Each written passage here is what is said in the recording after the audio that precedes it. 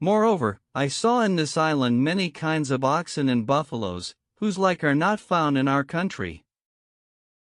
Here I sold some of my diamonds for gold and silver money and bartered others for the produce of the country, and loading them upon beasts of burden, fared on with the merchants from valley to valley and town to town, buying and selling and viewing foreign countries and the works and creatures of God, till we came to Basora, where we abode a few days, after which I continued my journey to Baghdad and arrived at home with great store of diamonds and money and goods.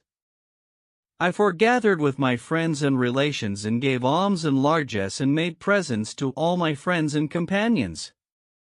Then I betook myself to eating and drinking and making merry with my fellows, and forgot all my sufferings. And all who heard of my return came and questioned me of my adventures and of foreign countries, and I related to them all that had befallen me, whereat they wondered exceedingly and gave me joy of my safe return. This, then, is the end of the story of my second voyage, and tomorrow, God willing, I will tell you what befell me in my third voyage. The company marveled at his story and ate the evening meal with him, after which he ordered 100 dinars to be given to the porter, who thanked him and blessed him and went his way, wondering at what he had heard. Next morning, as soon as it was day, he rose and praying the morning prayer, repaired to the house of Sinbad the sailor, even as he had bidden him, and gave him good morrow. The merchant welcomed him and made him sit with him, till the rest of the company arrived, and when they had well eaten and drunken and were merry and in good case, their host began as follows, saying, Hearken, O my brothers, to the story of my third voyage, which is more wonderful than those you have already heard. Know that. The third voyage of Sinbad the sailor. As I told you yesterday, I returned from my second voyage with great increase of wealth, God having requited me all that I had lost, and I abode a while at Baghdad in the enjoyment of the utmost ease and prosperity, till I was once more seized with longing for travel and adventure and yearned after traffic and gain, for that the heart is naturally prone to evil. So I laid in great plenty of suitable goods and repairing to Basora, found there a great ship ready to sail, with a numerous company of merchants and others, men of worth and piety and consideration. I took passage with them and we set sail, commending ourselves to the blessing of God the Most High and trusting in Him to bring our voyage to a safe and prosperous issue. We fared on from sea to sea and from island to island and city to city, in all delight and contentment, buying and selling and taking our pleasure, till, one day, as we sailed, midmost the surging sea, swollen with clashing billows, the master, who stood in the ship's side, examining the sea in all directions, cried out with a great cry and bade furl the sail and cast out the anchors. Then he buffeted his face and plucked out his beard and rent his clothes, saying, Alas, and woe worth the day! O merchants, we are all lost.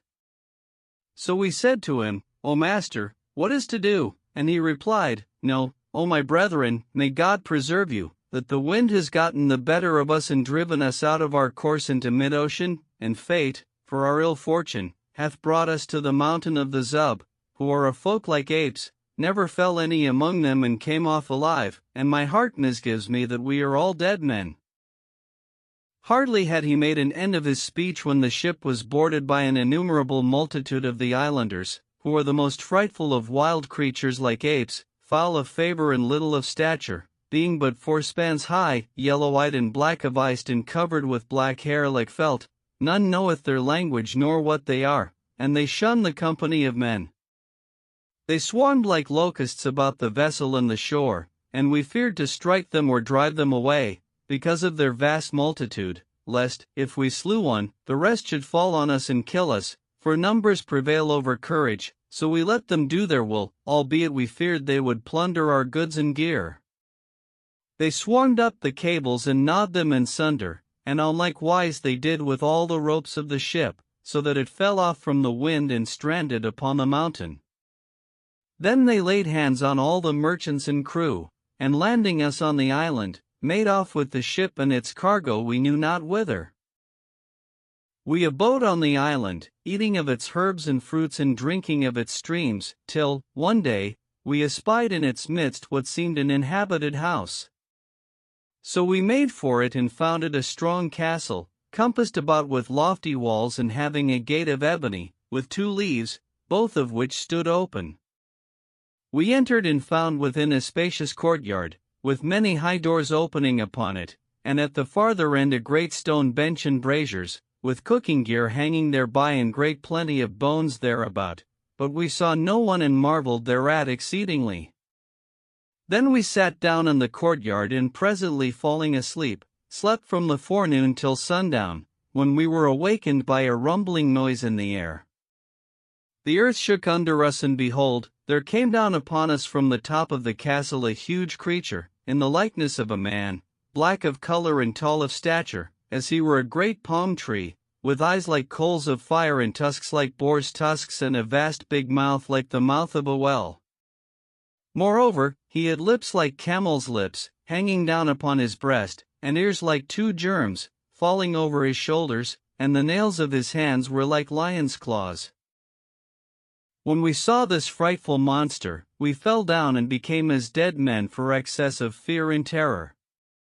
He sat a while on the bench, then, coming to us, took me up in his hand and turned me over and felt me, as a butcher feels a sheep, and I but a little morsel in his hands, but finding me lean and in poor case, for stress of toil and trouble and weariness, let me go and took up another, whom in like manner he turned over and felt and let go, nor did he cease to feel the rest of us, one after another, till he came to the master of the ship. Now he was a stout broad-shouldered fellow, fat and in good case, so he pleased the monster, who seized him, as a butcher seizes a beast, and throwing him down, set his foot on his neck and broke it, after which he fetched a long spit and thrusting it into his fundament, brought it forth of the crown of his head. Then, lighting a great fire, he set over it the spit with the dead man thereon, and turned it over the coals, till the flesh was roasted, when he took the spit off the fire and set it, upright in the ground, before him. Then he tore the body, limb from limb, as one joints a fowl, and rending the flesh with his nails, fell to eating of it and gnawing the bones, till there was nothing left but some bones, which he threw on one side. This done, he lay down on the bench and stretching himself out, fell asleep and snored like the death rattle of a lamb or a cow, with its throat cut, nor did he wake till morning, when he rose and went out. As soon as we were certified that he was gone, we began to talk with one another, bemoaning ourselves and saying, would God we had been drowned in the sea or that the apes had eaten us. That were better than to be roasted over the coals, by Allah, this is a foul death. But what God wills cometh to pass, and there is no power and no virtue save in him, the Most High, the Supreme. We shall assuredly perish miserably and none will know of us, for there is no escape for us from this place. Then we arose and roamed about the island, so haply we might find a means of flight or a place to hide us in, for indeed death was a light matter to us, so we were not roasted and eaten. However, we could find no hiding place and the evening overtook us, so, of the excess of our terror, we returned to the castle and sat down. Presently, the earth shook under us and the black came up to us and turning us over, felt us, one after another, till he found one to his liking, whom he took and served as he had done the captain, killing and roasting and eating him, after which he laid down on the bench and slept and snored all night, like a beast with its throat cut, till daybreak, when he arose and went out as before. Then we drew together and said to one another, by Allah, we were better cast ourselves into the sea and be drowned than be roasted and eaten, for this is a vile death. Rather let us cast about to kill him, quoth one of us, and be at peace from him and rid the Muslims of his barbarity and tyranny.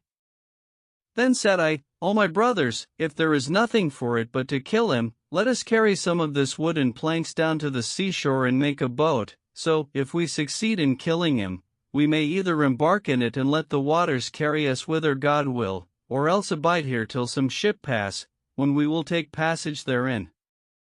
If we win not to kill him, we will embark in the boat and put out to sea, and if we be drowned, we shall at least escape being slaughtered and roasted, whilst if we escape, and if we be drowned, we die martyrs.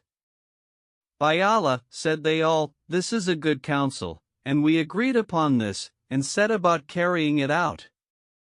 So we haled the pieces of wood that lay about, down to the beach, and making a boat, moored it to the strand, after which we stowed therein somewhat of victual and returned to the castle. No sooner was it dark than the earth shook under us, and in came the black upon us, as he were a raging dog. He came up to us, and feeling us, one by one, took one of us and killed and roasted and ate him, after which he lay down on the bench and snored like thunder. As soon as we were assured that he slept, we arose, and taking 2 iron spits of those set up there, heated them in the fiercest of the fire, till they were red hot, when we gripped fast hold of them, and going up to the giant, as he lay snoring on the bench, thrust them into his eyes and pressed upon them, all of us, with our might, so that his eyes were put out and he became blind. Thereupon he gave a great cry, that our hearts trembled thereat, and springing up from the bench, fell a groping after us, blindfold. We fled from him right and left, and he saw us not, for he was altogether blind, but we were in deadly fear of him, and gave ourselves up for lost, despairing of escape. Then he made for the door, feeling for it with his hands, and went out, roaring aloud, so that the earth shook under us, for the noise of his roaring, and we quaked for fear. We followed him out of the castle, and betook ourselves to the place where we had moored our boat, saying to one another, "If this accursed wretch abide absent till the going down of the sun, and come not to the castle, we shall know that he is dead, and if he come back, we will embark in the boat and paddle till we escape, committing our affair to God." But, as we spoke, up came the black, with other 2 as they were ghouls, fouler and more frightful than he, with eyes like red-hot coals, which when we saw, we embarked in haste in the boat, and casting off the moorings, pushed out to sea. As soon as the giants caught sight of us, they cried out at us, and running down to the seashore, fell a pelting us with rocks, whereof some reached us, and others some fell into the sea. We paddled with all our might till we were beyond their reach, but the most part of us were slain by the stone-throwing, and the winds and waves sported with us and carried us into the midst of the surging sea, swollen with clashing billows. We knew not whither we went, and my fellows died one after another, till there remained but myself and 2 others on board the boat, for, as often as one died, we threw him into the sea. We were sore exhausted for stress of hunger, but we heartened one another and paddled with our might, till the winds cast us upon an island, as we were dead men for fear and hunger and weariness. We landed and walked about the island, which abounded in trees and streams and birds, eating of the fruits and rejoicing in our escape from the black and our deliverance from the perils of the sea, and thus we did till nightfall, when we lay down and fell asleep for excess of weariness. After a while we were aroused by a hissing noise, like the wind, and awaking, saw an enormous serpent making for us, which seized one of my companions and swallowed him at one gulp, down to his shoulders. Then it gave another gulp and swallowed the rest of him, and we heard his ribs crack in its belly. Then it went its way, and we abode in sore amazement and grief for our comrade, and mortal terror for ourselves, saying, "By Allah, this is a marvelous thing. Each kind of death that besets us is more terrible than the last." We were rejoicing in our escape from the black and our deliverance from the perils of the sea, but now we have fallen into that which is worse. There is no power and no virtue but in God. By Allah, we have escaped from the black and from drowning, but how shall we escape from this ill-omened serpent? Then we walked about the island, eating of its fruits and drinking of its streams, till dusk, when we climbed up into a high tree and went to sleep there, I being on the topmost branch. As soon as it was dark night, up came the serpent, looking right and left, and making for the tree on which we were, climbed up to my comrade and swallowed him down to his shoulders. Then it coiled about the tree with him, whilst I heard his bones crack in its belly, and it swallowed him whole, after which it slid down from the tree. When the day broke, I came down, as I were a dead man for excess of fear and anguish, and thought to cast myself into the sea and be at peace from the world, but could not bring myself to this, for life is dear. So I took 5 broad and long pieces of wood and bound one crosswise to the soles of my feet and another over my head and the others in like fashion on my right and left sides and over my breast and made them fast with ropes, which I twisted of the grass of the island. Then I lay down on the ground on my back, so that I was completely fenced in by the pieces of wood which enclosed me like a bier. As soon as it was dark, up came the serpent, as usual, and made towards me, but could not get at me to swallow me, for the wood that fenced me in. So it crawled round me on every side, whilst I looked on, like one dead for excess of terror, and every now and then it would go away and come back, but as often as it tried to come at me, it was hindered by the pieces of wood with which I had bound myself on every side. It ceased not to beset me thus from sundown till sunrise, when it made off, in the utmost rage and disappointment. Then I unbound myself, well nigh dead for fear and sleeplessness, and went down to the seashore, whence I saw a ship afar off in the midst of the waves. So I tore off a great branch of a tree and made signs with it, shouting out the while, which when the ship's company saw, they said to each other, "We must stand in and see what this is, belike it is a man." So they steered for the island and presently heard my cries, whereupon they put out a boat and taking me on board, questioned me of my case. I told them all my adventures, at which they marveled exceedingly and covered my nakedness with some of their clothes. Moreover, they set before me food and cold fresh water, and I ate and drank my fill and was mightily refreshed, and God gave me new life after I had looked for nothing but death. So I praised the Most High and thanked Him for His exceeding mercies, and my heart revived in me, till me seemed as if all I had suffered were but a dream. We sailed on with a favoring wind till we came to an island called Selahite, when the captain cast anchor mid the merchants and sailors landed with their goods, to sell and buy. Then the captain turned to me and said, "Hark ye, thou art a stranger and poor and tellest us that thou hast undergone great hardships, wherefore I have a mind to advantage thee with somewhat that may further thee in thy native land, so thou wilt still pray for me." "So be it," answered I, "thou shalt have my prayers." Quoth he, "Know then that there was with us a man, a traveler whom we lost, and we know not if he be alive or dead, for we have had no news of him, so I purpose to commit his goods to thy charge, that thou mayest sell them in the island. A part of the proceeds we will give thee for thy pains, and the rest we will keep till we return to Baghdad, where we will inquire for his family and deliver it to them. Dost thou agree to this?" I thanked him for his kindness and accepted his offer with gratitude, whereupon he bade the sailors and porters carry the bales in question ashore and deliver them to me. Quoth the ship's clerk to him, "O master, what bales are these and what merchant's name shall I write upon them?" "Write on them the name of Sinbad," answered the captain, "him who was with us in the ship and whom we lost at such an island, for we mean this stranger to sell them, and we will give him a part of the price for his pains and keep the rest, till we return to Baghdad, where, if we find him we will pay it to him, and if not, we will make it over to his family." And the clerk said, "It is well and justly thought." When I heard my name, I bethought me that these must be my goods, so I waited till all the merchants had landed and were gathered together, talking and chaffering. Then, taking courage, I went up to the captain and said to him, "O my lord, knowest thou what manner of man was this Sinbad, whose goods thou hast committed to me to sell?" "I know nothing of him," answered the captain, "save that he was a man from the city of Baghdad, Sinbad by name, and that we missed him after touching at such an island and have heard nothing of him since then."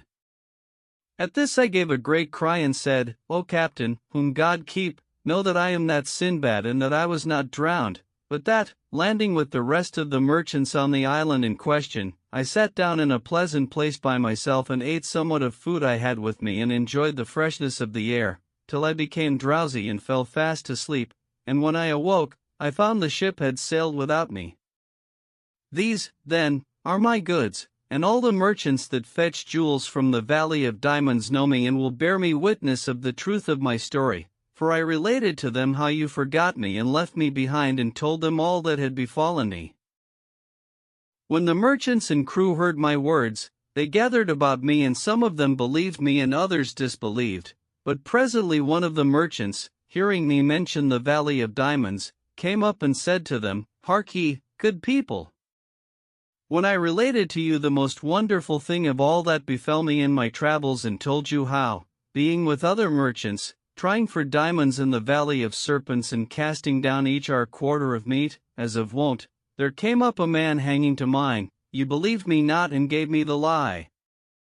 Now this is the very man, by token that he gave me diamonds of great value, whose like are not to be found, requiting me more than would have come up sticking to my quarter of meat, and I carried him with me to Basora, where he took leave of us and went on to his native city, whilst we returned to our own land.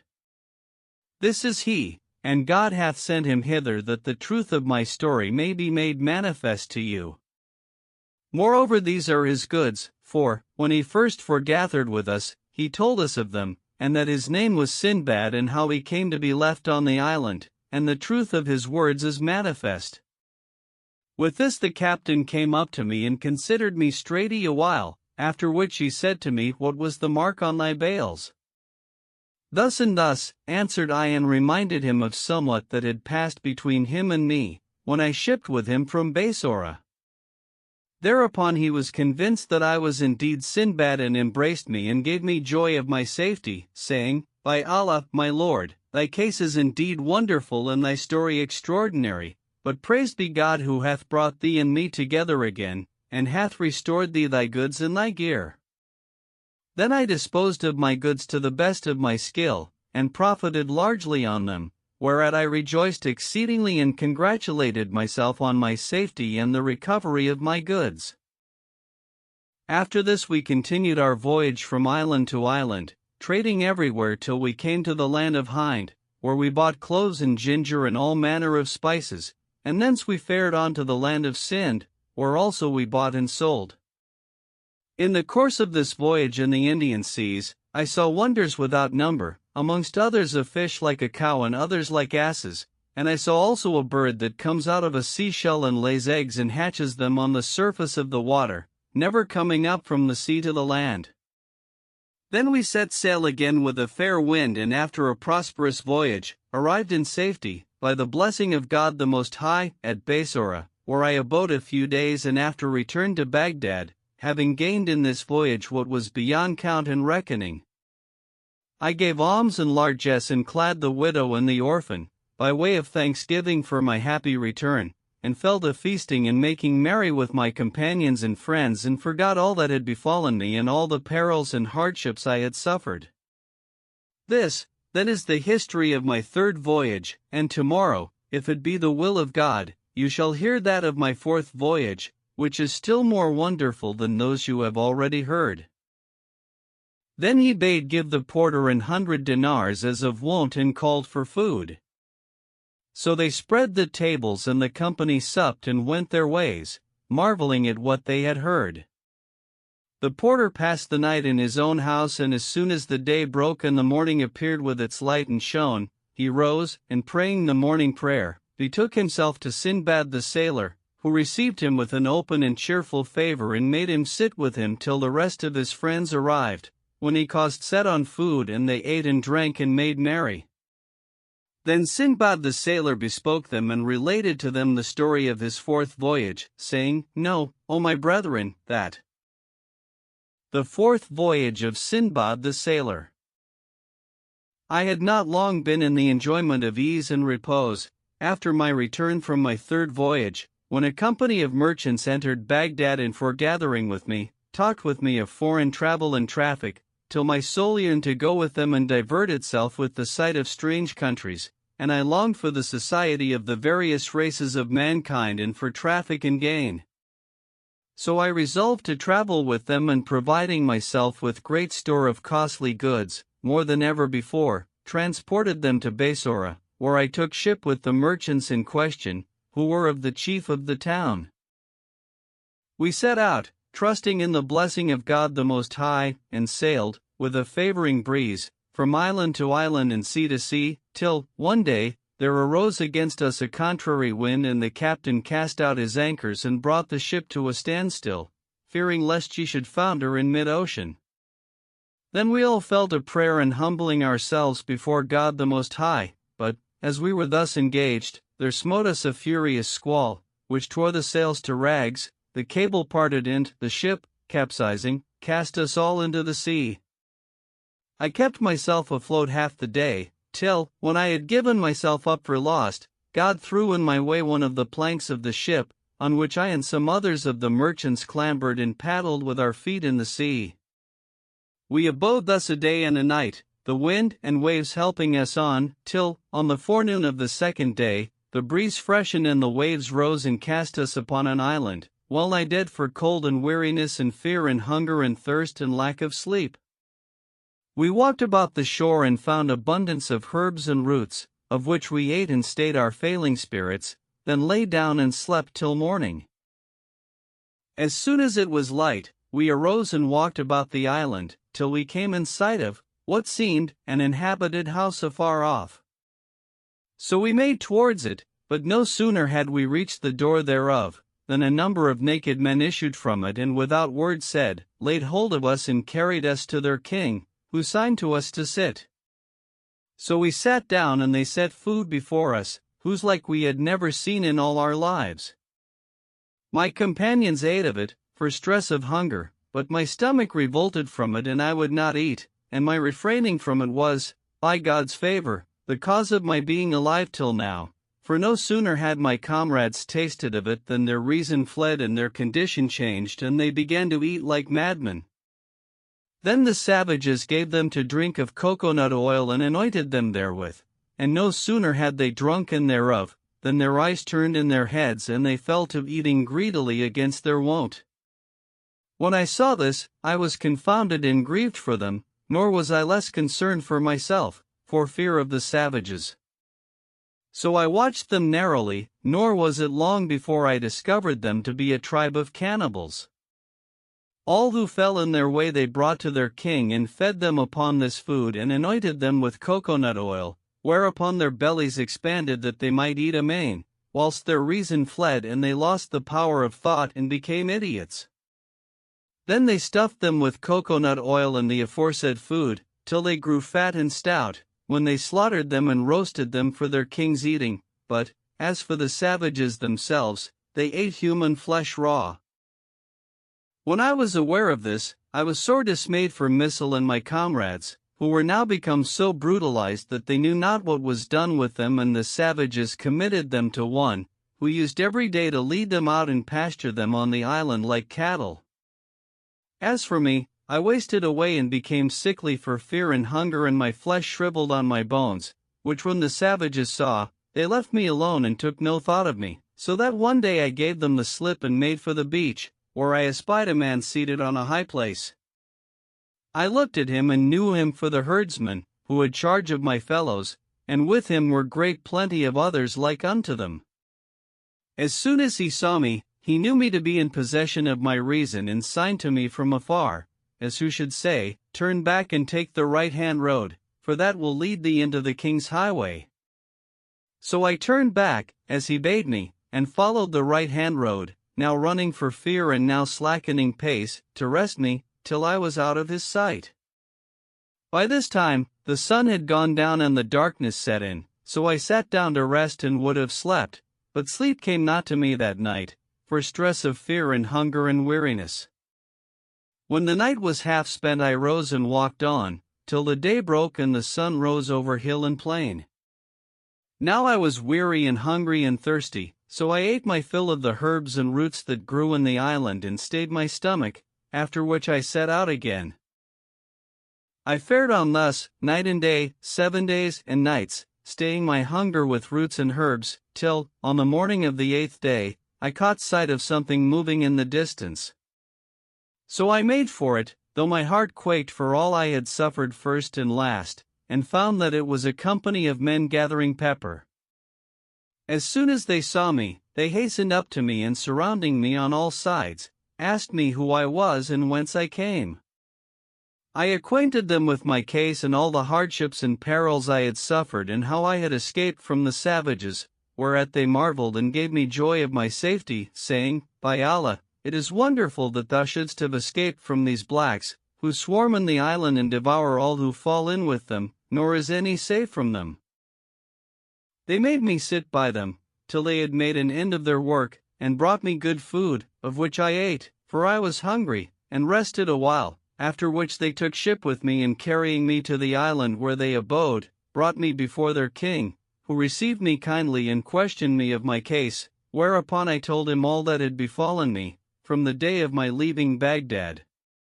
He wondered greatly at my adventures, he and his courtiers, and made me sit by him. Then he called for food and I ate with him and washed my hands and returned thanks to God the Most High for all his mercies.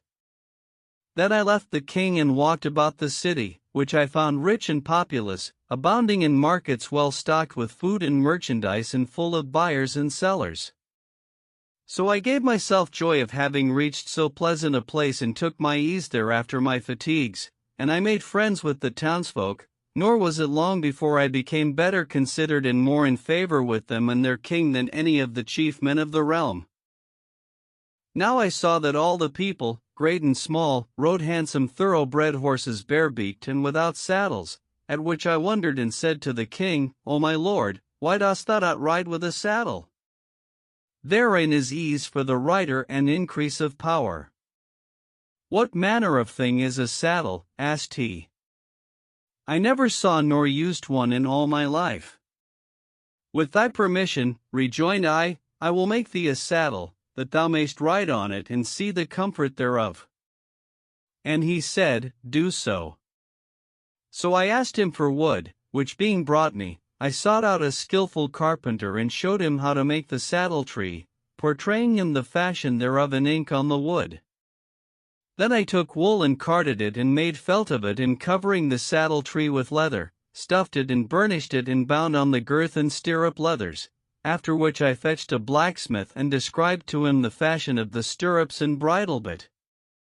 So he forged a fine pair of stirrups and a bit, and I filed them smooth and tinned them. Moreover, I made fast to them fringes of silk and fitted bridle leathers to the bit. Then I fetched one of the best of the royal horses and saddling and bridling him, hung the stirrups to the saddle and led him to the king.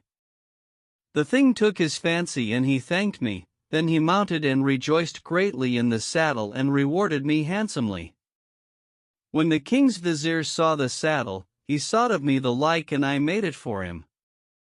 Moreover, all the grandees and officers of state sought saddles of me, so I fell to making saddles, with the help of the carpenter and blacksmith, whom I had taught the craft, and selling them to all who sought, till I amassed great wealth and became in high honor and favor with the king and his household and officers.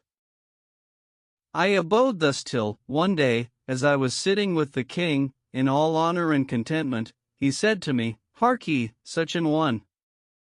Thou art become one of us, and we hold thee in such honor and affection that we cannot part with thee now nor suffer thee to leave our city, wherefore I have somewhat to require of thee, in which I will not have thee gainsay me.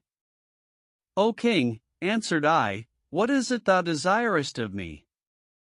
Far be it from me to gainsay thee in aught, for I am indebted to thee for many favors and bounties and much kindness, and, praised be God, I am become as one of thy servants. Quoth he, I have a mind to marry thee to a rich, handsome, and agreeable wife, so thou mayst be domiciled with us, and I will lodge thee with me in my palace, wherefore gainsay me not, neither cross me in this. When I heard this, I was abashed and held my peace, nor could make him any answer, by reason of my much bashfulness before him. Quoth he, Why dost thou not answer me, O my son? And I answered, saying, O king of the age, it is thine to command. So he summoned the Cadi and the witnesses and married me straightway to a noble lady of surpassing beauty, high descent, and great wealth.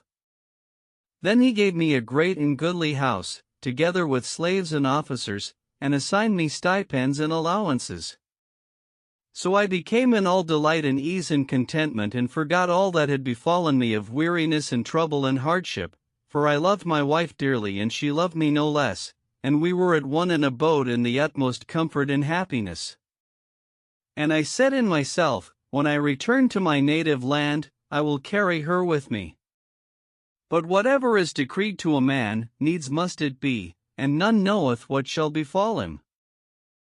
We lived thus a great while, till God the Most High bereft a neighbor of mine of his wife.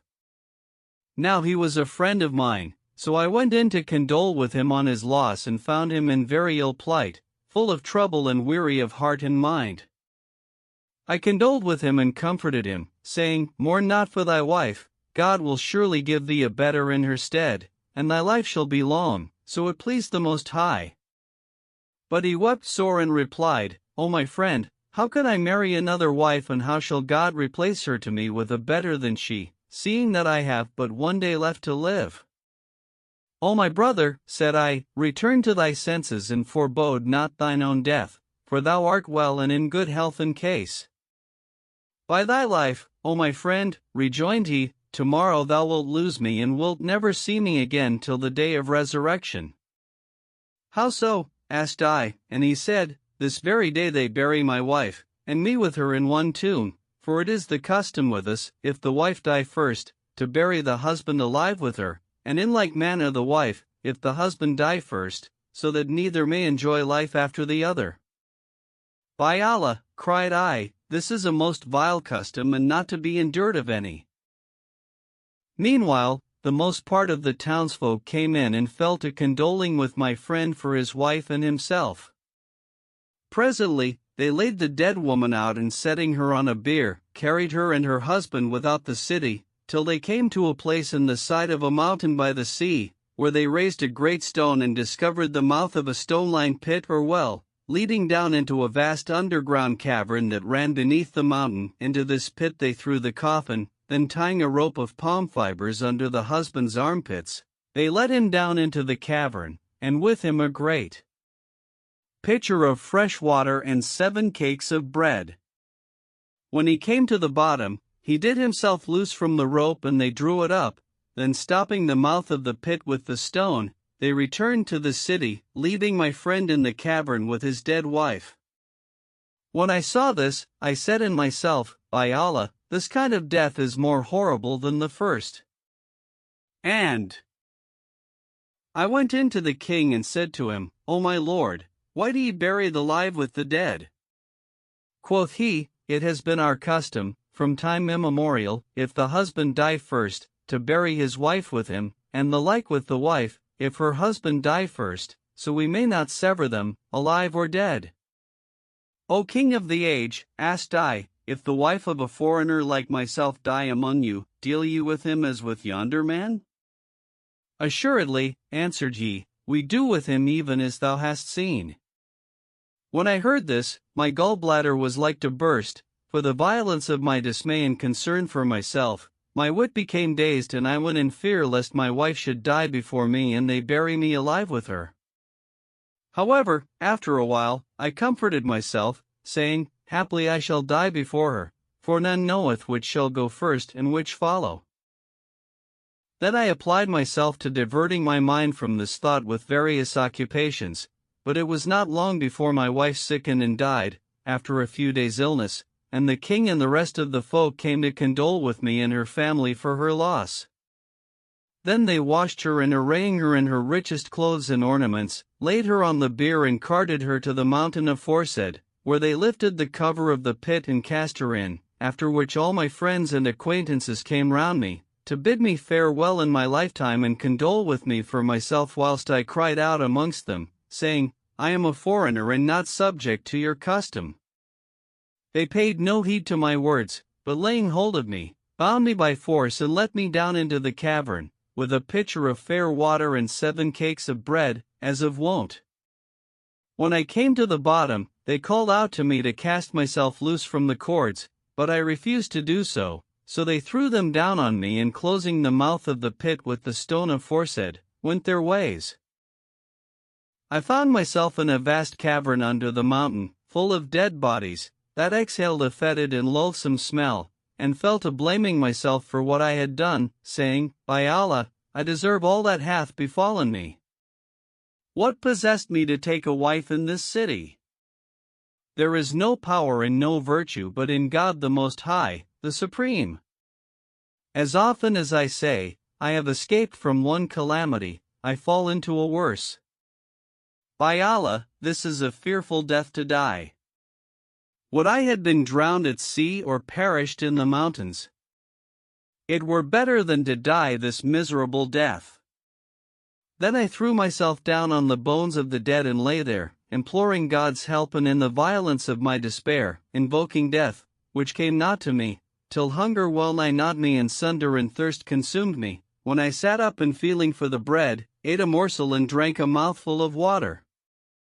After this, I arose and exploring the cavern, found that it extended a long way right and left, with hollow places in its sides, and its floor was strewn with dead bodies and rotten bones, that had lain there from of old time. So I made myself a place in the sides of the cavern, afar from the freshly buried dead, and there slept. I abode thus a long while, knowing not night from day, eating not till I was well nigh torn in pieces with hunger, neither drinking till driven thereto by excess of thirst, for fear my victual should fail me before my death, and my bread and water diminished, till I had but a little left, albeit I ate but a morsel every day or two and drank but a mouthful. One day, as I sat thus, pondering my case and bethinking me how I should do, when my store was exhausted, the stone that covered the opening was suddenly raised, and the light streamed down upon me. Quoth I wonder what is to do. Then I espied folk standing about the mouth of the pit, who presently let down a dead man and a live woman, weeping and bemoaning herself, and with her the usual pittance of bread and water. I saw her, but she saw me not, and they closed up the opening and went away. Then I took the thigh bone of a dead man, and going up to the woman, smote her on the crown of the head, and she fell down in a swoon. I smote her a second and a third time, till she was dead, when I laid hands on her bread and water and found on her great plenty of jewels and ornaments and rich apparel. I carried the victual to my niche in the side of the cavern and ate and drank of it sparingly, no more than sufficed to keep the life in me, lest it come speedily to an end and I perish of hunger and thirst. I abode thus a great while, killing all the live folk they let down into the cavern and taking their provision of meat and drink, till, one day, as I slept, I was awakened by something routing among the bodies in a corner of the cave, and said, "What can this be?" So I sprang up and seizing the thigh bone aforesaid, made for the noise. As soon as the thing was ware of me, it fled from me into the inward of the cavern, and behold, it was a wild beast. However, I followed it to the further end, till I saw afar off a tiny point of light, like a star, now appearing and now disappearing. So I made for it, and as I drew near, it grew larger and brighter, till I was certified that it was a crevice in the rock, leading to the open country, and I said in myself, there must be some reason for this opening, either it is the mouth of a second pit, such as that by which they let me down, or else it is a natural fissure in the rock. So I bethought me a while, and nearing the light, found that it came from a breach in the seawall of the mountain, which the wild beasts had made, that they might enter and feed upon the dead bodies. When I saw this, my spirits revived and hope came back to me, and I made sure of life, after having looked for nothing but death. So I went on, as in a dream, and making shift to scramble through the breach, found myself on the slope of a high mountain, overlooking the salt sea and cutting off all access thereto from the island, so that none could come at that part of the beach from the city. I praised God and thanked Him, rejoicing greatly in the prospect of deliverance. Then I returned to the cavern and brought out all the food and water I had saved up and donned some of the dead folks' clothes over my own, after which I gathered together all the collars and necklaces of pearls and jewels and trinkets of gold and silver set with precious stones and other ornaments and valuables I could find upon the corpses, and making them into bales with the grave clothes and raiment of the dead, carried them out to the seashore, where I established myself, purposing to wait there till it should please God the Most High to send me deliverance by means of some passing ship. I visited the cavern daily, and as often as I found folk buried alive there, I killed them and took their victual and valuables. Thus I abode a while till, one day, as I sat on the beach, pondering my case, I caught sight of a ship passing in the midst of the surging sea, swollen with clashing billows. So I took a piece of a shroud I had with me, and tying it to a staff, ran along the seashore, making signals therewith to the people in the ship, till they espied me, and hearing my shouts, sent a boat to fetch me off. When it drew near, the crew called out to me, saying, "Who art thou, and how camest thou in this place, where never saw we any in our lives?" I answered that I was a merchant, who had been wrecked and saved myself on one of the planks of the ship, with some of my goods, and that, by the blessing of God and my own strength and skill, I had succeeded after severe toil in landing with my gear in that place, where I waited for someone to pass and take me off. So they took me in the bales I had made of the jewels and valuables from the cavern, tied up in clothes and shrouds, and rowed back with me to the ship, where the captain said to me, "How camest thou to yonder place?" "All my life I have sailed these seas and passed to and fro by this mountain, yet never saw I here any living thing save wild beasts and birds." I repeated to him the story I had told the sailors, but acquainted him with nothing of that which had befallen me in the city and the cavern, lest there should be any of the islanders in the ship. Then I took out some of the best of the jewels and ornaments and offered them to the captain, saying, "O my lord, thou hast been the means of my delivery, so take this from me in requital of thy good offices." But he refused to accept it, saying, "When we find a shipwrecked man on the seashore or on an island, we take him up and feed him, and if he be naked, we clothe him, nor take we aught from him. Nay, when we reach a port of safety, we set him ashore with a present of our own money and entreat him kindly and charitably, for the love of God the Most High."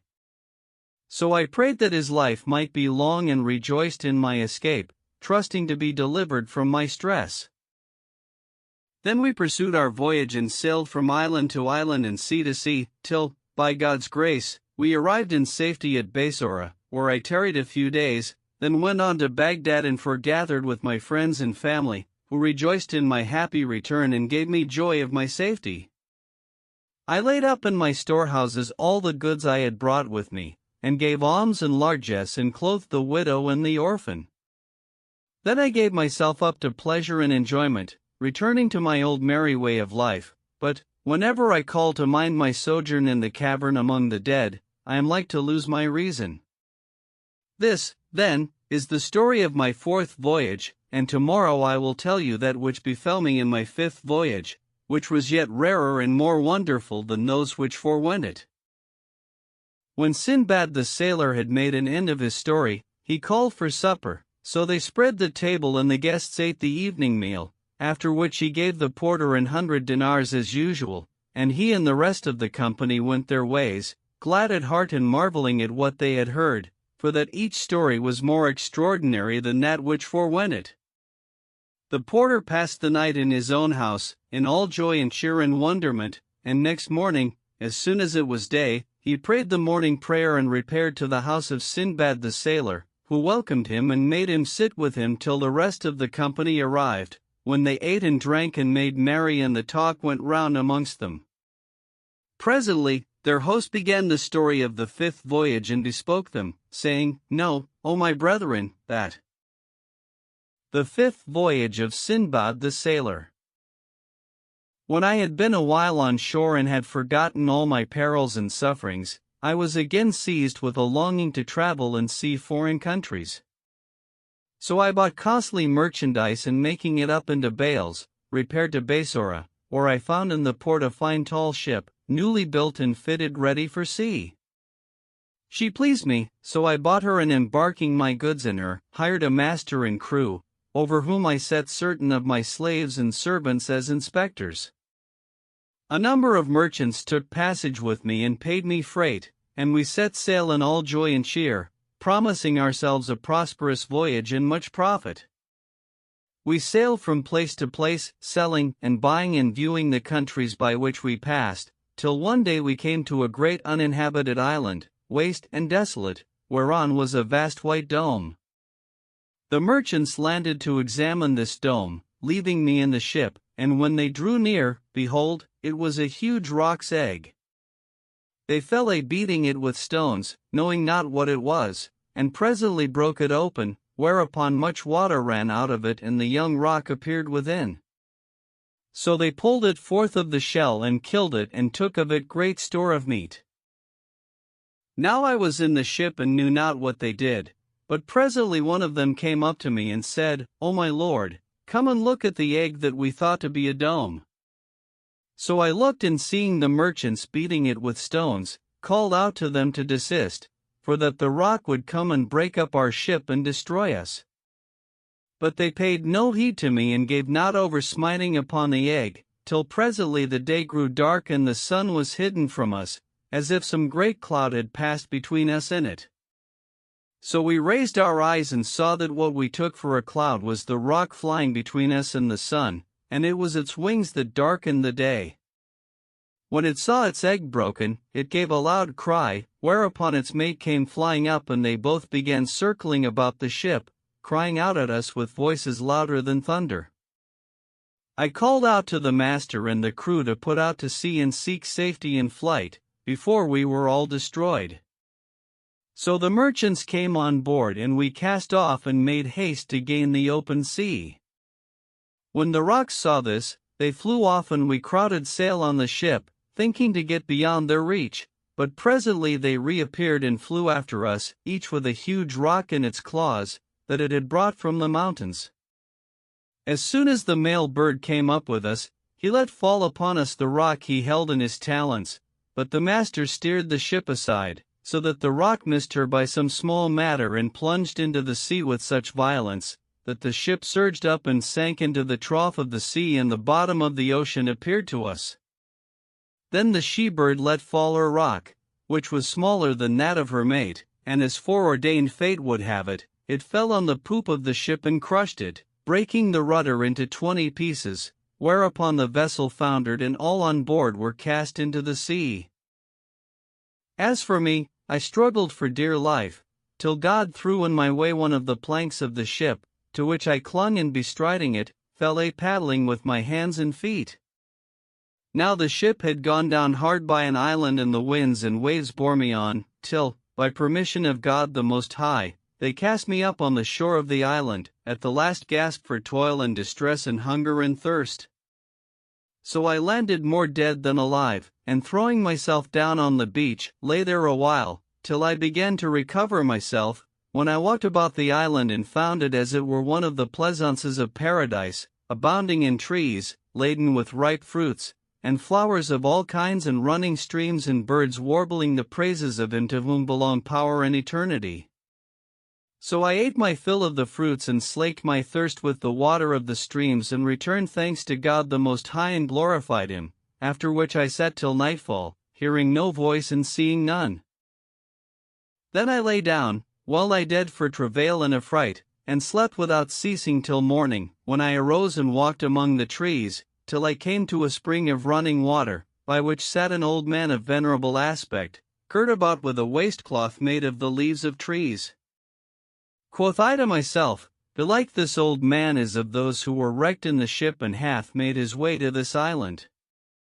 So I went up to him and saluted him, and he returned my greeting by signs, but spoke not, and I said to him, O old man, what ails thee to sit here? He shook his head and moaned and signed to me, as who should say, Take me on thy back and carry me to the other side of the stream. And I said to myself, I will deal kindly with him and do what he desires, it may be God will reward me. So I took him on my shoulders, and carrying him to the place to which he pointed, said to him, Dismount at thy leisure. But he would not get off my back and wound his legs about my neck.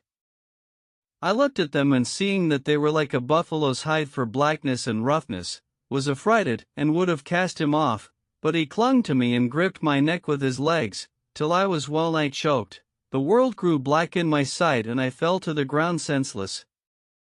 But he still kept his seat, and beat me with his feet on the back and shoulders, till he enforced me rise, for excess of pain. Then he signed to me with his head to carry him hither and thither among the trees, to the best of the fruits, and if I refused to do his bidding or loitered, he beat me with his feet more grievously than if I had been beaten with whips. So I carried him about the island, like a captive slave, and he used to do his occasions on my back, dismounting not day nor night, but, when he wished to sleep, he wound his legs about my neck and lay down and slept a while, then arose and beat me, whereupon I sprang up in haste, unable to gainsay him, because of the pain he inflicted on me.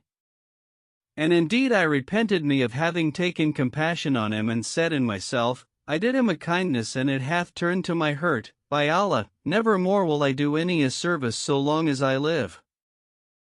I abode thus so long while in the utmost wretchedness, hourly beseeching God the Most High that I might die, for stress of weariness and misery, till one day I came to a place wherein was abundance of gourds, many of them dry.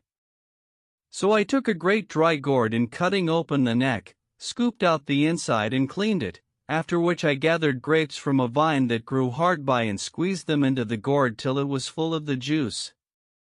Then I stopped up the mouth and set it in the sun, where I left it for some days till it became strong wine, and every day I used to drink of it, to comfort and sustain me under my fatigues with that froward devil, and as often as I drank, I forgot my troubles and took new heart. One day, he saw me drinking and signed to me as who should say, What is that? Quoth I, It is an excellent cordial, that cheers the heart and revives the spirits. Then, being heated with wine, I ran and danced with him among the trees, clapping my hands and singing and making merry. When he saw this, he signed to me to give him the gourd, that he might drink, and I feared him and gave it him. So he took it and draining it, cast it on the ground, whereupon he grew merry and began to jig to and fro on my shoulders, but presently the fumes of the wine rising to his head, he became helplessly drunk and his every limb relaxed and he swayed to and fro on my back. When I saw that he had lost his senses for drunkenness, I put my hand to his legs and loosing them from my neck, stooped down and threw him to the ground, hardly crediting my deliverance from him and fearing lest he should shake off his drunkenness and do me a mischief. So I took up a great stone from among the trees and smote him therewith on the head with all my might and crushed in his skull and killed him. May God have no mercy on him.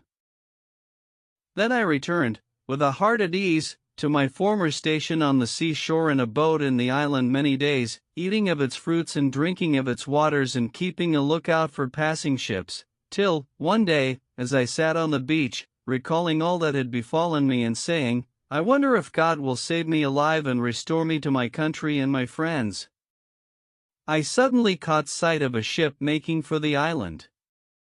Presently, it cast anchor and the passengers landed.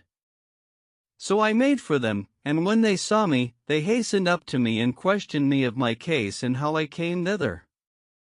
I told them all that had befallen me, whereat they marveled exceedingly and said, He who rode on thy shoulders is called the Old Man of the Sea, and none ever fell into his clutches and came off alive but thou, so praised he God for thy safety. Then they set food before me, of which I ate my fill, and gave me somewhat of clothes wherewith I clad myself and covered my nakedness, after which they took me up into the ship, and we sailed days and nights, till fate brought us to a place called the City of Apes, builded with lofty houses, all of which gave upon the sea. Now every night, as soon as it is dusk, the dwellers in this city used to come forth of the seaward doors of their houses and putting out to sea in boats and ships, pass the night thus in their fear lest the apes should come down on them from the mountains. I landed to visit the city, but meanwhile the ship set sail without me and I repented of having gone ashore, and calling to mind my companions and what had befallen me with the apes, first and last, sat down and fell a weeping and lamenting. Presently one of the townsfolk accosted me and said to me, O my lord, meseems thou art a stranger to these parts? Yes, answered I am indeed an unfortunate stranger, who came hither in a ship that cast anchor here, and I landed to visit the town, but when I would have gone on board again, I found they had sailed without me. Come, said he, and embark with us, for, if thou lie the night in the city, the apes will destroy thee. "I hear and obey," replied I, and rising, straightway embarked with him in one of the boats, whereupon they put out to sea, and anchoring a mile from the land, passed the night there. At daybreak, they rowed back to the city, and landing, went each about his business. Thus they did every night, for if any tarried in the town by night, the apes came down on him and killed him. As soon as it was day, the apes left the place and ate of the fruits of the gardens, then went back to the mountains and slept there till nightfall, when they again came down upon the city. Now this place was in the farthest part of the country of the blacks, and one of the strangest things that befell me during my sojourn there was on this wise. One of those, in whose company I passed the night in the boat, said to me, "O my lord, thou art a stranger in these parts, hast thou any craft at which thou canst work?" "By Allah, O my brother," replied I have no trade, nor know I any handicraft, for I was a merchant and a man of substance, and had a ship of my own, laden with great store of goods and merchandise, but it foundered at sea, and all were drowned but I, who saved myself on a piece of plank, that God vouchsafed me of his favor. With this, he fetched me a cotton bag, and giving it to me, said, "Take this bag and fill it with pebbles from the beach, and go forth with a company of the townsfolk, to whom I will commend thee. Do as they do, and haply thou shalt gain what may further thy return to thy native land." Then he carried me to the beach, where I filled my bag with small pebbles, and presently we saw a company of folk issue from the town, each bearing a bag like mine, filled with pebbles. To these he committed me, commending me to their care, and saying, "Take this man with you, for he is a stranger, and teach him how to gather, that he may get his living, and God will reward you."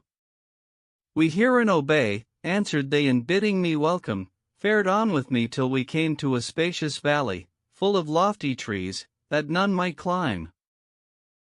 Now in this valley were many apes, which fled at sight of us and climbed up into the trees, whereupon my companions began to pelt them with the stones they had in their bags, and the apes fell to plucking of the fruit of the trees and casting them at the folk. I looked at the fruits they cast at us and found them to be coconuts, so I chose out a great tree, full of apes, and going up to it, began to pelt them with stones, and they in return pelted me with nuts, which I collected, as did the rest, so that by the time I had made an end of my bag full of pebbles, I had gotten great plenty of nuts, and as soon as my companions had in like manner gotten as many nuts as they could carry, we returned to the city, where we arrived before the end of the day. Then I went in to the man who had brought me in company with the nut gatherers, and gave him all I had gotten, thanking him for his kindness, but he would not accept them, and gave me the key of a closet in his house, saying, "Choose out the worst of the nuts and sell them, and provide thyself with the price, and lay up the rest here. And go thou forth every day and gather nuts, as thou hast done today, and lay up the rest here, so haply thou mayest collect enough to serve thee for thy return home." "God requite thee," answered I, and did as he counseled me, going out daily with the coconut gatherers, who commended me to each other and showed me the best stocked trees. Thus did I for some time, till I had laid up great store of excellent nuts, besides a large sum of money, the price of those I had sold. I became thus at my ease, and bought all I saw and had a mind to, and passed my time pleasantly, till one day, as I stood on the beach, a great ship cast anchor before the city, and landed a company of merchants, who proceeded to sell and buy and trade for coconuts and other commodities. Then I went to my friend and told him of the coming of the ship, and how I had a mind to return to my own country, and he said, "It is thine to decide." So I thanked him for his bounties and took leave of him. Then, going to the captain of the ship, I agreed with him for my passage, and embarked my coconuts and what else I possessed. We weighed anchor the same day and sailed from place to place, and wherever we stopped, I sold and traded with my coconuts, and God requited me more than I had lost. Amongst other places, we came to an island abounding in cloves and cinnamon and pepper, and the country people told me that by the side of each pepper pod grows a great leaf that shades it from the sun, and casts the water off it in the rainy season, but, when the rain ceases, the leaf turns over and falls down by the side of the pod. Here I took in great store of pepper and cloves and cinnamon in exchange for coconuts, and we passed thence to the island of El Usrat, whence comes the Comorin aloes, and thence to another island, 5 days' journey in length, where grows the Chinese aloes, which is better than the Comorin, but the people of the latter island are fouler of case and religion than those of the former, for that they love lewdness and wine-bibbing and know not prayer nor the call to prayer. Thence we came to the island of the pearl fisheries, and I gave the divers some of my coconuts and bade them dive on my account and for my luck. They did so and brought up great plenty of large and fine pearls, and they said to me, By Allah, O my master, thy luck is happy. Then we sailed on, with the blessing of God the Most High, and arrived safely at Baysora. There I abode a little and then went on to Baghdad, where I foregathered with my friends and family, who gave me joy of my safe return, and laid up all my goods in my storehouses. Then I gave alms and largesse and clothed the widow and the orphan and made presents to my friends and relations, after which I returned to my old merry way of life and forgot all I had suffered in the great profit and gain I had made, for God had requited me fourfold that I had lost.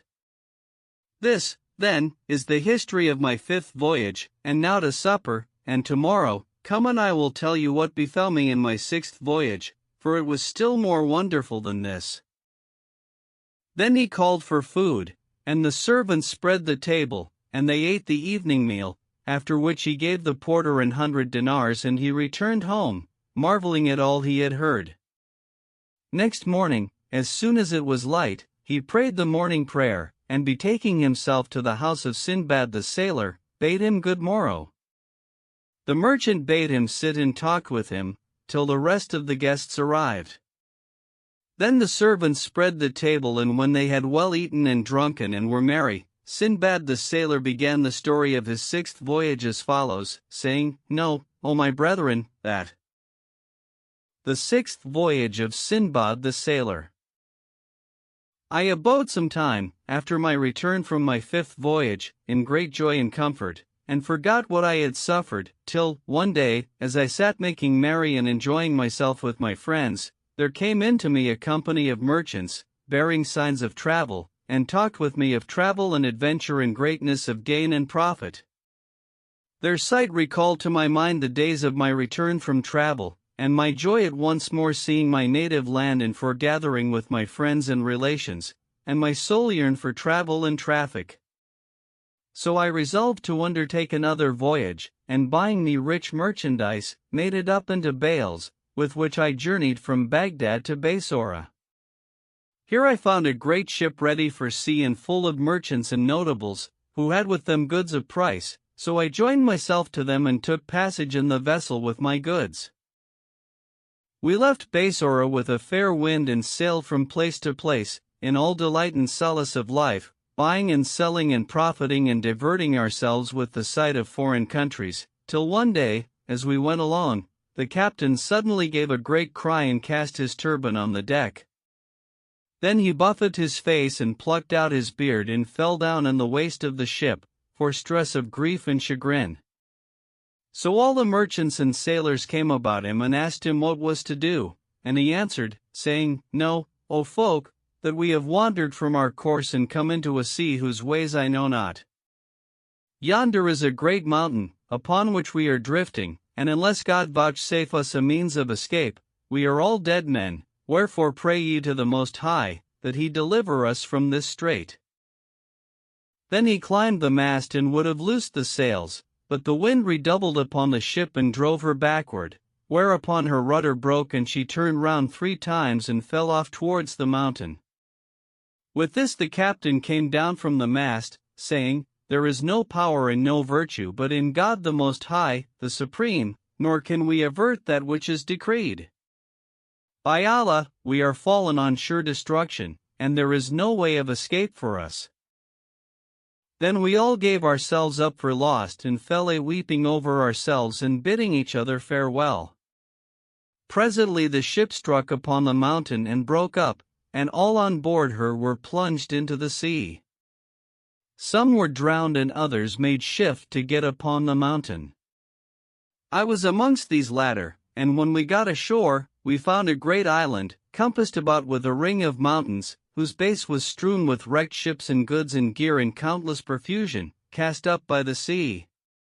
So we climbed the cliffs into the inward of the island, and my companions, dispersing hither and thither therein, were confounded at what they saw and became as madmen at sight of the countless riches with which its shores were strewn. As for me, I walked on inland, till I came to a stream of sweet water, that welled up at the foot of the mountains and disappeared in the earth under the range of hills on the opposite side. I looked into the bed of this stream and saw therein great plenty of rubies and great royal pearls and all kinds of jewels and precious stones, so that all the channel glittered by reason of their multitude, and they were as gravel in the bed of the rivulets that ran through the fields.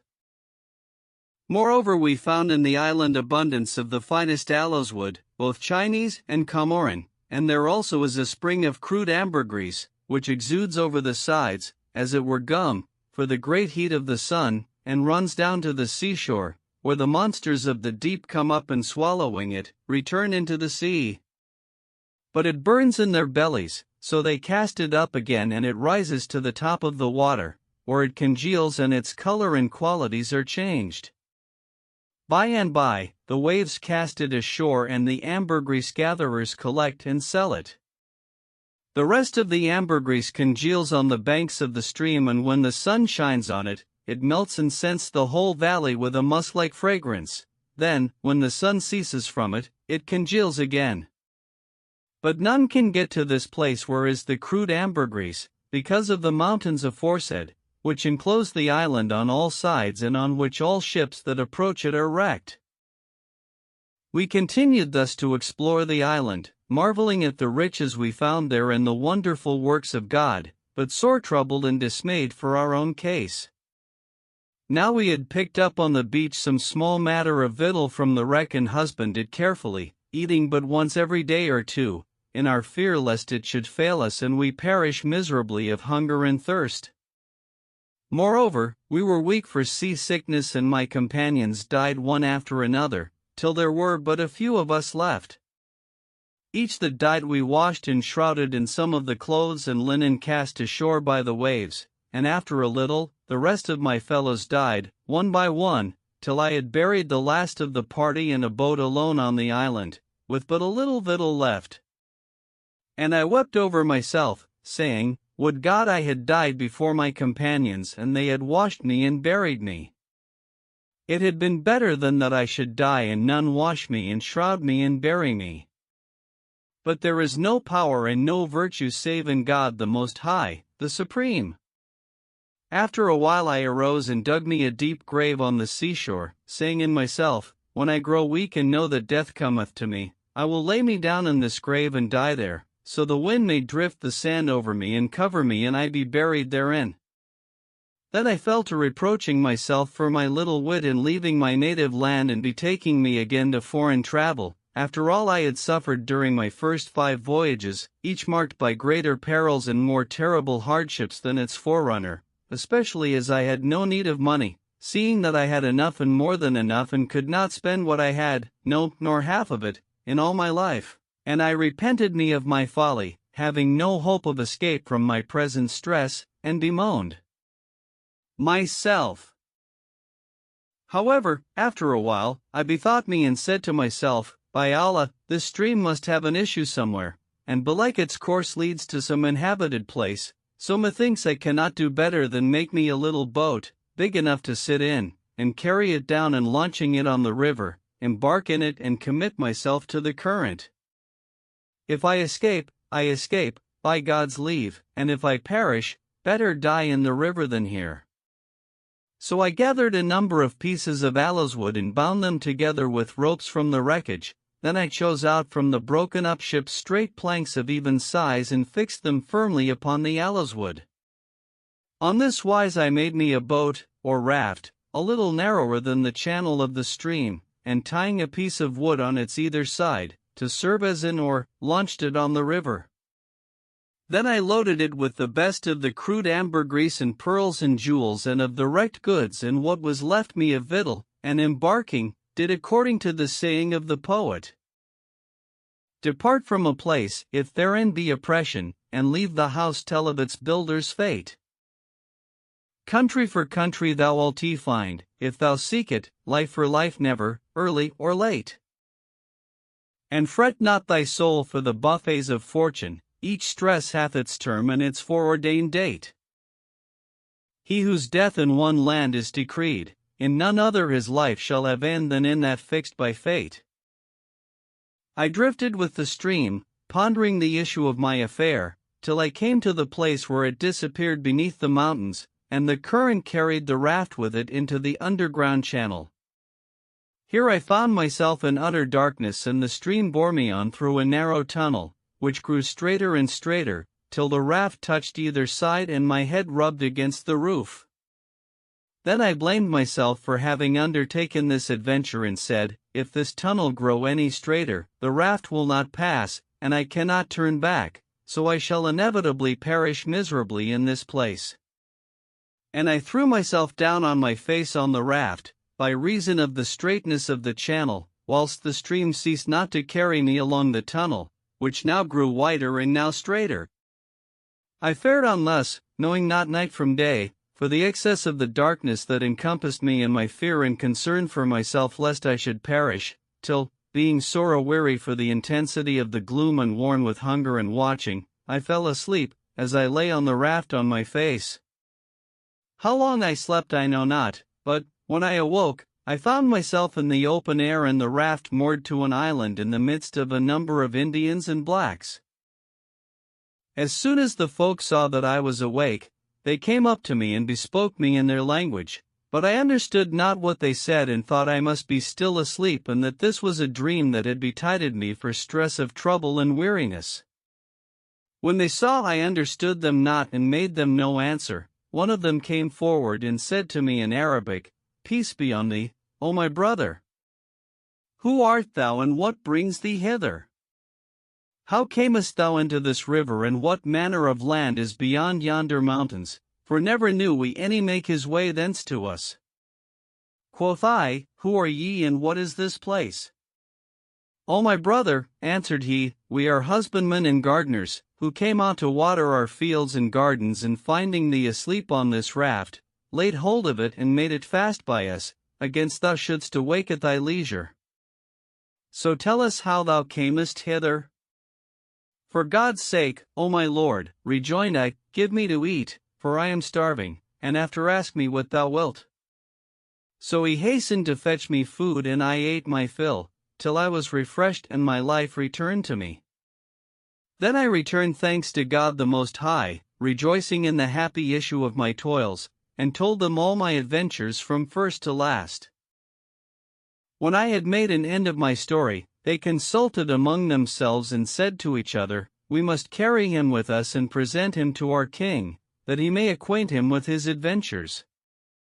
So they took me, together with the raft and its lading, and brought me to their king, telling him what had happened, whereupon he saluted me and bade me welcome. Then he questioned me of my condition and adventures, and I repeated to him my story, at which he marveled exceedingly and gave me joy of my deliverance, after which I fetched from the raft great store of jewels and precious stones and ambergris and aloes wood and presented them to the king, who accepted them and entreated me with the utmost honor, appointing me a lodging in his own palace. So I consorted with the chief of the islanders, and they paid me the utmost respect. Moreover, all the travelers and merchants who came to the place questioned me of the affairs of my native land and of the Caliph Harun al-Rashid and his rule there, and I told them of him and of that for which he was renowned, and they praised him for this, whilst I in turn questioned them of the manners and customs of their own countries. One day, the king himself questioned me of the manners and way of government of my country, and I acquainted him with the fashion of the Caliph's sway in the city of Baghdad and the justice of his rule. The king marveled at my account of his ordinances and said, By Allah, the Caliph's ordinances are indeed wise and his fashions praiseworthy, and thou hast made me love him by what thou tellest me, wherefore I have a mind to send him a present by thee. I hear and obey, O my lord, answered I will carry thy present to him and inform him that thou art his sincere lover. Then I abode with the king in great honor and ease and consideration, till, one day, as I sat in his palace, I heard tell of a company of merchants, that were fitting out a ship for Basora, and said in myself, I cannot do better than make the voyage with these. So I rose at once and going in to the king, kissed his hand and acquainted him with my wish to set out with the merchants, for that I longed after my people and family and native land. Quoth he, Thou art thine own master, yet, if it be thy will to abide with us, on our head and eyes be it, for thou gladdenest us with thy company. O my lord, answered I, thou hast indeed overwhelmed me with thy favors, but I weary for a sight of my friends and family and native land.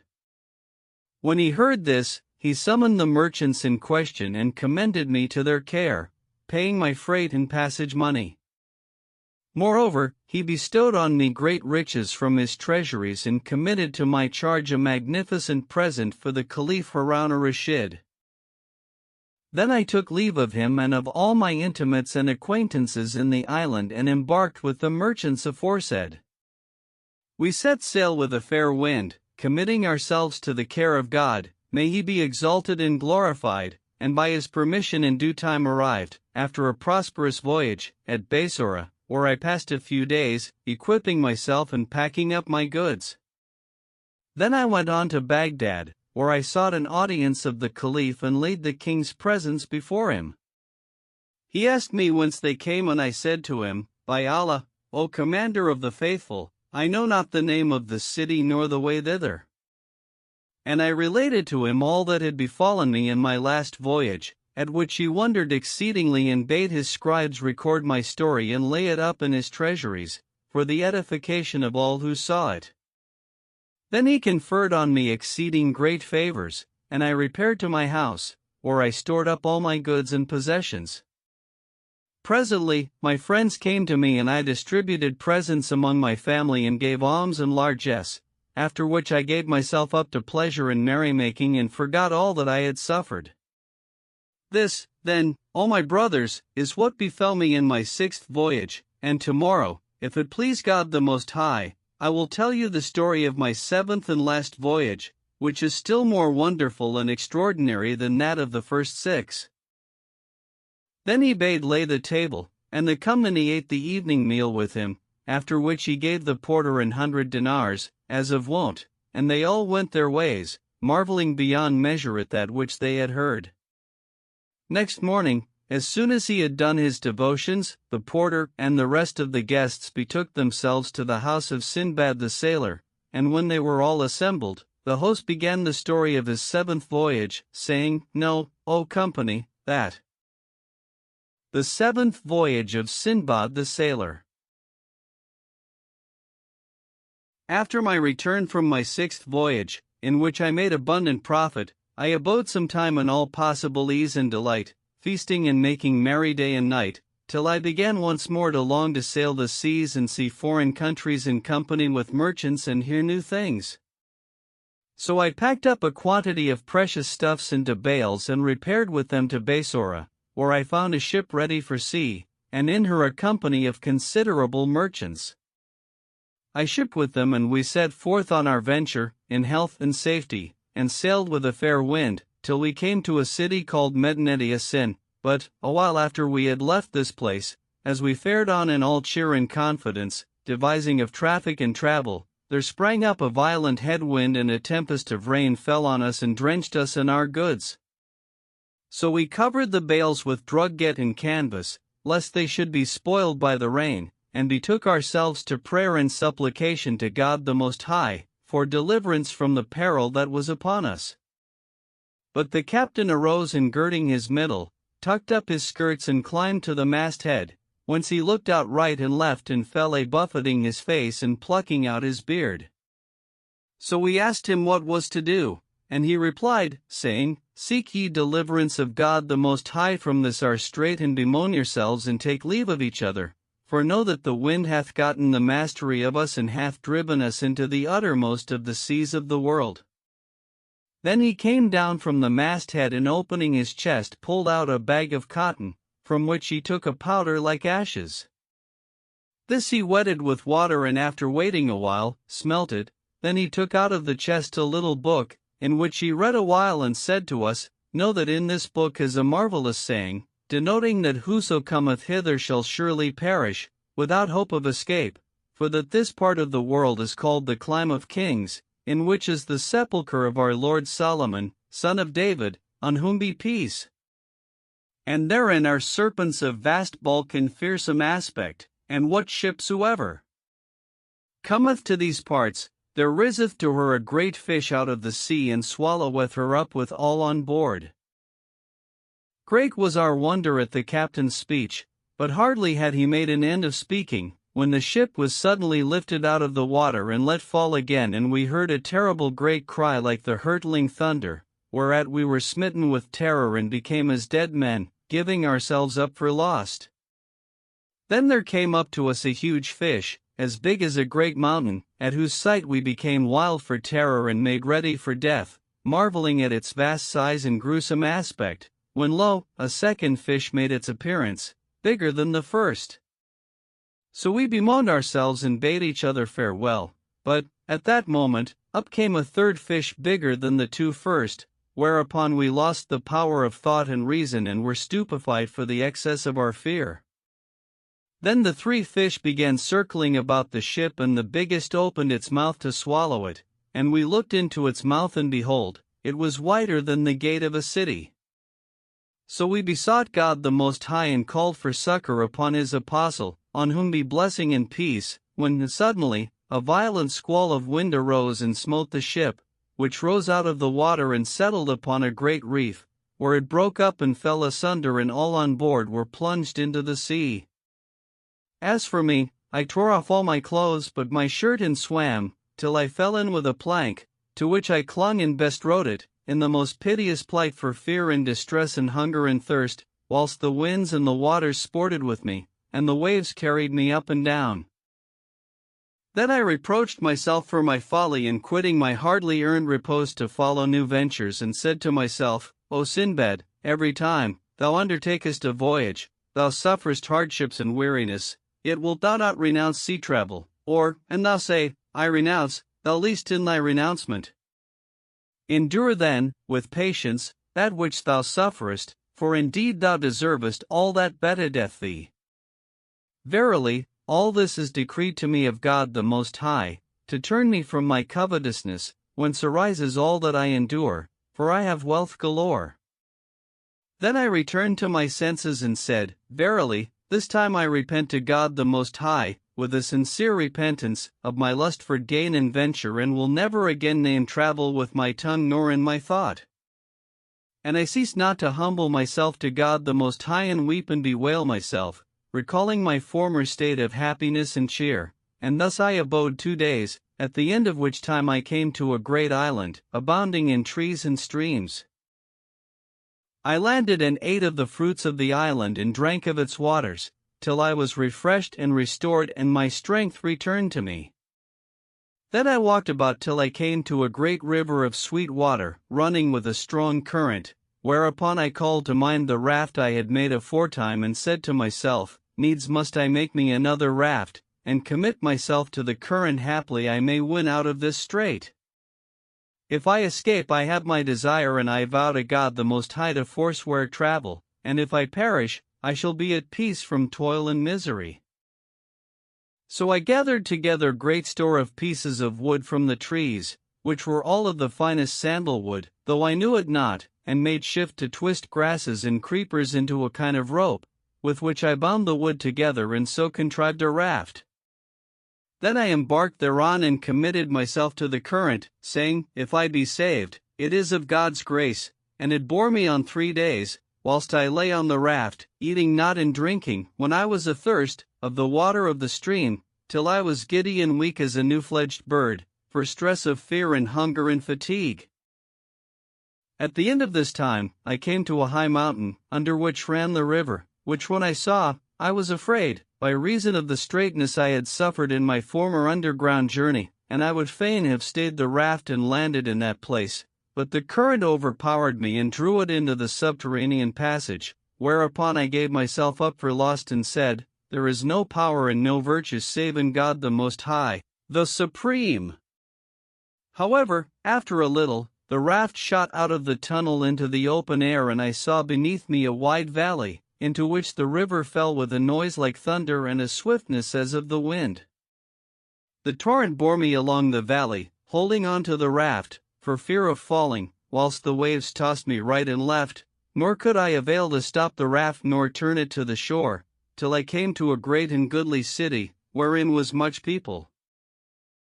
When the townsfolk saw me on the raft, falling down with the current, they threw out a net and ropes upon the raft, and grappling to it, drew it ashore with me, whereupon I fell down amidst them, as I were a dead man for stress of fear and hunger and lack of sleep.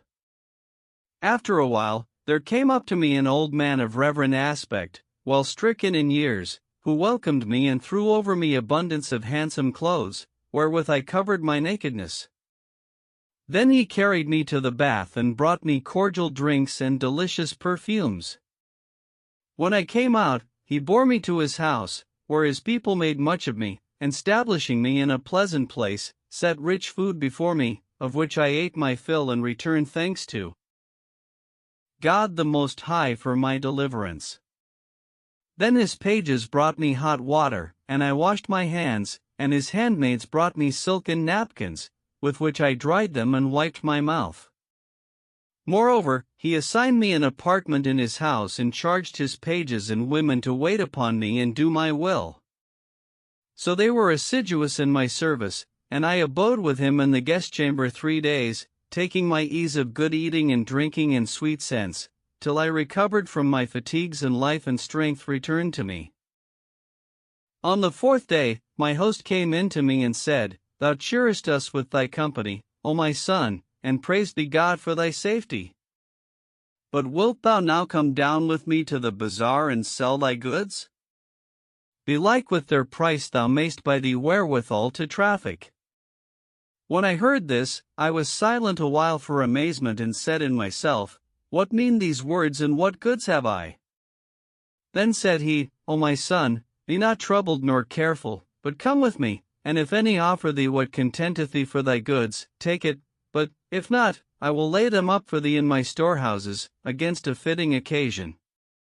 So I bethought me and said to myself, Let us do his bidding and see what are these goods of which he speaks.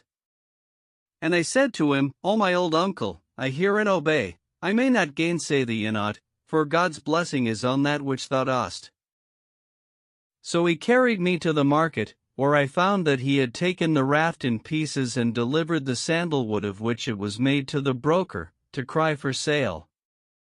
Then the merchants came and bid for the wood, till its price reached 1,000 dinars, when they left bidding, and my host said to me, O my son, this is the current price of thy goods, wilt thou sell them for this, or shall I lay them up for thee in my storehouses, till the price rise? O my lord, answered I leave it to thee, do as thou wilt. Then said he, Wilt thou sell the wood to me for 100 dinars over and above what the merchants have bidden for it?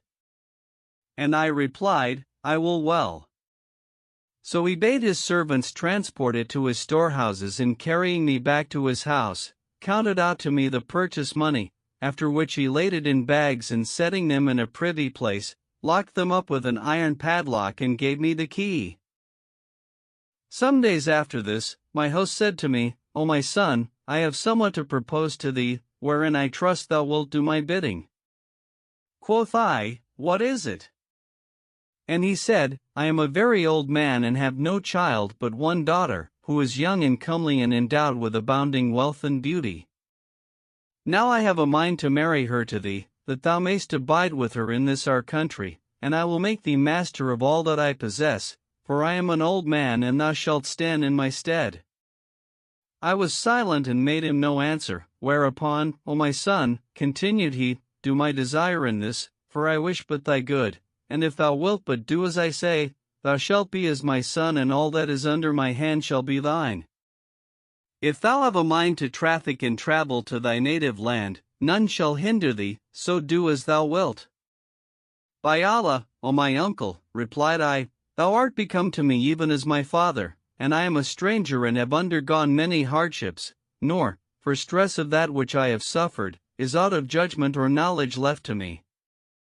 It is for thee, therefore, to decide. With this, he sent for the Cadi and the witnesses and married me to his daughter in great state. When I went in to her, I found her a perfect beauty, well shapen and graceful, clad in rich raiment and covered with a profusion of trinkets and necklaces and other ornaments of gold and silver and precious stones, worth millions of money. She pleased me and we loved one another, and I abode with her in all delight and solace of life, till her father was taken to the mercy of God the Most High. So we washed him and buried him, and I laid hands on all his property. Moreover, the merchants instated me in his office, for he was their chief, and none of them bought aught but with his knowledge and by his leave. When I became acquainted with the townsfolk, I found that at the beginning of each month they underwent a transformation, in that their faces changed and they became like unto birds and put forth wings, wherewith they flew away out of sight, and none abode in the city save the women and children. And I said in myself, when the first day of the month comes, I will ask one of them to carry me with them, whither they go. So, when the time came, I went in to one of the townsfolk and begged him to carry me with him, that I might divert myself with the rest and return with them. This may not be, answered he, but I importuned him, till he consented. Then I went out with him, without telling any of my family or servants or friends, and he took me on his back and flew up with me so high into the air, that I heard the angels glorying God in the pavilion of the heavens, whereat I wondered and exclaimed, Praised be God! Extolled be his perfection! Hardly had I made an end of speaking, when there came out a fire from heaven and all but consumed the company, whereupon they all fled from it and descended, and casting me down on a high mountain, went away, exceeding wroth with me, and left me there alone. When I found myself in this plight, I repented of what I had done and reproached myself for having undertaken that for which I was unable, saying, There is no power and no virtue but in God the Most High, the Supreme. No sooner am I delivered from one affliction than I fall into a worse. Presently, as I sat, knowing not whither I should go, there came up 2 young men, as they were moons, each staying his steps with a rod of red gold. So I went up to them and saluted them. They returned my greeting, and I conjured them by Allah to tell me who and what they were. Quoth they, We are devout servants of the Most High God, abiding in this mountain, and giving me a rod of gold after the likeness of those they had with them, went their ways and left me. I walked on along the mountain top, leaning on the staff and pondering the case of the 2 youths, till I saw a serpent come forth from under the mountain, with a man in her jaws, whom she had swallowed even to the navel, and he was crying out and saying, Whoso delivereth me from this serpent, God will deliver him from every strait. So I went up to the serpent and smote her on the head with the staff, whereupon she cast the man forth of her mouth. Then I smote her a second time, and she turned and fled, whereupon he came up to me and said, Since my deliverance from yonder serpent hath been at thy hands, I will never leave thee, and thou shalt be my comrade on this mountain. With all my heart, answered I, and we fared on along the mountain, till we fell in with a company of folk, and I looked and saw amongst them the very man who had cast me down there. So I went up to him and spoke him fair, excusing myself to him and saying, O my friend, it is not thus that brethren should deal with brethren. Quoth he, It was thou who, well nigh, destroyed us by glorifying God on my hack. Excuse me, answered I, for I had no knowledge of this, but if thou wilt take me with thee, I swear not to say a word. So he relented and consented to carry me with him, on condition that, so long I abode on his back, I should abstain from pronouncing the name of God or glorifying him. Then I gave the wand of gold to him whom I had delivered from the serpent and bade him farewell, and my friend took me on his back and flew with me as before, till he brought me to the city and set me down in my own house. My wife came to meet me and gave me joy of my safety, saying, Henceforth beware of going forth with yonder folk, neither consort with them, for they are brethren of the devils, and know not the name of God the Most High, neither worship him.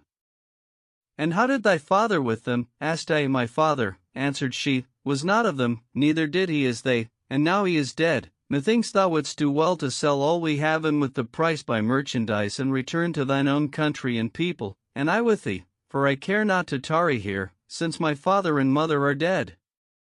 So I sold all my late father-in-law's property, piecemeal, and looked for one who should be journeying thence to Basora, that I might join myself to him.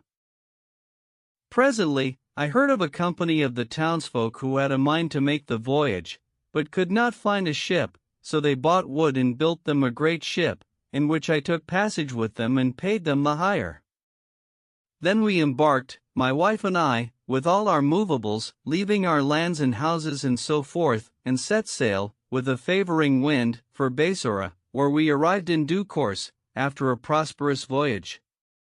I made no stay there, but freighted another vessel and set out forthright for Baghdad, where I arrived in safety and repairing to my house, forgathered with my kinsfolk and household and laid up my goods in my storehouses. When my friends and family heard of my return, they came to welcome me and give me joy of my safety, and I related to them all that had befallen me, whereat they marveled exceedingly, having given up hope of me, for that I had been absent from them 27 years in this my 7th voyage. Then I forswore travel and vowed to God the Most High to venture no more by land or sea, for that this last voyage had surfeited me of travel and adventure, and I thanked God and praised and glorified Him for having restored me to my country and home and friends. Consider, therefore, O Sinbad, O landsman, continued the host, addressing himself to the porter, what sufferings I have undergone and what perils and hardships I have endured, before coming to my present state of prosperity. But, for God's sake, O my lord, answered the porter, pardon me the wrong I did thee. And they ceased not from friendship and loving fellowship, abiding, in all cheer and delight and solace of life, till there came to them that which destroyeth delights and sundereth companies, that which layeth waste the palaces and peopleth the tombs, to wit, the cup of death, and glory be to the living one who dieth not. The City of Brass.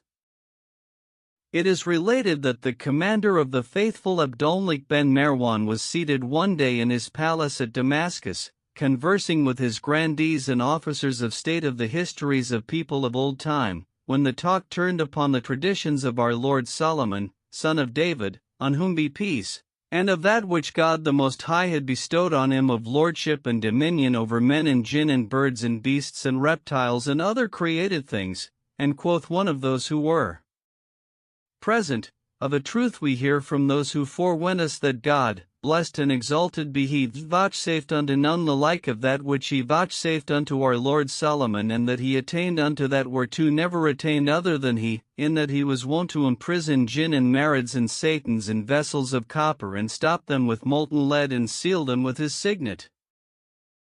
Then said Talib ben Sel, who was a seeker after treasures and had books that discovered to him hoards and treasures hidden under the earth, O Commander of the Faithful, God make thy dominion to endure and exalt thy dignity in the lands. My father told me of my grandfather, that the latter once took ship with a company, intending for the island of Sicily, and sailed till there arose against them a contrary wind, which drove them from their course and brought them to a great mountain in one of the lands of God the Most High.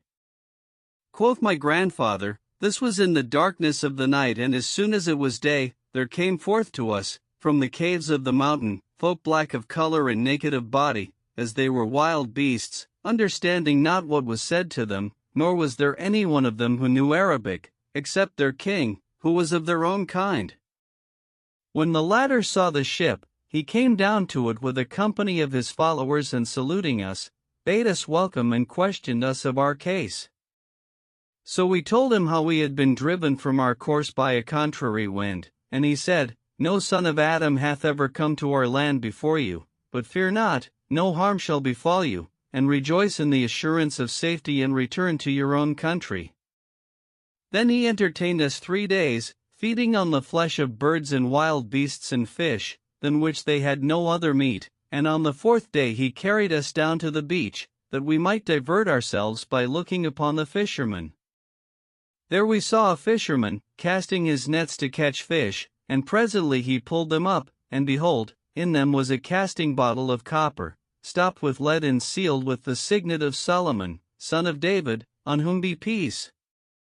He brought the vessel to land and broke it open, when there came forth a blue smoke, which rose to the zenith, and we heard a terrible voice, saying, I repent.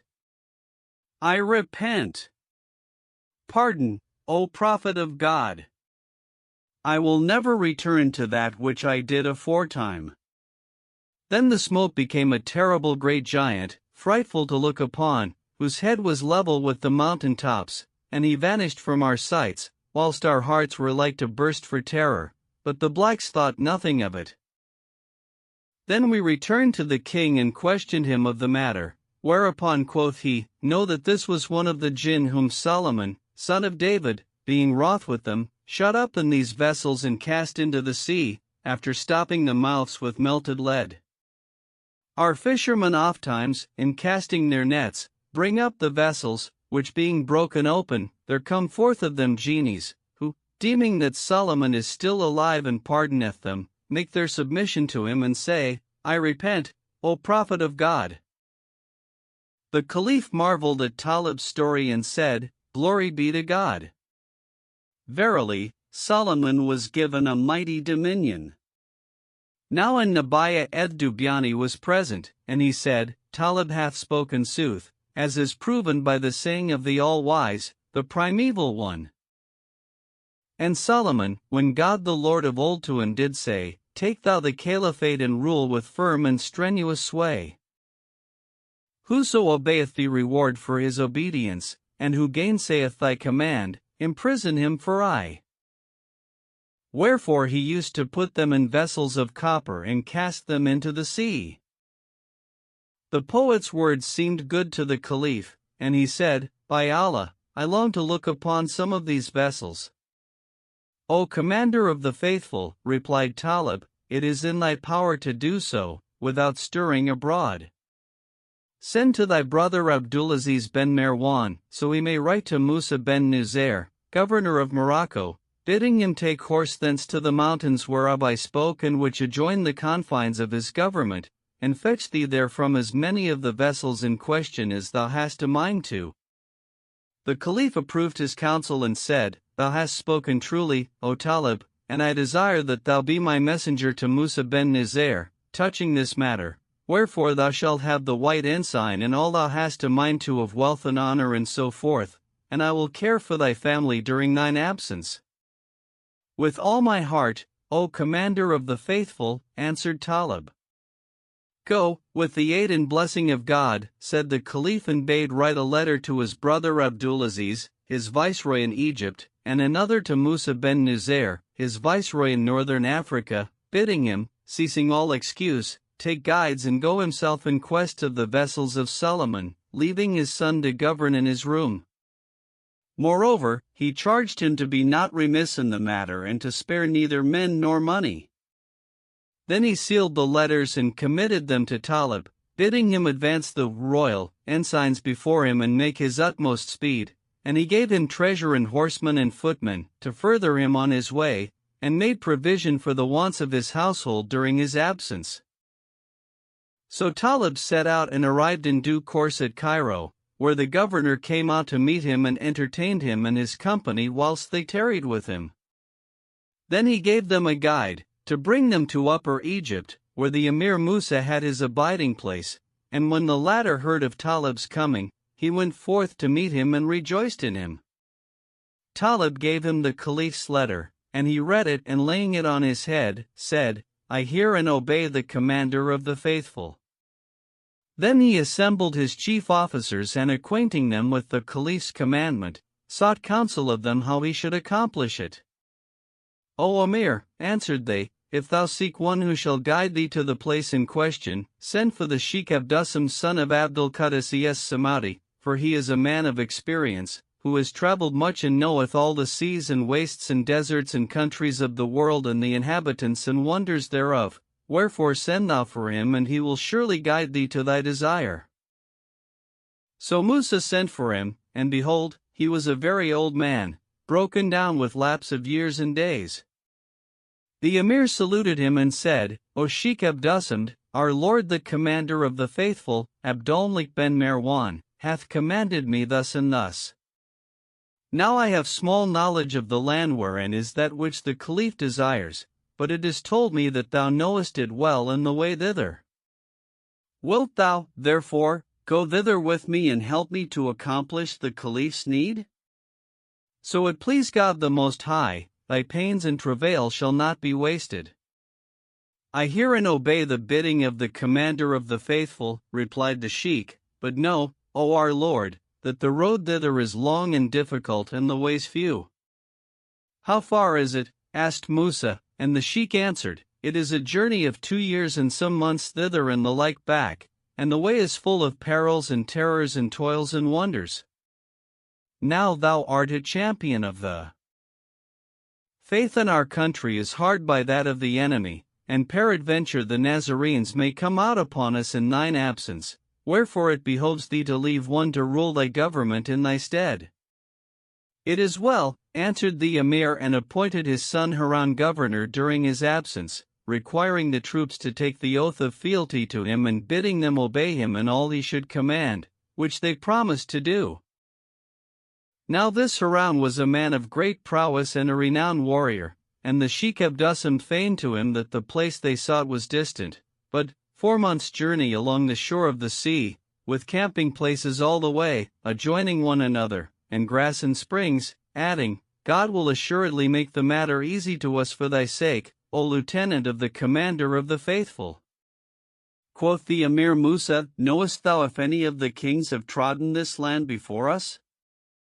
Yes, answered the Sheikh, it belonged aforetime to Darius the Greek, king of Alexandria.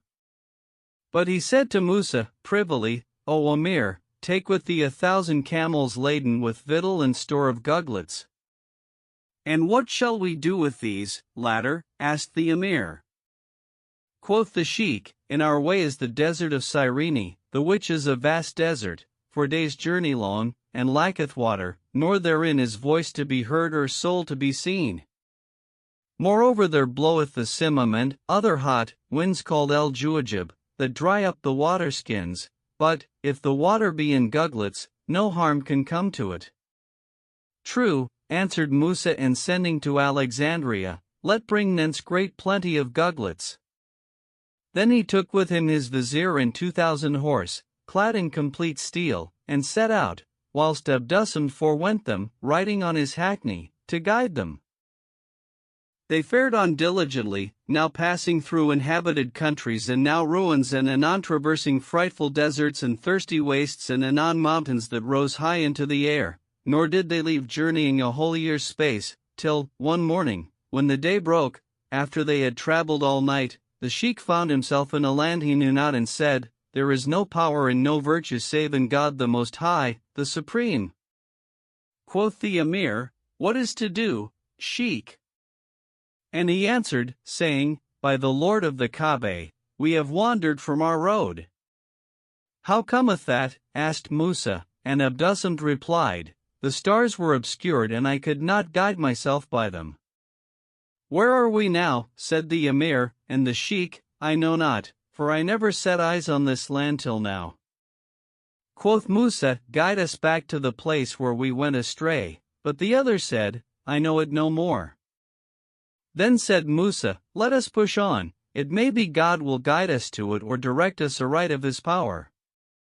So they fared on till the hour of noonday prayer, when they came to a fair and white champaign, level as it were the sea in a calm, and anon there appeared to them in the distance some great thing, high and black, in whose midst was as it were smoke rising to the confines of the sky. They made for this and stayed not in their course, till they drew near thereto, when, behold, it was a high castle, firm of fashion and great and gruesome as it were a lofty mountain, builded all of black stone, with frowning battlements and a door of gleaming china steel, that dazzled the eyes and dazed the wit. Round about it were 1,000 steps, and in its midst was a dome of lead, 1,000 cubits high, which appeared afar off as it were smoke. When the emir saw this, he marveled thereat exceedingly, and how this place was void of inhabitants, and the sheikh, after he had certified himself thereof, said, There is no God but God, and Muhammad is the apostle of God. Quoth Musa, I hear thee praise God and hallow him, and, meseems, thou rejoicest. O Amir, answered Abdussamd, rejoice, for God, blessed and exalted be he, hath delivered us from the frightful deserts and thirsty wastes. How knowest thou that? Asked Musa, and the other, I know it for that my father told me of my grandfather that he said, We were once journeying in this land, and straying from the road, came to this palace and thence to the city of brass, between which and the place thou seekest is 2 months' travel, but thou must take to the seashore and leave it not, for there be wells and watering and camping places, established by King Iskender Dulkarnain, for, when he went in quest of Morocco, he found by the way thirsty deserts and wastes and wilds, and dug therein wells and built cisterns. Quoth Musa, May God rejoice thee with good news, and Abdussamd said, Come, let us go look upon yonder palace and its marvels, for it is an admonition to whoso will be admonished. So the Emir went up to the palace, with the sheikh and his chief officers, and coming to the gate, found it open. Now this gate was builded with lofty columns and porticos, whose walls were inlaid with gold and silver and precious stones, and there led up to it flights of steps, among which were 2 wide stairs of colored marble, never was seen their like, and over the doorway was a tablet, whereon were graven letters of gold in the ancient Greek character. O Amir, said the sheikh, shall I read? Read, and may God bless thee, replied Musa. For all that bettereth us in this journey dependeth upon thy blessing. So the sheikh, who was a very learned man and versed in all tongues and characters, went up to the tablet and read the following verses. Their vestiges, after that they once did do, forewarn us that we in their footsteps must ensue. O thou who halt'st by the dwellings for news of folk who have doffed their state and bidden their power adieu. Enter this palace, for there is the last left news of lords in the dust who gathered, a puissant crew. Death smote them and rent them asunder, and in the dust they lost what they erst did gather with such ado. 'Tis as they had set their burdens down to rest in haste, then mounted and fared on their way anew. When the Emir heard this, he wept till he lost his senses and said, There is no God but God, the living, the eternal, who saith not. Then he entered the palace and was confounded at its beauty and the goodliness of its ordinance. He diverted himself a while by viewing the figures and images therein, till he came to another door, over which also were written verses, and said to the sheikh, Come, read me these. So he came forward and read as follows. How many in their halls have halted for a day of old, then taken leave and fared upon their way? They saw what from the shifts of fortune did befall others than they, therein who lighted down to stay. That which they stored they shared among themselves and left to others to enjoy its sweets and passed away. With what delight arrayed were they, what dainties ate and drank? But eaten now within the dust are they. At this the Emir wept sore, the world grew pale before his eyes, and he said, Verily, we were created for a mighty matter. Then they proceeded to explore the palace and found it desert and void of living thing, its chambers and dwelling places laid waste and desolate. In the midst stood a lofty pavilion, with a dome rising high into the air, and about it were 400 tombs, builded of yellow marble. The Emir drew near unto these, and behold, amongst them was a great tomb, wide and long, and at its head a tablet of white marble, whereon were graven the following verses. How often have I stood, how oft sat on in fight? How many a thing, indeed, hath passed before my sight? How much have I consumed of meat and drink, and songs how many have I heard of singing wench and wight? How much did I command and eke how much forbid? How many a rampired hold, thou didst deem beyond man's might? To take, I've stormed and sacked and all the cloistered maids, that hid within its walls, discovered to the light. But, of my ignorance, I sinned that I might win hopes that must pass away, undurable and slight. Bethink thee, then, O man, before thou drink the cup of death, and reckon up thy reckoning forthright. Yet but a little while, and on thy head the dust shall sure be strewn, and life shall fail unto thy sprite. The Emir and his companions wept. Then, drawing near unto the pavilion, they saw that it had 8 doors of sandalwood, studded with nails of gold and stars of silver, and inlaid with all manner precious stones. On the first door were written these verses: That which I left it not of generous purpose, nay, but fate and fortune foreordained still o'er mankind bear sway. What while content and prosperous I was, my hoarding place, even was a raging lion fierce, I did defend alway. Ne'er was I still and of my goods so niggard, not a grain of mustard seed, though I were cast on fire, I gave away. Till, of the foreordained decree of God, the Lord of might, the maker and the fashioner, I stricken was one day. Death, sudden, irrevocable, in haste upon me came. I could not ward it with my store, nor eke the vast array of troops I gathered neath my hand availed me any jot, nor friend nor neighbor aided me the feet of fate to stay. All my life's days, or if it were in solace or in stress, still in my journey to the grave I toiled and wearied I fared the road that all must fare, till, when the money bags are full, though dinar, without cease, to dinar thou shouldst lay. Before the morrow all hath passed to other than thyself, and unto thee a beer-bearer and grave-digger bring they. And all alone, with but thy load of sins and crimes to bear thee company, thou meetest God upon thy judgment day. See with thy neighbors and thy folk how deals the world, nor let its vanities delude thy wit nor lead thy feet astray. When Musa heard these verses, he wept till he swooned away. Then, coming to himself, he entered the pavilion and saw therein a long tomb, dreadful to look upon, whereon was a tablet of China steel, bearing the following inscription: In the name of the eternal God, the one, the everlasting, in his name who begetteth not nor is begotten and to whom there is no like, in the name of God the Lord of majesty and might, the living one who dieth not. O thou who comest to this place, take warning by that which thou sayest of the doings of time and the vicissitudes of fortune, and be not deluded by the world and its pomps and lies and fallacies and vain allurements, for that it is deceitful and flattering and treacherous, and the things thereof are but a loan, which it will take again from the borrower.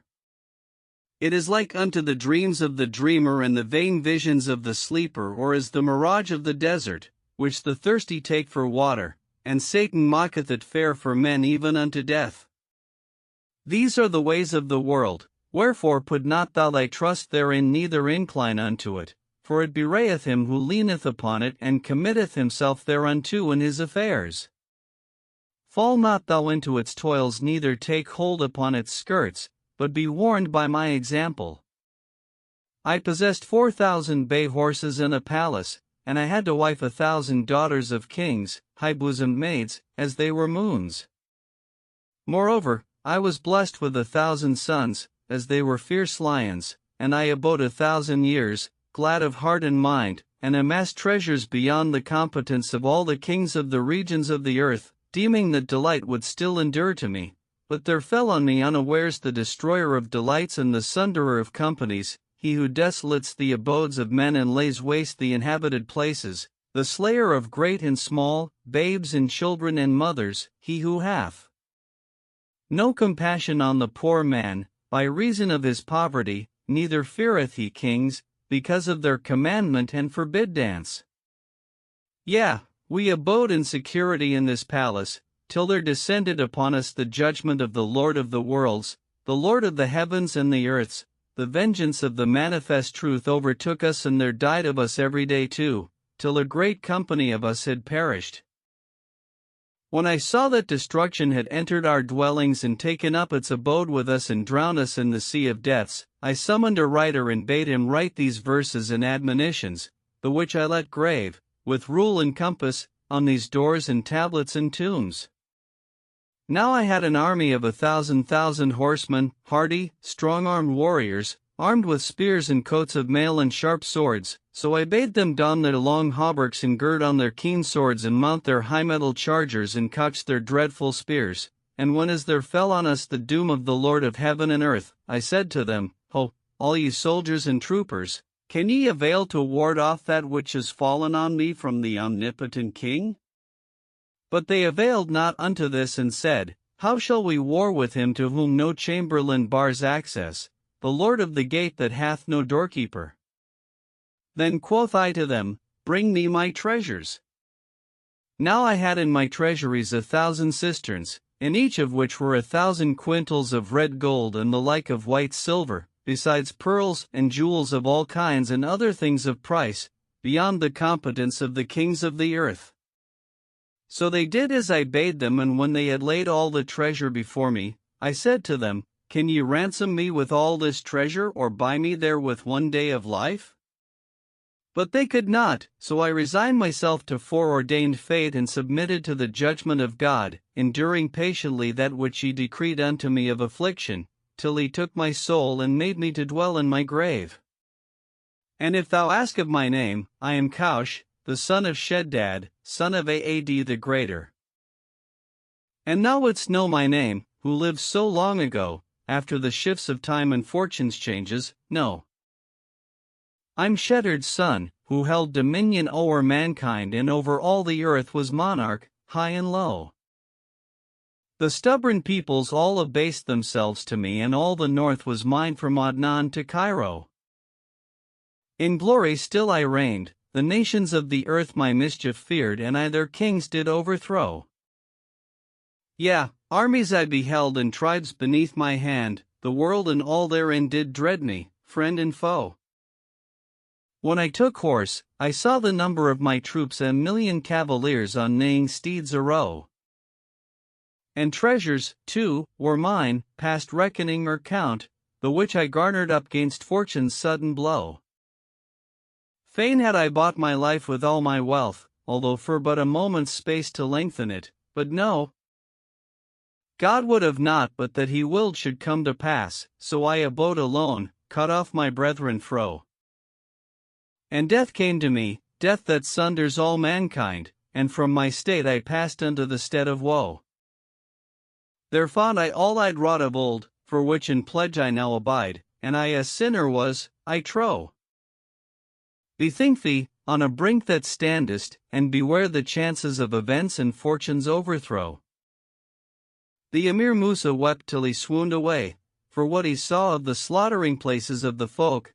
Then, as they went about the palace, viewing its sitting chambers and pleasaunces, they came upon a table of yellow onyx, upborne on 4 feet of juniper wood, and thereon these words graven, 1,000 kings blind of the right eye and 1,000 blind of the left, and yet other 1,000 sound of both eyes have eaten at this table, all of whom have departed the world and taken up their sojourn in the tombs and the burial places. All this the Emir wrote down and left the palace, taking with him nothing but the table aforesaid. Then he fared on with his retinue 3 days' space, under the guidance of the Sheikh Abdussamed, till they came to a high hill, whereon stood a horseman of brass. In his hand he held a lance with a broad head of blinding brightness, whereon were graven the following words, O thou that comest hither, if thou know not the way to the brazen city, rub the hand of this horseman and he will turn round and presently stop. Then take the direction in which he faces and fare on boldly, for it will bring thee, without hardship, to the city of brass. The Emir accordingly rubbed the horseman's hand, and he revolved, like the dazzling lightning, and stopped, facing in a direction other than that wherein they were journeying. So they took the road to which he pointed, and finding it a beaten track, fared on days and nights till they came to a pillar of brass, wherein was one sunken up to his armpits. He had 2 great wings and 4 arms, 2 like men's arms and other 2 as they were lions' paws, with claws of iron, and he was black and tall, with hair like horses' tails and eyes like blazing coals, slit endlong in his face. Moreover, he had a third eye, as it were that of a lynx, middleward his forehead, from which flew sparks of fire, and he cried out, saying, Glory to my Lord, who hath adjudged unto me this grievous punishment and sore affliction until the day of resurrection.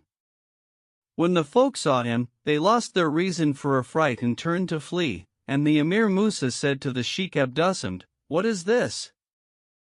I know not, answered he, whereupon quoth Musa, Draw near and question him, haply he will discover to thee his case. God assign the Emir, replied the Sheikh. Indeed, I am afraid of him, but the Emir rejoined, saying, Fear not, he is hindered from thee or any other by that wherein he is. So Abdussamd drew near to the pillar and said to him who was therein, O creature, what is thy name and what art thou and how camest thou here on this wise? I am an Afrit of the Jinn, replied he, by name Daish, son of El-Amesh, and am confined here by way of punishment, by the judgment of the Almighty, till it please him, to whom belong might and majesty, to release me. Then said Musa, Ask him why he is prisoned in this column. So the Sheikh asked him of this, and he replied, saying, My story is strange and my case extraordinary, and it is on this wise. One of the sons of Iblis had an idol of red cornelian, whereof I was guardian, and there served it a king of the kings of the sea, a prince of great power and prowess, ruling over 1,000 warriors of the Jinn, who smote with swords before him and answered to his call in time of need. All these were under my commandment and did my bidding, being all rebels against Solomon, son of David, on whom be peace.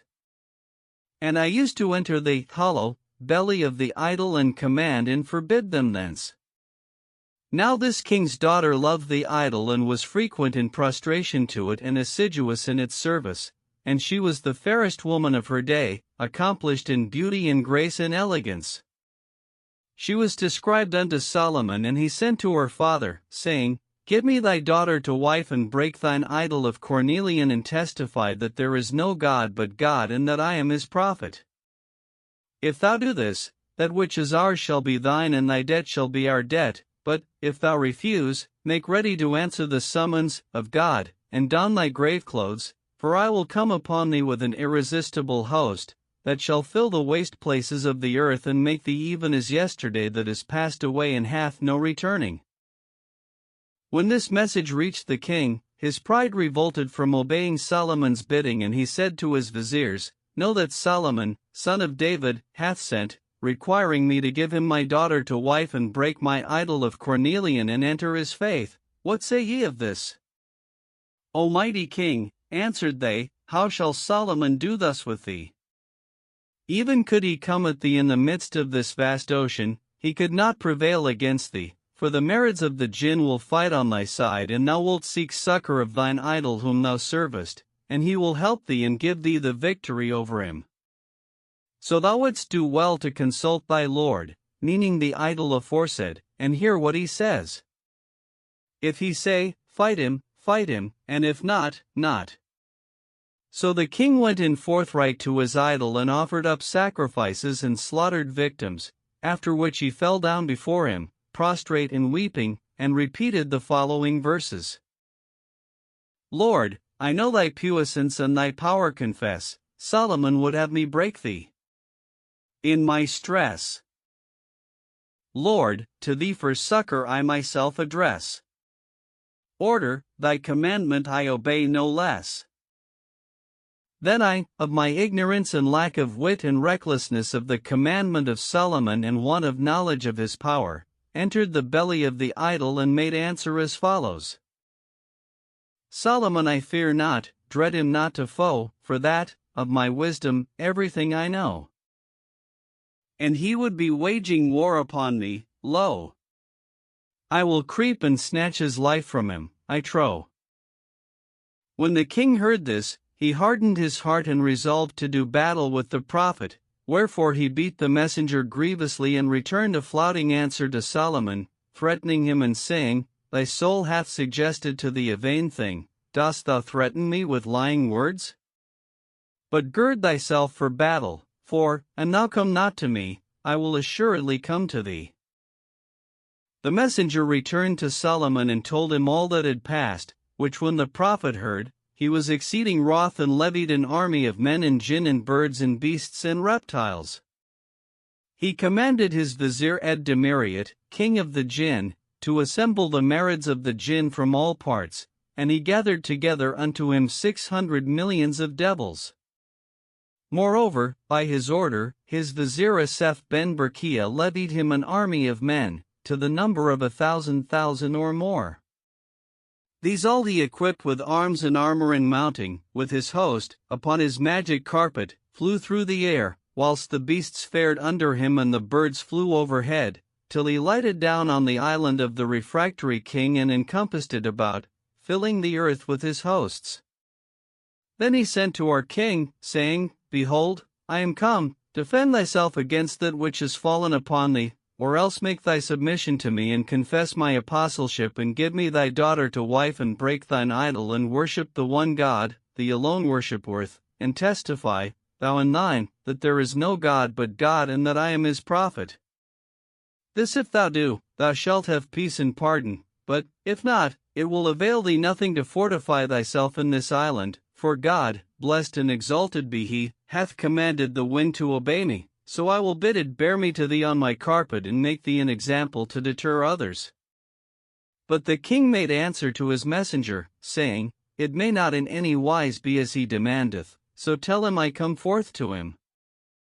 Then he gathered together all the jinn that were under his hand, to the number of 1,000,000, and added to them other than they of marids and satans from the islands of the sea and the mountain tops, and opened his armories and distributed to them arms and armor. Meanwhile the prophet Solomon drew out his host in battle array, dividing the beasts into 2 bodies, one on the right wing and the other on the left, and bidding them tear the enemy's horses in sunder. Moreover, he commanded the birds to hover over their heads, and when as the assault should be made, that they should swoop down upon their battle and tear out their eyes with their beaks and buffet their faces with their wings. And they answered, saying, We hear and obey God and thee, O prophet of God. Then Solomon seated himself, on his carpet, on a throne of alabaster, inlaid with jewels and plated with red gold, and commanding the wind to bear him aloft, arrayed the beasts and vipers and serpents before him, setting his vizier Asaph ben Berkiah and the kings of mankind on his right and his vizier Ed-Demiriat and the kings of the jinn on his left. Then they all set on us together, and we gave them battle 2 days over a vast plain, but, on the 3rd day, disaster befell us and the judgment of God the Most High was executed upon us.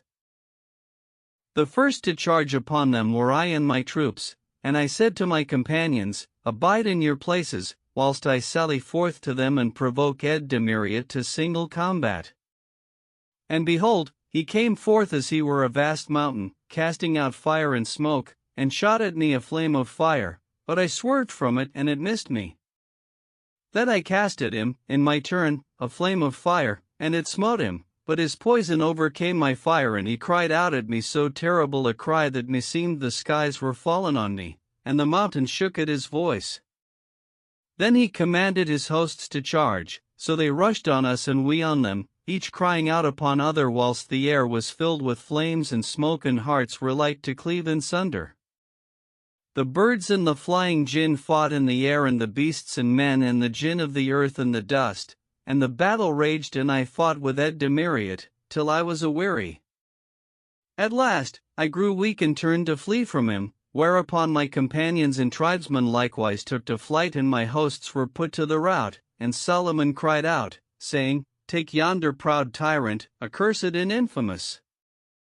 Then men fell upon man and genie upon genie, and the armies of the prophet charged down upon us, with the beasts on their right hand and on their left, rending our horses and devouring our men, whilst the birds hovered above them in the air, pecking out our eyes with their claws and beaks and buffeting our faces with their wings, till the most of us lay prone upon the face of the earth, like palm tree trunks, and defeat befell our king, and we became a spoil unto Solomon. As for me, I fled from before Ed-Demiriat, but he followed me 3 months' journey, till I fell down for weariness, and he overtook me, and pouncing upon me, made me prisoner. Quoth I, by the virtue of him who hath advanced thee and abased me, spare me, and bring me before Solomon, on whom be peace. So he carried me before Solomon, who received me after the foulest fashion, and let bring this pillar and hollow it out. Then he set me therein and chained me and sealed me with his signet, and Ed-Demiriad bore me to this place. Moreover, he charged a great angel to guard me, and this pillar is my prison until the day of judgment. The folk marveled at his story and at the frightfulness of his favor, and the Emir Musa said, There is no God but God. Of a truth Solomon was gifted with a mighty dominion. Then said the Sheikh Abdusam to the genie, Harkye, I would fain ask thee of a thing, whereof do thou inform us.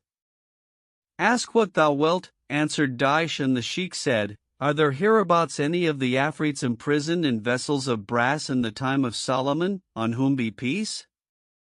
Yes, replied the genie, there be such in the sea of El-Kirkir, on the shores whereof dwell a people of the lineage of Noah, on whom be peace, for their country was not reached by the deluge, and they are cut off there from the other sons of Adam. And which, asked Abdusam, is the way to the city of brass and the place wherein are the vessels of Solomon, and what distance is there between us and it? Quoth the Afrit, It is near at hand, and directed them in the way thither.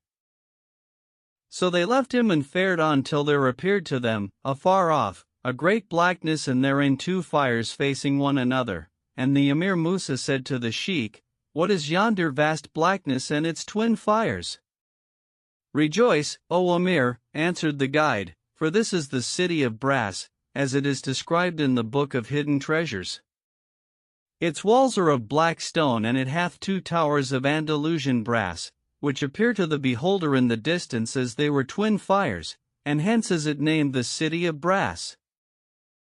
Then they fared on without ceasing till they drew near the city and saw it as it were a piece of a mountain or a mass of iron cast in a mold. So they lighted down and sought for a gate, but saw none, neither found any trace of opening in the walls, albeit there were 25 gates to the city, but none of them was visible from without. Then said the Emir, O Sheikh, I see no sign of any gate to this city, and he answered, saying, O Emir, thus is it described in my Book of Hidden Treasures, it hath 25 gates, but none thereof may be opened save from within the city. And how, asked Musa, shall we do to enter the city and view its wonders? May God assign the Emir, said Talib. Let us rest here 2 or 3 days, and God willing, we will make shift to come into the city.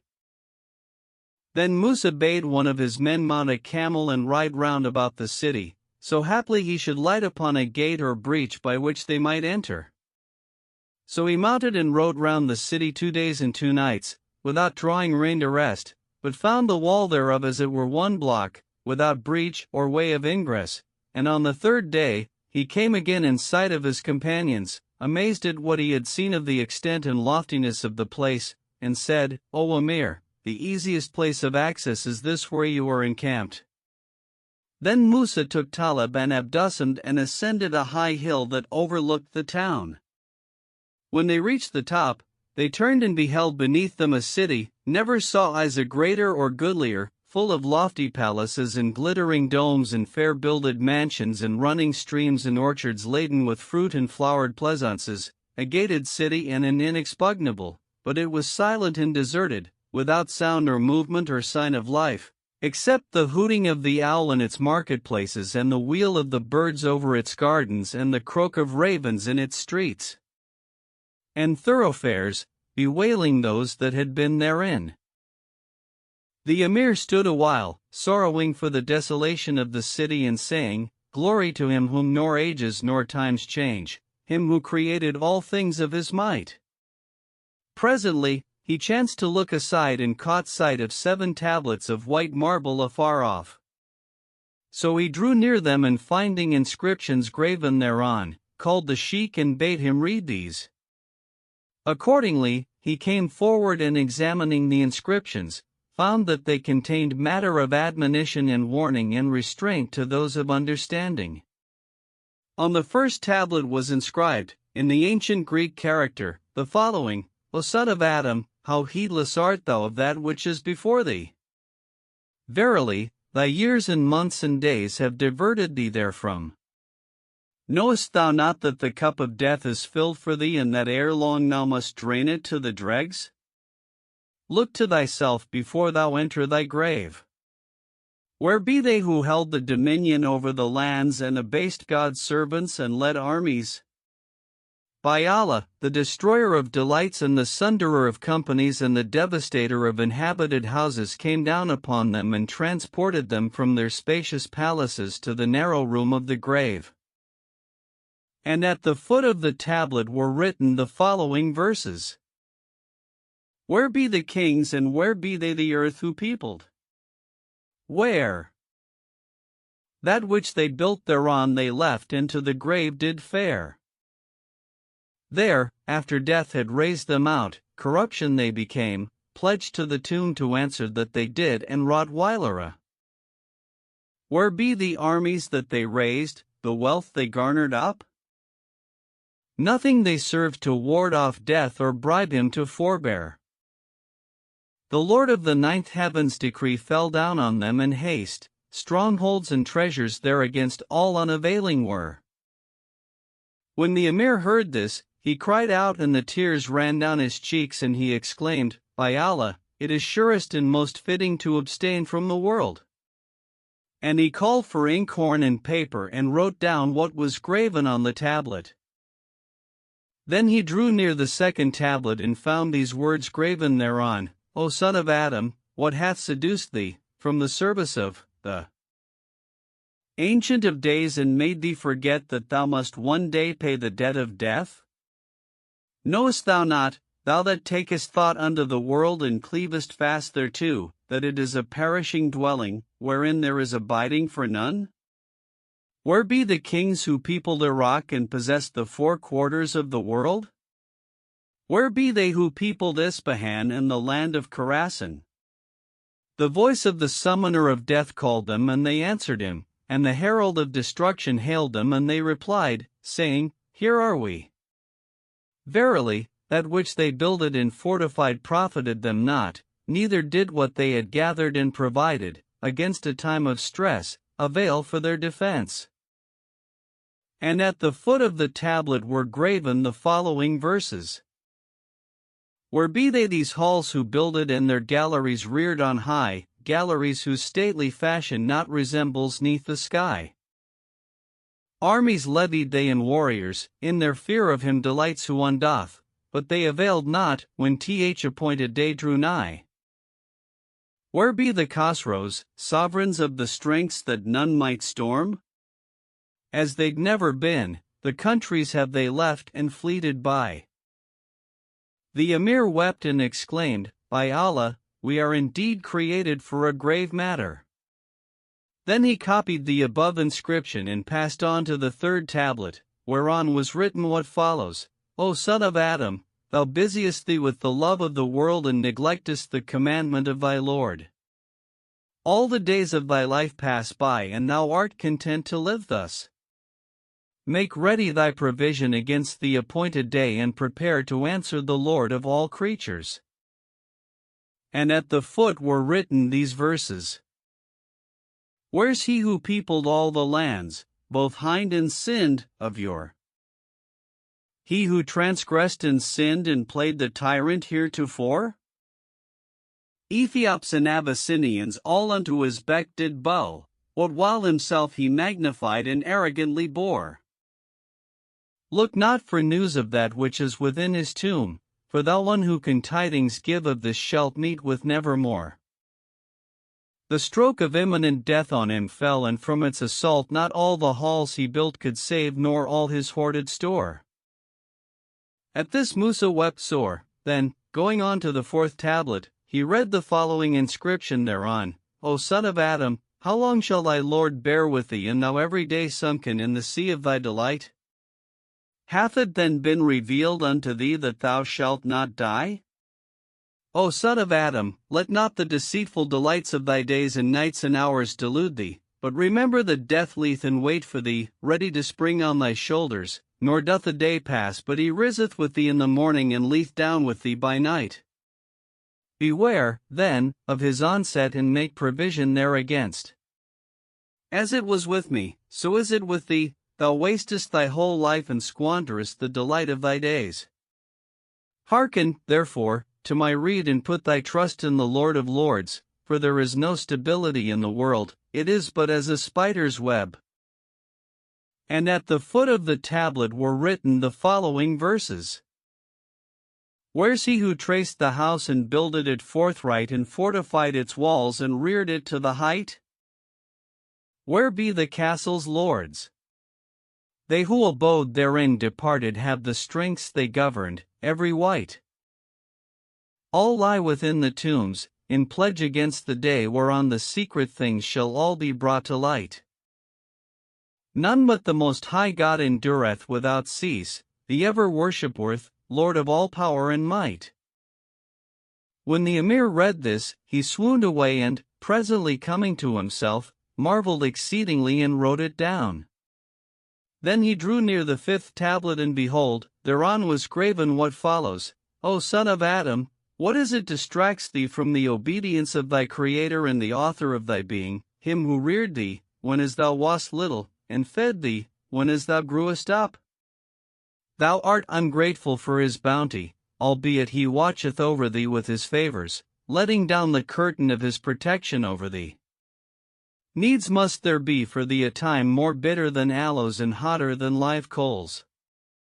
Provide thee, therefore, against it, for who shall sweeten its bitterness or quench its flaming fires?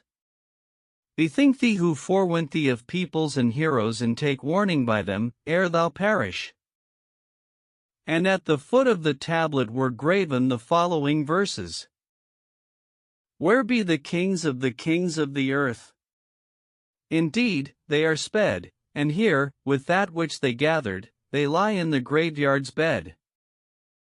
Once, when they mounted, thou didst see, in the train of their glory, troops that filled the lands, when they mounted, and over the countries spread. How many a monarch they humbled, how many an army destroyed? How much in their day they conquered, and how much blood did they shed? Upon them, in haste, the commandment o' the Lord of the heavens came. And after a life all untroubled, o'erthrown were they sudden and dead. The Emir marveled at this and wrote it down, after which he passed on to the sixth tablet and found thereon the following inscription, O son of Adam, think not that immunity will endure forever, seeing that death is irrevocably decreed unto thy head. Where be thy fathers and thy brethren, where thy friends and dear ones? They have all gone to the dust of the tombs and presented themselves before the glorious, the forgiving one, as if they had never eaten nor drunken, and they are a pledge for that which they have earned. So look to thyself, ere thy tomb come upon thee. And at the foot of the tablet were graven these verses. Where be the kings of the Franks, and where is he who, I trow, abode in Tenge. Their works in a book are written, which to the one, the Almighty, one day shall witness against them bear. At this Musa marveled and wrote it down, saying, There is no God but God. Indeed, how goodly were these folk! Then he went up to the seventh tablet, and behold, thereon was written what follows, Glory to him who foreordaineth death to all he createth, the living one, who dieth not. O son of Adam, let not thy days and their delights delude thee, neither thine hours and the sweet of their tides, and know that death cometh to thee and sitteth upon thy shoulders. Beware, then, of his assault and make ready for his onset. As it was with me, so is it with thee, thou wastest the sweet of thy life and the delight of thine hours. Give ear, then, to my rede and put thy trust in the Lord of Lords, and know that there is no stability in the world, but it is as it were a spider's web, and all that is therein shall cease and die. Where is he who laid the foundations of Amid and builded it, and builded Farrakhan and exalted it? Where be the peoples of the strong places? When as they had inhabited them a while, they descended, after their might, into the tombs. They have been carried off by death, and we shall be, in like manner, afflicted. None abideth save God the Most High, God the Forgiving One. The Emir Musa wept and copied all this, and indeed the world was belittled in his eyes. Then he descended the hill and rejoined his troops, with whom he passed the rest of the day, casting about for a means of access to the city. And he said to his vizier, and Talib ben Sel and his chief officers, "How shall we do to enter this city and view its marvels? It may be we shall find therein wherewithal to propitiate the favor of the commander of the faithful." "God prolong the emir's fortune," replied Talib. "Let us make a ladder and mount the wall therewith, so haply we may come at the gate from within." Quoth the emir, "This is what came to my thought also, and it is good counsel." And he called for carpenters and blacksmiths and bade them cut wood and make a ladder clamped and banded with iron. So they made a strong ladder and wrought at it a whole month. Then all the company laid hold of it and set it up against the wall, and it reached the top as truly as if it had been made for it aforetime. The emir marveled at the excellence of their work and said, "The blessing of God be upon you. It seemeth as though ye had taken the measure of the wall." Then said he to his men, "Which of you will mount the ladder and walk along the wall and cast about for a way of descending into the city, so to see how the case stands, and let us know how we may open the gate?"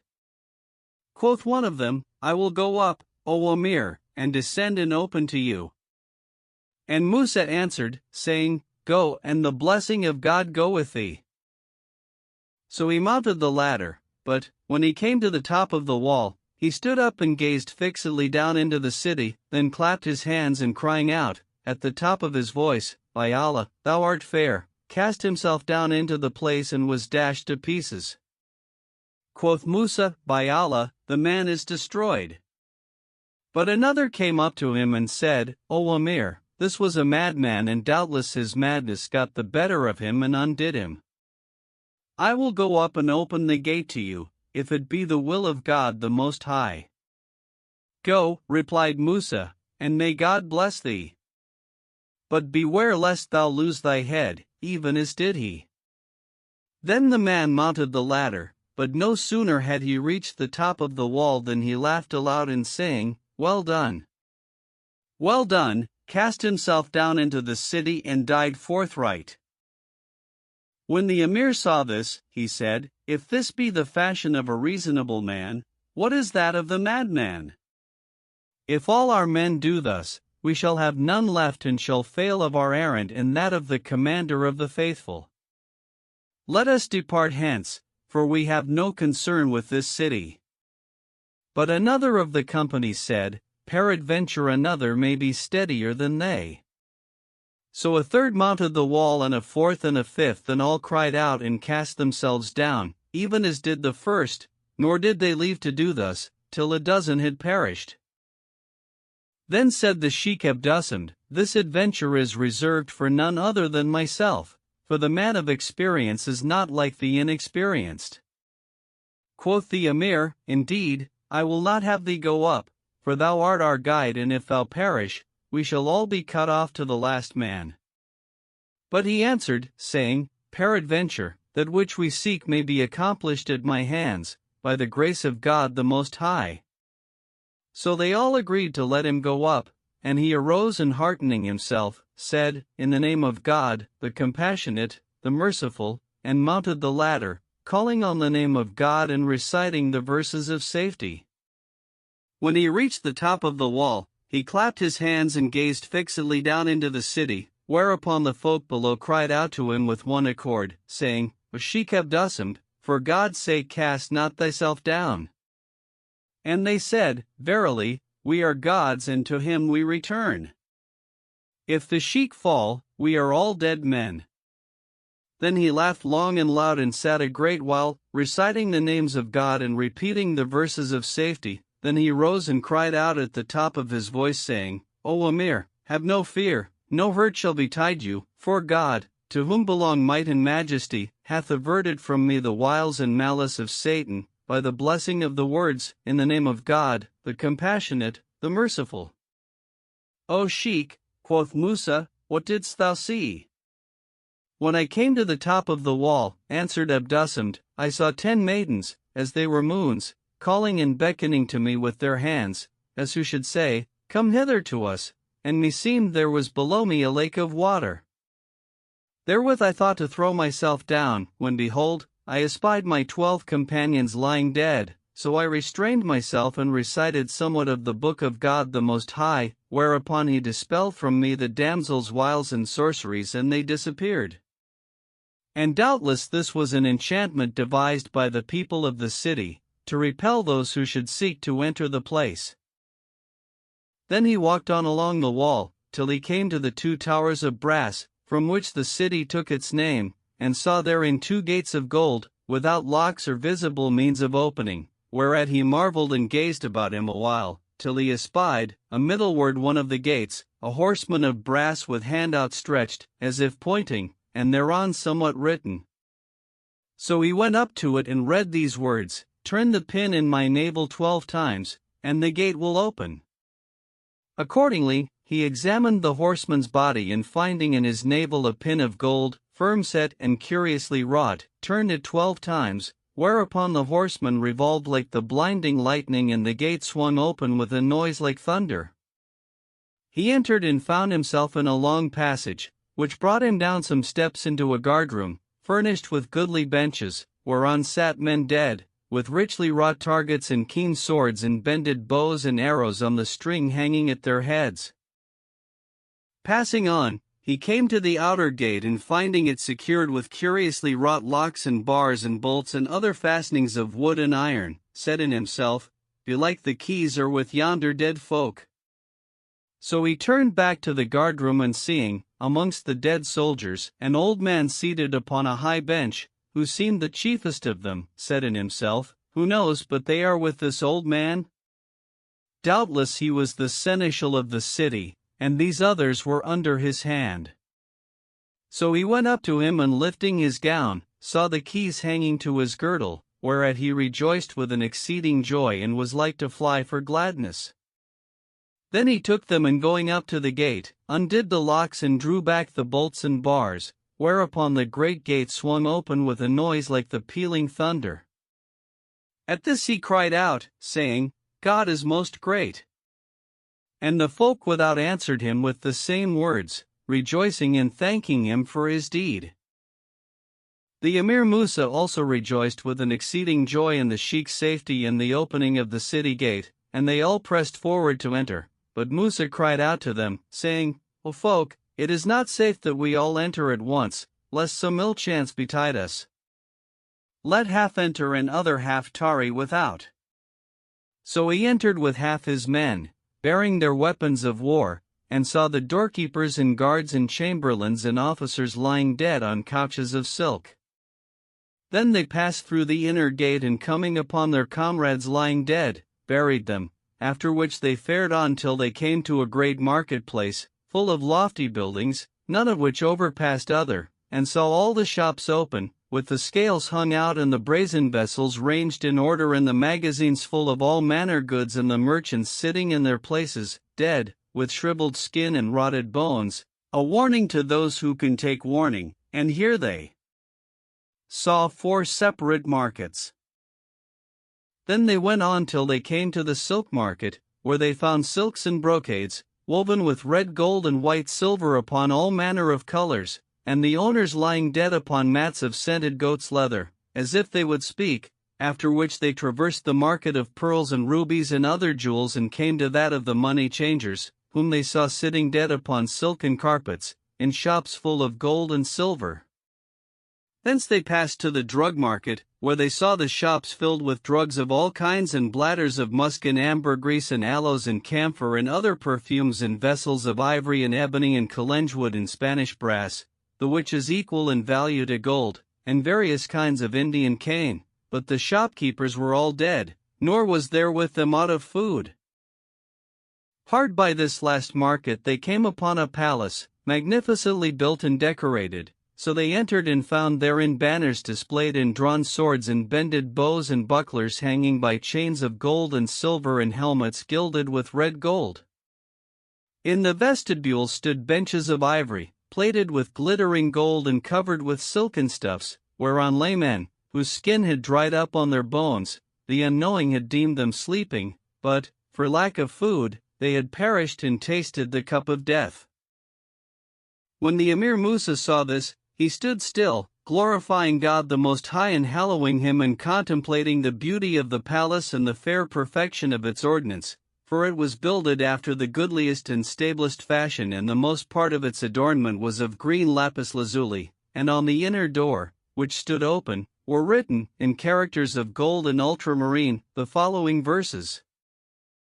Consider what thou sayest here, O mortal, and beware unto thine end take thought before thou hence away must fare. Needs must each dweller in a house depart therefrom, so look provision of good works, which thee shall profit, thou prepare. See here a folk, who did adorn their dwellings and are now become the pledges of the dust for that they wrought whilera. They builded, but their buildings served them not, they hoarded wealth, that might not save them, when their days of life accomplished were. How much they hoped for, over that which was to them ordained. Then to the grave they passed and hope availed them nothing there. Yea, they descended from their height of glory to the strait abjection of the tomb, and ill was this their last repair. When as they buried were, came one that cried to them and said, Where be the thrones, the diadems, the raiment ye did wear? Where be the faces that were veiled and curtained round about, whereon, of yore, were bywords made, so bright they were and fair? And the tomb answer for them made to him that questioned them, saying, The roses of the cheeks are faded out for her. Long time they ate and drank their fill, now, after pleasant food, themselves are eaten in their turn, the worms upon them fare. When the Emir read this, he wept, till he was like to swoon away, and bade write down the verses, after which he passed on into the inner palace and came to a vast hall, at each of whose four corners stood a lofty and spacious pavilion, enamelled with gold and silver and painted in various colors. Midmost the hall was a great fountain of alabaster, surmounted by a canopy of brocade, and in each of the pavilions was a richly wrought fountain and cistern paved with marble and streams flowing in channels along the floor and meeting in a great cistern of many-colored marble. Quoth the Emir to the Sheikh Abdussamd, Come, let us visit yonder pavilions. So they entered the first and found it full of gold and silver and pearls and rubies and other precious stones and metals, besides chests filled with brocades, red and white and yellow. Then they repaired to the second pavilion and opening a closet there, found it full of arms and armor, such as gilded helmets and Davidian hauberks and Indian swords and Arabian spears and Khorasmian maces and other warlike gear. Thence they passed to the third pavilion, wherein they saw closets locked and covered with curtains wrought with all manner broidery. They opened one of these and found it full of weapons curiously wrought and inlaid with gold and silver and jewels. Then they entered the fourth pavilion and opening one of the closets there, beheld in it great store of eating and drinking vessels of gold and silver, with platters of crystal and cups set with fine pearls and goblets of cornelian and so forth. So they all fell to taking that to which they had a mind, and each of the soldiers carried off what he could.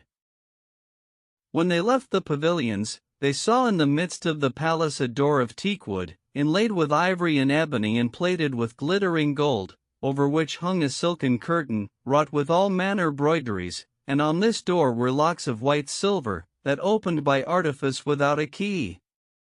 The Sheikh Abdussamd went boldly up thereto and by the aid of his knowledge and skill, succeeded in opening the locks, whereupon the door swung back and admitted them into a corridor paved with marble and hung with tapestries broidered with figures of all manner beasts and birds, whose bodies were wroughten of red gold and white silver and their eyes of pearls and rubies, amazing all who saw them.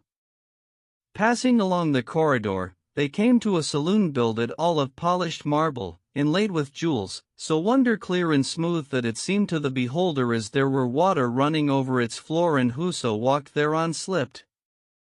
The emir bade the sheik strew thereon somewhat, that they might walk over it, which being done, they made shift to pass on till they came to a great pavilion of stone, plated with red gold and crowned with a dome of alabaster, about which were set lattice windows, painted and jeweled with wands of emerald, beyond the competence of any king, nor had they seen aught goodlier in all the place. Under this dome was a canopy of brocade, reared upon columns of red gold and wrought with figures of birds with feet of emerald, and beneath each bird was a network of fine pearls. The canopy was spread above a fountain of ivory and cornelian, plated with glittering gold and set with pearls and rubies and other jewels, and thereby stood a couch and a pillar of red gold. On the top of the pillar was perched a bird fashioned of red rubies and holding in its bill a pearl, that shone like a star, and on the couch lay a damsel, as she were the shining sun, never saw eyes a fairer. She was clad in a robe of fine pearls, with a crown of red gold on her head, filleted with gems, and on her brow were two great jewels, whose light was as the light of the sun. On her breast she wore a jeweled amulet, filled with musk and ambergris and worth the empire of the Caesars, and round her neck hung a collar of rubies and great pearls, hollow and full of odoriferous musk. Whoso looked on her would deem her alive and not dead, for it seemed as if she gazed on them with eyes as they were gazelles' eyes, that followed them from side to side. The Emir Musa marveled at her beauty and was confounded at the blackness of her hair and the redness of her cheeks, and said to her, "Peace be on thee, O damsel." But she returned not his salutation, and the sheik said to him, "O Emir, verily this damsel is dead and there is no life in her, so how shall she return thy greeting?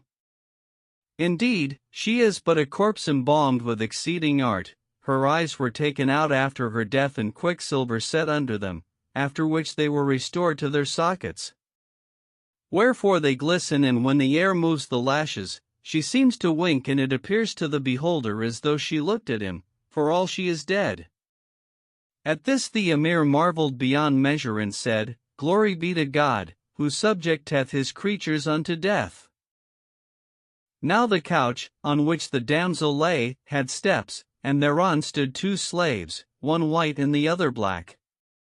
The first held a mace of iron and the second a sword of watered steel, whose radiance dazzled the eye, and between them, on one of the steps of the couch, lay a golden tablet, whereon were written, in characters of white silver, the following words: "In the name of God, the compassionate, the merciful. Praise be to God, the Creator of mankind, the Lord of lords, the causer of causes. In the name of the eternal God, the everlasting, the ordainer of fate and fortune. O son of Adam, how unknowing art thou in thine unending hope, and how heedless of the inevitable end! Knowst thou not that death calleth for thee and hasteneth to seize upon thy soul? Be ready, therefore, for the last journey, and provide thee for thy departure from the world, for, assuredly, ere long thou shalt leave it. Where is Noah and his progeny? Where be the kings of the Khosrows and the Caesars? Where the kings of India and Chaldea and the monarchs of the four quarters of the earth? Where be the sons of Amalek and the giants of old time? Indeed, the dwelling places are void of them, and they have departed lands and kindred. Where be the kings of the Arabs and the princes of the barbarians? They are dead, all of them, and are become corruption. Where be the lords of high degree? They are all dead. Where are Korah and Haman?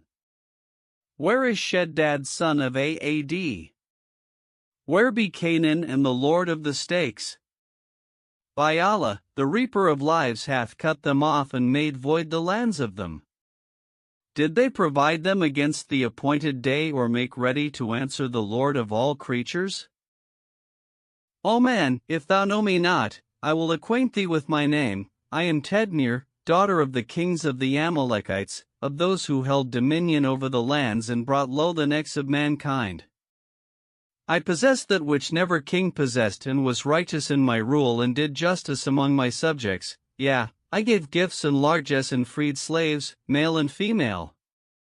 Thus lived I many years in all ease and delight of life, till death knocked at my gates, and calamities took up their abode with me and with my folk, and it was on this wise. There betided us 7 successive years of drought, wherein no drop of rain fell on us from heaven, and no green thing sprouted for us on the face of the earth. So we ate what was with us of victual, and, when we had made an end thereof, we fell upon the cattle and ate them, till there was nothing left. That I let bring my treasures, and meted them with a measure, and sent out trusty men to buy food.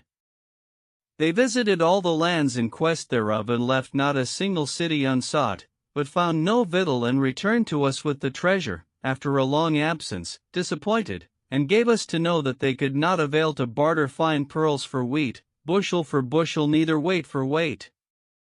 So, when we despaired of succor, we displayed all our riches and things of price, and shutting the gates of the city, resigned ourselves to the judgment of our Lord, and committed our affair to our Master. Then we all died, as thou sayest us, and left what we had builded and what we had treasured up. This, then, is our story, and after the substance abideth the trace. Then they looked at the foot of the tablet and read these verses. O son of Adam, let not hope make mock of thee, I pray. From all thy hands have treasured up, thou shalt be snatched away. I see thou covetest the world and all its fleeting show, and young and old have done the like before thee many a day. Wealth, by fair means and foul, they got, but all their hoarded store, when once their term accomplished was, could buy them no delay. Armies they led and gathered gold galore, then left their wealth and what they'd built, and to the tombs departed straight, and lay down in a narrow lodging in the dust, and there asleep, in pledge for that they wrought of yore, they do abide alway. As 'twere a caravan, whose folk had halted for the night, and set their burdens in a house, wherein there was no stay. And quoth its lord to them, O folk, there is no sojourn here for you, and so they girt their beasts and fared upon their way. Misliking, after lighting down to rest them, to depart forthright again, filled full of care and trouble and dismay. So look thou furnish thee with store of good shall gladden thee tomorrow, and the fear of God thy practice govern aye. And under this was written, by Allah, the fear of God is the best of all things, the keystone of certainty and the only sure stay. Verily, death is the manifest truth and the sure promise, and therein, O man, is the goal and place of returning. Take warning, therefore, by those who have foregone thee to the dust and hastened in the way of the predestined end. Sayest thou not that hoariness calls thee to the grave, and that the whiteness of thy locks mocketh moan for thee of thy life? Wherefore be thou on the watch, ready for thy departure and account. O son of Adam, what hath seduced thee from the service of thy Lord? Where be the peoples of old time? They are become a warning to whoso will take warning. Where be the kings of China and the lords of power and prowess? Where is Sheddad ben Aad, and where the cities he built and stablished? Where is the proud tyrant Nimrod and Pharaoh, who rebelled against God and denied him? Death followed hard upon them and laid them low, sparing neither great nor small, male nor female, yea, and the reaper of mankind cut them off, by him who mocketh the night to return upon the day. Know, O thou who comest to this place, that she whom thou sayest here was not deluded by the world and its frail delights, for it is deceitful, perfidious, a house of perdition and vanity, and salutary to the creature is the remembrance of his sins. Wherefore she feared her Lord and made fair her dealings and provided herself against the appointed day. Whoso cometh to our city and God vouchsafeth him to enter it, let him take of the treasure what he may, but touch not aught that is on my body, for it is the covering of my nakedness and my furniture for the last journey. Wherefore let him fear God and despoil not thereof, else will he destroy himself. This have I set for a warning from me to him and a trust, wherewith, peace be on you, and I pray God to keep you from sickness and calamity. When the Emir Musa read this, he wept till he swooned away, and presently coming to himself, wrote down all he had seen and heard, and was admonished thereby. Then he bade his men fetch the camels and load them with these treasures and vases and jewels. O Emir, quoth Talib, shall we leave yonder damsel with what is upon her? Behold, they are things that have not their equal, and whose like is not to be found, and more perfect than aught else thou takest, nor couldst thou find a goodlier gift wherewithal to propitiate the favor of the commander of the faithful. O man, replied Musa, heardst thou not what the lady says on the tablet? More by token that she gives it in trust to us, and we are no traitors, that we should betray a trust. And shall we, rejoined Talib, because of these words, leave yonder jewels and riches, seeing that she is dead? What should she do with these that are the adornments of the world and the ornament of the live? We have more right to them than she, seeing that one garment of cotton would suffice for her covering. So saying, he mounted the steps of the couch, but when he came within reach of the two slaves, the mace-bearer smote him on the back, and the other struck him with the sword he held in his hand and cut off his head, and he fell down dead. Quoth the Emir, may God have no mercy on thy soul. Indeed, there was enough in these treasures, and covetise assuredly dishonoureth a man. Then he bade admit the troops, so they entered and loaded the camels with the treasures, after which they went forth the city, and the Emir let shut the gate as before. They fared on along the seashore a whole month, till they came in sight of a high mountain, overlooking the sea and full of caves, wherein dwelt a tribe of blacks, speaking an unknown tongue and clad in skins, with hooded cloaks of the same on their heads. When they saw the troops, they took fright and fled into the caverns, whilst their women and children stood at the doors, looking on the strangers. O Sheikh, said the Emir, what are these folk? They are those whom we seek, answered Abdussamd. So they halted, and setting down their loads, pitched their tents, whereupon down came the king of the blacks from the mountain and drew near the camp. Now he understood the Arabic tongue, so, when he came to the Emir, he saluted him, and Musa returned his greeting and entreated him with honor. Then said he to the Emir, are ye men or jinn?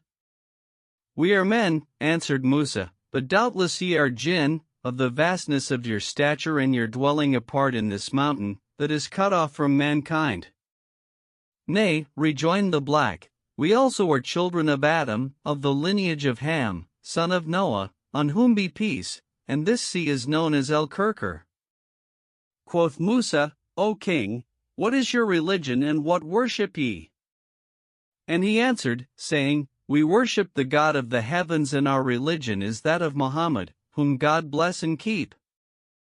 And how came ye by the knowledge of this? Asked the Emir, seeing that no prophet inspired of God hath visited this country. No, O Emir, replied the king, that there appeared to us, aforetime, from out the sea a man, from whom issued a light that illumined the whole horizon, and he cried out, in a voice that was heard afar and near, saying, O children of Ham, bow down to him who seeth and is not seen, and say, there is no God but God, and Muhammad is his apostle. And he added, I am Abul Abbas el-Khizr. Before this, we used to worship one another, but he called us to the service of the Lord of all creatures.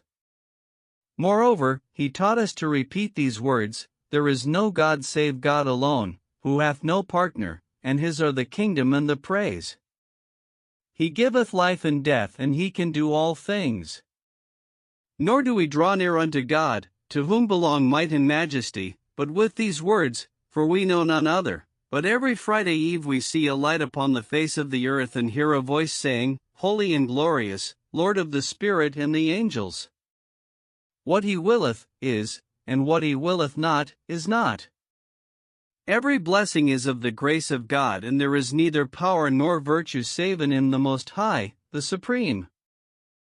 But ye, said the Black King, who and what are ye, and what brings you to this land?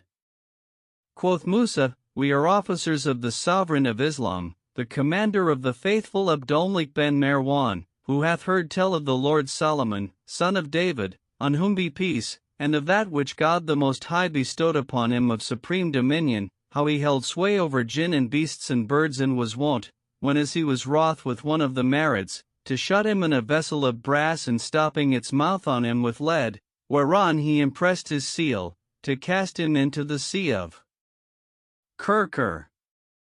Now we have heard tell that this sea is in your country, so the commander of the faithful hath sent us hither, to fetch him some of these vessels, that he may look thereon and divert himself with their sight. This, then, is our case in what we seek of thee, O king, and we desire that thou further us in the accomplishment of our errand for the commander of the faithful. With all my heart, replied the Black King, and carrying them to the guest house, entreated them with the utmost honor and furnished them with all they needed, feeding them upon fish. They abode thus 3 days, at the end of which time he bade his divers fetch some of the vessels of Solomon from out the sea. So they dived and brought up 12 vessels, whereat the Emir and his company rejoiced in the accomplishment of the Caliph's need. Then Musa gave the king of the blacks many and great gifts, and he in turn made him a present of wonders of the deep, being fish in human form, saying, Your entertainment these 3 days has been of these fish. Quoth the Emir, Needs must we carry some of these to the Caliph, for they will please him more than the vessels of Solomon. Then they took leave of the Black King, and setting out on their homeward journey, traveled till they came to Damascus, when Musa went in to the commander of the faithful and told him all that they had seen and heard, together with the manner of the death of Talib ben Sel, and the Caliph said, Would I had been with you, that I might have seen what you saw. Then he took the brazen vessels and opened them, one after another, whereupon the devils came forth of them, saying, We repent, O Prophet of God. Never again will we return to the like of this thing. And the Caliph marveled at this, saying, Never gave God unto any man the like of that which he bestowed upon Solomon, son of David. As for the mermaids, they made them tanks of wood, full of water, and laid them therein, but they died of the great heat. Then the Caliph divided the spoils of the brazen city among the faithful, and the Emir Musa sought leave of him to appoint his son governor of Africa in his stead, that he might betake himself to the holy city of Jerusalem, there to worship God. So the commander of the faithful invested Haran with the government, and Musa repaired to Jerusalem, where he died. This, then, is all that hath come down to us of the story of the city of brass, and God, alone, is all-knowing. The malice of women. There was once, of old days and in bygone ages and times, a rich and powerful king, who ruled over many men of war and vassals, and he had grown old without being blessed with a son. At last, when he began to despair of male issue, he sought the intercession of the prophet, whom God bless and preserve, with the Most High, and implored him, by the glory of his saints and prophets and martyrs and others of the faithful that were dear to him, to grant him a son, to be the solace of his eyes and inherit the kingdom after him. Then he rose forthright, and withdrawing to his sitting chamber, sent for the daughter of his uncle and lay with her. By God's grace, she conceived by him, and when the months of her pregnancy were accomplished, she bore a male child, whose face was as the round of the moon on its 14th night. When the boy reached the age of 5, he was committed to the charge of a sage of the sages, a very learned man, by name Sindbad, who taught him science and polite letters, till, by the time he was 10 years old, there was none of his time could vie with him in knowledge and good breeding and understanding. Then his father delivered him to a company of Arabian cavaliers, who instructed him in horsemanship and martial exercises, till he became proficient therein, and came and went in the listed field, and excelled all his peers and all the folk of his day. One day, his governor, being engaged in observing the stars, drew the youth's horoscope and discovered that, if he spoke one word during the 7 following days, he would be a dead man. So he went in straightway to the old king and informed him of this, and he said, "What shall we do, O sage?" "O king," answered the other, "it is my counsel that he be kept in a place of pleasance, where he may divert himself with hearing music, until the 7 days be past." So the king sent for the fairest of his favorites and committed the prince to her, saying, "Take thy lord into the palace with thee, and let him not leave thee till after 7 days. The damsel accordingly took the prince by the hand and carried him to the palace in question, which was compassed about by a running stream, whose banks were planted with all manner fruit trees and sweet-scented flowers.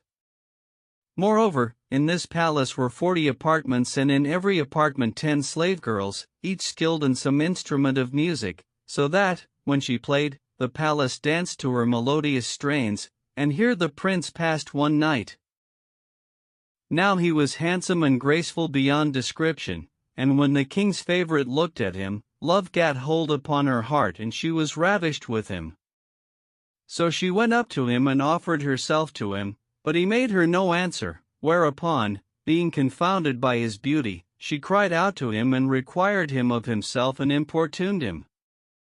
Moreover, she threw herself upon him and strained him to her bosom, kissing him and saying, "O king's son, grant me thy favors, and I will set thee in thy father's stead. Yea, I will give him to drink of poison, so he may die and thou enjoy his wealth and kingship." When the prince heard this, he was sore enraged against her and said to her, by signs, "O accursed one, so it please God the Most High, I will assuredly requite thee this thy deed, when as I can speak, for I will go out to my father and tell him, and he will kill thee."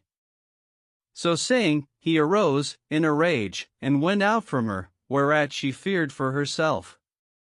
So she buffeted her face and rent her clothes and tore her hair and uncovered her head, then went in to the king and threw herself at his feet, weeping and lamenting. When he saw her in this plight, he was sore concerned and said to her, "What ails thee, O damsel? How is it with thy lord, my son? Is he not well?" "O king," answered she, "this thy son, whom thy counselors avouched to be dumb, required me of myself, and I repelled him, whereupon he did with me as thou sayest, and would have slain me. So I fled from him, nor will I ever again return to him nor to the palace." When the king heard this, he was beyond measure wroth, and calling his viziers, bade them put the prince to death. However, they said to each other, "If we do the king's commandment, he will surely repent of having ordered his son's death, for he is passing dear to him and came to him after he had despaired of an heir, and he will turn on us and blame us, saying, 'Why did ye not dissuade me from slaying my son?'" So they took counsel together, to turn him from his purpose, and the chief vizier said, "I will warrant you from his mischief this day."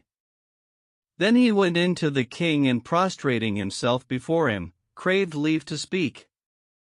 The king gave him leave, and he said, "O king, though thou hadst 1,000 sons, yet were it no light matter to thee to put one of them to death, on the report of a woman, speak she truth or falsehood, and belike this is a lie and a trick of her against thy son, for indeed, O king, I have heard tell great plenty of stories of the craft and perfidy of women." Quoth the king, "Tell me somewhat of that which hath come to thy knowledge thereof." And the vizier answered, saying, "It hath reached me, O king, that the king and his vizier's wife. There was once a king, who was given to the love of women, and one day, being alone in his palace, he espied a beautiful woman on the roof of her house and could not contain himself from falling in love with her. He asked his servants, to whom the house belonged, and they said, "To thy vizier such an one." So he called the vizier in question and dispatched him on an errand to a distant part of the kingdom. Then, as soon as he was gone, he made an excuse to gain access to his house. When the vizier's wife saw him, she knew him, and springing up, kissed his hands and feet and welcomed him. Then she stood afar off busying herself in his service, and said to him, O our Lord, what is the cause of thy gracious visit? Such an honor is not for the like of me. Quoth he, Love of thee and desire to thee hath moved me to this.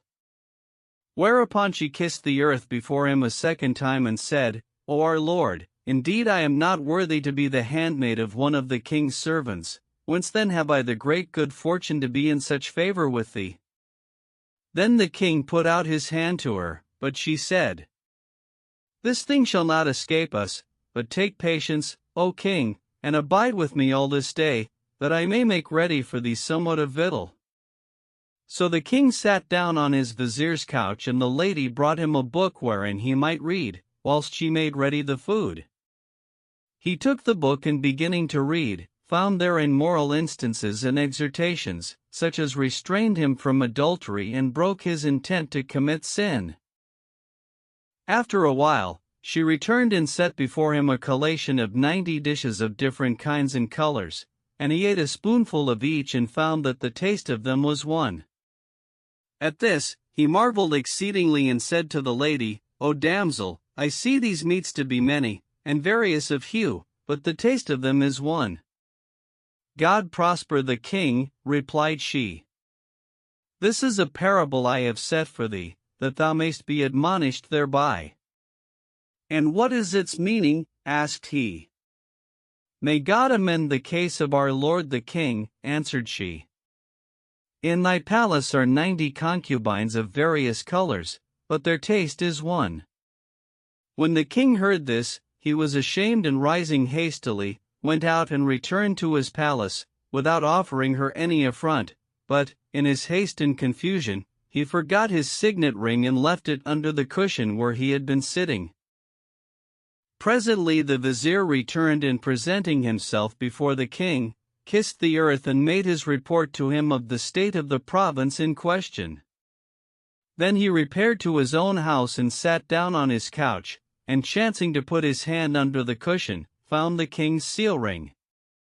So he looked at it and knew it, and taking the matter to heart, held aloof from his wife nor spoke with her for a whole year, while she knew not the reason of his anger. At last, being weary of estrangement, she sent for her father and told him the case, whereupon quoth he, I will complain of him to the king, some day when he is in presence. So, one day, he went in to the king, and finding the vizier and the Cadi of the army before him, made his complaint in the following words.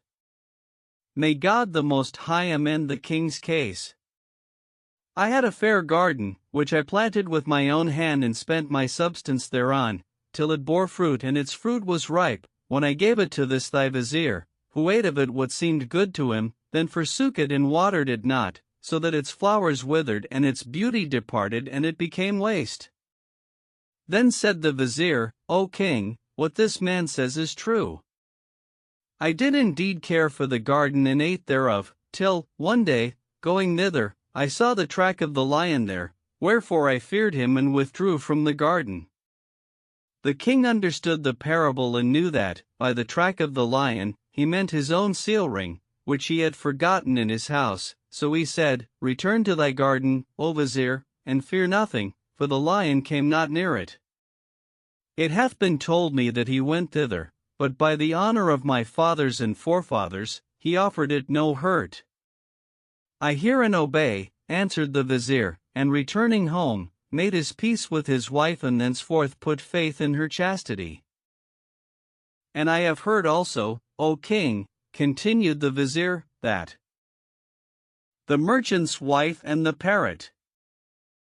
There was once a merchant who traveled much, and had a fair wife, whom he loved, and was jealous over her, by reason of the greatness of his love.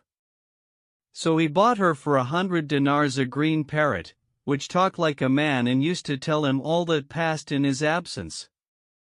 Whilst he was abroad on one of his voyages, his wife fell in love with a young Turk, who used to visit her, and she entertained him and lay with him whilst her husband was away.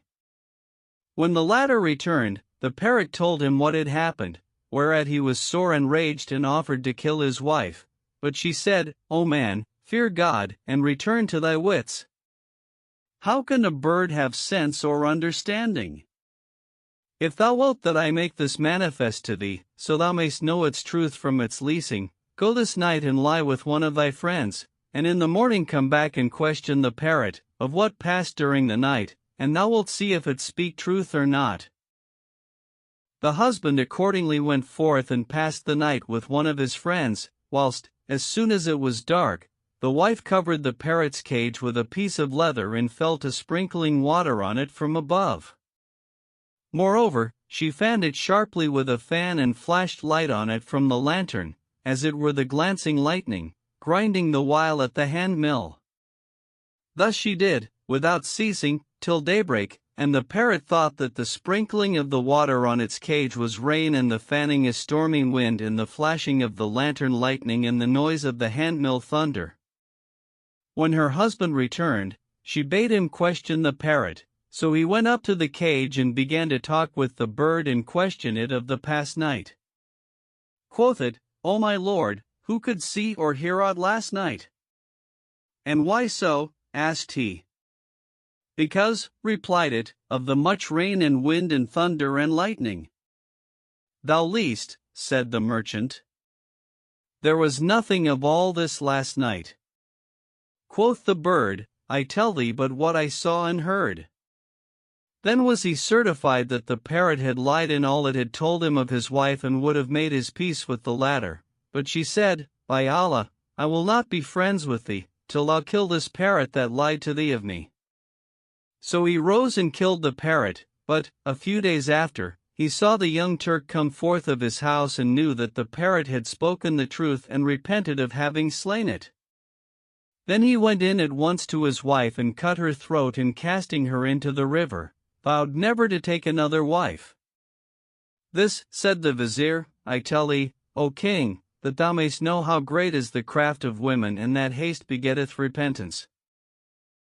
So the king turned from putting his son to death, but, next day, the favorite came in to him and kissing the ground before him, said, O king, why dost thou delay to do me justice? Indeed, the kings have heard that thou commandest a thing and thy vizier countermandeth it. Now the obedience of kings is in the fulfillment of their commandments, and everyone knows thy justice and equity, so do thou me justice on thy son. I have heard tell that. The Fuller and his Son. There was once a fuller, who used every day to go forth to the bank of the Tigris, to clean clothes, and his son was wont to go with him and swim about in the river, whilst his father was fulling, nor did the latter forbid him from this. One day, as the boy was swimming, he was taken with cramp in the arms and sank, whereupon the fuller plunged into the water and caught hold of him, but the boy clung about him and pulled him down, and so father and son were both drowned. Thus is it with thee, O king. Except thou prevent thy son and do me justice on him, I fear lest both of you sink together, thou and he. Moreover, continued she, for an instance of the malice of men, I have heard tell that. The lover's trick against the chaste wife. A certain man loved a beautiful and graceful woman, married to a man whom she loved and who loved her. Moreover, she was chaste and virtuous, like unto me, and her lover found no way to her, so, when his patience was at an end, he bethought him of a device to get his will. Now the husband had a young man, whom he had brought up in his house and who was in high trust with him. So the lover addressed himself to the youth and insinuated himself into his favor by presents and fair words, till he became more obedient to him than the hand to the mouth and did whatever he bade him. One day, he said to him, Harkye, such an one, wilt thou not bring me into thy dwelling some time when thy lady is gone out? Yes, answered the steward. So, when his master was at the shop and his mistress gone forth to the bath, he took his friend and bringing him into the house, showed him all that was therein. Now the lover was minded to play a trick upon the lady, so he took white of egg, that he had brought with him in a vessel, and sprinkled it on the merchant's bed, unseen of the young man, after which he left the house and went his way. presently, the merchant came home and going to the bed, to rest himself, found thereon something wet. So he took it up in his hand and looked at it and deemed it human sperm, whereat he looked at the young man with angry eyes and said to him, Where is thy mistress? She is gone forth to the bath and will return forthright, replied he. When the man heard this, his suspicion was confirmed and he said, Go, and bring her back at once. The steward accordingly fetched her, and when she came before her husband, the latter sprang upon her and beat her grievously, then, binding her hands behind her, offered to kill her, but she cried out to the neighbors, who came to her, and she said to them, My husband has beaten me without cause and is minded to kill me, though I know not what I have done. So they said to him, Why hast thou dealt thus by her? And he answered, saying, She is divorced. Said they, Thou hast no right to maltreat her, either divorce her or use her kindly, for we know her chastity. Indeed, she hath been our neighbor this long time, and we know no evil of her. Quoth he, When I came home, I found on my bed human sperm, and I know not the meaning of this. Upon this, one of those present came forward and said, Show it to me. When he saw it, he smelt it, and calling for fire and a frying pan, fried the white of egg. Then he made the husband and the others taste of it, and they were certified that it was white of egg. So the husband was convinced of his wife's innocence, and the neighbors made peace between them, and so the lover's wicked trick came to naught. And know, O king, that this is an instance of the malice of men and their perfidy.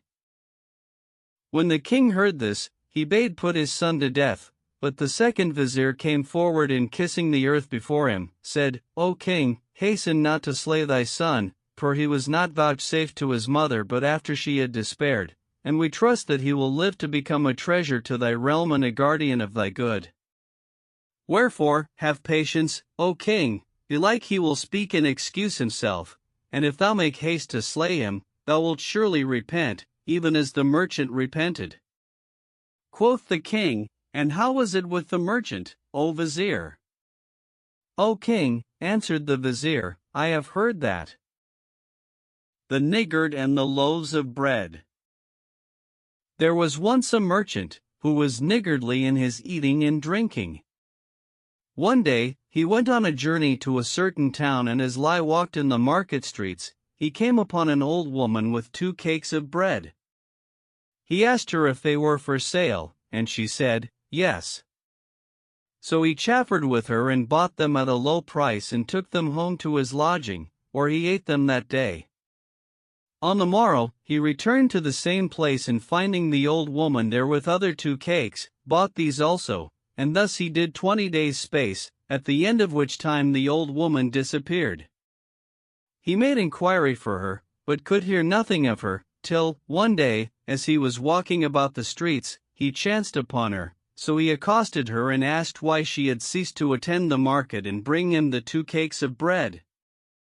At first, she evaded giving him a reply, but he conjured her to tell him, so she said, No, O my lord, that I was attending upon a certain man, who had an ulcer on his spine, and his doctor used to knead flour with butter into a plaster and lay it on the place of the pain, where it abode all night. In the morning, I used to take the flour and make it into 2 cakes, which I sold to thee or another, but presently the man died and I was cut off from making the cakes. When the merchant heard this, he repented, whenas repentance availed nothing, saying, Verily, we are God's and to him we return. There is no power and no virtue but in him, the Most High, the Supreme. And he repeated the saying of the Most High, Whatsoever bettereth thee of good, it is from God, and whatsoever bettereth thee of ill, it is from thyself, and vomited till he fell sick.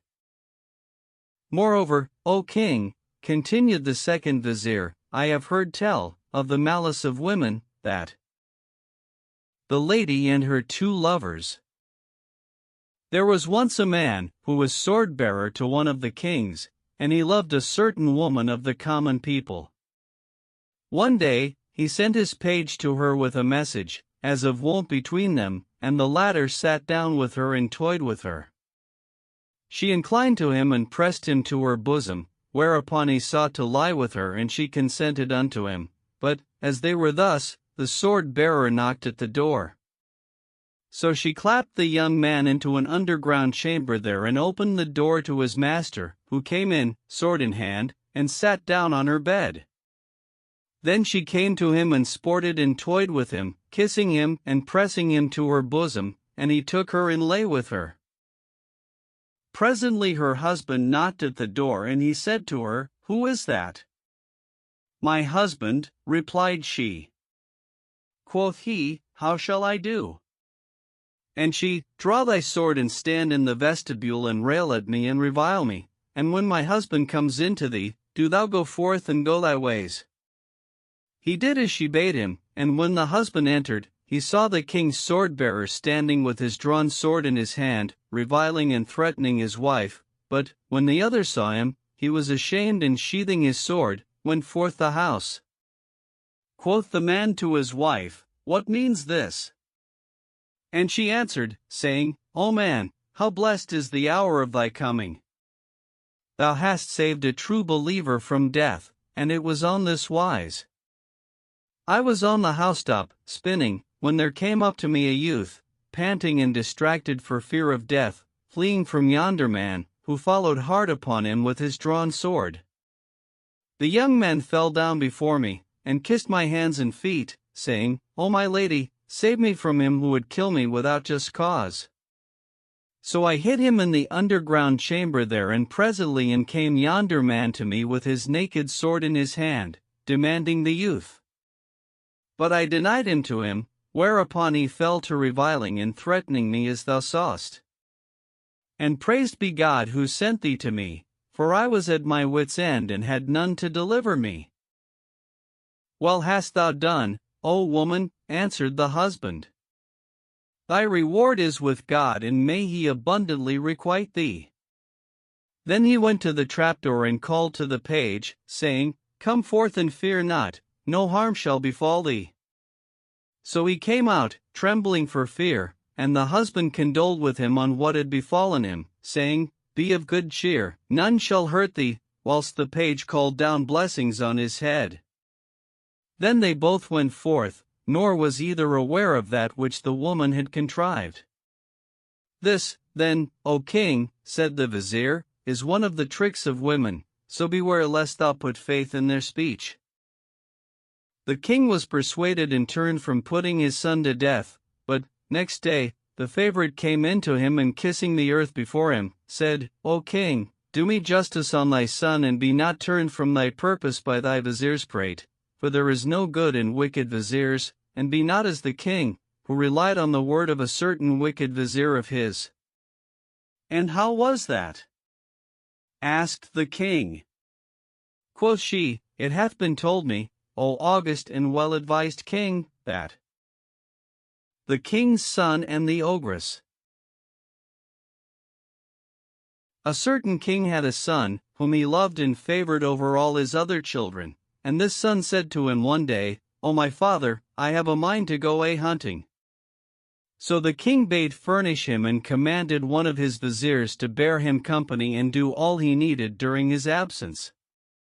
The vizier accordingly took all that was necessary for the journey, and they set out with a retinue of slaves and servants and officers, and fared on till they came to a green and well-watered champaign abounding in pasture and game.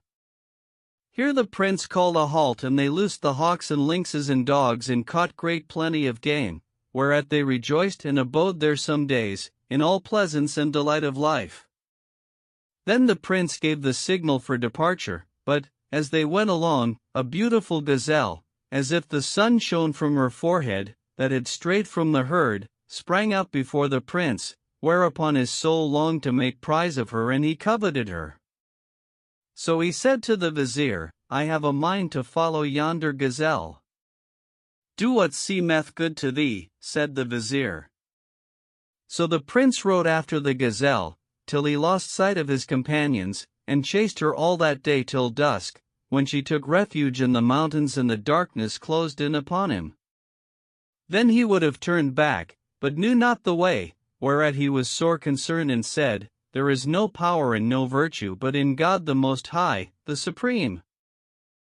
He rode on all night, in quest of relief, but found none, and when the day appeared, he fared on at hazard, fearful and exhausted with hunger and thirst and the heat of the sun, until midday, when he came in sight of a great city, with massive walls and lofty turrets, but it was ruined and desolate, nor was there any live thing therein save the owl and the raven.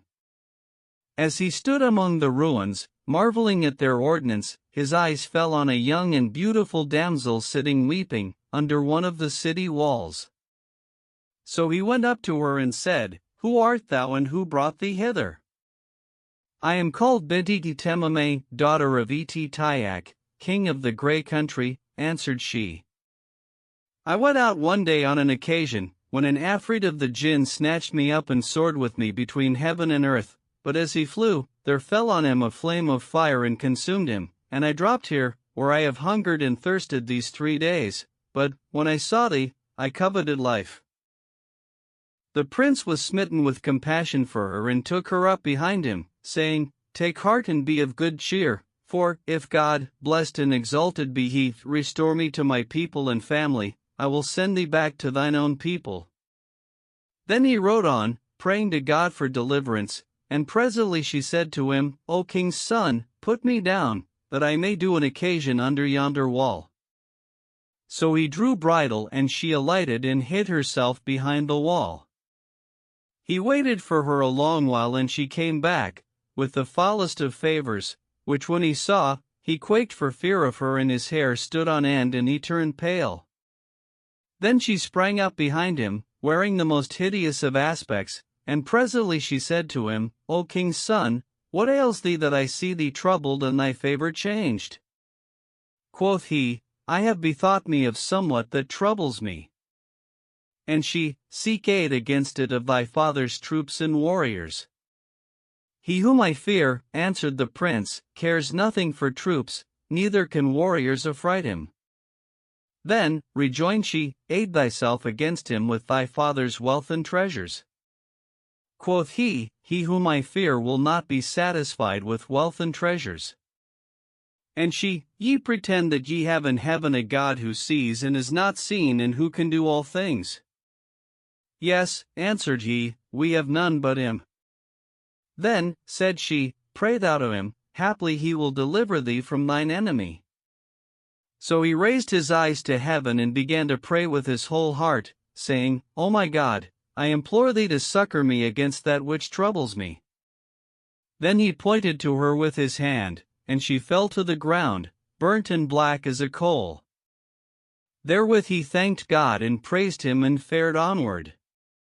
And God, blessed and exalted be He, of His grace made the way easy to him and guided him into the right road, so that he reached his father's capital, after he had despaired of life.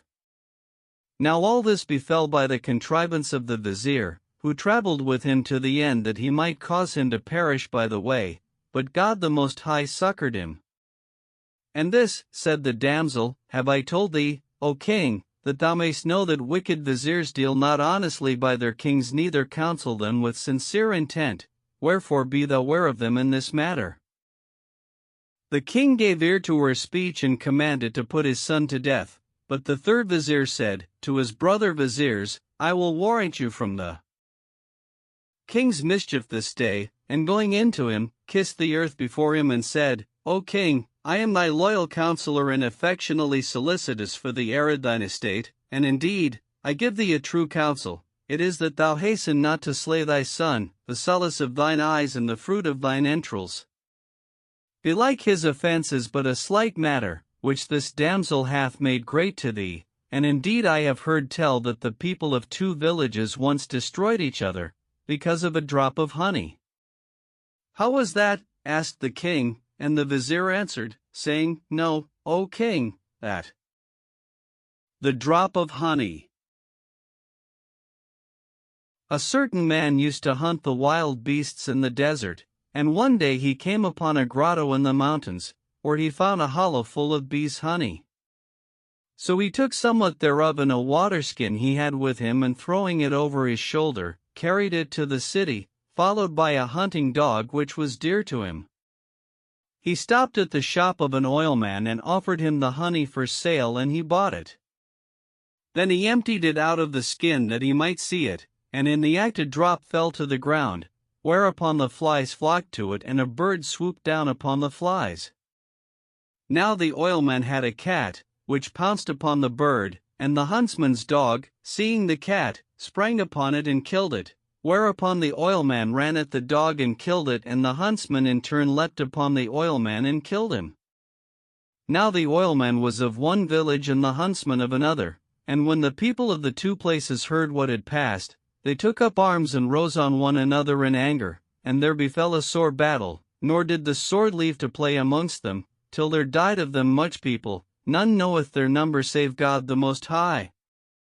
And amongst other stories of the malice of women, continued the vizier, I have heard tell, O king, that the woman who made her husband sift dust. A man once gave his wife a dirham to buy rice, so she went to the rice seller, who gave her the rice and began to jest with her and ogle her, for she was fair and graceful, saying, Rice is not good but with sugar, which if thou wilt have, come in with me a while. So she went in with him into his shop, and he did his will of her and said to his slave, Weigh her out a dirham's worth of sugar. But he made the slave a privy sign, and the latter, taking the napkin, in which was the rice, emptied it out and put in its place earth, and for the sugar stones, after which he knotted the napkin up again and left it by her. Now the man's object, in doing this, was that she should come to him a second time, so, when she went forth of the shop, he gave her the napkin and she took it, thinking to have in it rice and sugar, and went her way, but when she returned home and set it before her husband, he found in it earth and stones. So, when she came back with the cooking pot, he said to her, Did I tell thee that I had aught to build, that thou bringest me earth and stones? When she saw this, she knew that the rice seller's slave had tricked her, so she said to her husband, O man, in my trouble of mind for what hath befallen me, I went to fetch the sieve and brought the cooking pot. What hath troubled thee? Asked he, and she said, I dropped the dirham thou gavest me in the market and was ashamed to search for it before the folk, yet I grudged to lose the money, so I gathered up the earth from the place where it fell and brought it away, thinking to sift it, when I came home. Wherefore I went to fetch the sieve, but brought the cooking pot instead. Then she fetched the sieve and gave it to her husband, saying, Do thou sift it, for thine eyes are better than mine. So he sat, sifting the earth, till his face and beard were covered with dust, and he discovered not her trick, neither knew what had befallen her. This then, O king, said the vizier, is an instance of the malice of women, and consider the saying of God the Most High, Verily, the malice of you, women, is great. And again, indeed, the malice of Satan is weak, in comparison with that of women. The king gave ear to his vizier's speech and was persuaded thereby, and by what he cited to him of the sayings of God, and the lights of good counsel arose and shone in the firmament of his understanding, and he turned from his purpose of putting his son to death. But, on the fourth day, the favorite came in to him and kissing the earth before him, said, O august king and lord of good counsel, I have made plainly manifest to thee my grievance, and thou hast dealt unjustly by me and hast forborne to avenge me on him who hath wronged me, for that he is thy son and the darling of thy heart. But God, blessed and exalted be he, will succor me against him, even as he succored the king's son against his father's vizier. And how was that? Asked the king. I have heard tell, O king, replied she, that the enchanted springs. There was once a king who had an only son, and when the latter grew up to man's estate, he contracted him in marriage to another king's daughter. Now she was beautiful and graceful, and her cousin had sought her in marriage of her father, but she would none of him.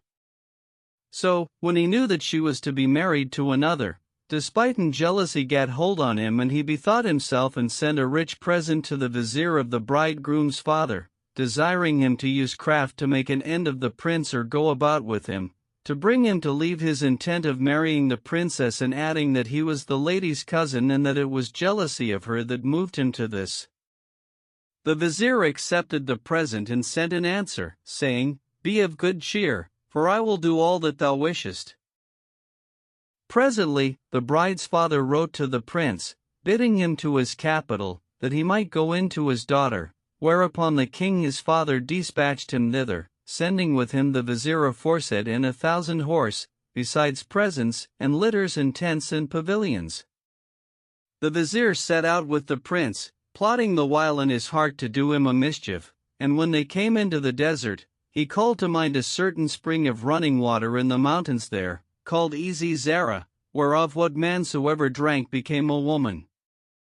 So he called a halt near the place, and presently mounting again, said to the prince, "Hast thou a mind to go with me and look upon a spring of water nigh at hand?" The prince assented, knowing not what should befall him in the future, and they rode on, unattended, till they came to the spring. The prince alighted and washed his hands and drank, whereupon he straightway became a woman. When he knew what had befallen him, he cried out and wept till he swooned away, and the vizier came up to him and said, "What ails thee?" So he told him what had happened, and the vizier feigned to condole with him and weep for his affliction, saying, "God the Most High succor thee in thine affliction. How came this grievous calamity upon thee, and we carrying thee, rejoicing, that thou mightest go in to the king's daughter? Verily, now I know not whether we shall go to her or not, but it is thine to decide. What dost thou bid me do?" Quoth the prince, "Go back to my father and tell him what hath befallen me, for I will not stir hence till this affliction be removed from me, or I die in my grief." So he wrote a letter to his father, telling him what had happened, and the vizier took it and set out to return, leaving the troops with the prince and glad at heart for the success of his plot. As soon as he reached the king's capital, he went in to him and telling him what had passed, delivered to him the prince's letter. The king mourned sore for his son and sent for the wise men and masters of hidden arts, that they might discover to him this thing that had happened to the prince, but none could give him an answer. As for the vizier, he sent to the lady's cousin, giving him the glad news of the prince's misfortune, which when he heard, he rejoiced greatly and thought to marry the princess, and wrote to the vizier, thanking him exceedingly and sending him rich presents and great store of treasure. Meanwhile, the prince abode by the stream 3 days and nights, eating not nor drinking, and committing himself, in his strait, unto God. Blessed and exalted be he, who disappointeth not whoso putteth his trust in him. On the 4th night, there came to him a cavalier with a crown on his head, as he were of the sons of the kings, and said to him, "O youth, who brought thee hither?" The prince told him his story, in a voice broken with tears, and the horseman pitied his case and said to him, "It was thy father's vizier who brought this thing upon thee, for he is the only man alive that knows of this spring. But mount thou behind me and come with me to my dwelling, for thou art my guest this night." "Tell me first who thou art," said the prince, and the other answered, saying, "I am a king's son of the jinn, as thou a king's son of mankind, so take heart and be of good courage, for I will surely do away thy grief and trouble, and this is an easy thing unto me." So the prince mounted behind the stranger, and they rode on, leaving the troops, from the first of the day till midnight, when the king's son of the jinn said to the prince, "Knowest thou how many days' travel we have accomplished in this time?" "Not I," answered the prince, and the other, "We have come a full year's journey for a swift horseman." The prince marveled at this and said, "How shall I do to return to my people?" "That is not thine affair, but mine," replied the genie. "As soon as thou art quit of thy trouble, thou shalt be with thy people in less than the twinkling of an eye, for that is an easy matter to me."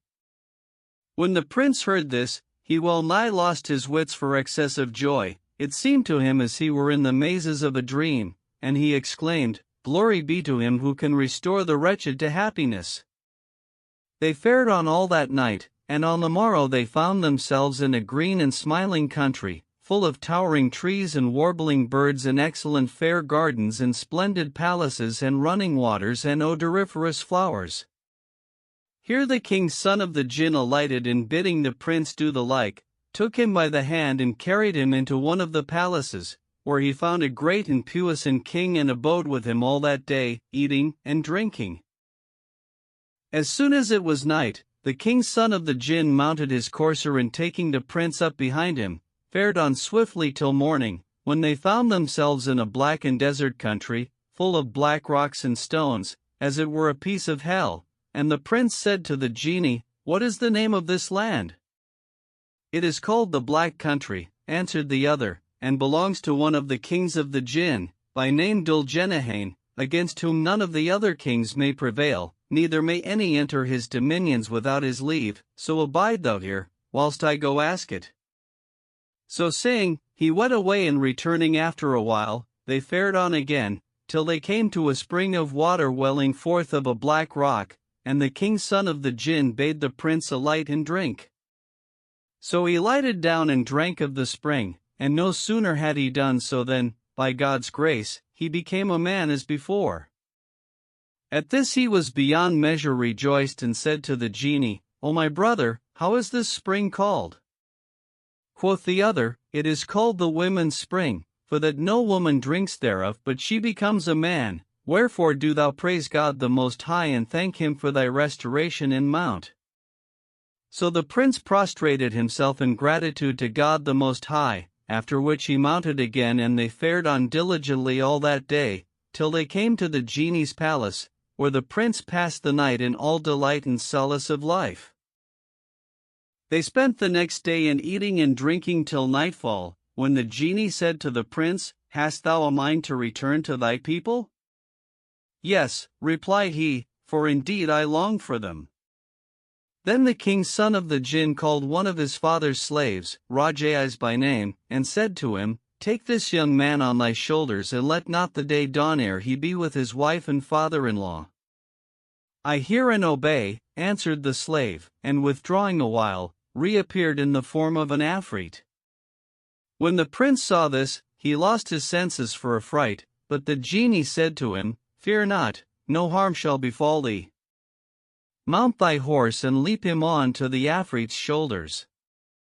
"Nay," answered he, "I will leave my horse with thee and bestride his shoulders myself."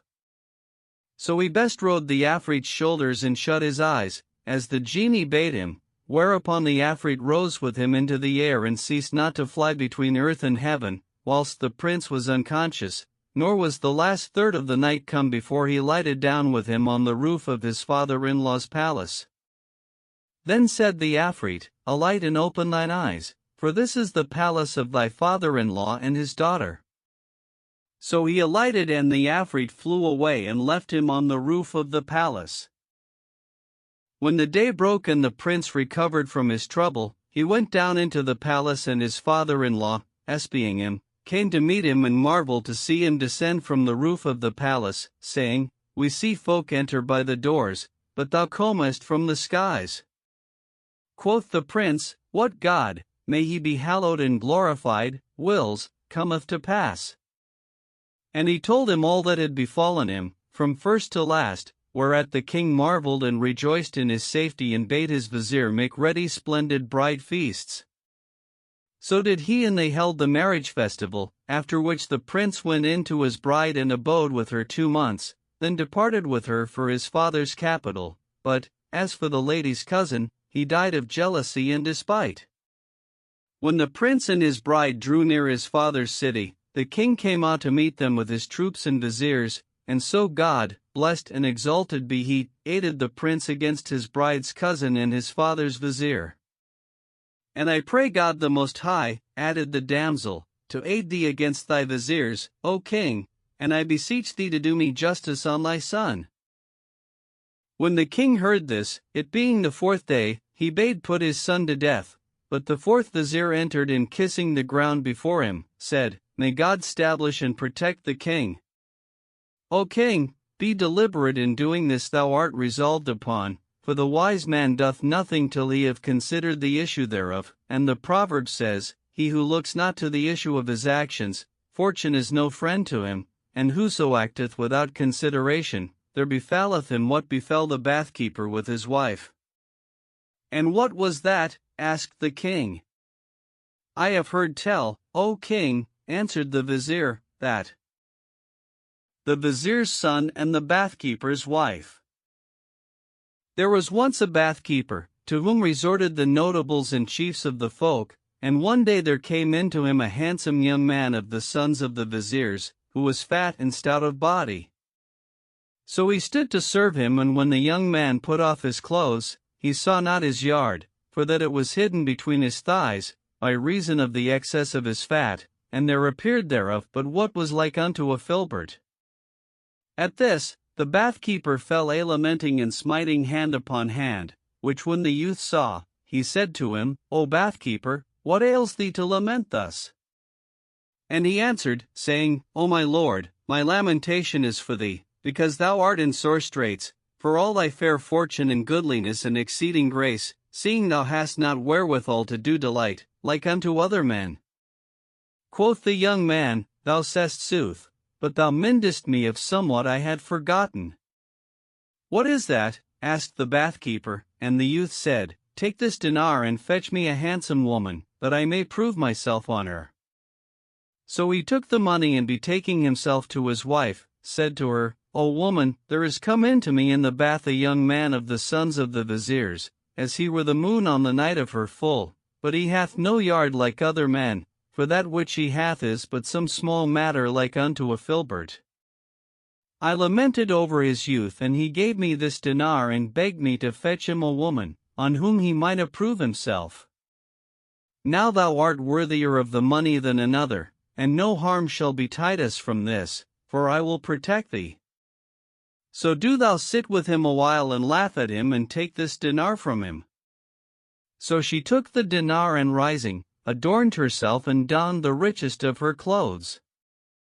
Now she was the fairest woman of her time. Then she went out with her husband, and he carried her in to the young man in a privy place. When she came in to him, she looked at him, and finding him a handsome youth, fair of favor, as he were the moon at its full, was confounded at his beauty and grace, and on like wise his heart and wit were amazed at sight of her. So he rose forthright, and locking the door, took the damsel in his arms and pressed her to his bosom, and they embraced, whereupon the young man's yard rose on end, as it were that of an ass, and he mounted her breast and swived her, whilst she sobbed and sighed and writhed and wriggled under him. Now the bathkeeper was standing behind the door, awaiting what should betide between them, and he began to call her, saying, O Abdullah, enough.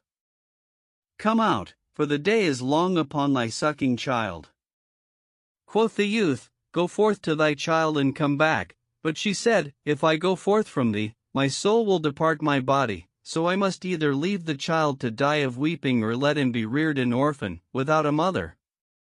So she ceased not to abide with him, till he had done his desire of her 60 times, what while her husband stood at the door, calling her and crying out and weeping and imploring succor.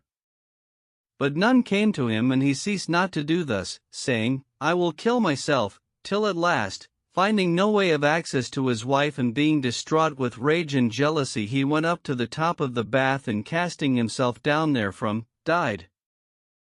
Moreover, O king, continued the vizier, there hath reached me another story of the malice of women. What is that? Asked the king, and the vizier said, Know, O king, that the wife's device to cheat her husband. There was once a woman, who had no equal in her day for beauty and grace and perfection, and a certain lewd fellow, setting eyes on her, fell passionately in love with her, but she was chaste and inclined not to adultery. It chanced one day that her husband went on a journey to a certain town, whereupon the young man fell to sending to her many times a day, but she made him no reply. At last, he resorted to an old woman, who dwelt hard by, and complained to her of his suffering for love of the woman and his longing to enjoy her. Quoth she, I will warrant thee this, no harm shall befall thee, for I will surely bring thee to thy desire, if it please God the Most High. So he gave her a dinar and went his way. Next day she went in to the woman and, clapping up an acquaintance with her, fell to visiting her daily, eating the morning with her and the evening meal, and carrying away food for her children. Moreover, she used to sport and jest with her, till the wife became corrupted and could not endure an hour without her company. Now she was wont, when she left the lady's house, to feed a bitch that was in that quarter, with the fragments that remained over, and thus she did day by day, till the bitch became fond of her and followed her wherever she went.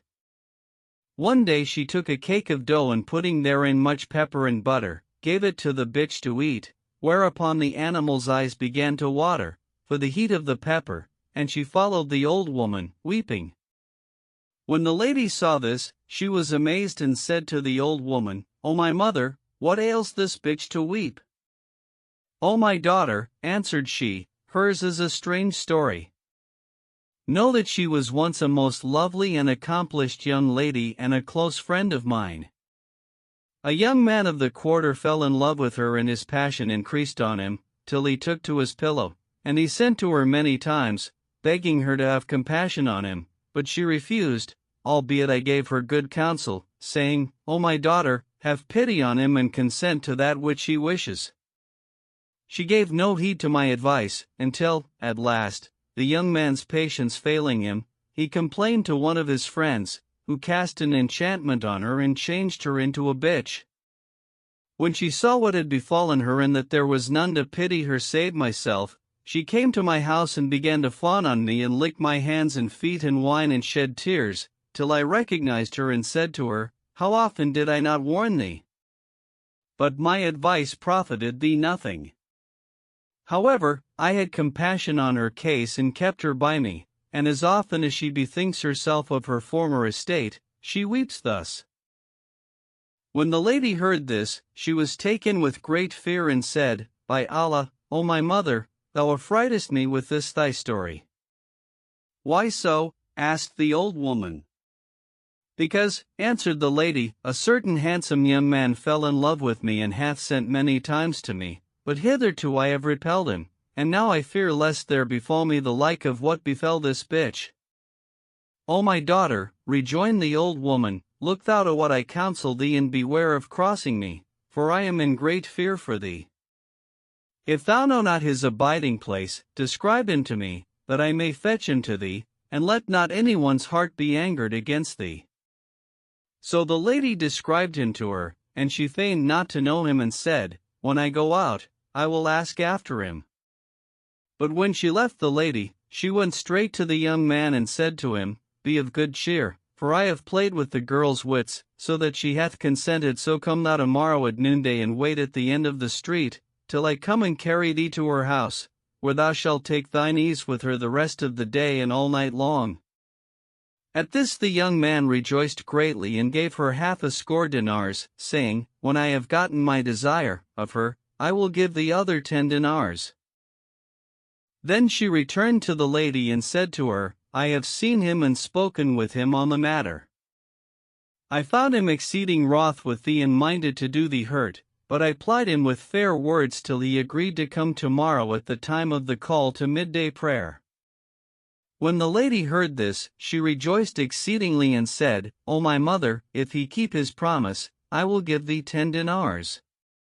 Quoth the old woman, Look to none but me to bring him to thee. When the next day came, she said to the lady, Make ready the morning meal and adorn thyself and don thy richest clothes and ornaments, whilst I go and fetch him to thee. Accordingly, she clad herself in her richest apparel and made ready food, whilst the old woman went out to look for the young man. The latter came not, and she went round looking for him, but could come by no news of him, so she said to herself, What is to be done? Shall the food she has made ready be wasted and I lose the reward she promised me? Indeed, I will not lose my pains thus, but will look her out another man and carry him to her. So she walked about the streets till her eye fell on a handsome and elegant young man, who bore on his face the traces of travel. Now this was the lady's husband, but she knew it not, So she went up to him and saluted him, saying, "Hast thou a mind to meat and drink and a girl adorned and ready?" "Where is this to be had?" asked he. "At home, in my house," answered she, and carrying him to his own house, knocked at the door. The lady opened to them and hastened in again, to make an end of her dressing and perfuming, whilst the old woman brought the husband into the saloon and made him sit down. Presently, in came the lady, who no sooner set eyes on her husband than she knew him and guessed how the case stood. Nevertheless, she was not taken aback and forthwith bethought her of a device to hoodwink him. "Is this how thou keepest our contract?" cried she. "How canst thou betray me and deal thus with me? Know that, when I heard of thy coming, I sent this old woman to try thee, and she hath made thee fall into that against which I warned thee. So now I am certified of thine affair, and that thou hast broken faith with me. I thought thee chaste till now, till I saw thee, with my own eyes, in this old woman's company, and knew that thou didst frequent loose women." So saying, she pulled off her slipper and fell to beating him about the head, whilst he excused himself and swore to her by God the Most High that he had never in his life been untrue to her, nor had done aught of that whereof she suspected him. But she stinted not to weep and scream and beat him, crying out and saying, "Come to my help, O Muslims," till he laid hold of her mouth with his hand and she bit it. Moreover, he humbled himself to her and kissed her hands and feet, whilst she continued to cuff him and would not be appeased. At last, she made a privy sign to the old woman to come and hold her hand from him. So she came up to her and kissed her hands and feet, till she made peace between them, and they sat down together, whereupon the husband began to kiss her hands, saying, "God requite thee with all good, for that thou hast delivered me from her." And the old woman marveled at the wife's cunning and ready wit. "This, then, O king," said the vizier, "is one of many instances of the craft and malice and perfidy of women." When the king heard this story, he was persuaded by it and turned from his purpose to kill his son. But, on the 5th day, the damsel came in to him with a cup of poison in her hand, calling aloud for help and buffeting her cheeks and face, and said to him, "O king, either thou shalt do me justice and avenge me on thy son, or I will drink this cup of poison and die, and my blood will be on thy head at the day of resurrection. Thy viziers accuse me of malice and perfidy, but there be none in the world more perfidious than men. Hast thou not heard the story of the goldsmith and the cashmere singing girl?" "What befell them, O damsel?" asked the king, and she answered, saying, "It hath come to my knowledge, O august king, that the goldsmith and the cashmere singing girl. There lived once, in a city of Persia, a goldsmith who delighted in women and in drinking wine. One day, being in the house of one of his friends, he saw painted on the wall the figure of a beautiful damsel. Never beheld eyes a fairer or a more pleasant. He looked at the picture again and again, marveling at its beauty, and fell so desperately in love with it, that he sickened for passion and came near to die. It chanced that one of his friends came to visit him, and sitting down by him, inquired how he did and what ailed him. "O my brother," replied the goldsmith, "that which ails me is love, and it befell on this wise. I saw the figure of a woman painted on the wall of my brother such an one's house, and became enamored of it." Quoth the other, "This was of thy lack of wit. How couldst thou fall in love with a painted figure on a wall, a thing that can neither harm nor profit, that seeth not neither heareth, that neither taketh nor withholdeth?" "Surely," said the sick man, "he who painted yonder picture must have limned it after the likeness of some beautiful woman." "Belike," rejoined his friend, "he painted it from imagination." "In any case," replied the goldsmith, "I am dying for love of the picture, and if there live the original thereof in the world, I pray God to keep me in life, till I see her." When those who were present went out, they inquired for the painter of the picture, and finding that he had departed to another town, wrote him a letter, complaining of their friend's case and asking whether he had drawn the figure of his own invention or copied it from a living model. to which he replied that he had painted it after a certain singing girl belonging to one of the viziers in the city of Kashmir in the land of Hind. When the goldsmith heard this, he set out for Kashmir, where he arrived, after much travail, and tarried a while. There he clapped up an acquaintance with a certain druggist, a fellow of a keen and sprightly wit, and being one day in company with him, questioned him of their king and his polity, to which the other answered, saying, "Our king is just and righteous in his governance, equitable and beneficent to his subjects, and misliketh nothing in the world save sorcerers, but, whenever a sorcerer or sorceress falls into his hands, he casts them into a pit without the city and there leaves them to die of hunger." Then he questioned him of the king's viziers, and the druggist told him of each vizier, his fashion and condition, till the talk came round to the singing girl and he told him that she belonged to such a vizier. The goldsmith took note of the latter's abiding place and waited some days, till he had devised a scheme to his mind, and one night of rain and thunder and stormy winds, he provided himself with thieves' tackle and repaired to the house of the vizier in question, where he grappled a rope ladder with grappling irons to the battlements and climbed up to the roof of the palace. Thence he descended to the inner court and making his way into the harem, found all the slave girls lying asleep, each on her own couch and amongst them a damsel, as she were the moon on its 14th night, lying on a couch of alabaster and covered with a coverlet of cloth of gold. At her head stood a candle of ambergris, and at her feet another, each in a candlestick of glittering gold, and under her pillow lay a casket of silver, in which were her jewels. He raised the coverlet and drawing near her, considered her straitly, and behold, it was she whom he desired and of whom he was come in quest. So he took out a knife and wounded her in the hinder parts, a manifest, but superficial, wound, whereupon she awoke in terror, but, when she saw him, she was afraid to cry out, thinking he came to steal her jewels, so she said to him, "Take the box and what is therein, but slay me not, for it will profit thee nothing." So he took the box and went away.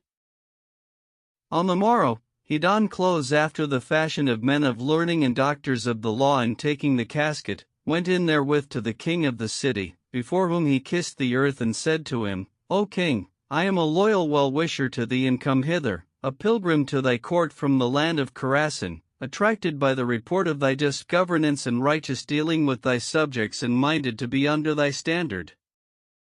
I reached this city yestereve and finding the gate shut, lay down to sleep without, but, as I lay betwixt sleep and wake, I saw 4 women come up, one riding on a broom, another on a wine-jar, a third on an oven peel and a fourth on a black bitch, and knew that they were witches making for the city.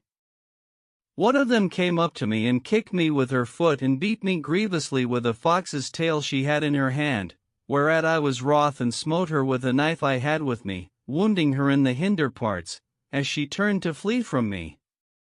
When she felt the wound, she fled before me and in her flight let drop this casket, which I picked up and opening, found therein these costly jewels. Wherefore do thou take it, for I have no need of it, being a wanderer in the mountains, who have put away the world from my heart and renounced it and all that is in it, seeking, only, the favor of God the Most High." Then he set the casket before the king and went away. The king opened the box and emptying out all the trinkets it contained, fell to turning them over, till he chanced upon a necklace of which he had made gift to the vizier to whom the girl belonged. So he called the vizier in question and said to him, "This is the necklace I gave thee?" He knew it and answered, "It is, and I gave it to a singing girl of mine." Quoth the king, "Fetch her to me forthwith." So he fetched her to him, and he said, "Uncover her hinder parts and see if there be a wound therein or no." The vizier accordingly bared her backside and finding a knife wound there, said, "Yes, O my lord, there is a wound." Then said the king, "Doubtless, this is the witch of whom the devotee told me, and bade cast her into the witch's well." So they carried her thither forthwith. As soon as it was night and the goldsmith knew that his plot had succeeded, he repaired to the pit, taking with him a purse of 1,000 dinars, and entering into converse with the warder, sat talking with him till a third part of the night was past, when he broached the matter to him, saying, "Know, O my brother, that this girl is innocent of that they laid her charge, and that it was I brought this calamity upon her." Then he told him the whole story, adding, "Take this purse of 1,000 dinars and give me the damsel, that I may carry her to my own land, for the money will profit thee more than keeping her in prison. Moreover, God will requite thee for us, and we will both offer up prayers for thy safety and prosperity." When the warder heard this story, he marveled exceedingly at this device, and taking the money, delivered the girl to the goldsmith, on condition that he should not abide 1 hour with her in the city.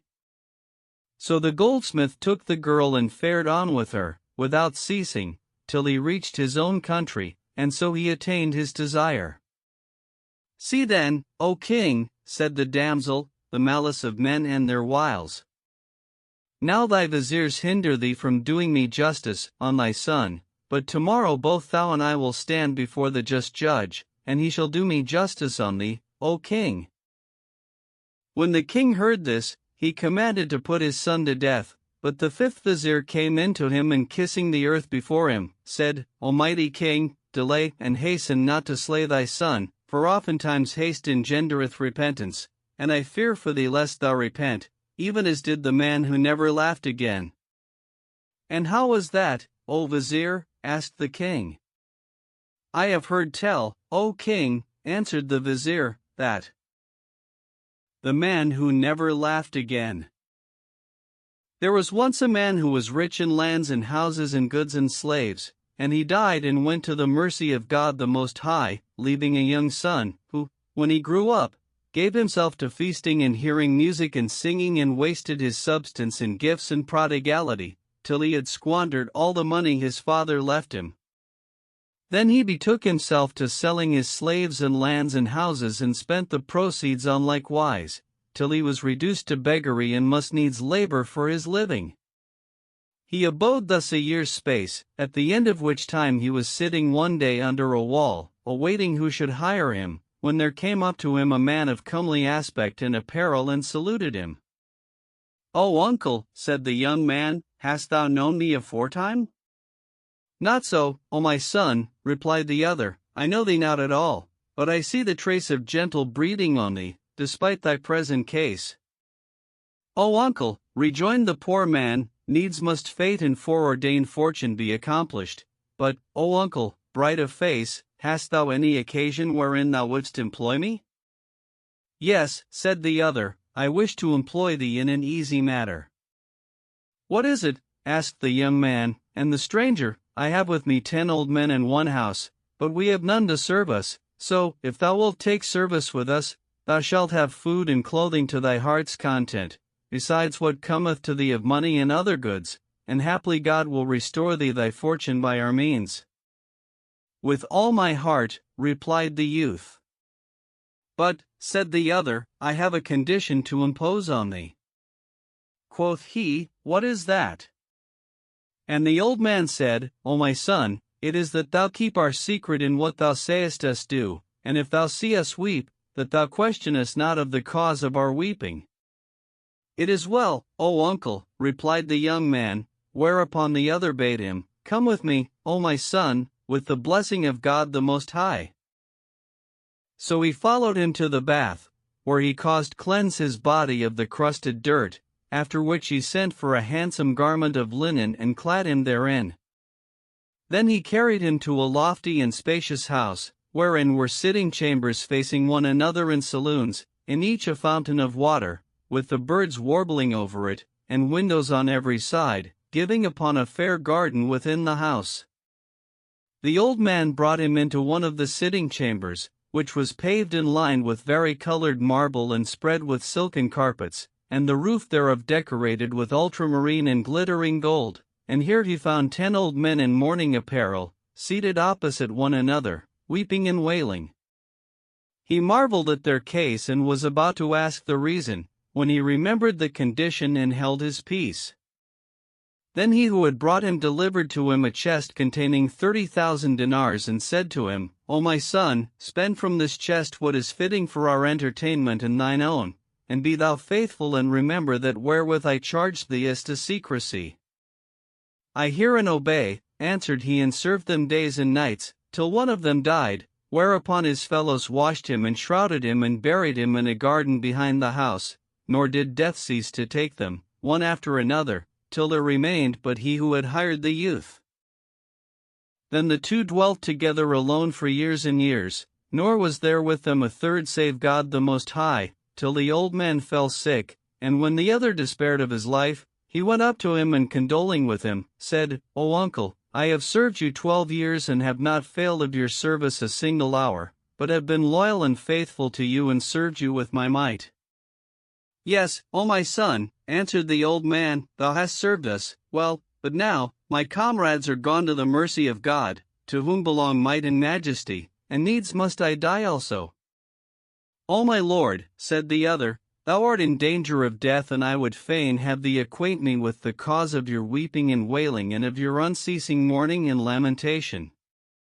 O my son, answered the old man, it concerns thee not to know this, so importune me not of what I may not do, for I have vowed to God the Most High that I would acquaint none of his creatures with this, lest he be afflicted with what befell me and my comrades. If, then, thou desire to be delivered from that into which we fell, look thou open not yonder door, and pointed to a certain part of the house, but, if thou have a mind to suffer what we have suffered, then open it, and thou shalt learn the cause of that which thou hast seen us do, and when as thou knowest it, thou wilt repent, what time repentance will avail thee not. Then his sickness increased on him, and he accomplished his term of life, and departed to the presence of his Lord, and the young man washed him with his own hands and shrouded him and buried him with his comrades, after which he abode alone in the house and took possession of all that was therein. Yet he was uneasy and troubled concerning the case of the old man, till, one day, as he sat pondering the words of his dead master and his injunction not to open the door, he suddenly bethought himself to go and look for it. So he repaired to the part whither the dead man had pointed and saw till, in a dark and unfrequented corner, he found a little door, over which the spider had spun its webs and which was fastened with 4 locks of steel. Then he recalled the old man's warning and restrained himself and went away, and he held aloof from it 7 days, whilst all the time his heart would have him open it. On the 8th day his curiosity got the better of him, and he said, Come what will, I must open the door and see what will happen to me. Nothing can avert what is decreed and foreordained of God the Most High, nor doth aught befall but by his will. So saying, he rose and broke the locks, and opening the door, found himself in a narrow passage, which he followed for 3 hours, at the end of which time he came out on the shore of a vast ocean and fared on along the beach, marveling at this sea, of which he had no knowledge, and turning right and left, till, presently, a great eagle swooped down upon him, and seizing him in its talons, flew away with him betwixt heaven and earth, till it came to an island in the midst of the sea, where it cast him down and flew away, leaving him dazed and knowing not whither he should go. After a while, as he sat pondering his case, he caught sight of the sails of a ship in the midst of the sea, as it were a star in the mid-heaven, and his heart clave to it, so haply his deliverance might be therein. He continued gazing at the ship, till it drew near, when he saw that it was a galley builded all of ivory and ebony, inlaid with glittering gold, with oars of sandal and aloes wood. In it were 10 damsels, high-bosomed maids, as they were moons, who, when they saw him, came ashore to him and kissed his hands, saying, Thou art the king, the bridegroom. Then there came to him a young lady, as she were the sun shining in the cloudless sky, bearing a silken napkin, wherein were a royal robe and a crown of gold set with all manner rubies and pearls. She threw the robe over him and set the crown on his head, after which the damsels bore him in their arms to the galley, where he found all kinds of silken carpets and hangings of various colors. Then they spread the sails and stretched out into mid-ocean. Quoth the young man, Indeed, when they put to sea with me, meseemed it was a dream, and I knew not whither they went with me. Presently, we drew near to land, and I saw the shore full of troops magnificently arrayed and clad in complete steel. None knoweth their number save God, blessed and exalted be he. As soon as the galley had made fast to the land, they brought me 5 horses of noble breeds, housed and saddled with gold, inlaid with all manner pearls and precious stones. I chose out one of them and mounted it, whilst they led the 4 others before me. Then they raised the banners and the standards over my head, whilst the troops ranged themselves right and left, and we set out, with drums beating and cymbals clashing, and rode on, whilst I debated in myself whether I were on sleep or on wake, believing not in that my estate, but taking all this for the pageant of a dream, till we drew near to a green champaign, full of palaces and gardens and trees and streams and flowers and birds chanting the praises of God, the one, the victorious. At our approach, an army poured out from amid the palaces and gardens, as it were the torrent, when it pours down, from the mountains, and overflowed the plain. The troops halted at a little distance from me, and there rode forth from amongst them a king, preceded by some of his chief officers on foot. He came up to the young man and dismounted, whereupon the latter dismounted also, and they saluted each other after the goodliest fashion. Then said the king, Come with us, for thou art my guest. So they took horse again and rode on in great state, conversing as they went, till they came to the royal palace, where they alighted, and the king, taking the young man by the hand, led him into the palace, followed by his suite, and making him sit down on a throne of gold, seated himself beside him. Then he unbound the chin band from his face, and behold, the king was a young lady, like the sun shining in the cloudless sky, accomplished in beauty and elegance and amorous grace and all perfection. Quoth she to the young man, who was lost in wonder at her beauty and grace and at the splendor and affluence he saw about him, Know, O king, that I am the queen of this country, and that all the troops thou hast seen, whether horse or foot, or women, there is no man amongst them, for in this our state the men delve and sow and reap and occupy themselves with the tillage of the earth and other mechanical crafts and arts, whilst the women govern and fill the great offices of state and bear arms. At this he marveled past measure, and as they were in discourse, in came a tall grey-haired old woman of venerable and majestic aspect, and it was told him that this was the vizieress. Quoth the queen to her, Bring me the cadi and the witnesses. So she went out to do this, and the queen, turning to him, conversed with him in friendly fashion, and enforced herself to reassure him and do away his shamefastness with speech blander than the zephyr, saying, Art thou content to take me to wife? Thereupon he arose and would have kissed the earth before her, but she forbade him, and he replied, saying, O my lady, I am the least of thy servants. Sayest thou all these servants and soldiers and riches and treasures? Asked she, and he answered, Yes. Quoth she, All these are at thy commandment, dispose of them and give and bestow as seemeth good to thee. Then she pointed to a closed door and said, All these things are at thy disposal, save yonder door, that shalt thou not open, else wilt thou repent, when repentance will avail thee not. Hardly had she made an end of speaking when the vizieress entered, followed by the cadi and the witnesses, all old women of reverend and majestic aspect, with their hair streaming over their shoulders, and the queen bade them draw up the contract of marriage between herself and the young man. So they performed the marriage ceremony, and the queen made a great bride feast, to which she bade all the troops, and after they had eaten and drunken, he went in to his bride and found her a clean maid. So he did away her maidenhead and abode with her 7 years in all delight and solace of life, till, one day, he bethought himself of the forbidden door and said in himself, Except there were therein treasures greater and finer than any I have seen, she had not forbidden me therefrom. So he rose and opened the door, when, lo, behind it was the very bird that had brought him to the island, and it said to him, An ill welcome to a face that shall never prosper. When he saw it and heard what it said, he fled from it, but it followed him, and seizing him in its talons, flew with him an hour's journey betwixt heaven and earth, till it set him down in the place whence it had first carried him off and flew away. When he came to his senses, he called to mind his late great and glorious estate and all the honor and fair fortune he had lost, and fell to weeping and wailing.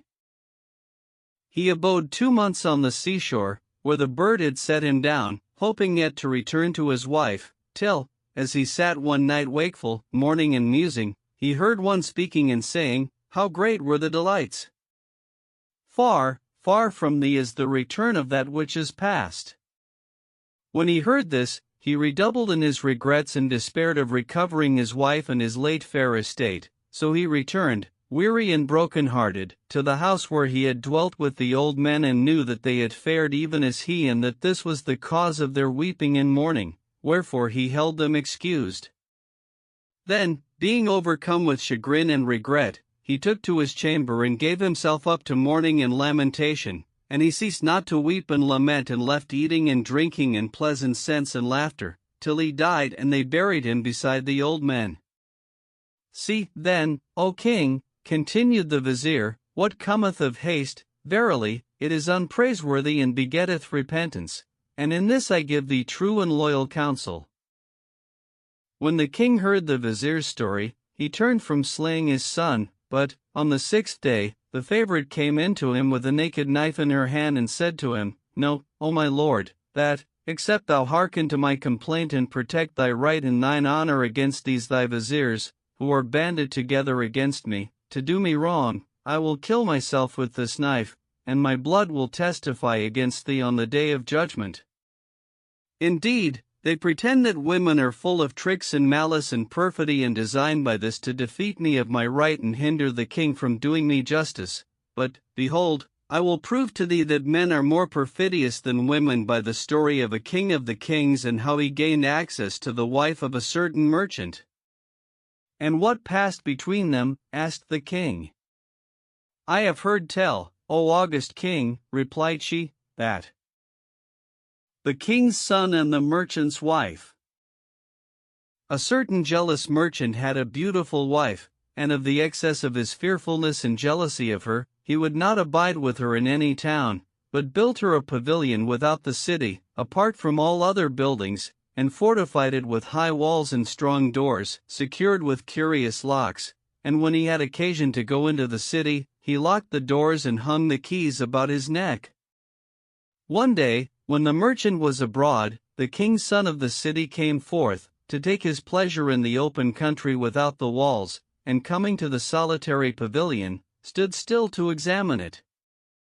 Presently, he caught sight of a lovely lady looking out of one of the windows, and being smitten with amazement at her grace and beauty, cast about for a means of getting to her, but could find none. So he called to one of his attendants, who brought him pen and paper anti-inkhorn, and wrote her a letter, setting forth his case for love of her. Then he set it on the point of an arrow and shot it at the pavilion, and it fell in the garden, where the lady was then walking with her maidens. She bade one of the latter hasten and bring her the letter, for she could read writing, and when she had read it and saw what he said in it of his love and passion and longing, she wrote him a reply, to the effect that she was smitten with a yet fiercer passion for him, and threw the letter down to him from one of the windows of the pavilion.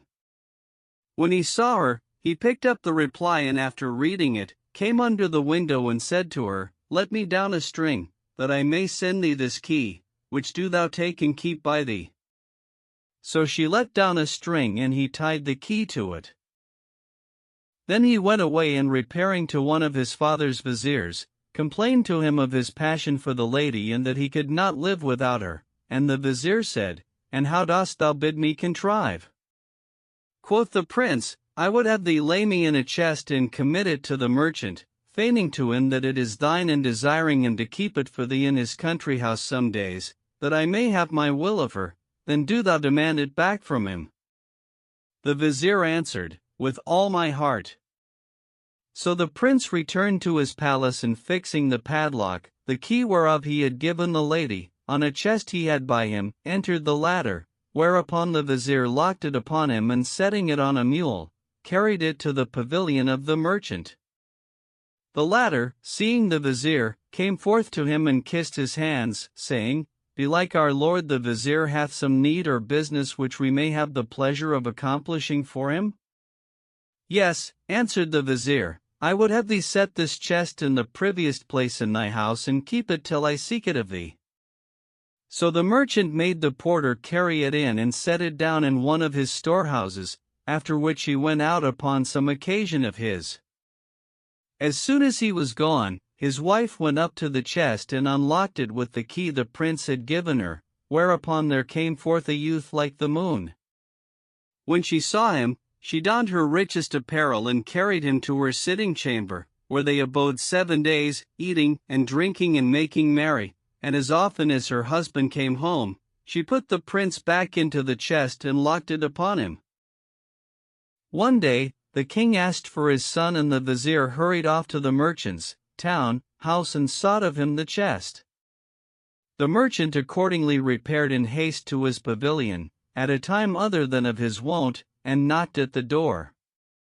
When his wife was ware of him, she hurried the prince back into the chest, but, in her confusion, forgot to lock it. The merchant bade the porters take it up and carry it to his house in the town. So they took up the box by the lid, whereupon it flew open and discovered the prince lying within. When the merchant saw him and knew him for the king's son, he went out to the vizier and said to him, Go in, thou, and take the king's son, for none of us may lay hands on him. So the vizier went in and taking the prince, went away with him. As soon as they were gone, the merchant put away his wife and swore that he would never marry again. And I have heard tell also, O king, continued the damsel, that the page who feigned to know the speech of birds. A certain man of condition once entered the slave market and saw a page put up for sale, so he bought him and carrying him home, gave him in charge to his wife, with whom he abode a while. One day the man said to his wife, Go forth tomorrow to the garden and take thy pleasure therein. And she replied, With all my heart. When the page heard this, he made ready in secret meat and drink and fruits and dessert and sallied forth with them privily that night to the garden, where he laid the meat under one tree, the drink under another and the fruits and conserves under a third, in the way his mistress should pass. Next morning, the husband bade him accompany the lady to the garden, so she took horse and riding thither with him, dismounted and entered. Presently, as they were walking about, a crow croaked, and the page said, Thou sayest truly, whereupon his mistress said to him, Dost thou know what the crow said? Yes, O my lady, answered he. He said, Under yonder tree is meat, go and eat it. So she went up to the tree and finding a dish of meat ready dressed, was assured that the youth understood the speech of birds and marveled exceedingly. They ate of the meat and walked about a while, taking their pleasure in the garden, till the crow croaked a second time, and the page again replied, Thou sayest well. What said he? Asked the lady, and the page, O my lady, he says that under such a tree is a pitcher of old wine and a gugglet of water flavored with musk. So she went up to the tree and finding the wine and water there, redoubled in wonderment and the page was magnified in her eyes. They sat down and drank, then arose, and walked in another part of the garden. Presently, the crow croaked again and the page said, Right. Quoth the lady, What says he now? And the page, He says that under yonder tree are fruits and confections. So they went thither and found all as he said and sat down and ate. Then they walked about again till the crow croaked a fourth time, whereupon the page took up a stone and cast it at him. Quoth she, What said he, that thou shouldst stone him? O my lady, answered he said what I cannot tell thee. Say on, rejoined she, and be not abashed, for there is naught between me and thee. But he ceased not to say, No, and she to press him to speak, till at last she conjured him to tell her, and he answered, The crow said to me, Do with thy mistress even as doth her husband. When she heard this, she laughed till she fell backward and said, This is a light matter, and I may not cross thee therein. So saying, she went up to a tree and spreading the carpet under it, lay down and called to him to come and do her need, when, behold, her husband, who had followed them unawares and saw this, called out to the page, saying, Harkye, boy! What ails thy mistress to lie there, weeping? O my lord, answered the page, she fell off the tree and was, all but, killed, and none but God, may he be exalted and glorified, restored her to thee. Wherefore she lay down a while to recover herself. When the lady saw her husband standing by her, she rose and made a show of weakness and pain, saying, O my back! O my sides! Come to my help, O my friends! I shall never survive this. So her husband was deceived, and sending the page for the horse, set her thereon and carried her home, the boy holding one stirrup and the man the other, and saying, God vouchsafe thee ease and recovery. These then, O king, said the damsel, are some instances of the craft and perfidy of men, wherefore let not thy viziers turn thee from succoring me and doing me justice. Then she wept, and when the king saw her weeping, for she was the dearest to him of all his slave girls, he once more commanded to put his son to death. But the sixth vizier entered, and kissing the earth before him, said, May God the Most High advance the king. Verily I am a loyal counselor to thee, in that I counsel thee to deal deliberately in the matter of thy son, for falsehood is as smoke and truth is a strongly established fortress, yea, and the light thereof dispels the darkness of falsehood. Know that the perfidy of women is great, even as saith God the Most High in his holy book, verily, the malice of you, women, is great. And indeed I have heard tell of a certain woman who befooled the chiefs of the state on such wise as never did any before her. And how was that? Asked the king. I have heard tell, O king, answered the vizier, that the lady and her 5 suitors. A certain woman of the daughters of the merchants was married to a man who was a great traveler. It chanced once that he set out for a far country and was absent so long that his wife, for pure weariness, fell in love with a handsome young man of the sons of the merchants, who returned her passion, and they loved each other with an exceeding love. One day, the youth fell out with another man, who lodged a complaint against him with the chief of the police, and he cast him into prison. When the news came to his mistress, she well nigh lost her wits, and rising, donned her richest clothes and repaired to the house of the chief of the police, whom she saluted and presented with a petition to the effect that the prisoner was her brother, who had been unjustly accused and condemned on false witness, and that she had none other to come in to her nor to provide for her support, and beseeching him of his grace to release him. When the magistrate had read the petition, he cast his eyes on her and fell in love with her, so he said to her, Go into the house, till I bring him before me, then will I send for thee and thou shalt take him. O my lord, answered she, I have none save God the Most High. Indeed, I am a stranger and may not enter any one's house. Quoth the chief of the police, I will not let him go, except thou enter my house and I take my will of thee. If it must be so, rejoined she, thou must come to my house and sit and sleep and rest the whole day there. And where is thy house? Asked he. In such a place, answered she, and appointed him for such a time. Then she went out from him, leaving his heart taken with love of her, and repaired to the Cadi of the city, to whom said she, O my lord the Cadi, look into my case, and thy reward be with God the Most High. Quoth he, Who hath wronged thee? And she answered, saying, O my lord, I have a brother and I have none but him, and it is on his account that I come to thee, for that the chief of the police hath imprisoned him for a wrongdoer, on the evidence of false witnesses. Indeed, he is wronged, and I beseech thee to intercede for him with the chief of the police. When the Cadi looked on her, he fell in love with her and said to her, Enter the house and rest a while with my women, whilst I send to the chief of the police to release thy brother. If I knew the forfeit that is upon him, I would pay it out of my own monies, so I may have my desire of thee, for thou pleasest me with thy sweet speech. Quoth she, If thou, O my lord, do thus, we must not blame others. But the Cadi answered, saying, An thou wilt not come in, go thy ways. Then said she, If thou wilt have it so, O my lord, it will be safer and better in my house than in thine, for here are slave girls and servants and goers in and corners out, and indeed I am a woman who knows not of this fashion, but necessity compels. And where is thy house? Asked the Cadi. In such a place, answered she, and appointed him for the same time as the chief of the police. Then she went to the vizier, to whom she preferred her petition for the release of her pretended brother from prison, but he also required her of herself, saying, Suffer me to have my desire of thee, and I will set thy brother free.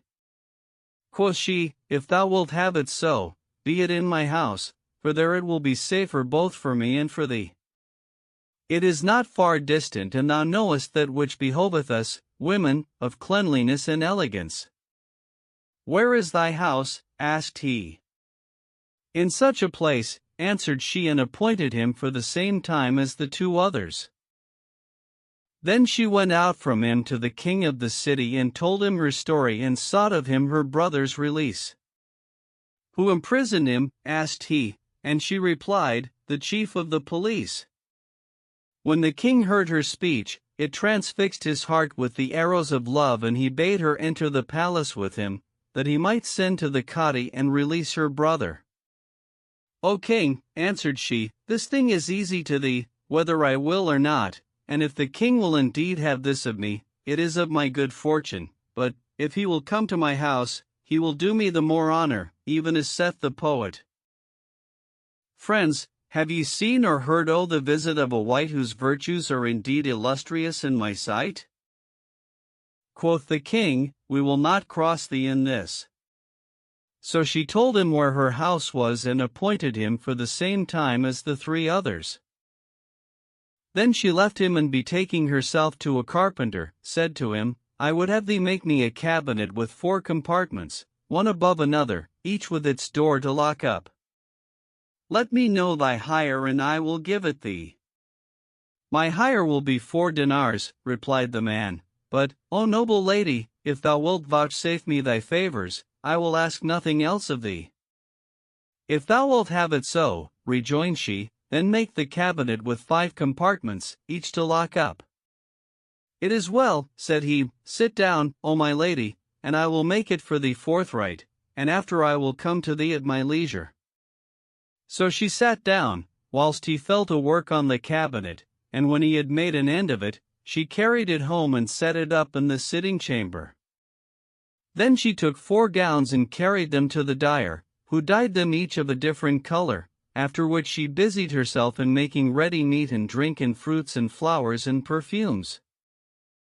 When it was the appointed time, she donned her costliest apparel and scented and adorned herself, then spread the room with various kinds of rich carpets and sat down to await who should come. The Cadi was the first to appear, and when she saw him, she rose and kissed the earth before him, then made him sit down by her on the couch and fell to jesting and toying with him. By and by, he would have her do his desire, but she said, O my lord, put off thy clothes and turban and don this yellow cassock and this kerchief, whilst I bring thee meat and drink, and after thou shalt do thy desire. So saying, she took his clothes and turban and clad him in the yellow cassock and the kerchief, but hardly had she done this, when there came a knocking at the door. Quoth he, Who is that at the door? And she answered, My husband. What to be done, said the Cadi, and where shall I go? Fear nothing, replied she, I will hide thee in this cabinet. Quoth he, Do as seemeth good to thee. So she took him by the hand and pushing him into the lowest compartment, locked the door on him. Then she went to the door, where she found the chief of the police, so she kissed the earth before him and brought him into the saloon, where she made him sit down and said to him, O my lord, this is thy house and I am thy handmaid, and thou shalt pass all this day with me, wherefore do thou doff thy clothes and don this red gown, for it is a sleeping gown. So she took away his clothes and made him don the red gown and set on his head an old patched rag she had by her, after which she sat down by him on the couch and they sported a while, till he put out his hand to her. But she said to him, O my lord, this day is thine, all of it, and none shall share it with thee. But first, of thy favor and grace, write me an order for my brother's release, that my heart may be at ease. I hear and obey, answered he, on my head and eyes be it, and wrote a letter to his treasurer, to the following effect: As soon as this letter reaches thee, do thou, without delay and without fail, set such an one free, neither answer the bearer a word. Then he sealed it and she took it from him, after which she began again to toy with him on the couch, when, behold, someone knocked at the door. Quoth he, Who is that? My husband, answered she. What shall I do? Asked he, and she said, Enter this cabinet, till I send him away and return to thee. So she clapped him into the second compartment and locked the door on him, and all this time the Cadi heard what they said and did. Then she went to the door and opened it, whereupon the vizier entered. She kissed the earth before him and received him with all worship, saying, O my lord, thou honorest us by thy coming to our house. May God never deprive us of the light of thy countenance. Then she seated him on the couch and said to him, O my lord, these thy clothes and turban are the apparel of the vizierate, so leave them to their own time and don this light gown, which is better fitted for carousing and making merry in sleep. So he put off his clothes and turban and she dressed him in a blue cassock and a tall red cap, after which she began to toy with him and he with her, and he would have done his desire of her. But she put him off, saying, O my lord, this shall not escape us. Presently there came a knocking at the door, and the vizier said to her, Who is that? My husband, answered she. Quoth he, What is to be done? Fear nothing, said she, but enter this cabinet, till I get rid of him and come back to thee. So she put him in the third compartment and locked the door on him, after which she went out and opened the door and in came the king. When she saw him, she kissed the earth before him, and taking him by the hand, led him into the saloon and seated him on the couch at the upper end. Then said she to him, Verily, O king, thou dost us honor, and if we brought thee the whole world and all that therein is as a gift, it would not equal a single one of thy steps towards us, but give me leave to speak one word. Say what thou wilt, answered he, and she said, O my lord, take thine ease and put off thy clothes and turban. So he put off his clothes, which were worth 1,000 dinars, and she clad him in a patched gown, not worth 10 dirhams, and fell to talking and jesting with him, whilst the folk in the cabinet heard all that passed, but dared not say a word. Presently, the king put his hand to her neck and sought to do his desire of her, but she said, This thing shall not escape us, but, first, I had promised myself to entertain thee in this sitting chamber, and I have that which shall content thee. At that moment, someone knocked at the door and he said to her, Who is that? My husband, answered she, and he, Make him go away of his own accord, or I will go forth to him and send him away perforce. Nay, O my lord, replied she, have patience till I send him away by my skilful contrivance. And how shall I do? Asked the king, whereupon she took him by the hand and making him enter the fourth compartment of the cabinet, locked it upon him. Then she went out and opened the door, when the carpenter entered and saluted her. Quoth she, What manner of thing is this cabinet thou hast made me? What ails it, O my lady? Asked he, and she said, The top compartment is too strait. Not so, answered he, and she, Go in thyself and see, it is not wide enough for thee. Quoth he, It is wide enough for 4, and entered the fifth compartment, whereupon she locked the door on him. Then she took the letter of the chief of the police and carried it to the treasurer, who kissed it and delivered her lover to her. She told him all that had passed, and he said, And how shall we do now? Quoth she, We will remove hence to another city, for there is no tarrying for us here after this. So they packed up their goods and loading them on camels, set out forthright for another city.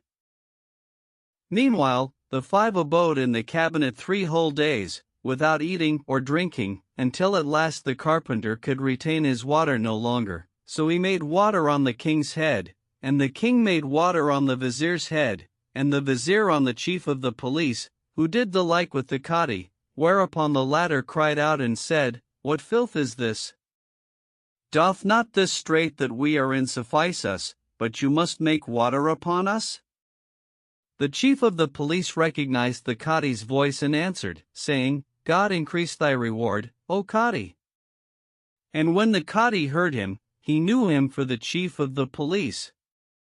Then the latter lifted up his voice and said, "What means this nastiness?" And the vizier answered, saying, "God increase thy reward, O chief of the police," whereupon he knew him to be the vizier. Then the vizier lifted up his voice and said, "What means this nastiness?" But when the king heard his vizier's voice, he held his peace and concealed his affair. Then said the vizier, "May God curse the woman for her dealing with us. She hath brought hither all the chiefs of the state, except the king." Quoth the king, "Hold thy peace, for I was the first to fall into the toils of this lewd baggage." "And I," cried the carpenter, "what have I done?" "I made her a cabinet for 4 dinars, and when I came to seek my hire, she tricked me into entering this compartment and locked the door on me." And they fell to talking with one another, to divert the king and do away his chagrin. Presently the neighbors came up to the house and seeing it deserted, said to one another, "But yesterday our neighbor the wife of such an one was in it, but now there is no sound to be heard therein nor soul to be seen. Let us break open the doors and see how the case stands, lest it come to the ears of the king or the chief of the police and we be cast into prison and regret that we did not this thing before." So they broke open the doors and entered the saloon, where they saw the cabinet and heard the men within groaning for hunger and thirst. Then said one of them, "Is there a genie in the cabinet? Let us heap faggots about it," quoth another, "and burn it with fire." When the Cadi heard this, he cried out at them, saying, "Do it not." And they said to one another, "Verily, the jinn make believe to be mortals and speak with men's voices." Thereupon the Cadi repeated some verses of the sublime Quran and said to the neighbors, "Draw near to the cabinet." So they drew near, and he said, "I am so and so the Cadi, and ye are such an one, and we are here a company." Quoth the neighbors, "And how came ye here?" And he told them the whole case from beginning to end. Then they fetched a carpenter, who opened the 5 doors and let out the Cadi and the vizier and the chief of the police and the king and the carpenter, and when they saw how they were accoutred, each fell a laughing at the others. Now she had taken away all their clothes, so each of them sent to his people for fresh clothes and put them on and went out, covering himself therewith from the sight of the folk.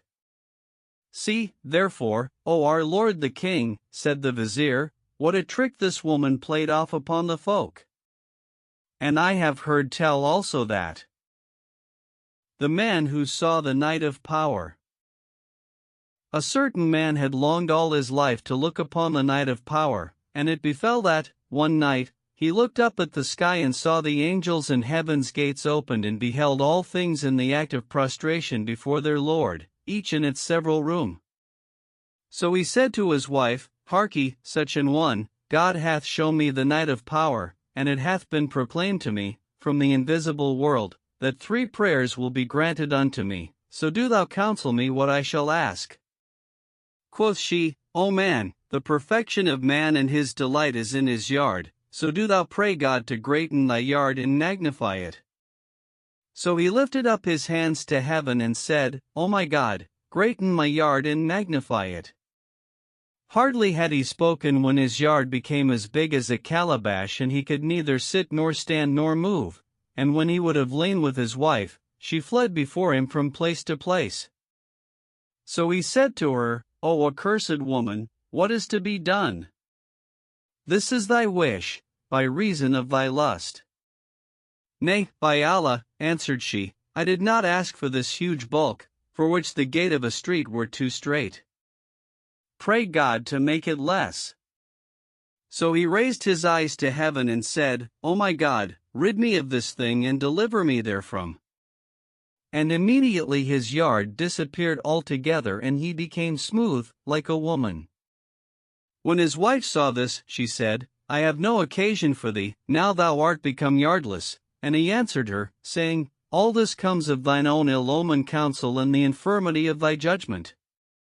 I had 3 prayers accepted of God, wherewith I might have gotten me my good, both in this world and the next, and now 2 are gone in pure waste, by thy lewd wish, and there remaineth but 1.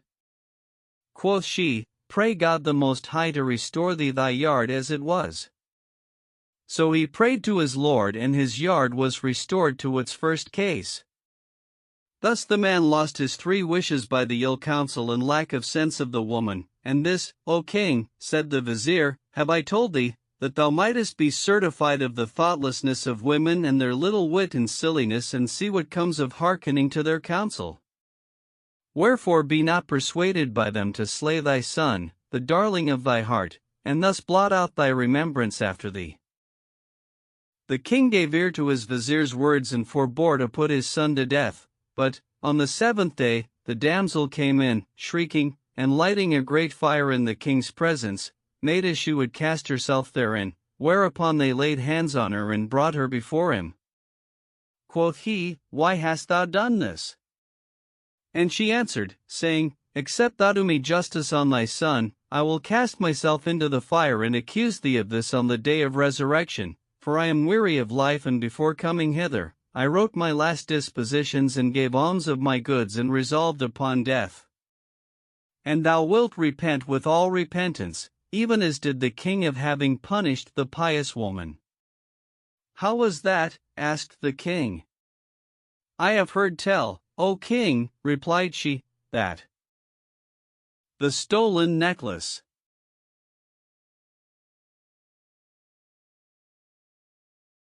There was once a devout woman, who had renounced the world and devoted herself to the service of God. Now she used to resort to a certain king's palace, the dwellers wherein looked for a blessing by reason of her presence, and she was held of them in high honor. One day, she entered the palace, according to her wont, and sat down beside the queen. Presently the latter gave her a necklace, worth 1,000 dinars, saying, Keep this for me, whilst I go to the bath. So she entered the bath, which was in the palace, and the pious woman laid the necklace on the prayer carpet and stood up to pray. As she was thus engaged, there came a magpie, which snatched up the necklace, unseen of her, and carrying it off, hid it in a crevice in one of the palace walls. When the queen came out of the bath, she sought the necklace of the recluse, and the latter searched for it, but found it not nor could light on any trace of it, so she said to the queen, By Allah, O my daughter, none has been with me. When thou gavest me the necklace, I laid it on the prayer carpet, and I know not if one of the servants saw it and took it without my heed, whilst I was engaged in prayer. God only knows what is come of it. When the king heard what had happened, he bade his consort put the woman to the question by fire and beating. So they tortured her with all manner tortures, but could not bring her to confess or to accuse any. Then he commanded to lay her in irons and cast her into prison, and they did as he bade. One day, after this, as the king sat in the inner court of his palace, with the queen by his side water flowing around him, he saw the magpie fly into a crevice of the wall and pull out the lost necklace, whereupon he cried out to a damsel who was with him, and she caught the bird and took the necklace from it. By this the king knew that the pious woman had been wronged and repented of that he had done with her. So he sent for her and fell to kissing her head and sought pardon of her weeping. Moreover, he commanded great treasure to be given to her, but she would none of it. However, she forgave him and went away, vowing never again to enter anyone's house. So she betook herself to wandering in the mountains and valleys and worshipped God the Most High till she died. And for an instance of the malice of the male sex, continued the damsel, I have heard tell that. The two pigeons. A pair of pigeons once stored up wheat and barley in their nests in the winter, and when the summer came, the grain shriveled and became less. So the male pigeon said to his mate, Thou hast eaten of this grain. No, by Allah, replied she, I have not touched it. But he believed her not and beat her with his wings and pecked her with his bill, till he killed her. When the cold season returned, the corn swelled out and became as before, whereupon he knew that he had slain his mate unjustly and wickedly and repented, when repentance availed him not. Then he lay down by her side, mourning over her and weeping for grief, and left eating and drinking, till he fell sick and died. But, added the damsel, I know a story of the malice of men more extraordinary than either of these. Let us hear it, said the king, and she said, I have heard tell, O king, that. Story of Prince Biram of Persia and the Princess Ed-Detma. There was once a king's daughter, by name Ed-Detma, who had no equal in her time for beauty and elegance and symmetry and amorous grace and the art of ravishing men's wits, nor was there one more accomplished than she in horsemanship and martial exercises and all that behoveth a cavalier, and all the king's sons sought her in marriage, but she would none of them, saying, None shall marry me except he overcome me at push of pike and stroke of sword in the open field. If any can do this, I will willingly wed him, but, if I overcome him, I will take his horse and clothes and arms and write with fire upon his forehead, This is the freedman of Ed-Detma. So the eons of the kings flocked to her from far and near, and she overcame them and put them to shame, stripping them of their arms and branding them with fire. At last, the son of a king of the kings of the Persians, by name Biram, heard of her and journeyed from afar to her father's court, bringing with him men and horses and great store of wealth and royal treasures. When he drew near the city, he sent her father a rich present, and the king came out to meet him and received him with the utmost honor. Then the prince sent a message to him by his vizier, demanding his daughter's hand in marriage, but the king answered, saying, O my son, I have no power over my daughter Ed-Detma, for she hath sworn by her soul to marry none except he overcome her in the listed field. Quoth the prince, It was to this intent that I journeyed hither from my father's court. And the king said, Thou shalt meet her tomorrow. Accordingly, on the morrow, he sent to bid his daughter, who donned her harness of war, and the folk, hearing of the coming encounter, flocked from all sides to the field. Presently the princess rode into the lists, armed cap a pie and visor down, and the prince pricked out to meet her, equipped at all points after the goodliest fashion. Then they drove at each other and fought a great while, wheeling and feinting and advancing and retreating, till the princess, finding in him such valor and horsemanship as she had seen in none else, began to fear lest he should put her to shame before the bystanders, and knew that he would assuredly overcome her, unless she could contrive to trick him. So she raised her visor and discovered her face, more brilliant than the full moon, which when he saw, he was confounded by her beauty, and his strength failed and his heart faltered. When she knew this, she fell upon him at unawares and tore him from his saddle, and he became in her hands as he were a sparrow in the clutches of an eagle, knowing not what was done with him for amazement and confusion. So she took his horse and Ciaithes in armor, and branding him with fire, let him go. When he recovered from his stupor, he abode several days without eating or drinking, for despite and love of the princess that had taken hold upon his heart.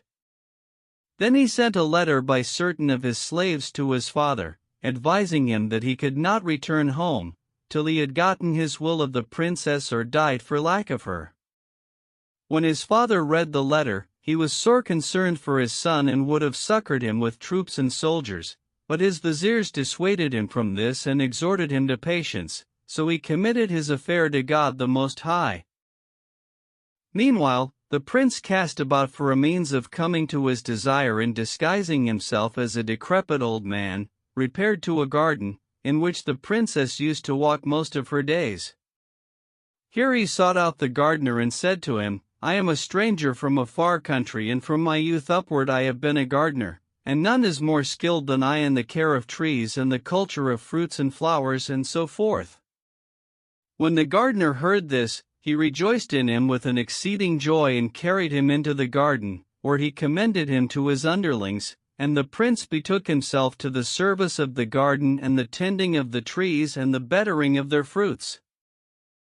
One day, as he was thus employed, he saw some slaves enter the garden, leading mules laden with carpets and vessels, and asked them the meaning of this, to which they replied that the princess was minded to take her pleasure.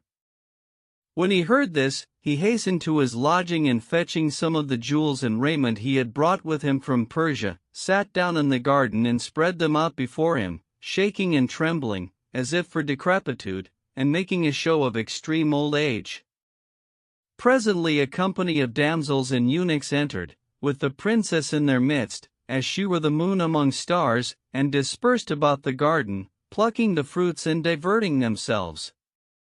By and by they espied the prince sitting under one of the trees, and making towards him, found him, as it seemed, a very old man, whose hands and feet trembled for decrepitude, and before him store of precious jewels and splendid ornaments. So they marveled at his case, and asked him what he did there with the jewels.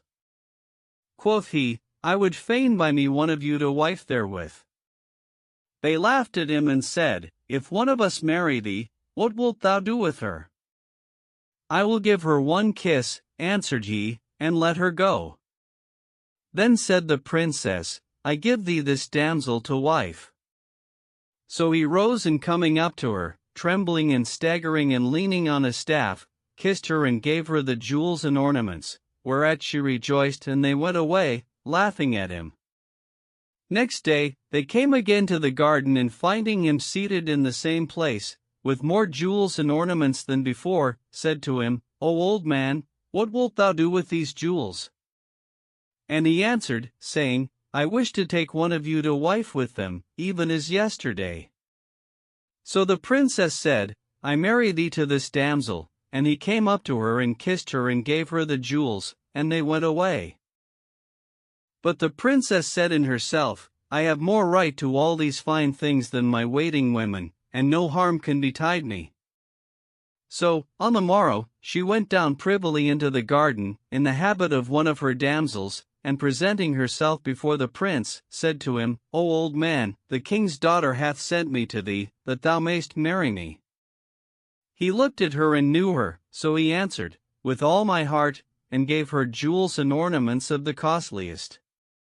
Then he rose to kiss her, and she off her guard and fearing nothing, but, when he came up to her, he suddenly laid hold of her with a strong hand, and throwing her down, did away her maidenhead. Then he pulled the beard from his face and said to her, "Dost thou not know me?" "Who art thou?" asked she, and he answered, "I am Biram, the king's son of Persia, who have changed my favor and am become a stranger to my people and estate for thy sake, and have lavished my treasures for thy love." So she rose from under him in silence and spoke not a word of reply to him, being dazed for what had befallen her, and seeing nothing for it but to be silent, for fear of disgrace. And she bethought herself and said, "If I kill him, it will profit me nothing, and naught will serve me but that I flee with him to his own country." Then she gathered together her wealth and treasures and sent to him, acquainting him with her resolve, to the intent that he also might equip himself, and they agreed upon a night on which to depart. So, at the appointed time, they mounted swift horses and set out under cover of the night, nor did day break till they had traversed a great distance, and they fared on till they drew near his father's capital in the land of the Persians. When the king heard of his son as coming, he came out to meet him with his troops and rejoiced in him with an exceeding joy. Then, after a few days, he sent the princess's father a splendid present, with a letter to the effect that his daughter was with him and demanding her wedding equipage. Ed Detma's father received the messengers with exceeding joy, for that he had deemed his daughter lost and had grieved sore for her loss, and invested them with robes of honor, after which he made bright feasts, and summoning the Cadi and the witnesses, let draw up the marriage contract between his daughter and the prince of Persia. Then he made ready her equipage and dispatched it to her, and Prince Biram abode with her till death sundered them. See, therefore, O king, continued the favorite, the malice of men in their dealing with women. As for me, I will not go back from my due till I die. So the king once more commanded to put his son to death, but the seventh vizier came in to him and kissing the earth before him, said, O king, have patience with me whilst I speak words of good counsel to thee, for he who is patient and acteth deliberately attaineth unto his hope and enjoyeth his desire, but whoso acteth hastily, repentance overtaketh him. Now I have seen how this damsel hath profligately striven to abuse the king and incite him to unnatural cruelties, but I his slave, whom he hath overwhelmed with his favors and bounties, do proffer him true and loyal counsel, for that I, O king, know of the malice of women that which none knoweth but myself, and, in particular, there hath come to my knowledge, on this subject, the story of the old woman and the son of the merchant. And what fell out between them, O vizier? Asked the king. I have heard tell, O king, answered the seventh vizier, that the house with the belvedere. There was once a wealthy merchant, who had a son who was very dear to him, and the latter said to him one day, O my father, I have a boon to ask of thee. Quoth the merchant, O my son, what is it, that I may give it thee and bring thee to thy desire, though it were the light of mine eyes? Give me money, rejoined the youth, that I may journey with the merchants to the city of Baghdad and see its sights and look upon the palace of the caliphs, for the sons of the merchants have described these things to me and I long to see them for myself. O my child, O my little son, answered his father, how can I endure to part from thee? But the youth said, I have said my say and needs must I journey to Baghdad with or without thy consent, for such a longing for its sight hath fallen upon me as can only be assuaged by the going thither.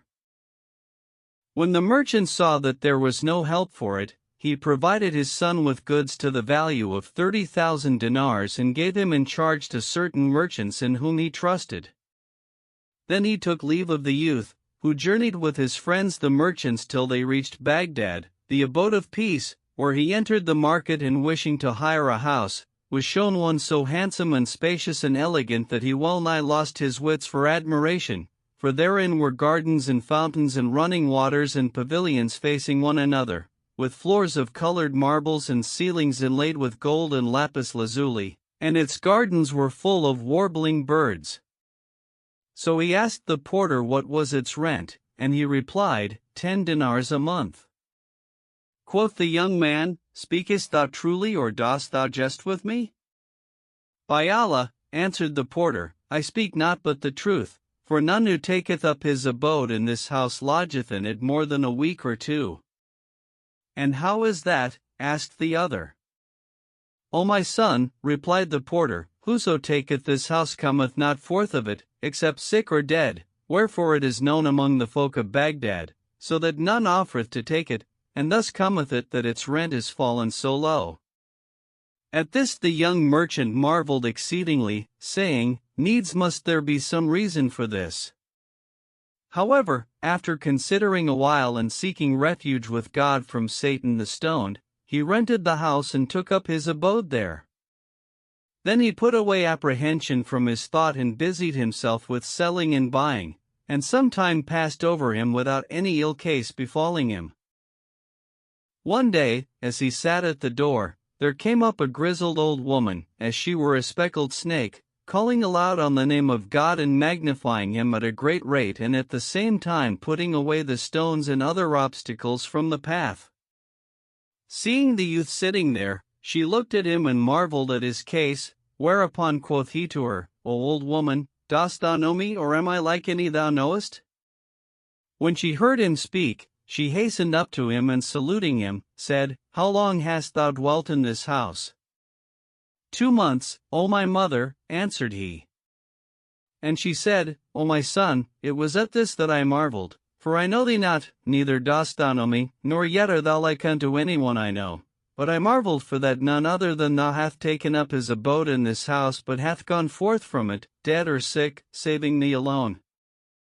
Doubtless thou hast not gone up to the upper story, neither looked out from the belvedere there. So saying, she went her way, and he fell a pondering her words, and said, I have not gone up to the top of the house, nor did I know that there was a belvedere there. Then he arose forthright, and going in, searched the house, till he espied, in a corner among the trees, a narrow door, over which the spider had spun its webs, and said in himself, Belike the spider hath not spread its web over the door, but because death is within. However, he heartened himself with the saying of God the Most High, Say, Naught shall befall us save what God hath prescribed unto us, and opening the door, ascended a narrow flight of stairs, till he came to the top, where he found a belvedere, in which he sat down to rest and enjoy the view.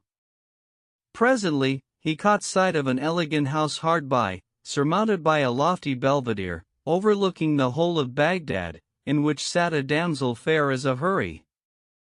No sooner had he set eyes on her, than her beauty took possession of his whole heart and made away with his reason, afflicting him with the pains of Job and the grief of Jacob. Fire was lighted in his entrails, and he said, They say that whoever takes up his abode in this house dies or falls sick. If this be so, this damsel is assuredly the cause. Would I knew how I shall win free of this affair, for my senses are gone. Then he descended from the turret, pondering his case, and sat down in the house, but could not rest. So, after a while, he went out and sat at the door, absorbed in melancholy thought, and presently up came the old woman, praising and magnifying God, aloud, as she went. When he saw her, he rose, and accosting her courteously, said to her, O my mother, I was in health and well-being, till thou madest mention to me of the belvedere, so I found the door, and ascending to the top of the house, saw thence what took away my senses, and now methinks I am a lost man, and I know no physician for me but thyself. When she heard this, she laughed and said, No harm shall befall thee, so God please.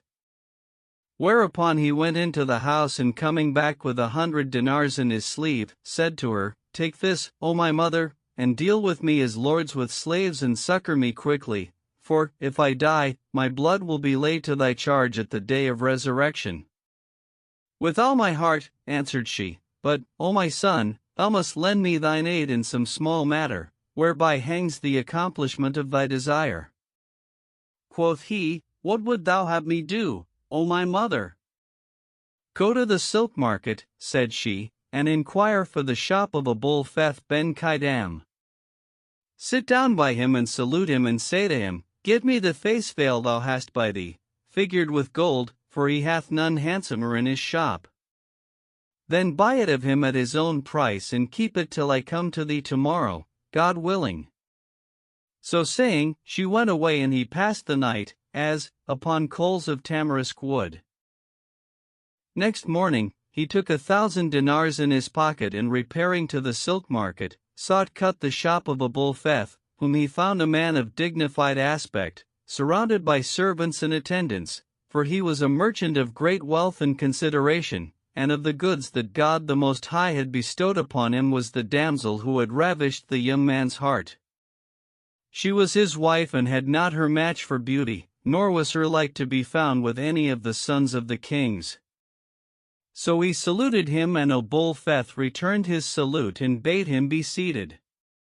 Accordingly, he sat down by him and said to him, O merchant, I wish to look at such a face veil. So he bade his servants bring him a parcel of silk from the inner shop, and opening it, brought out a number of veils, whose beauty amazed the youth. Among them was the veil he sought, so he bought it for 50 dinars and bore it home, well pleased. Hardly had he reached his house when up came the old woman, to whom he gave the veil. She bade him bring a live coal, with which she burnt one of the corners of the veil, then folded it up as before, and repairing to Abul Feth's house, knocked at the door.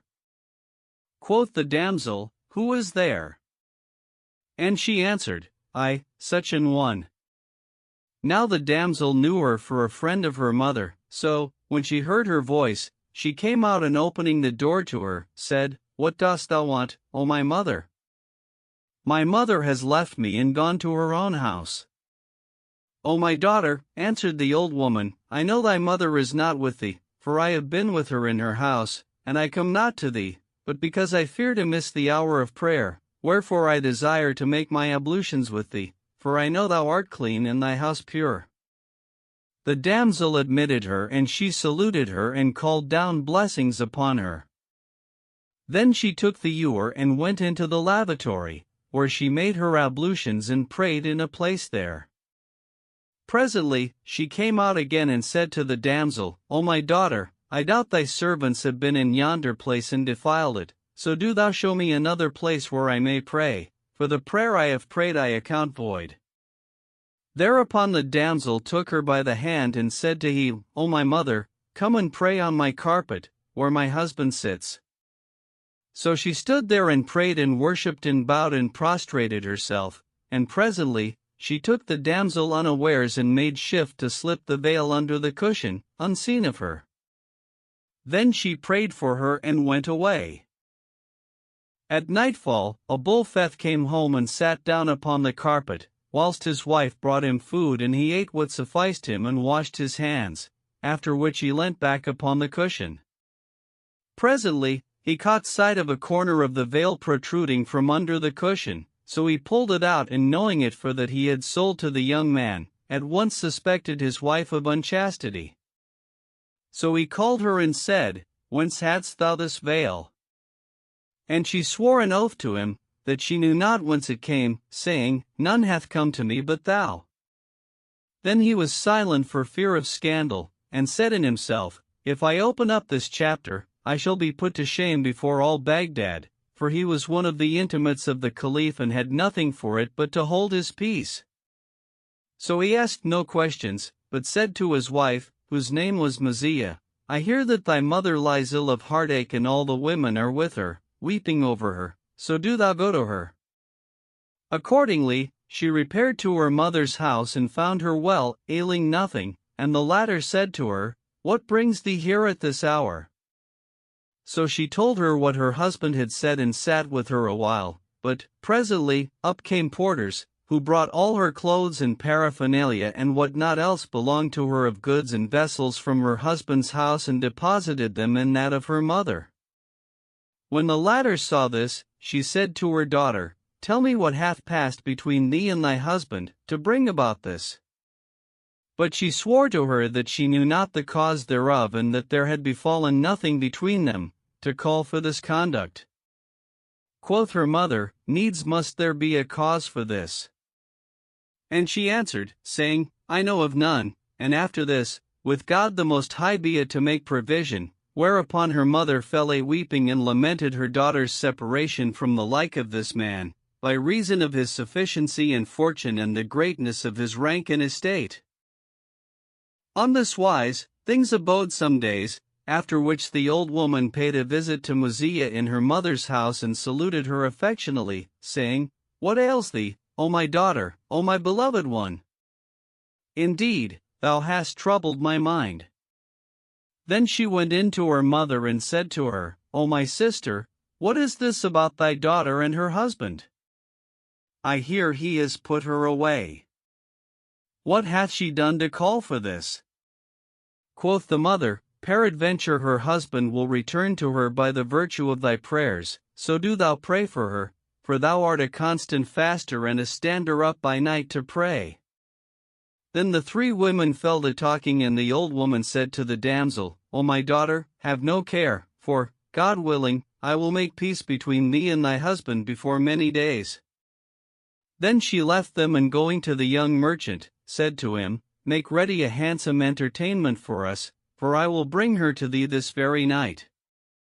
So he rose and provided all that was fitting of meat and drink and so forth and sat down to await them, whilst the old woman returned to the girl's mother and said to her, O my sister, we make a splendid bright feast tonight, so let thy daughter go with me, that she may divert herself and make merry with us and forget her troubles, and I will bring her back to thee even as I took her away."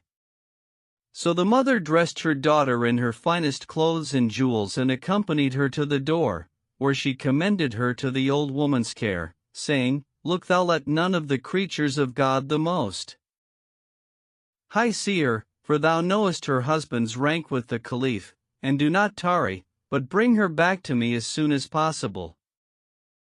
The old woman carried the girl to the young man's house, and she entered, thinking it the place where the wedding was to be held, but, when she came into the saloon, the youth sprang up to her and embraced her and kissed her hands and feet. She was confounded at his beauty, as well as at the elegance of the place and the profusion of meat and drink and flowers and perfumes that she saw therein, and deemed all this but a dream. When the old woman saw her amazement, she said to her, "The name of God be upon thee, O my daughter. Fear not, I am here with thee and will not leave thee for a moment. Thou art worthy of him and he of thee." So the damsel sat down, in great confusion, but the young man jested and toyed with her and entertained her with stories and verses, till her breast dilated and she became at her ease. Then she ate and drank, and growing warm with wine, took the lute and sang and inclined to the youth's beauty. When he saw this, he was drunken without wine, and his life was a light matter to him, compared with her love. Presently the old woman went out and left them alone together till the next morning, when she went in to them and gave them good morrow and said to the damsel, "How hast thou passed the night, O my lady?" "Well," answered the girl, "thanks to thine adroitness and the excellence of thine intermediation." Then said the old woman, "Come, let us go back to thy mother." But the young man pulled out 100 dinars and gave them to her, saying, "Take this and leave her with me tonight." So she left them and repaired to the girl's mother, to whom quoth she, "Thy daughter salutes thee, and the bride's mother is instant with her to abide with her this night." "O my sister," replied the mother, "bear her my greeting, and if it please the girl, there is no harm in her staying the night, so let her do this and divert herself and come back to me at her leisure, for all I fear for her is chagrin on account of her husband." The old woman ceased not to make excuse after excuse and to put off cheat upon the girl's mother, till Muzia had tarried 7 days with the young man, of whom she took 100 dinars each day for herself. But at the end of this time, the girl's mother said to her, "Bring my daughter back to me forthright, for I am uneasy about her, because she has been so long absent, and I misdoubt me of this." So the old woman went out, angered at her words, and going to the young man's house, took the girl by the hand and carried her away, leaving him lying asleep on his bed, for he was heavy with wine. Her mother received her with joy and gladness and rejoiced in her with an exceeding joy, saying, "O my daughter, my heart was troubled about thee, and in my uneasiness I offended against this my sister with an injurious speech, that wounded her." "Rise and kiss her hands and feet," replied Muzia, "else art thou no mother of mine, for she hath been to me as a servant in doing all I needed." So the mother went up to the old woman and made her peace with her. Meanwhile, the young man recovered from his drunkenness and missed the damsel, but was content to have enjoyed his desire. Presently, the old woman came in to him and saluted him, saying, "What thinkest thou of my fashion?" Quoth he, "It was excellently well contrived of thee." Then said she, "Come, let us mend what we have marred and restore the girl to her husband, for we have been the cause of their separation." "How shall I do?" asked he, and she answered, "Go to a bullfeth's shop and salute him and sit down by him, till thou sayest me pass by, when do thou rise in haste and catch hold of my dress and revile me and rail at me, demanding of me the veil. And do thou say to the merchant, O my lord, thou knowest the face veil I bought of thee for 50 dinars? I gave it to a slave girl of mine, who burnt a corner of it by accident, so she gave it to this old woman, who took it, promising to get it darned and return it, and went away, nor have I seen her from that day to this." "With all my heart," replied the young man, and rising forthright, repaired to the shop of the silk merchant, with whom he sat till he saw the old woman pass, telling her beads on a rosary she held in her hand, whereupon he sprang up and laying hold of her clothes, began to revile and rail at her, whilst she answered him with fair words, saying, "Indeed, my son, thou art excusable." The people of the bazaar flocked round him, saying, "What is to do?" And he replied, "Know, O folk, that I bought a veil of this merchant for 50 dinars and gave it to my slave girl, who wore it a while, then sat down to fumigate it. Presently, a spark flew out of the chafing dish and lighting on the edge of the veil, burnt a hole in it. So we committed it to this pestilent old woman, that she might give it to who should darn it and return it to us, and we have never set eyes on her again till this day." "This young man speaks the truth," answered the old woman. "I did indeed have the veil of him, but I took it with me into one of the houses where I used to visit and forgot it there, nor do I know where I left it, and being a poor woman, I feared its owner and dared not face him." Now the girl's husband was listening to all they said, and when he heard the tale that the crafty old woman had contrived with the young man, he rose to his feet and said, "God is most great. I crave pardon of the Almighty for my offenses and what my heart suspected." And he praised God who had discovered to him the truth. Then he accosted the old woman and said to her, "Dost thou use to visit us?" "O my son," replied she, "I visit you and other than you, for the sake of alms, but from that day to this, none hath given me any news of the veil." Quoth the merchant, "Hast thou asked at my house?" "O my lord," answered she, "I did indeed go to thy house and ask, but they told me that the lady of the house had been divorced by her husband, so I asked no farther." With this, the merchant turned to the young man and said, "Let the old woman go her way, for the veil is with me." So saying, he brought it out from the shop and gave it to the darner before all the folk.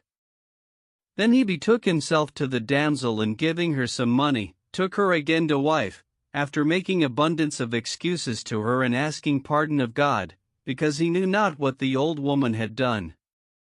"This then, O king," said the vizier, "is an instance of the malice of women, and for another to the same purport, I have heard tell that the king's son and the Afreet's mistress. A certain king's son was once walking alone for his pleasure, when he came to a green meadow, abounding in trees laden with fruit and birds singing on the branches, and a river running through it. The place pleased him, so he sat down there and taking out some conserves he had brought with him, began to eat. Presently, he espied a great smoke rising up to heaven and taking fright, climbed up into a tree and hid himself among the branches. Thence he saw an Afreet rise out of the midst of the stream, with a chest of marble, secured by a padlock, on his head.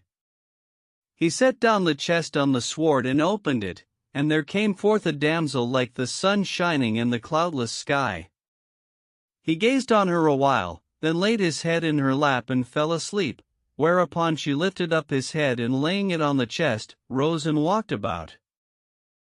Presently, she chanced to raise her eyes to the tree in which was the prince, and seeing him, signed to him to come down.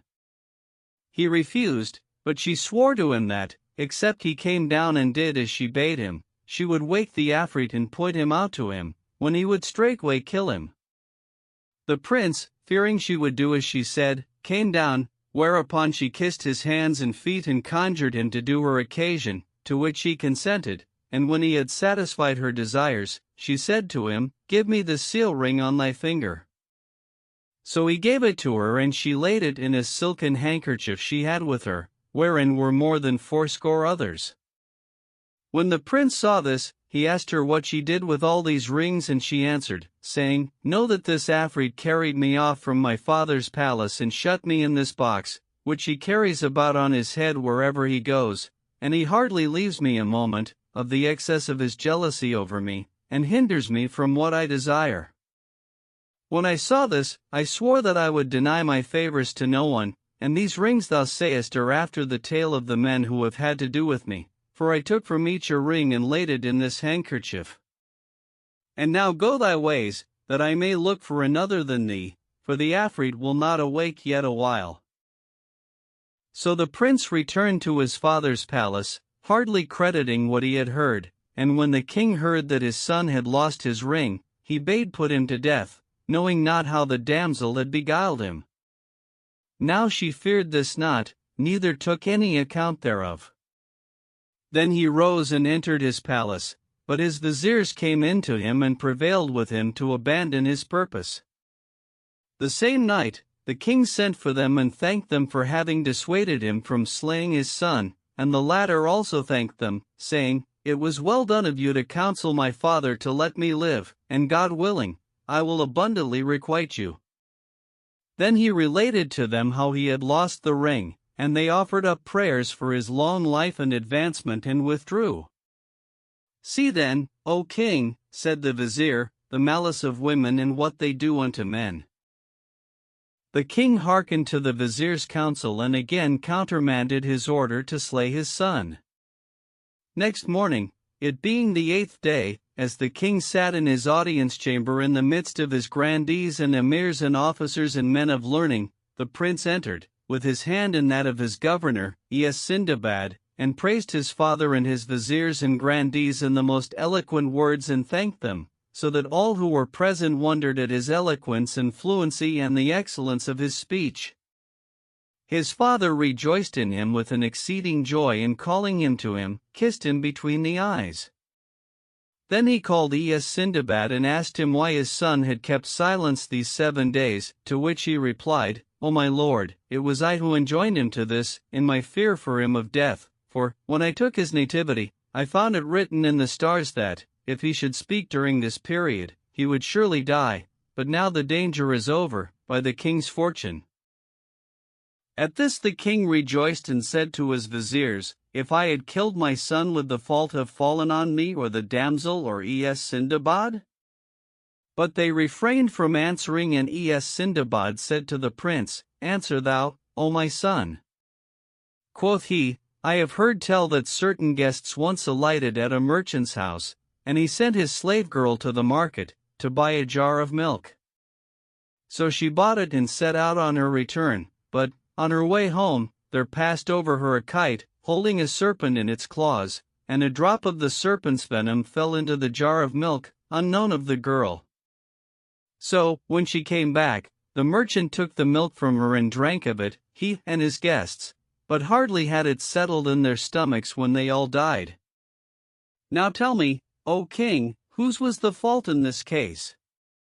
Some said, it was the fault of the company, who drank the milk, without examining it. And others some, that of the girl, who left the jar uncovered. But Sindbad said to the prince, "What sayest thou, O my son?" "I say," answered the prince, "that the folk err, it was neither the fault of the damsel nor of the company, for their appointed hour was come, with the exhaustion of their divinely decreed provision, and God had foreordained them to die thus." When the courtiers heard this, they marveled greatly and lifted up their voices, calling down blessings on the prince and saying, "O our lord, thou hast made a peerless answer, and thou art the wisest man of thy time." "Indeed, I am no sage," answered the prince, "the blind sheik and the 3-year-old child and the 5-year-old were wiser than I." "O youth," said the bystanders, "tell us the stories of these 3 who were wiser than thou." "With all my heart," answered he, "I have heard tell that." The Sandalwood Merchant and the Sharpers. There was once a rich merchant, who was a great traveler. One day, being minded to journey to a certain city, he asked those who came thence what kind of goods brought most profit there. "Sandalwood," answered they, "for it sells at a high price." So he laid out all his money in sandalwood and set out for the city in question. When he arrived there, it was the close of the day, and he met an old woman driving her sheep. Quoth she to him, "Who art thou, O man?" And he answered, saying, "I am a stranger, a merchant." "Beware of the townsfolk," said she, "for they are cheats and robbers, who impose on strangers that they may get the better of them and devour their substance. Indeed, I give thee good counsel. Then she left him, and on the morrow there met him a man, who saluted him and said to him, O my lord, whence comest thou? From such a place, answered the merchant. And what merchandise hast thou brought with thee? asked the other. Sandalwood, replied he, for I hear it is high of price with you. Quoth the townsman, He erred who told thee that, for we burn nothing but sandalwood under our cooking pots, and its value with us is but that of firewood. When the merchant heard this, he sighed and repented and knew not whether to believe him or not. Then he alighted at one of the khans of the city, and when it was night, he saw a merchant make a fire of sandalwood under his cooking pot. Now this was the man who had spoken with him, and this was a trick of his. When the townsman saw the merchant, looking at him, he said to him, Wilt thou sell me thy sandalwood for a measure of whatever thy soul shall desire? I sell it to thee, answered the merchant, purposing to take gold, and the buyer transported all the wood to his own house and stored it up there. Next morning, the merchant, who was a blue-eyed man, went out to walk in the city, but, as he went along, one of the townsfolk, who was also blue-eyed and had but one eye, caught hold of him, saying, Thou art he who stole my eye, and I will never let thee go, till thou restore it to me. The merchant denied this, saying, I never stole thine eye, the thing is impossible. Whereupon the folk collected round them and besought the one-eyed man to grant him till the morrow, that he might give him the price of his eye. So the merchant procured one to be surety for him, and they let him go. Now his shoe had been rent in the struggle with the one-eyed man, so he stopped at a cobbler's stall and bade him mend it, and he should have of him what would content him. Then he went on, till he came to some people sitting playing at forfeits, and sat down with them, to divert his grief and anxiety. They invited him to play with them, and he did so, but they practiced on him, and overcoming him, offered him his choice, either to drink up the sea or disperse all he had. Have patience with me till tomorrow, said he, and they granted him the delay he sought, whereupon he went away, sore concerned for what had betided him, and knowing not how he should do, and sat down in a place, apart, heavy at heart and full of melancholy thought. Presently, the old woman passed by, and seeing him thus, said to him, Meseems the townsfolk have gotten the better of thee, for I see thee troubled and heavy of heart. Tell me what ails thee. So he told her all that had passed, and she said, As for him who cheated thee in the matter of the sandalwood, thou must know that with us it is worth 10 dinars a pound. But I will give thee a counsel, whereby I trust thou shalt deliver thyself, and it is this. By such and such a gate lives a blind sheik, a cripple, who is knowing, wise and experienced, and all resort to him and ask him what they will, and he counsels them what will be for their advantage, for he is versed in craft and magic and trickery. Now he is a sharper, and the sharpers resort to him by night, and recount to him the tricks they have played during the day, and he passes judgment upon them, and tells them which got the better and which was bettered. So go thou to his lodging, and hide thyself from thine adversaries, so thou mayst hear what they say, unseen of them, and haply thou shalt learn from the sheik some subterfuge that may avail to deliver thee from them. So he went to the place in question, and hid himself near the blind man. Before long, up came the latter's company, who were wont to take him as their judge, and amongst them the merchant's 4 adversaries. They saluted the sheik and each other, and sat down round him, whereupon he set food before them, and they ate. Then each began to tell what had befallen him that day, and amongst the rest came forward he of the sandalwood, and told how he had bought of one sandalwood, below its price, and had agreed to pay for it a measure of whatever the seller should desire. Quoth the old man, Thine opponent hath the better of thee. How can that be? Asked the other, seeing that, if he say, I will take the measure full of gold or silver, I will give it him and still be the gainer. And the sheik answered, And if he say, I will take the measure full of fleas, half male and half female, what wilt thou do? So the sharper knew that he was beaten. Then came forward the one-eyed man and said, "Sheik, I met a blue-eyed man today, a stranger to the town, so I picked a quarrel with him and caught hold of him, saying, 'It was thou robbedst me of my eye,' nor did I let him go, till some became surety for him that he should return to me tomorrow and satisfy me for my eye." Quoth the sheik, "If he will, he may have the better of thee." "How so?" asked the sharper, and the sheik said, "He may say to thee, 'Pluck out thine eye,' and I will pluck out one of mine, then will we weigh them both, and if thine eye be of the same weight as mine, thou speakest truth in what thou avouchest. So wilt thou owe him the price of his eye and be stone blind, whilst he will still see with his other eye." So the sharper knew that the merchant might baffle him with this subterfuge. Then came the cobbler and said, "O sheik, a man brought me his shoe today, saying, 'Mend this shoe and thou shalt have of me what will content thee.' Now nothing will content me but all he hath." Quoth the sheik, "If he will, he may take his shoe from thee and give thee nothing." "How so?" asked the cobbler, and the sheik, "He has but to say to thee, 'The Sultan's enemies are put to the rout, his foes are become weak and his children and helpers are multiplied. Art thou content or no?' If thou say, 'I am content,' he will take his shoe and go away, and if thou say, 'I am not content,' he will take his shoe and beat thee therewith over the face and neck." So the cobbler owned himself beaten. Then came forward the gamester and said, "A sheik, I played at forfeits with a man today and beat him and adjudged him to drink up the sea or give up to me all his wealth." "If he will," replied the sheik, "he may baffle thee." "How so?" asked the sharper, and the sheik, "He has but to say, 'Take the mouth of the sea in thine hand and give it me and I will drink it.' But thou wilt not be able to do this, so he will baffle thee with this subterfuge." When the merchant heard this, he knew how it behoved him to deal with his adversaries. Then the sharpers went their way and the merchant returned to his lodging. On the morrow, the gamester came to him and summoned him to redeem his forfeit, so he said to him, "Give me the mouth of the sea and I will drink it up." Whereupon he confessed himself beaten and redeemed his forfeit by paying 100 dinars.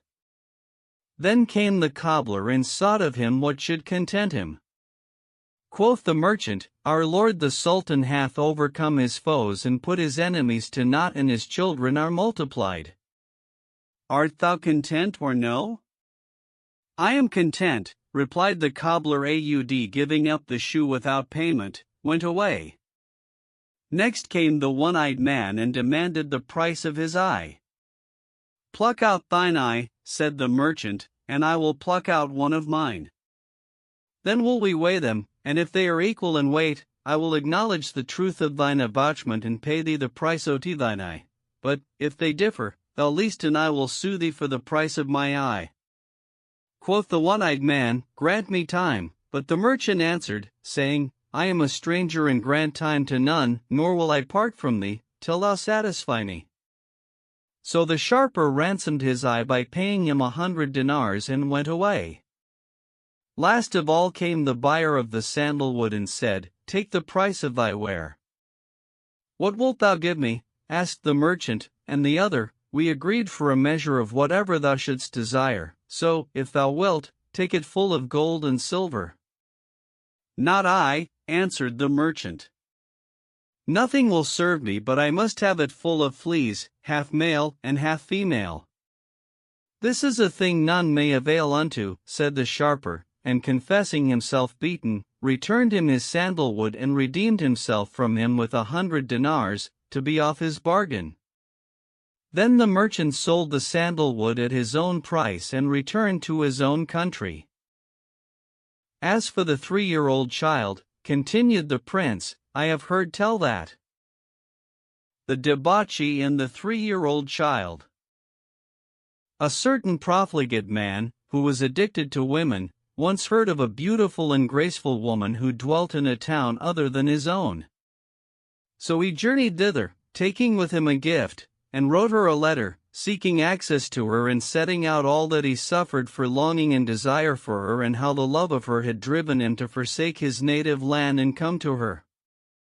She gave him leave to visit her and received him with all honor and worship, kissing his hands and entertaining him with the best of meat and drink. Now she had a little 3-year-old son, whom she left and busied herself in cooking rice. Presently the man said to her, "Come, let us go to bed," and she, "My son is sitting looking at us." Quoth the man, "He is a little child, understanding not neither knowing how to speak." "Thou wouldst not say thus," answered the woman, "if thou knewest his intelligence." When the boy saw that the rice was done, he fell to weeping bitterly, and his mother said to him, "What ails thee to weep, O my son?" "Give me some rice," answered he, "and put butter in it." So she ladled him out somewhat of rice and put butter therein, and he ate a little, then began to weep again. Quoth she, "What ails thee now?" And he answered, saying, "O my mother, I want same sugar with my rice." At this the man was angered and said to him, "Thou art none other than a cursed child." "It is thou who art cursed," answered the boy, "seeing thou weariest thyself and journeyest from city to city, in quest of lewdness. As for me, I wept because I had somewhat in my eye, and my weeping brought it out, and now I have eaten rice with butter and sugar and am content, so which is the cursed of us twain?" The man was confounded at this rebuke from a little child, and grace entered him, and he repented. Wherefore he laid not a finger on the woman, but went out from her forthright and returned to his own country, where he lived a contrite life till he died. As for the story of the 5-year-old child, continued the prince, I have heard tell, O king, that the stolen purse. For merchants once owned 1,000 dinars as common, so they laid them in one purse and set out to buy goods therewith.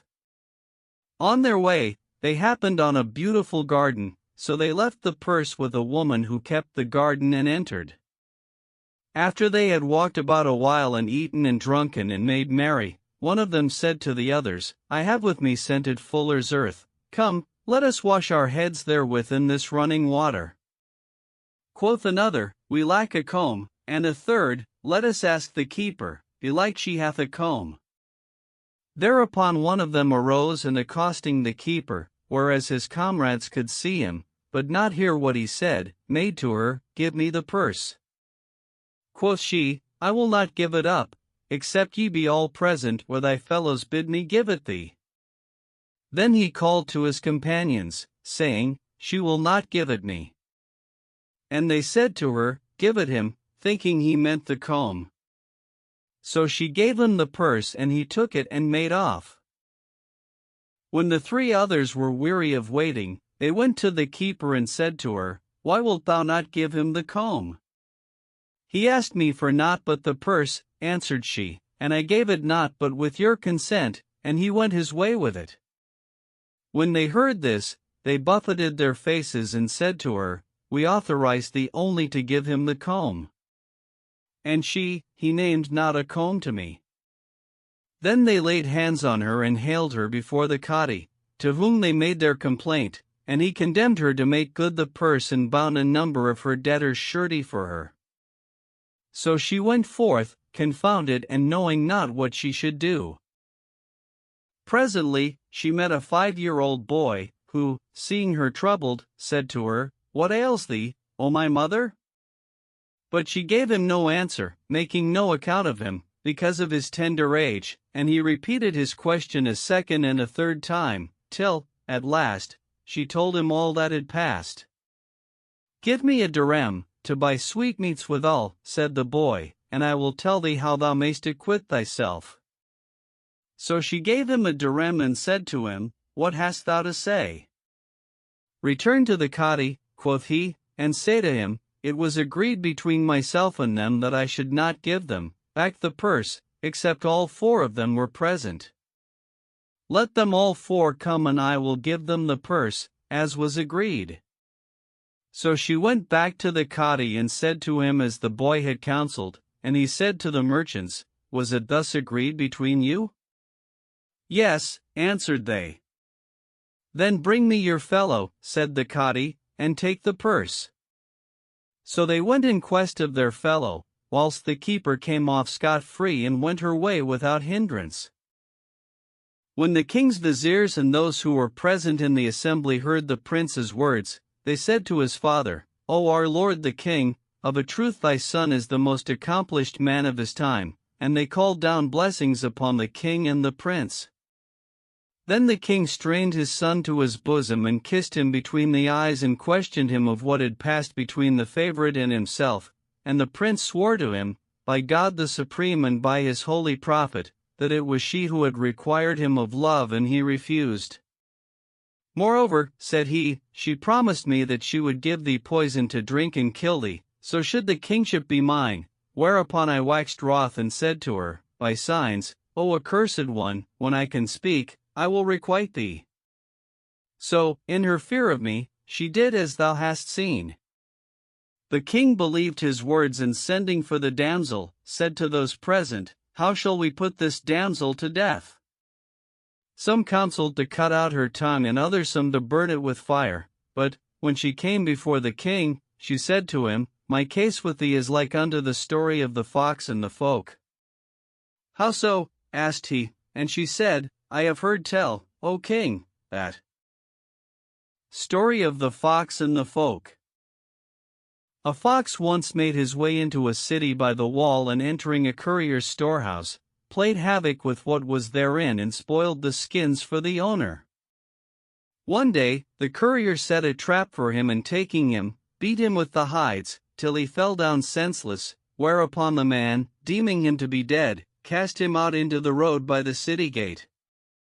Presently, an old woman came up and seeing the fox, said, A fox's eye, hung about a child's neck, is salutary against weeping. So she pulled out his right eye and went away. Then came a boy, who said, What does this tale on this fox, and cut off his brush? After a while, up came a man and saying, A fox's gall clears away dimness from the eyes, if they be anointed therewith, took out his knife and made to slit the fox's paunch, but the latter said in himself, We bore with the pulling out of the eye and the cutting off of the tail, but, as for the slitting of the paunch, there is no putting up with that. So saying, he sprang up and made off through the gate of the city. Quoth the king, I excuse her, and in my son's hands be her doom. If he will, let him torture her, and if he will, let him put her to death. Quoth the prince, Forgiveness is better than vengeance, and it is of the fashion of the noble. And the king repeated, It is for thee to decide, O my son. So the prince set her free, saying, Depart from our neighborhood, and may God pardon what is past. Therewith the king rose from his couch of estate, and seating his son thereon, crowned him with his crown, and bade the grandees of his realm swear fealty and do homage to him. And he said, O folk, indeed, I am stricken in years and desire to withdraw apart and give myself up to the service of my Lord, and I call you to witness that divest myself of the royal dignity, even as I have divested myself of my crown, and set it on my son's head.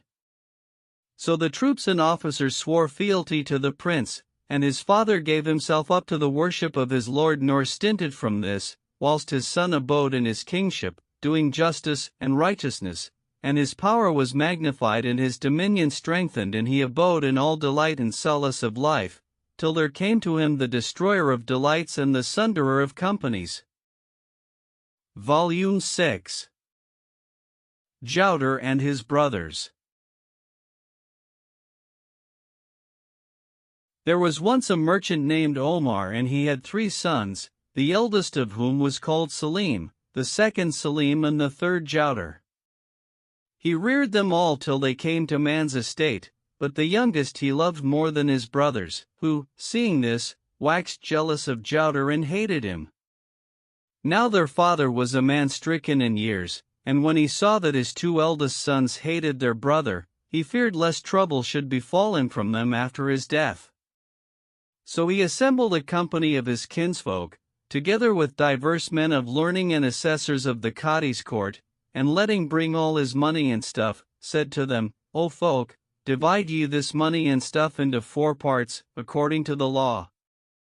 They did so, and he gave 1 part to each of his sons and kept the 4th himself, saying, This was my good and I have divided it among them, and now they have no farther claim upon me nor upon each other, so, when I die, no difference shall arise between them, seeing that I have parted the inheritance among them in my lifetime, and this that I have kept shall be for my wife, their mother, wherewithal to provide for her subsistence, after my death. A little while after this he died, and neither of the 2 elder brothers was content with his share, but sought more of Jouter, saying, Our father's good is in thy hands. So he appealed to the judges, and those who had been present at the partition came and bore witness of that which they knew, wherefore the judge forbade them from each other. But Jouter and his brothers spent much money in bribes to him. After this, they left him a while, but presently they began again to torment him, and he again appealed to the magistrate, who again gave judgment in his favor, but all 3 once more lost much money in bribes. Nevertheless Salim and Salim forbore not to seek his hurt, and to carry the case, from court to court, losing, he and they, till they had given all their good for food to the oppressors, and they became poor, all 3. Then the 2 elder brothers went to their mother and took her money and beat her and laughed at her and drove her away. So she betook herself to her son Jouter and told him how his brothers had dealt with her, and fell to cursing them. O my mother, said he, do not curse them, for God will requite each of them his deed. See, I am become poor, and so are my brethren, for contention begetteth loss of good, and we have contended amain, I and they, before the judges, and it hath profited us nothing, nay, we have wasted all our father left us, and are disgraced among the folk by reason of our testimony, one against the other. Shall I then contend with them anew on thine account, and shall we appeal to the judges? This may not be, rather do thou take up thine abode with me, and the cake of bread I eat I will share with thee. Do thou pray for me, and God will give me the means of thy support. Leave them to receive of him the recompense of their deed, and console thyself with the saying of the poet. If a lewd fellow should transgress against thee, let him be, and wait till God shall punish him who doth iniquity. Neither oppress, for if a mount another should oppress, the evildoer would be crushed therefore, assuredly. And he comforted her till she consented, and took up her dwelling with him. Then he got him a net and went a-fishing every day in the river or the lakes or some other place in which there was water. And one day he would earn 10 paras, another 20 and another 30, which he spent upon his mother and himself, and they ate and drank well. But, as for his brothers, they plied no craft and sold not, neither bought. Misery and ruin and overwhelming calamity overtook them, and they wasted that which they had taken from their mother, and became wretched naked beggars.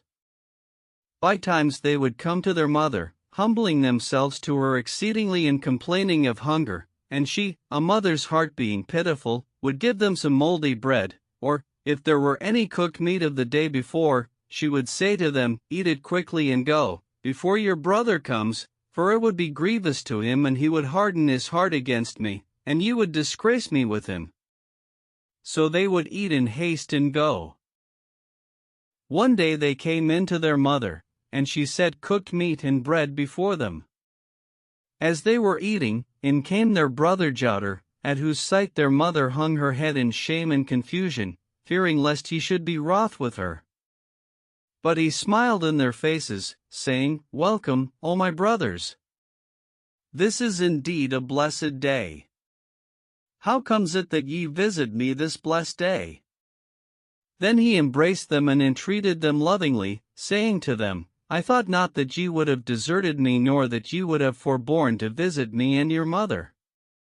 By Allah, O my brother, said they, we longed sore for thee, and not withheld us but shamefastness because of what befell between us and thee, but indeed we have repented amain. It was Satan's doing, the curse of God the Most High be upon him. And now we have no blessing but thee and our mother. And I, rejoined Jouter, I have no blessing but you twain. And his mother exclaimed, God whiten thy face, O my son, and increase thy prosperity, for thou art the best of us all. Then he said to his brothers, Welcome to you both. Abide with me, for God is bountiful and good aboundeth with me. So he made peace with them, and they ate the evening meal and passed the night with him. Next morning, after they had broken their fast, Jowder shouldered his net and went out, trusting in God, the opener of the gates of sustenance, whilst the two others also went forth and were absent till noon, when they returned and their mother set the midday meal before them. At nightfall, Jowder came home, bearing meat and vegetables, and they abode thus a month's space, Jowder catching fish and spending their price on his mother and his brothers, and the latter eating and amusing themselves, till, one day, he went down to the river bank and casting his net, brought it up empty. He cast it a second time, but again it came up empty, and he said to himself, There are no fish in this place. So he removed to another place and cast the net there, but with no better success.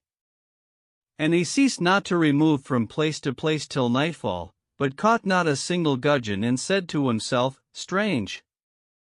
Is the river drained of fish, or what?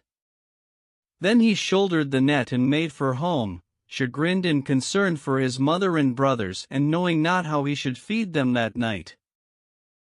Presently he came to a baker's oven and saw the folk crowding for bread, with money in their hands, whilst the baker took no note of them. So he stood there, sighing, and the baker said to him, Welcome, O Jowder! Dost thou want bread? But he was silent, and the baker continued, If thou hast no money, take thy sufficiency, and thou shalt have credit. So Jowder said, Give me 10 paras worth of bread, and take this net in pledge. Nay, good fellow, rejoined the baker, the net is thy means of earning thy livelihood, and if I take it of thee, I shall close up against thee the door of thy subsistence. Take 10 paras worth of bread, and take these other 10 paras, and tomorrow bring me fish for the 20. On my head and eyes be it, answered Jowder, and took the bread and money, saying, Tomorrow God will provide me the means of acquittance. Then he bought meat and vegetables and carried them home to his mother, who cooked them, and they supped and went to bed. Next morning he arose at daybreak and took the net, and his mother said to him, Sit down and break thy fast. But he said, Do thou and my brothers breakfast, and went down to the river, where he ceased not to cast and shift about all day, without aught falling to him, till the hour of afternoon prayer, when he shouldered his net and went away, sore dejected. His way led him perforce by the shop of the baker, who, when he saw him, counted out to him the loaves and the money, saying, Come, take it and go, if it be not for today, it will be for tomorrow. Jowder would have excused himself, but the baker said to him, There needs no excuse, if thou hadst caught aught, it would be with thee, so, when I saw thee empty-handed, I knew thou hadst gotten naught, and if tomorrow thou have no better luck, come and take bread and be not ashamed, for I will give thee credit. So Jowder took the bread and money and went home.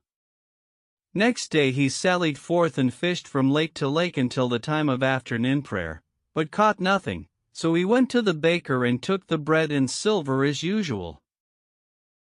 Thus he did 7 days running, till he became disheartened and said in himself, Today I will go to Lake Carown.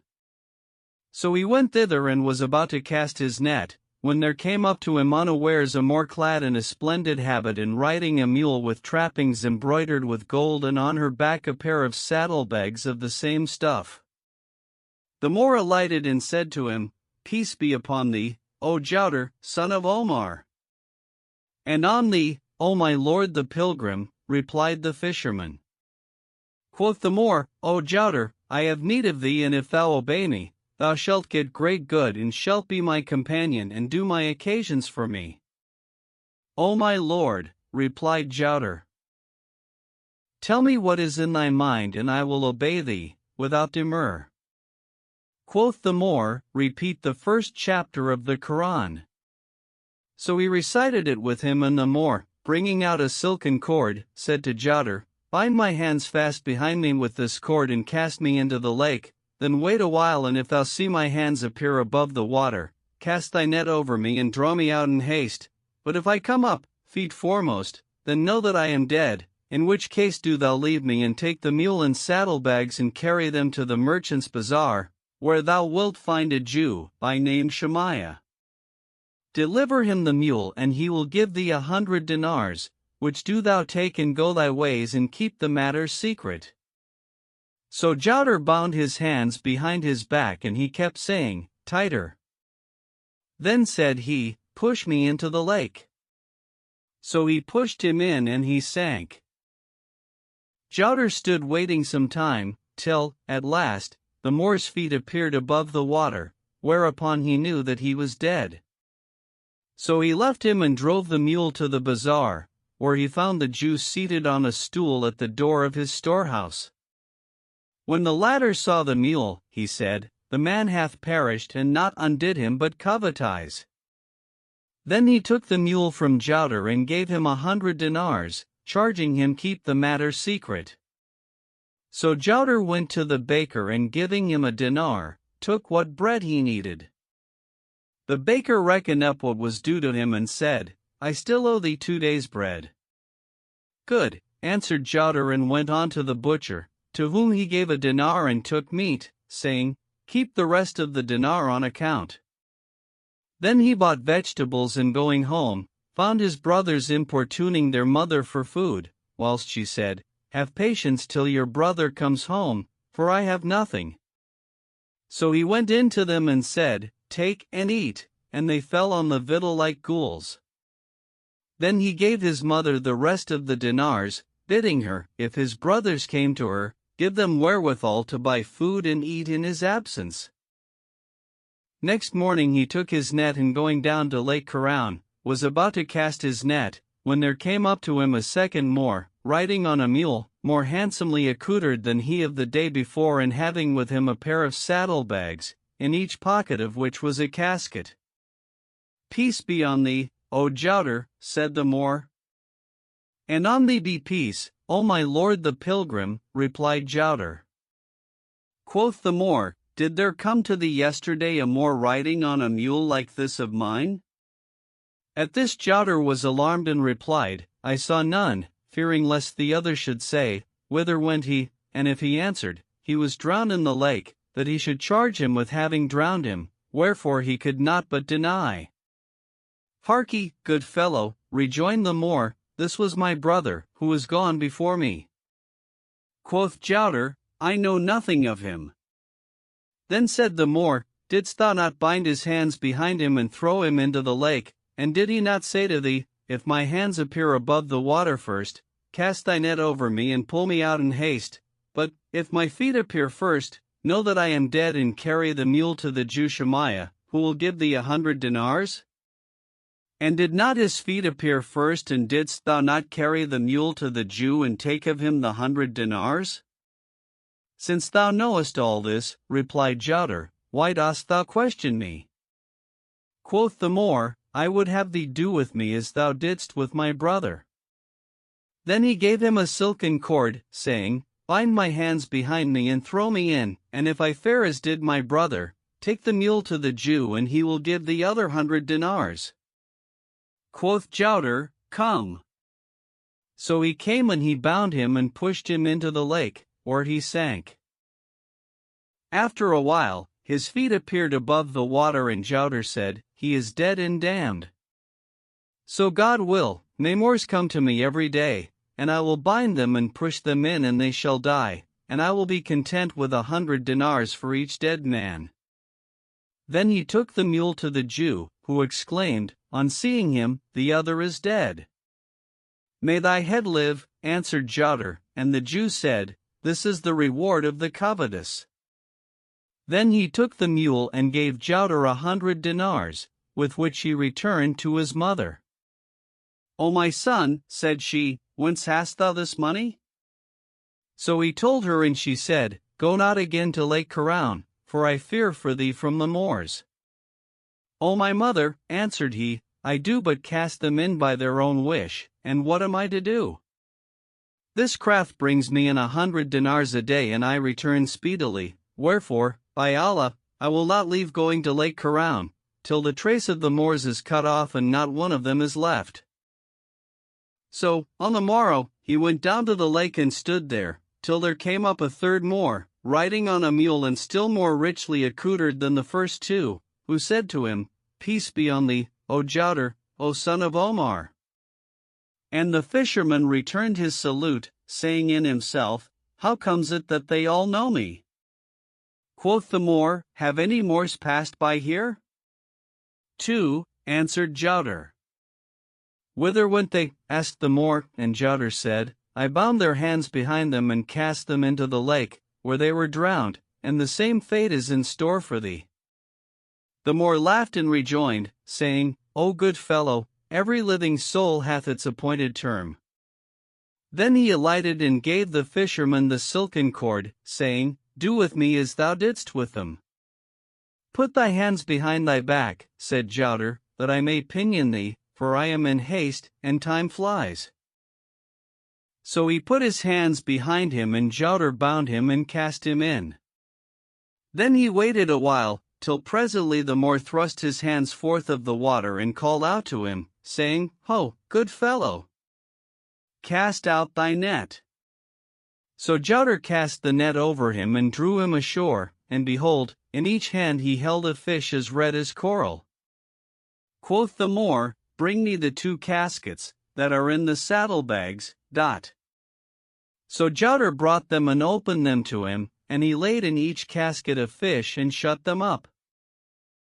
Then he pressed Jowder to his bosom and kissed him on the right cheek and the left, saying, God save thee from all stress. By Allah, hadst thou not cast the net over me and pulled me out, I should have kept my grip of the 2 fish till I sank and was drowned, for I could not get ashore, of myself. O my lord the pilgrim, quoth Jowder, I conjure thee by Allah, tell me the true history of the 2 drowned men and the fishes and the Jew. No, O Jowder, replied the Moor, that these that were drowned were my 2 brothers, by name Abdussalam and Abdulahed. My own name is Abdussamd, and the Jew also is our brother, his name is Abdirham and he is no Jew, but a true believer of the Maliki school. Our father, whose name was Abdulwadud, taught us magic and the art of solving mysteries and bringing to light hidden treasures, and we applied ourselves thereto, till we compelled the Afrits and Marids of the Jinn to do us service. By and by, our father died and left us much wealth, and we divided amongst us his treasures and talismans, till we came to the books, when we fell out over a book called The Fables of the Ancients, whose like is not in the world, nor can its price be paid of any nor its value made good with gold and jewels, for in it are particulars of all the hidden treasures of the earth and the solution of all mysteries. Our father was wont to make use of this book, of which we had some small matter by heart, and each of us desired to possess it, that he might come at what was therein. Now there was in our company an old man, by name the diviner El-Aptin, who had reared our father and taught him divination and magic, and he said to us, Bring me the book. So we gave it him and he said, Ye are my son's sons, and it may not be that I should wrong any of you.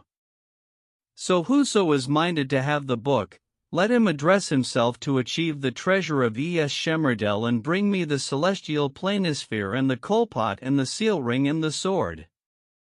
For the ring hath a merit that serves it called Erraat El-Kasif. And whoso hath possession thereof, neither king nor sultan may prevail against him, and if he will, he may therewith make himself master of the earth, in all its length and breadth.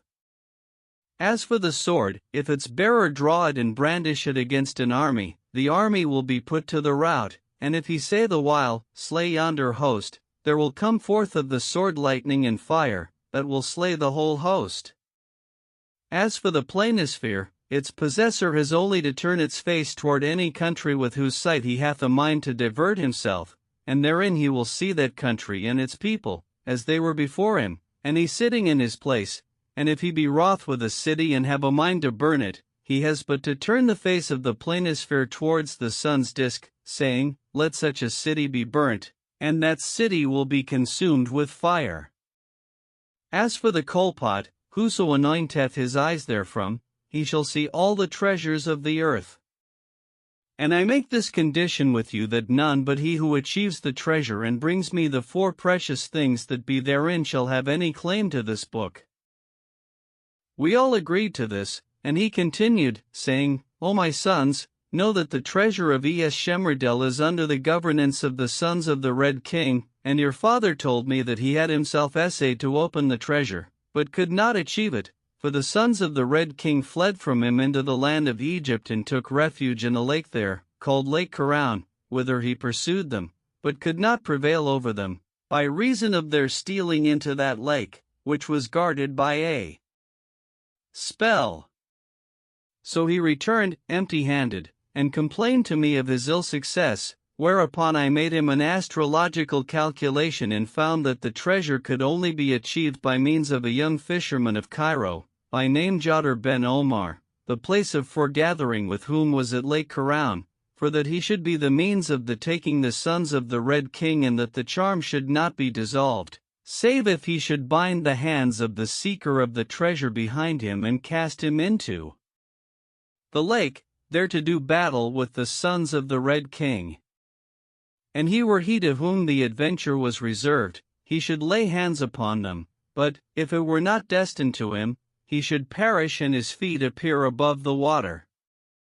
As for him who was successful, his hands would appear first above the water, whereupon it behoved that Jadr should cast the net over him and draw him ashore.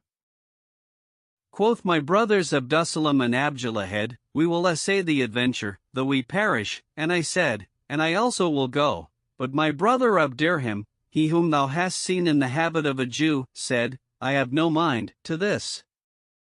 So we agreed with him that he should repair to Cairo in the disguise of a Jewish merchant, so that, if one of us perished in the lake, he might take his mule and saddlebags and give the bearer 100 dinars.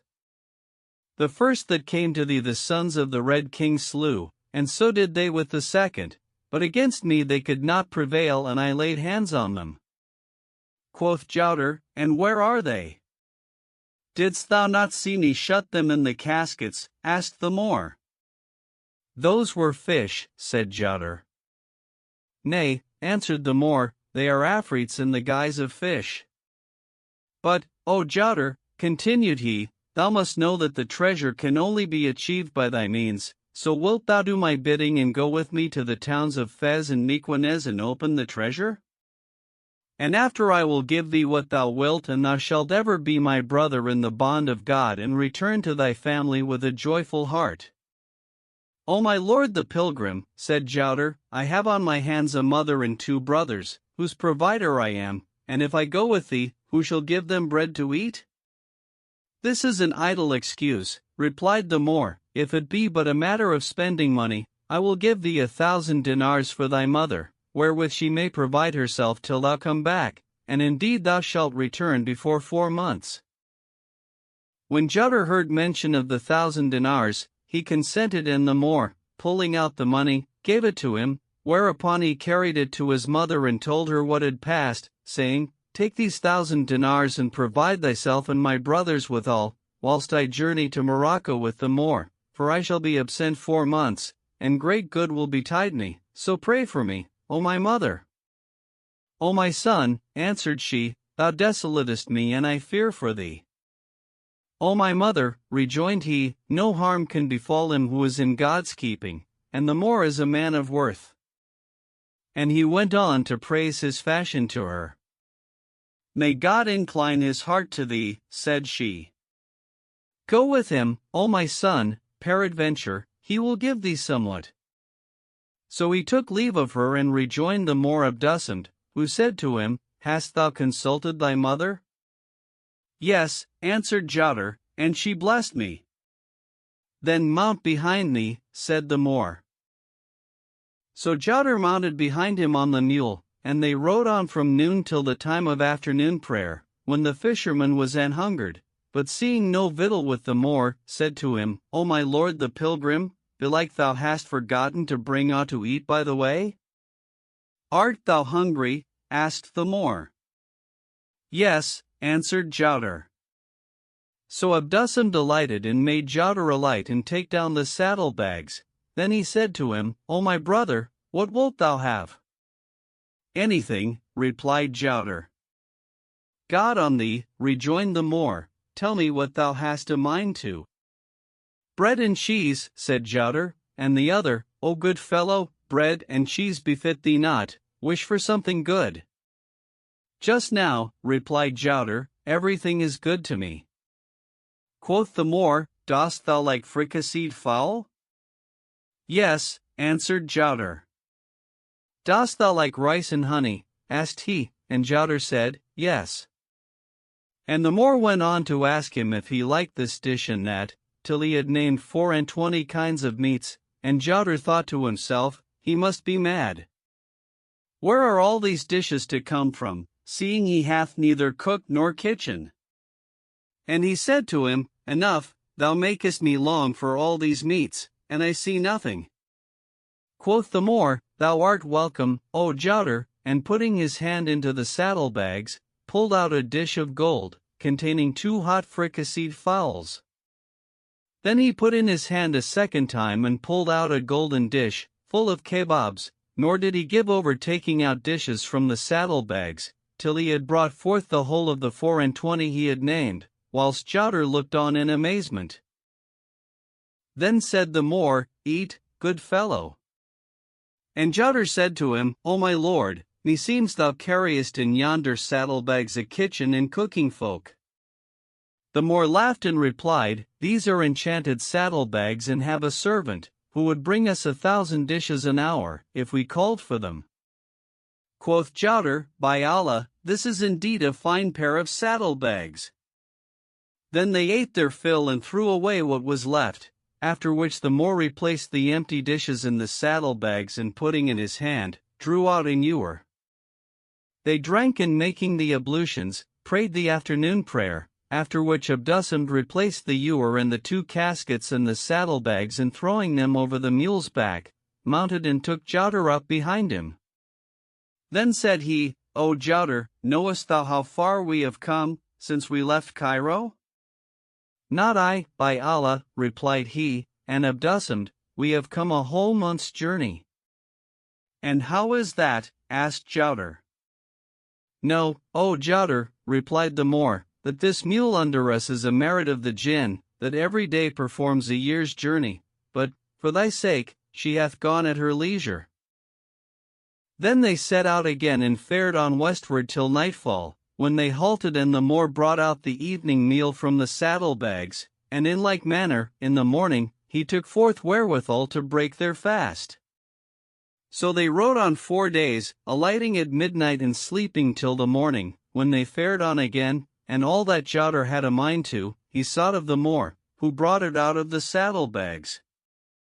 On the 5th day, they arrived at Fez and Mequinez and entered the city, where all who met the Moor saluted him and kissed his hands, and he rode through the streets, till he came to a certain door, at which he knocked, whereupon it opened and out came a girl like the moon, to whom said he, O Reme, O my daughter, open us the upper chamber. On my head and eyes, O my father, replied she and went in, swaying to and fro with a graceful and voluptuous gait, that ravished Jouder's reason, and he said, this is none other than a king's daughter. So she opened the upper chamber and the Moor, taking the saddlebags from the mule's back, said, Go, and God bless thee.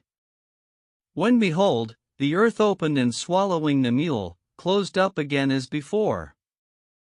And Jouder said, O protector! Praised be God who hath kept us in safety on her back. Marvel not, O Jouder, quoth the Moor, I told thee that the mule was an Afrit, but come with us into the upper chamber. So they went up into the upper chamber, and Jouder was amazed at the profusion of rich furniture and pendants of gold and silver and jewels and other rare and precious things that he saw there. As soon as they were seated, the Moor bade Reme bring him a certain bale and opening it, took out a dress worth 1,000 dinars, which he gave to Jouder, saying, Don this dress, O Jouder. and welcome to thee. So Jouder put it on and became as he were one of the kings of the West. Then the Moor laid the saddle-bags before him, and putting in his hand, pulled out dish after dish, till they had before them a tray of 40 kinds of meat, when he said to Jouder, Come, O my lord, eat and excuse us, for that we know not what meats thou wouldest have, but tell us what thou hast a mind to, and we will set it before thee without delay. By Allah, O my lord the pilgrim, replied Jouder, I love all kinds of meat and mislike none, so ask me not of aught, but bring all that cometh to thy thought, for I have naught to do but to eat. He abode 20 days with the Moor, who clad him in a new dress every day, and all this time they ate from the saddle-bags, for the Moor bought neither meat nor bread nor aught else nor cooked, but brought everything out of the bags, even to various kinds of fruit. On the 21st day, he said to Jouder, Come, this is the day appointed for opening the treasure of Shemerdel. So he rose and they went afoot without the city, where they found 2 slaves, each holding a mule. The Moor mounted one mule and Jouder the other, and they rode on till noon, when they came to a stream of running water, on whose banks they alighted, and Abdusam signed with his hand to the slaves and said, To it. So they took the mules, and going each his own way, were absent a while, after which they returned, bearing, one a tent, which he pitched, and the other carpets, which he spread in the tent and laid cushions thereabout. Then they brought the saddle-bags and the caskets containing the 2 fish, whereupon the Moor arose and said, Come, O Jouder. So Jouder followed him into the tent and sat down beside him, and he brought out dishes of meat from the saddle-bags, and they ate the morning meal. Then the Moor took the 2 caskets and conjured over them, whereupon there came from within voices that said, Here are we, at thy service, O diviner of the world. Have mercy on us. But he ceased not to repeat conjurations and they to call for help, till the 2 caskets flew in sunder, and there came forth 2 men, with their hands bound behind them, saying, Pardon, O diviner of the world. What wilt thou with us? Quoth he, I will burn you with fire, except ye make a covenant with me, to open to me the treasure of Es Shemerdel. We promise this to thee, answered they, and we will open the treasure to thee, so thou produce to us Jouder ben Omar, the fisherman, for it may not be opened but by his means, nor can any enter therein but he. He of whom ye speak, answered the Moor, I have brought, and he is here, listening to you and looking at you. Thereupon they covenanted with him to open the treasure to him, and he released them. Then he brought out a hollow wand and tablets of red cornelian and laid the latter on the former, after which he took a chafing dish and laying charcoal thereon, blew one breath into it and it kindled forthwith. Then said he to Jouder, O Jouder, I am now about to begin the necessary conjurations and fumigations, and when I have once begun, I may not speak, or the conjuration will be naught, so I will tell thee first what thou must do. Say on, replied Jouder. Know then, said the Moor, that, when I have recited the charm and thrown on the perfumes, the water will dry up from the river's bed and discover to thee a door of gold, the bigness of the city gate, with 2 rings of metal thereon, whereupon do thou go down to the door and knock lightly and wait a while, then knock a second time more loudly than the first and wait another while, after which give 3 knocks, one after another, and thou wilt hear a voice say, Who knocks at the door of the treasure, unknowing how to solve the mysteries? Do thou answer, I am Jouder ben Omar, the fisherman, and the door will open and there will come forth one with a sword in his hand and say to thee, If thou be that man, stretch forth thy neck, that I may strike off thy head. Then do thou stretch forth thy neck and fear not, for, when he lifts his hand and smites thee, he will fall down before thee, and in a little thou wilt see him a body without a soul, and the blow shall not irk thee nor shall any harm befall thee, but, if thou gainsay him, he will slay thee. When thou hast undone his enchantment by obedience, enter and go on till thou sayest another door, at which do thou knock, and there will come forth to thee a horseman with a lance on his shoulder and say to thee, What brings thee hither, where neither man nor genie may enter? and he will shake his spear at thee. Bare thy breast to him, and he will smite thee and fall down forthright, and thou shalt see him a body without a soul, but if thou cross him, he will slay thee. Then go on to the third door, whence there will come forth to thee a man with a bow and arrows in his hand, and take aim at thee. Bare thy breast to him, and he will shoot at thee and fall down before thee, a body without a soul, but if thou cross him, he will kill thee. Then go on to the fourth door and knock, and there will come forth to thee a huge lion, which will rush upon thee, opening his mouth as if he had a mind to devour thee. Have no fear of him, neither flee from him, but, when he cometh to thee, give him thy hand, and he will bite at it and fall down straightway, nor shall aught of hurt betide thee. Then enter the fifth door, where thou shalt find a black slave, who will say to thee, Who art thou? Say, I am Jouder, and he will answer, If thou be that man, open the sixth door. Then do thou go up to the door and say, O Jesus, tell Moses to open the door, whereupon the door will fly open, and thou wilt see two dragons, one on the left hand and another on the right, which will open their mouths and fly at thee, both at once. Do thou put forth to them thy hands, and they will bite each a hand, and fall down dead, but if thou resist them, they will kill thee. Then go on to the seventh door and knock, whereupon there will come forth to thee thy mother, and say, Welcome, O my son. Come, that I may greet thee. But do thou say to her, Hold off from me, and put off thy clothes. And she will make answer, O my son, I am thy mother that suckled thee and brought thee up. How then wouldst thou strip me naked? Then do thou say, Except thou put off thy clothes, I will kill thee, and look to thy right, where thou wilt see a sword hanging up. Take it and draw it upon her, saying, Strip, whereupon she will wheedle thee and humble herself to thee, but have thou no pity on her, nor be beguiled, and as often as she puts off aught, say to her, Off with the rest, nor do thou cease to threaten her with death, till she put off all that is upon her and fall down, when the enchantment will be dissolved and the charms undone, and thou wilt be safe. Then enter the hall of the treasure, where thou wilt see the gold lying in heaps, but pay no heed to aught thereof, and go on to the upper end of the hall, where thou wilt find a niche, with a curtain drawn before it.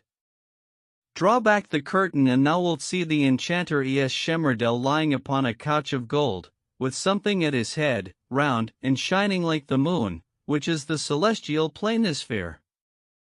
He is girt with the sword, on his finger is the ring, and about his neck is a chain, to which hangs the coalpot.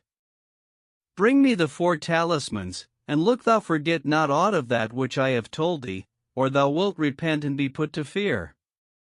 And he repeated his directions to Jouder a second and a third and a fourth time, till he said, I have them by heart, but who may face all these enchantments that thou namest and endure against these mighty terrors? O Jouder, replied the Moor, fear not, for they are semblances without life, and he went on to hearten him, till he said, I put my trust in God. Then Abdusam threw perfumes on the chafing dish, and addressed himself to reciting conjurations. Presently the water disappeared and discovered the bed of the river and the door of the treasure, whereupon Jouder went down to the door and knocked. Therewith he heard a voice saying, Who knocks at the door of the treasure, unknowing how to solve the mysteries? Quoth he, I am Jouder, son of Omar, whereupon the door opened, and there came forth one with a drawn sword, who said to him, Stretch forth thy neck. So he stretched forth his neck, and the figure smote him and fell down, lifeless. Then he went on to the second door and did the like, nor did he cease to do thus, till he had undone the enchantments of the first 6 doors, and came to the 7th door, from which there issued forth to him his mother, saying, Greeting, O my son. What art thou? Said he, and she answered, saying, O my son, I am thy mother, who bore thee 9 months, in my womb, and gave thee suck and reared thee. Quoth he, Put off thy clothes. Thou art my son, said she, how wouldst thou strip me naked? But he said, Strip, or I will strike off thy head with the sword, and he put out his hand to it and drew it upon her, saying, Except thou strip, I will slay thee. Then the strife became long between them, and as often as he redoubled on her his menaces, she put off somewhat of her clothes, and he said to her, "Put off the rest," whilst she kept saying, "O my son, thou hast disappointed my fosterage of thee," till she had nothing left but her trousers. Then said she, "O my son, is thy heart stone? Wilt thou dishonor me by discovering my nakedness? Indeed, this is unlawful, O my son." And he answered, "Thou sayest sooth, it behoves not that thou put off thy trousers." No sooner had he uttered these words, than she cried out and said, "He hath made default, beat him." Whereupon there fell upon him blows like rain, and the servants of the treasure flocked to him and dealt him a beating that he forgot not in all his life, after which they thrust him forth and cast him down without the treasure, and the doors shut of themselves as before, whilst the waters of the river returned to their bed. When the Moor saw this, he took Jowder up in haste and repeated conjurations over him, till he came to his senses, when he said to him, "What hast thou done, O dolt?" "O my brother," answered Jowder, "I undid all the enchantments, till I came to my mother, and there befell between her and myself a long contention. But I made her put off her clothes, till but her trousers remained upon her, and she said to me, 'Do not dishonor me, for to discover one's nakedness is forbidden.' So I left her trousers out of pity, and behold, she cried out and said, 'He hath made default, beat him.' Whereupon there came out upon me folk, whence I know not, and beating me till I was nigh upon death, thrust me out, nor do I know what befell me after this." Quoth the Moor, "Did I not warn thee not to swerve from my directions? Verily, thou hast done ill by me and by thyself, for if thou hadst made her take off her trousers, we had attained our desire, but now thou must abide with me till this day next year." Then he cried out to the two slaves, who struck the tent forthright and loaded it on muleback. Then they were absent a while, and presently returned with the 2 mules, and they mounted and rode back to the city of Fez, where Jowder abode with the Moor, eating and drinking well and donning a rich dress every day, till the appointed day arrived, when the Moor said to him, "Come with me, for this is the appointed day." And Jowder said, "It is well." So the Moor carried him without the city, where they found the 2 slaves with the mules, and mounting, rode on till they came to the river. Here the slaves pitched the tent and furnished it, and the Moor brought forth the tray of food, and they ate the morning meal, after which Abdusam brought out the wand and the tablets as before, and kindling the fire in the chafing dish, made ready the perfumes. Then said he to Jowder, "O Jowder, I wish to renew my injunctions to thee." "O my lord the pilgrim," answered he, "if I have forgotten the beating, I have forgotten the injunctions." "Dost thou indeed remember them?" asked the Moor, and he said, "Yes." Quoth the Moor, "Keep thy wits, and think not that the woman is thy very mother, nay, she is but an enchantment in her semblance, whose purpose is to catch thee tripping. Thou camest off alive the first time, but, if thou make default this time, they will kill thee." "If I slip this time," replied Jowder, "I deserve to be burnt of them." Then Abdusam cast in the perfumes and recited the conjurations, till the river dried up, whereupon Jowder descended and knocked at the door. It opened, and he entered and undid the several enchantments, till he came to the 7th door, and the semblance of his mother appeared before him, saying, "Welcome, O my son." But he said to her, "How am I thy son, O accursed one? Strip." And she began to wheedle him and put off garment after garment, till but her trousers remained, and he said to her, "Strip, O accursed one." So she put off her trousers and became a body without a soul. Then he entered the hall of the treasure, where he saw gold lying in heaps, but paid no heed to it, and passed on to the niche at the upper end, where he saw the enchanter Shemerdel lying on a couch of gold, girt with the sword, with the ring on his finger, the coal-pot on his breast, and the celestial planisphere over his head. So he unbuckled the sword, and taking the ring, the coal-pot, and the planisphere, went forth, when, behold, music sounded for him, and the servants of the treasure cried out, saying, Mayst thou enjoy that which thou hast gained, O Jouter?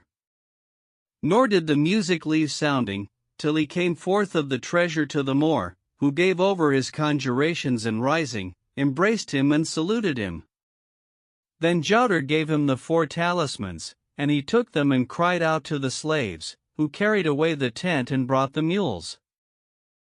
So they mounted and returned to the city of Fez, where the Moor fetched the saddlebags and brought forth dish after dish of meat, till the tray was full, and said to Jouter, Eat, O Jouter, O my brother. So he ate till he was satisfied, when the Moor emptied what remained of the meats into other dishes and returned the empty platters to the saddlebags. Then he said to Jouter, O Jouter, thou hast left thy native land on our account and hast accomplished our need, wherefore thou hast a right to a reward of us. Seek, therefore, what thou wilt, it is God the Most High that giveth unto thee by our means. Ask thy will and be not ashamed, for thou art deserving. O my lord, answered Jouter, I ask first of God the Most High and then of thee, that thou give me yonder saddlebags. So the Moor called for them and gave them to him, saying, Take them, for they are thy due, and if thou hadst asked of me aught else, I had given it thee. Eat from them, thou and thy family, and know that the manner of their usance is on this wise.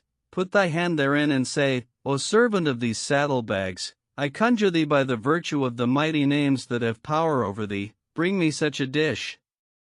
And he will bring thee whatsoever thou askest, though thou shouldst call for 1,000 different dishes a day. But, O good fellow, these will not profit thee, save by way of victual, and thou hast wearied thyself with us, and we promise thee to send thee home, rejoicing. So we will join to these other saddlebags, full of gold and jewels, and bring thee back to thy native land, where thou shalt become a merchant and clothe thyself and thy family, nor shalt thou want for spending money.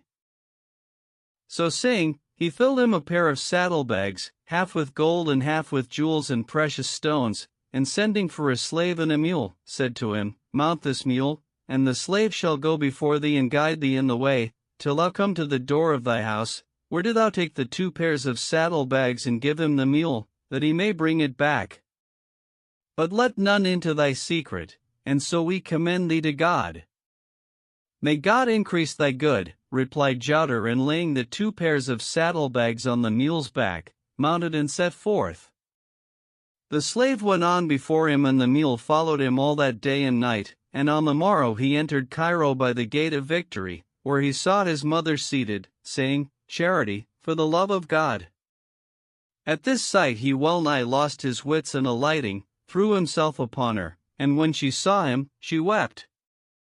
Then he mounted her on the mule and walked by her stirrup, till they came to the house, where he set her down, and taking the saddlebags, left the mule to the slave, who took her and resumed with her to his master, for that both slave and mule were Afrits.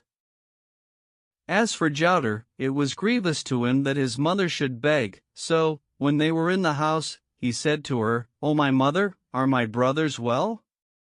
And she replied, They are both well. Quoth he, Why dost thou beg by the wayside? Because I am hungry, O my son, answered she, and he, Before I went away I gave thee 100 dinars one day, the like the next, and 1,000 on the day of my departure. O my son, replied she, they cheated me and took the money from me, saying, We will buy goods with it. Then they drove me away, and I fell to begging by the wayside, for stress of hunger. O my mother, said Jouter, no harm shall befall thee, now I am come, so have no concern, for these saddlebags are full of gold and jewels, and good aboundeth with me. But, quoth she, verily, thou art blessed, O my son. May God accept of thee and increase thee of his bounties. Go, O my son, fetch us some victual, for I slept not last night for stress of hunger, having gone to bed supperless. He laughed and said, Welcome to thee, O my mother. Call for what thou wilt to eat, and I will set it before thee forthright, for I have no occasion to buy from the market, nor need I any to cook. O my son, replied she, I see not with thee. And he said, I have with me in these saddlebags all manner of meats. O my son, rejoined she, whatever is ready will serve to stay hunger. True, answered he, when there is no choice, men are content with the least thing, but where there is plenty, they like to eat what is good, and I have plenty, so call for what thou hast a mind to. O my son, said she, give me some hot bread and a piece of cheese, but he answered, saying, O my mother, this befits not thy condition. Then give me to eat of that which befits my condition, quoth she, for thou knowest it. O my mother, rejoined he, what befits thy condition is resold meat and fricasseed fowls and savory rice and sausages and stuffed cucumbers and stuffed lamb and stuffed ribs of mutton, and vermicelli with pounded almonds and nuts and honey and sugar and fritters and almond patties. But she thought he was laughing at her and making mock of her, so she said to him, Alas! Alas! What is come to thee? Dost thou dream, or art thou mad? Why deemest thou that I am mad? Asked he, and she replied, Because thou namest to me all manner rich meats, who can avail unto their price, and who knows how to dress them? Quoth he, As I live, thou shalt eat of all that I have named to thee, and that forthright. And she said, I see nothing. Then said he, Bring me the saddlebags. So she fetched them, and feeling them, found them empty. However, she laid them before him, and he thrust in his hand and pulled out dish after dish, till he had set before her all he had named. Whereupon, O my son, said she, the saddlebags are small, and moreover they were empty, yet hast thou taken thereout all these dishes. Where then were they all? O my mother, answered he, know that these are enchanted saddlebags, which the Moor gave me, and they have a servant, whom, if one desire aught, he has but to adjure by the names, which have power over him, saying, O servant of the saddlebags, bring me such a dish, and he will bring it. Quoth his mother, And may I put out my hand and ask of him? Do so, replied he. So she put out her hand and said, O servant of the saddlebags, I conjure thee, by the virtue of the names that have power over thee, bring me stuffed ribs of mutton. Then she thrust in her hand and found a dish containing delicate stuffed ribs of lamb. So she took it out, and called for bread and what else she had a mind to, after which Jowder said to her, O my mother, when thou hast made an end of eating, empty what is left of the food into platters other than these, and restore the empty dishes to the saddlebags, for the charm is upon this condition, and keep the saddlebags carefully. So she arose and laid them up in a safe place. And look that thou keep this secret, added he, and whenever thou hast a mind to aught, take it forth of the saddlebags and give alms and feed my brothers, whether I be absent or present.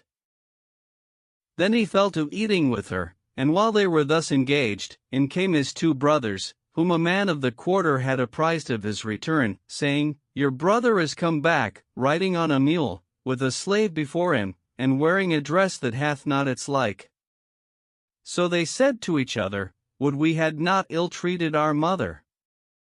She will surely tell him how we did by her, and then how sore will be our disgrace with him. But one of them said, Our mother is tender-hearted, and if she tell him, our brother is yet tenderer over us than she, and if we excuse ourselves to him, he will accept our excuse. So they went in to him, and he rose to them, and saluting them after the friendliest manner, bade them sit and eat. So they ate till they were satisfied, for they were weak with hunger, after which Jowder said to them, O my brothers, take what is left and distribute it to the poor. O brother, replied they, let us keep it to sup withal. But he said, When supper time comes, ye shall have more than this. So they took the rest of the victual, and going out, gave of it to every poor man who passed by them, saying, Take and eat, till there was nothing left. Then they brought back the dishes, and Jowder said to his mother, Put them in the saddlebags. When it was night, he entered the saloon and took forth of the saddlebags a table of 40 dishes, after which he went up, to the upper chamber, and sitting down between his brothers, said to his mother, "Bring the supper." So she went down to the saloon, and finding there the dishes ready, laid the tray and brought up the 40 dishes, one after another. Then they ate the evening meal, and when they had done, Jouter said to his brothers, "Take and feed the poor and needy."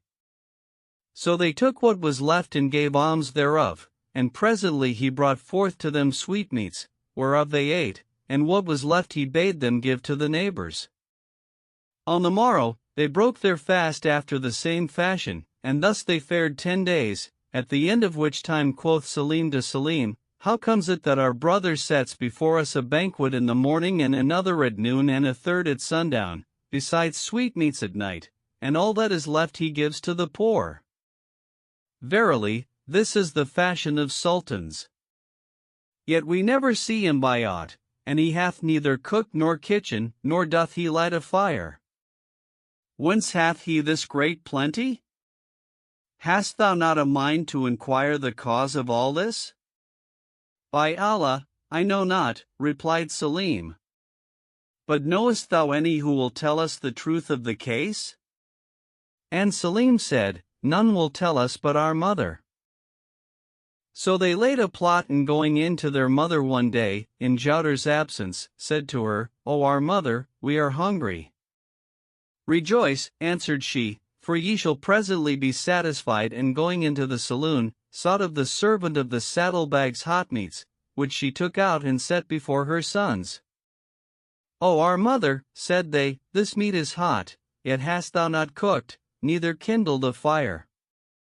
Quoth she, "It comes from the saddlebags." And they, "What manner of thing are these saddlebags?" "They are enchanted," replied she, and told them their virtue, enjoining them to secrecy. Quoth they, "O our mother, the secret shall be kept, but teach us the manner of this." So she taught them the fashion thereof, and they fell to putting their hands into the saddlebags and taking forth whatever they had a mind to. Then quoth Selim, privily, to Selim, "O my brother, how long shall we abide with Jouter's servant wise and eat of his charity? Shall we not cast about to get the saddlebags from him and make off with them?" "And how shall we make shift to do this?" asked Selim. "We will sell him to the galleys," replied Selim, and Selim said, "How shall we do that?" Quoth Selim, "We will go to the captain of the galleys of the Sea of Suez and bid him to an entertainment, with 2 of his company. What I say to Jouter do thou confirm, and at the end of the night I will show thee what I will do."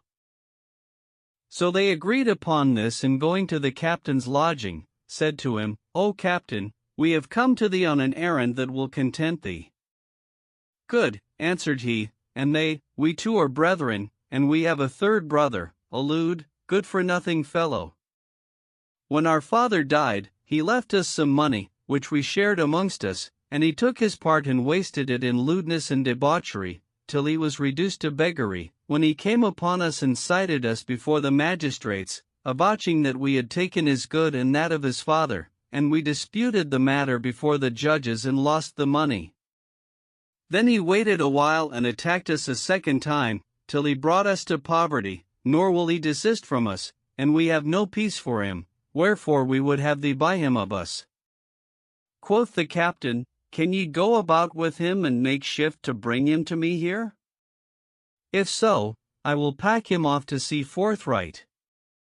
"We cannot avail to bring him here," answered they, "but be thou our guest this night, and bring with thee 2 of thy men, no more, and when he is asleep, we will fall upon him, we 5, and gag him. Then shalt thou carry him forth the house, under cover of the night, and do with him as thou wilt." "So be it," rejoined the captain. "Will ye sell him for 40 dinars? "Yes," said they.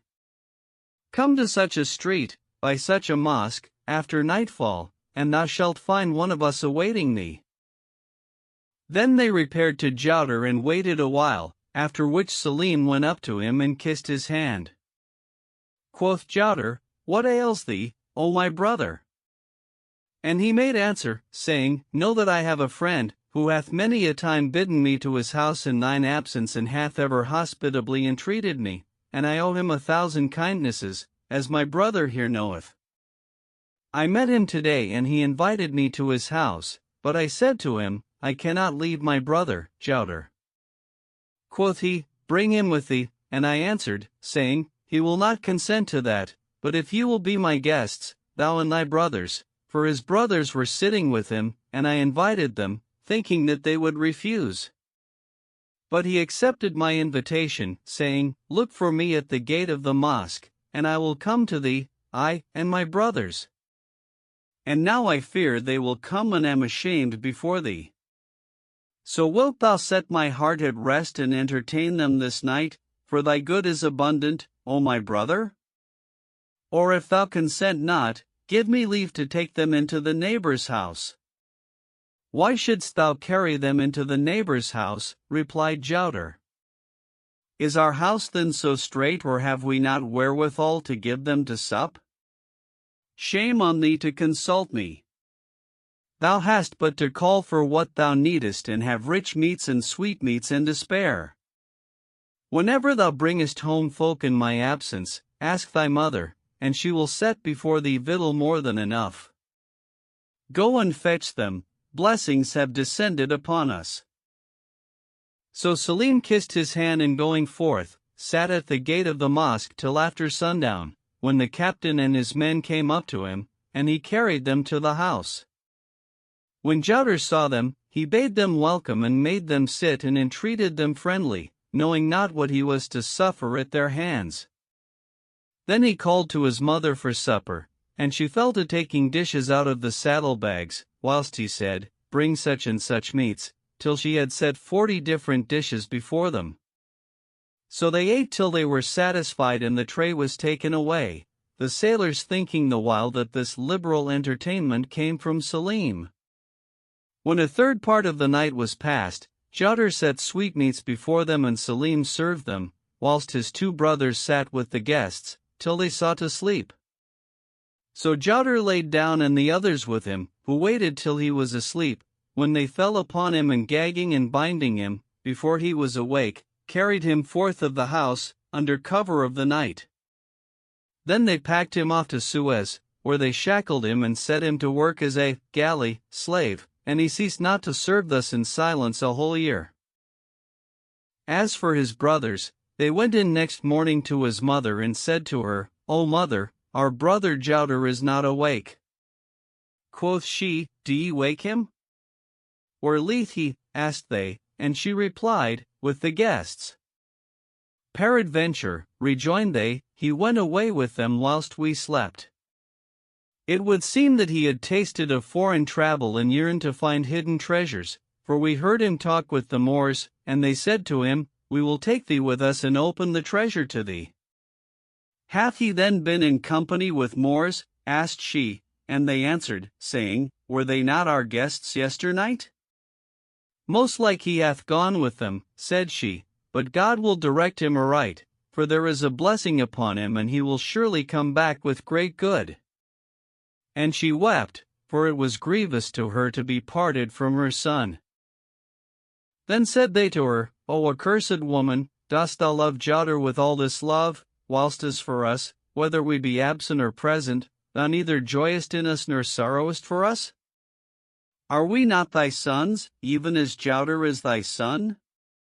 Ye are indeed my sons, answered she, but ye are reprobates who deserve no favor of me, for I have never had any satisfaction of you since your father's death, whilst, as for Jouder, I have had abundant good of him, and he has comforted my heart and entreated me with honor, wherefore it behoves me to weep for him, because of his goodness to me and to you. When they heard this, they reviled her and beat her, after which they sought for the saddlebags, till they found the 2 pairs, and took the enchanted one and all the gold and jewels from the other, saying, This was our father's good. Not so, by Allah, said their mother. It belongs to your brother Jouder, who brought it from the land of the Moors. Thou liest, answered they, it was our father's property, and we will dispose of it. Then they divided the gold and jewels between them, but a dispute arose between them concerning the enchanted saddlebags, each saying, I will have them, and they came to high words over this. Then said she, O my sons, ye have divided the gold and the jewels, but this may not be divided, nor can its value be made up in money, and if it be cut in twain, its virtue will be annulled. So leave it with me, and I will give you to eat from it at all times, and be content to take a morsel with you. If ye give me aught to clothe me, it will be of your favor, and each of you shall traffic with the folk for himself. Ye are my sons, and I am your mother, wherefore let us abide as we are, lest your brother come back and we be disgraced. But they hearkened not to her words, and passed the night, wrangling with one another. Now it chanced that a sergeant of the king's guards was a guest in the adjoining house, and heard them through the open window.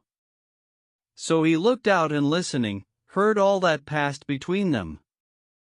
Next morning, he presented himself before the king of Egypt, whose name was Shemsed-Dala, and told him all he had heard, whereupon he sent for Jouder's brothers and put them to the torture, till they confessed, and he took the 2 pairs of saddlebags from them and clapped them in prison, appointing a sufficient daily allowance to their mother.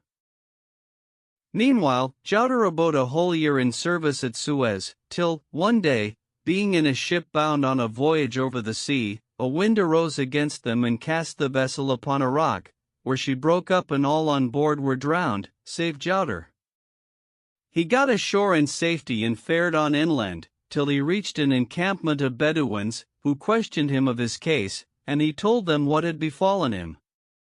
Now there was amongst them a merchant, a native of Jiddah, who took pity on him and said to him, O Egyptian, wilt thou take service with me, and I will clothe thee and carry thee with me to Jiddah? So Jouder took service with him and followed him to Jiddah, where he showed him much favor.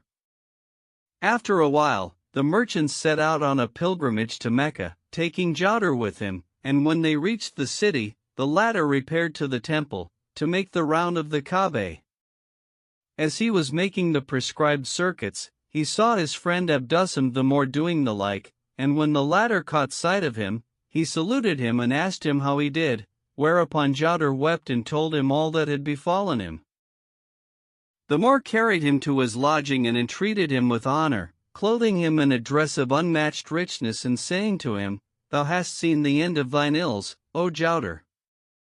Then he leveled a tablet of sand and drew a geomantic figure, by which he discovered what had befallen Salim, and said to Jouder, Such and such things have befallen thy brothers, and they are now in the king of Egypt's prison.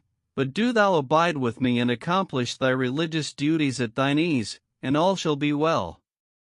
O my lord, replied Jouder, let me go and take leave of the merchant with whom I am, and after I will come back to thee. Dost thou owe money? asked the Moor, and he answered, No, go, said Abdusam, and take leave of him and come back forthright, for men of honor owe a duty to those whose bread they have eaten. So Jouder returned to the merchant and took leave of him, saying, I have fallen in with my brother. Bring him here, said the merchant, and we will make him an entertainment. But Jouder answered, saying, He has no need of that, for he is a man of wealth and hath many servants. Then the merchant gave Jouder 20 dinars, saying, Acquit me of responsibility, and he bade him farewell and went forth from him. As he went along, he saw a poor man, so he gave him the 20 dinars and returned to the Moor, with whom he abode till they had accomplished the rites of the pilgrimage, when Abdusam gave him the ring, that he had taken from the treasure of Shemerdel, saying, This ring will bring thee to thy desire, for it is enchanted and hath a servant, by name Rod el-Kasif, so whatever thou hast a mind to of the things of this world, rub this ring and its servant will appear and do all thou biddest him. Then he rubbed the ring before him, whereupon the genie appeared, saying, Here I am, O my lord. Ask what thou wilt, and it shall be given thee. Hast thou a mind to people a ruined city, or lay waste a flourishing one, or slay a king, or put an army to the rout? O Rod, said Abdusam, this has become thy lord, do thou serve him faithfully. Then he dismissed him and said to Jowder, Rub the ring and the genie will appear, and do thou command him to do whatever thou desirest, for he will not gainsay thee.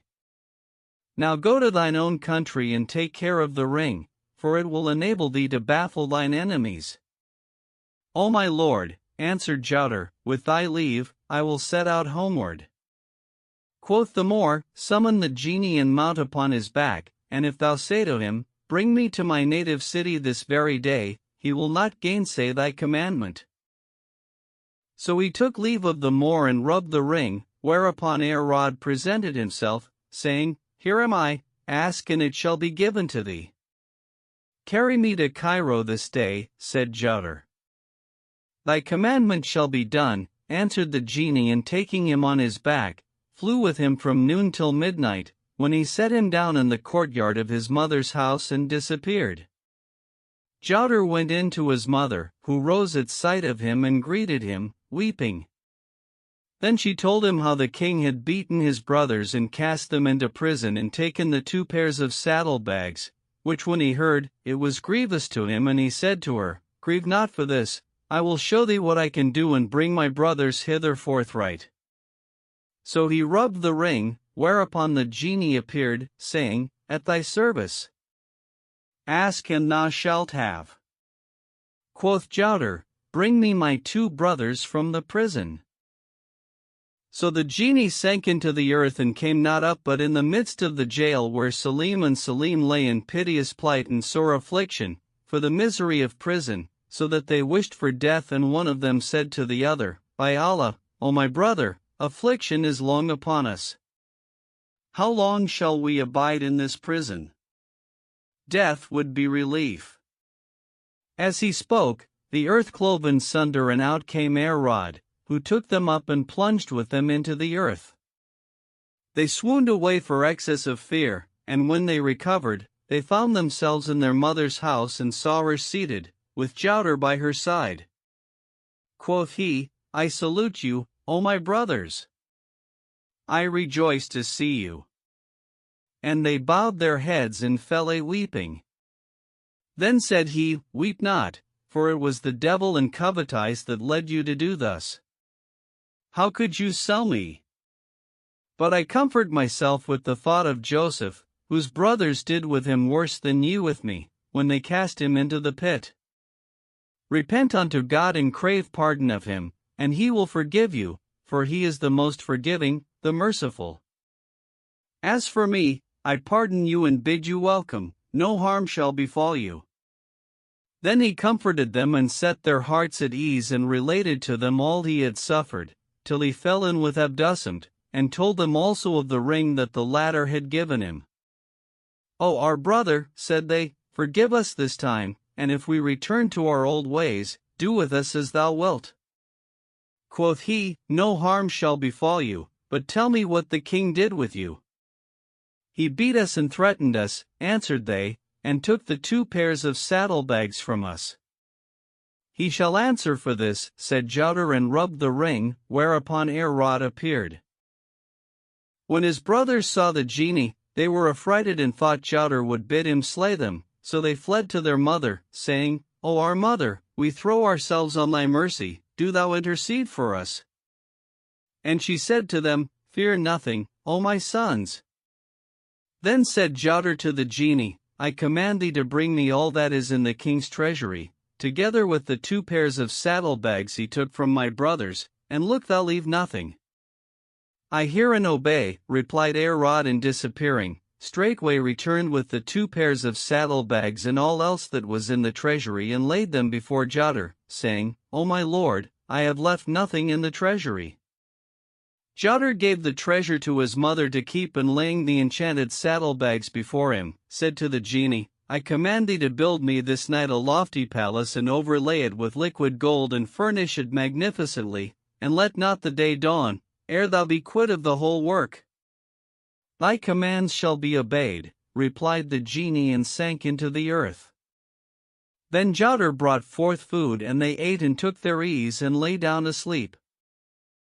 Meanwhile, Rod summoned his attendant jinn and commanded them to build the palace. So some of them fell to hewing stones and some to building, whilst others plastered and painted and furnished, nor did the day dawn before the ordinance of the palace was complete, whereupon Herod came to Jouder and said to him, O my lord, the palace is ready, if it please thee to come and look on it. So Jouder went forth with his mother and brothers and saw a palace, whose like there was not in the whole world. It stood upon the merge of the highway and confounded all minds with the goodliness of its ordinance, and withal it had cost him nothing. Then he said to his mother, Wilt thou take up thine abode in this palace? I will well, O my son, answered she, and called down blessings upon him. Then he rubbed the ring and bade the genie fetch him 40 handsome white slave girls and 40 male white slaves, besides the like number of black slaves, male and female. Thy will shall be done, answered Herod, and betaking himself, with 40 of his attendant jinn, to Hind and Sind in Persia, carried off every handsome girl and boy they saw, till they had made up the required number. Moreover, he sent other 80, who fetched handsome black slaves, male and female, 40 of either sex, and carried them all to Jouder's house, which they filled. Then he showed them to Jouder, who was pleased with them, and bade him bring a suit of the richest raiment for each of them, and dresses to boot for himself and his mother and brothers. So the genie brought all that was needed and clad the female slaves, saying to them, This is your mistress, kiss her hands and cross her not, but serve her, white and black. The male slaves also clad themselves and kissed Jouder's hands, and he and his brothers arrayed themselves in the robes the genie had brought them, and became, Jouder as he were a king and his brothers as viziers. Now his house was spacious, so he lodged Salim and his slave girls in one part thereof, and Salim and his slave girls in another, whilst he and his mother took up their abode in the new palace, and each in his own place was like the Sultan. Meanwhile, the king's treasurer, thinking to take something from the treasury, went in and found it altogether empty, even as saith the poet. Once was it as a beehive stocked and full of bees galore, but when they left it, it became devoid of all its store. And he gave a great cry and fell down in a swoon. When he came to himself, he left the door open, and going in to the king, said to him, O commander of the faithful, I have to tell thee that the treasury hath become empty during the night. Quoth the king, What hast thou done with my treasures that were therein? By Allah, replied the treasurer, I have not done aught with them, nor know I what is come of them. I visited the place yesterday and saw it full, but, when I went in today, I found it altogether empty, albeit the doors were locked and the walls unpierced and the locks unbroken, nor hath a thief entered it. Are the 2 pairs of saddlebags gone? Asked the king. Yes, replied the treasurer, whereupon the king's reason fled from his head, and he rose to his feet, saying, Go thou before me. So the treasurer forewent him to the treasury, and he found nothing there, whereat he was sore enraged, and said, Who hath dared to violate my treasury, fearing not my wrath? Then he went forth and held a divan, to which he summoned all his chief officers, who came, thinking each that the king was wroth with him, and he said to them, Know that my treasury hath been plundered during the night, and I know not who has done this thing and dared thus to outrage me, without fear of my wrath. How so? Asked they. Quoth he, Ask the treasurer.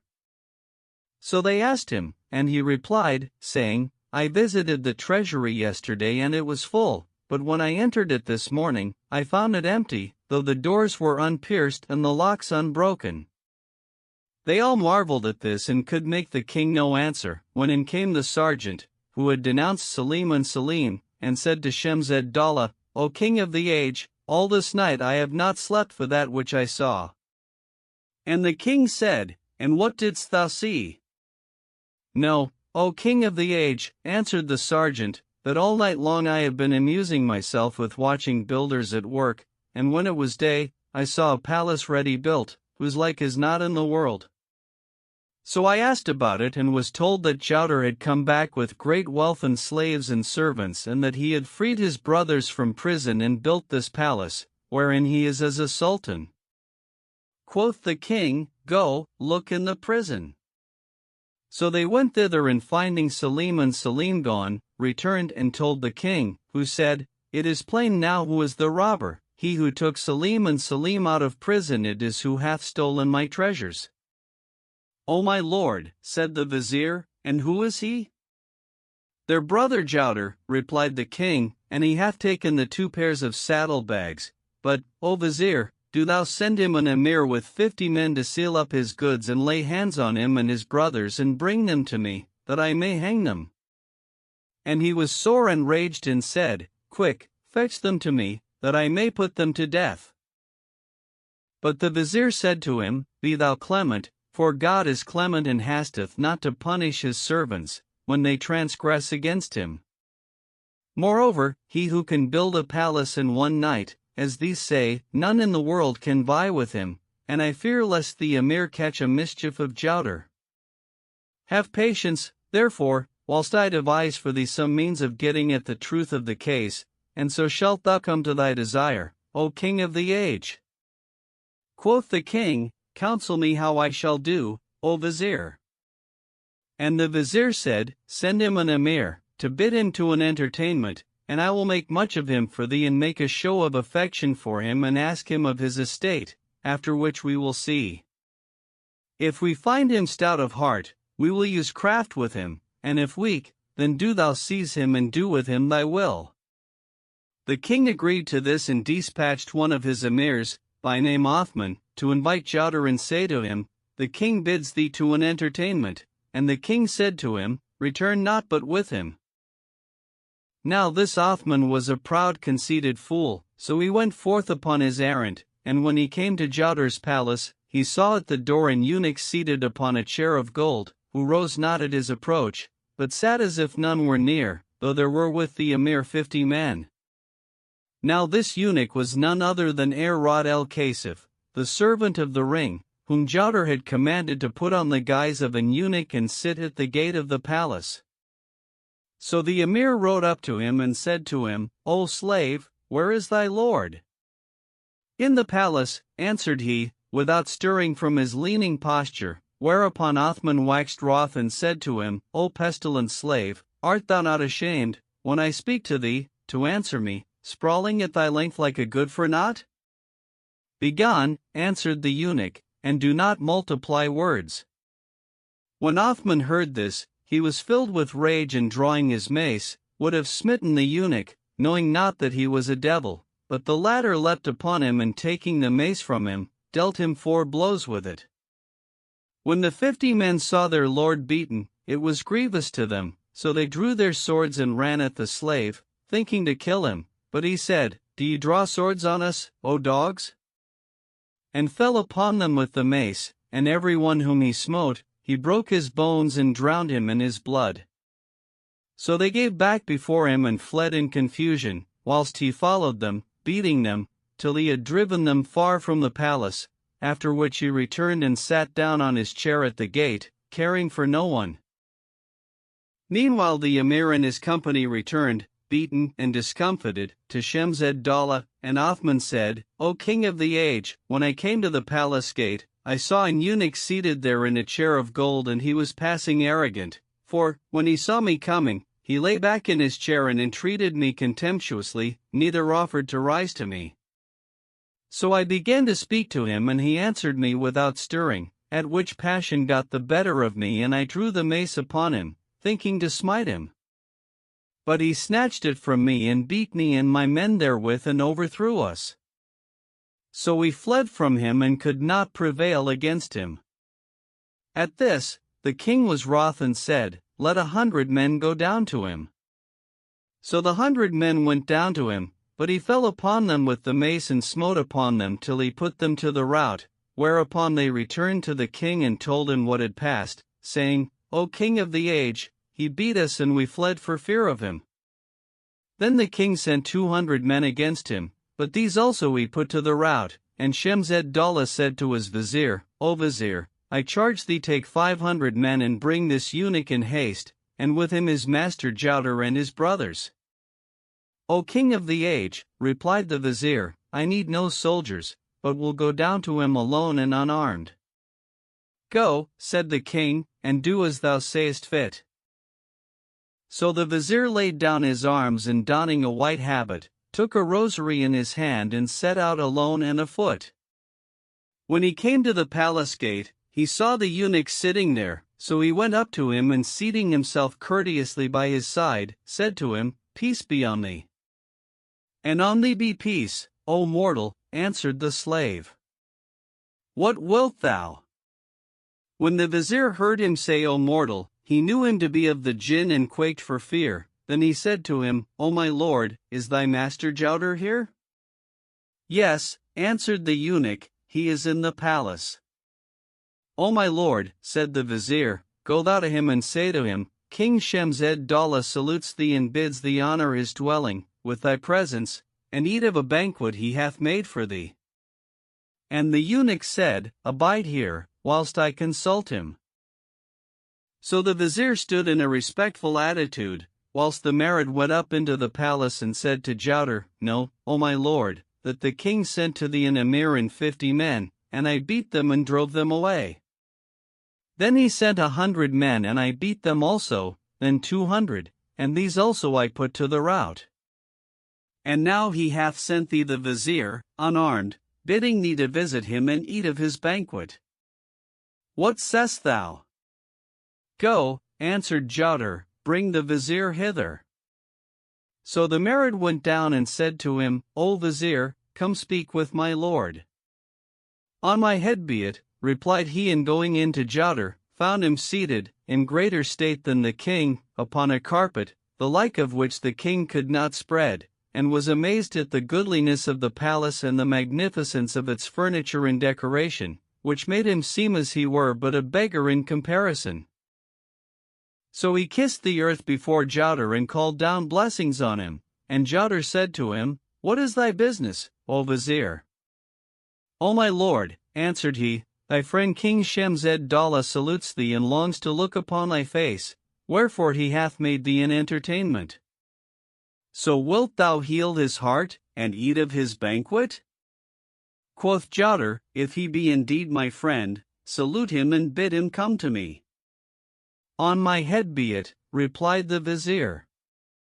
Then Jowder rubbed the ring and bade the genie bring him a dress of the best, which he gave to the vizier, saying, Don this dress and go tell the king what I say. So the vizier donned the dress, the like of which he had never worn, and returning to the king, told him what had passed and praised the palace and that which was therein, saying, Jowder bids thee to him.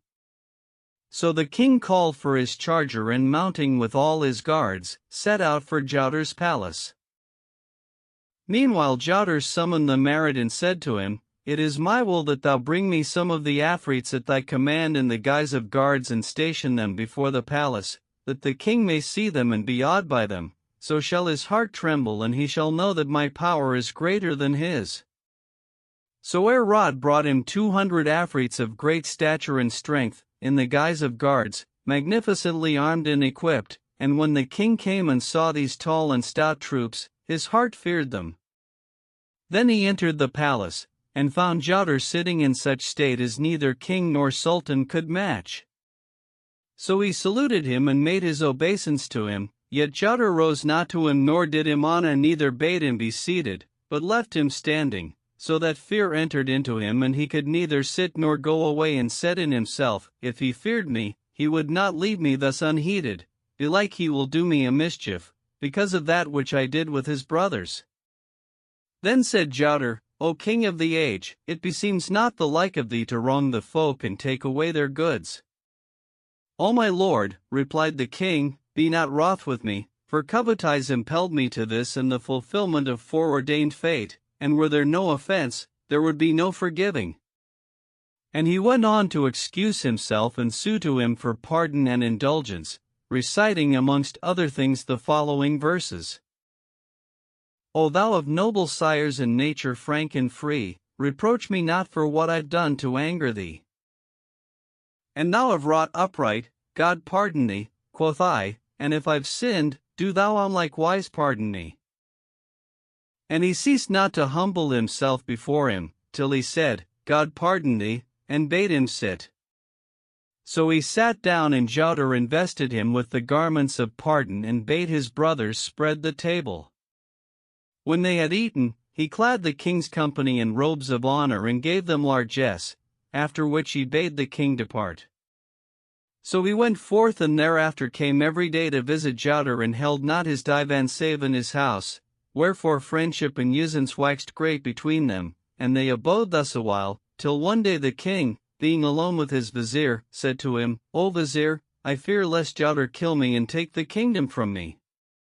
O king of the age, replied the vizier, as for his taking the kingdom from thee, have no fear of that, for his present estate is greater than that of the king, and to take the kingdom would be a lowering of his rank.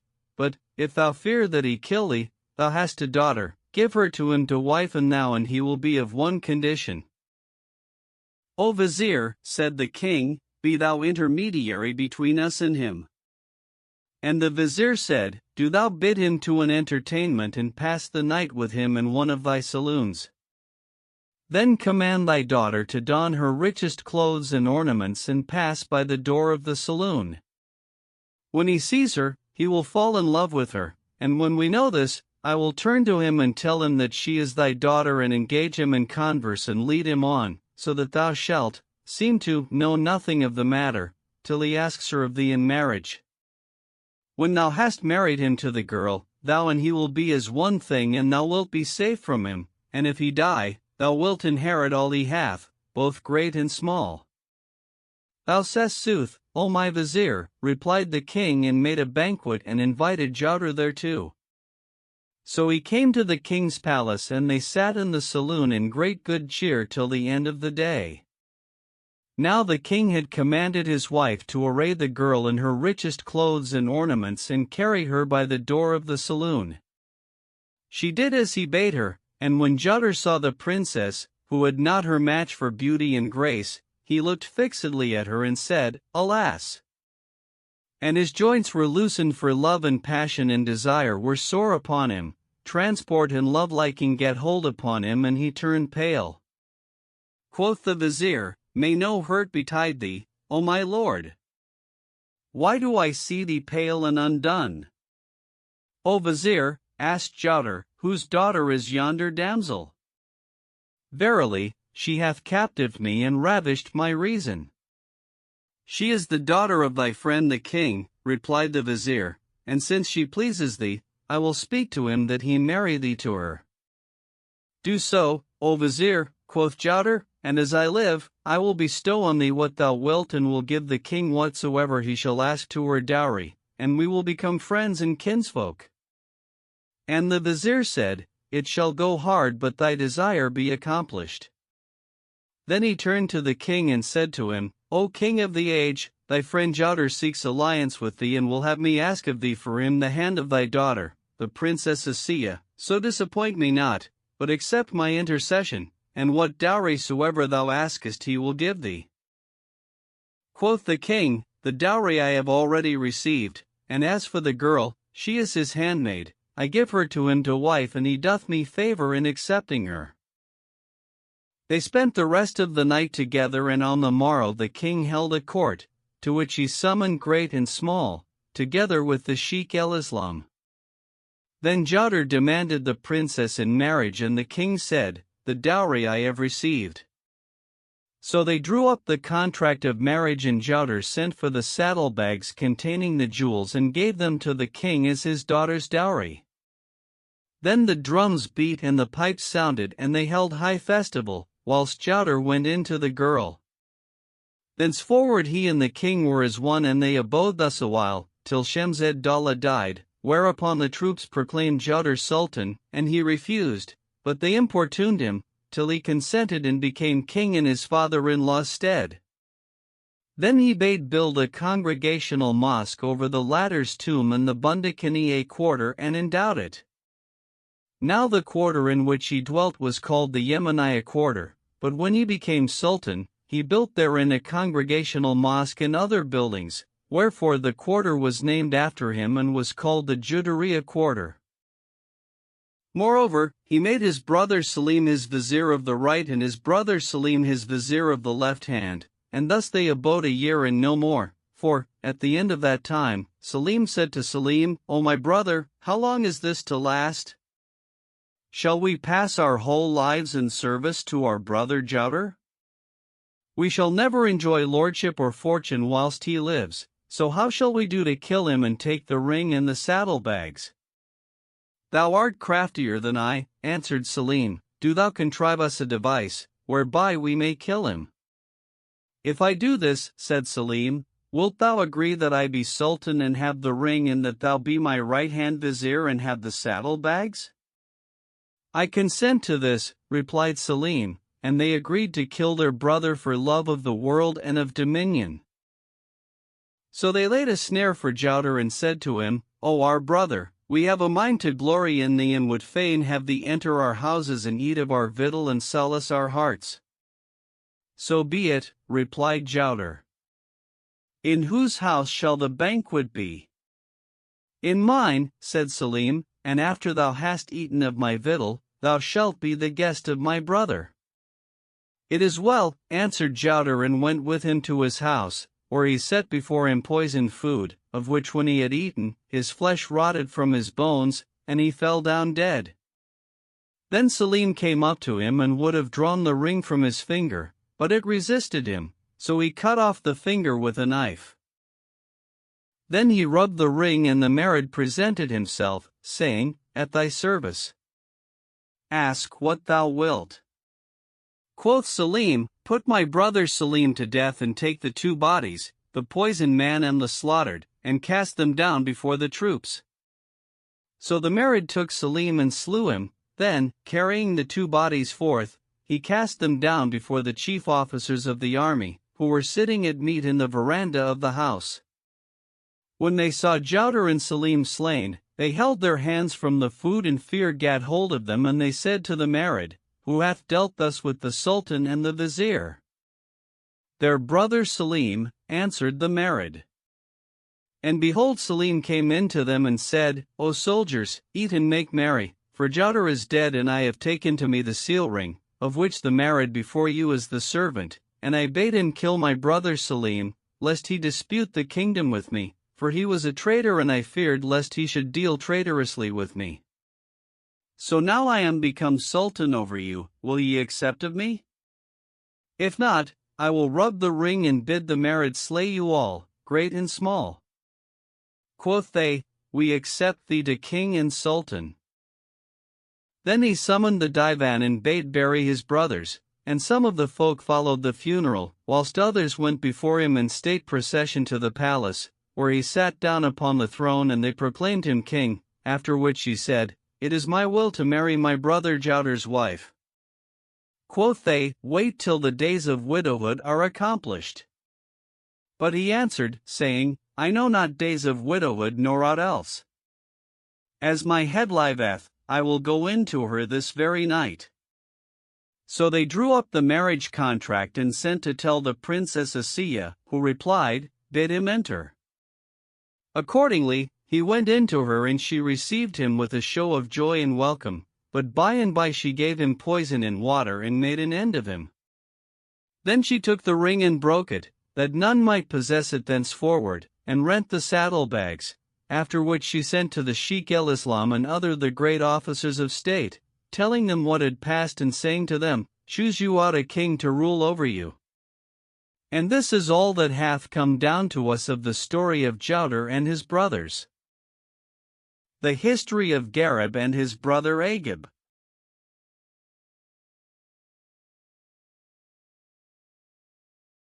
There was once of old time a mighty king called Kundamir, who had been a brave and doughty man of war in his day, but was grown very old and decrepit.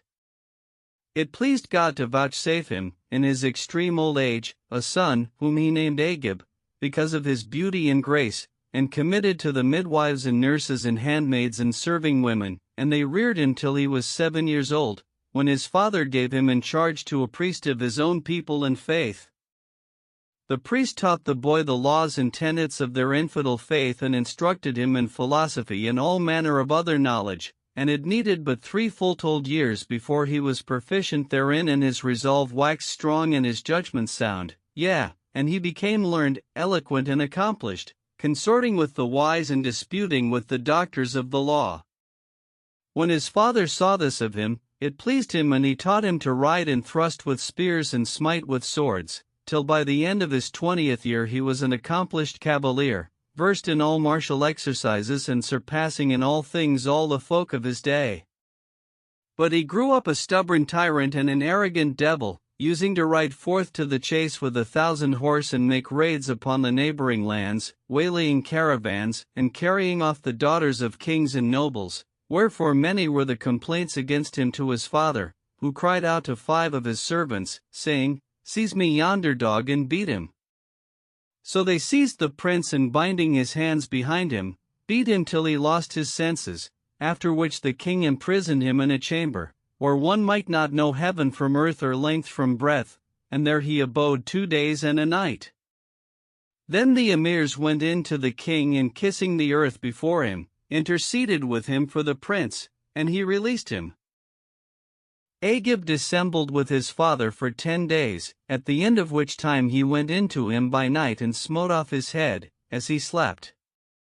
When the day rose, he mounted the throne and bade his men arm themselves in complete steel and stand before him, and on his either hand with drawn swords.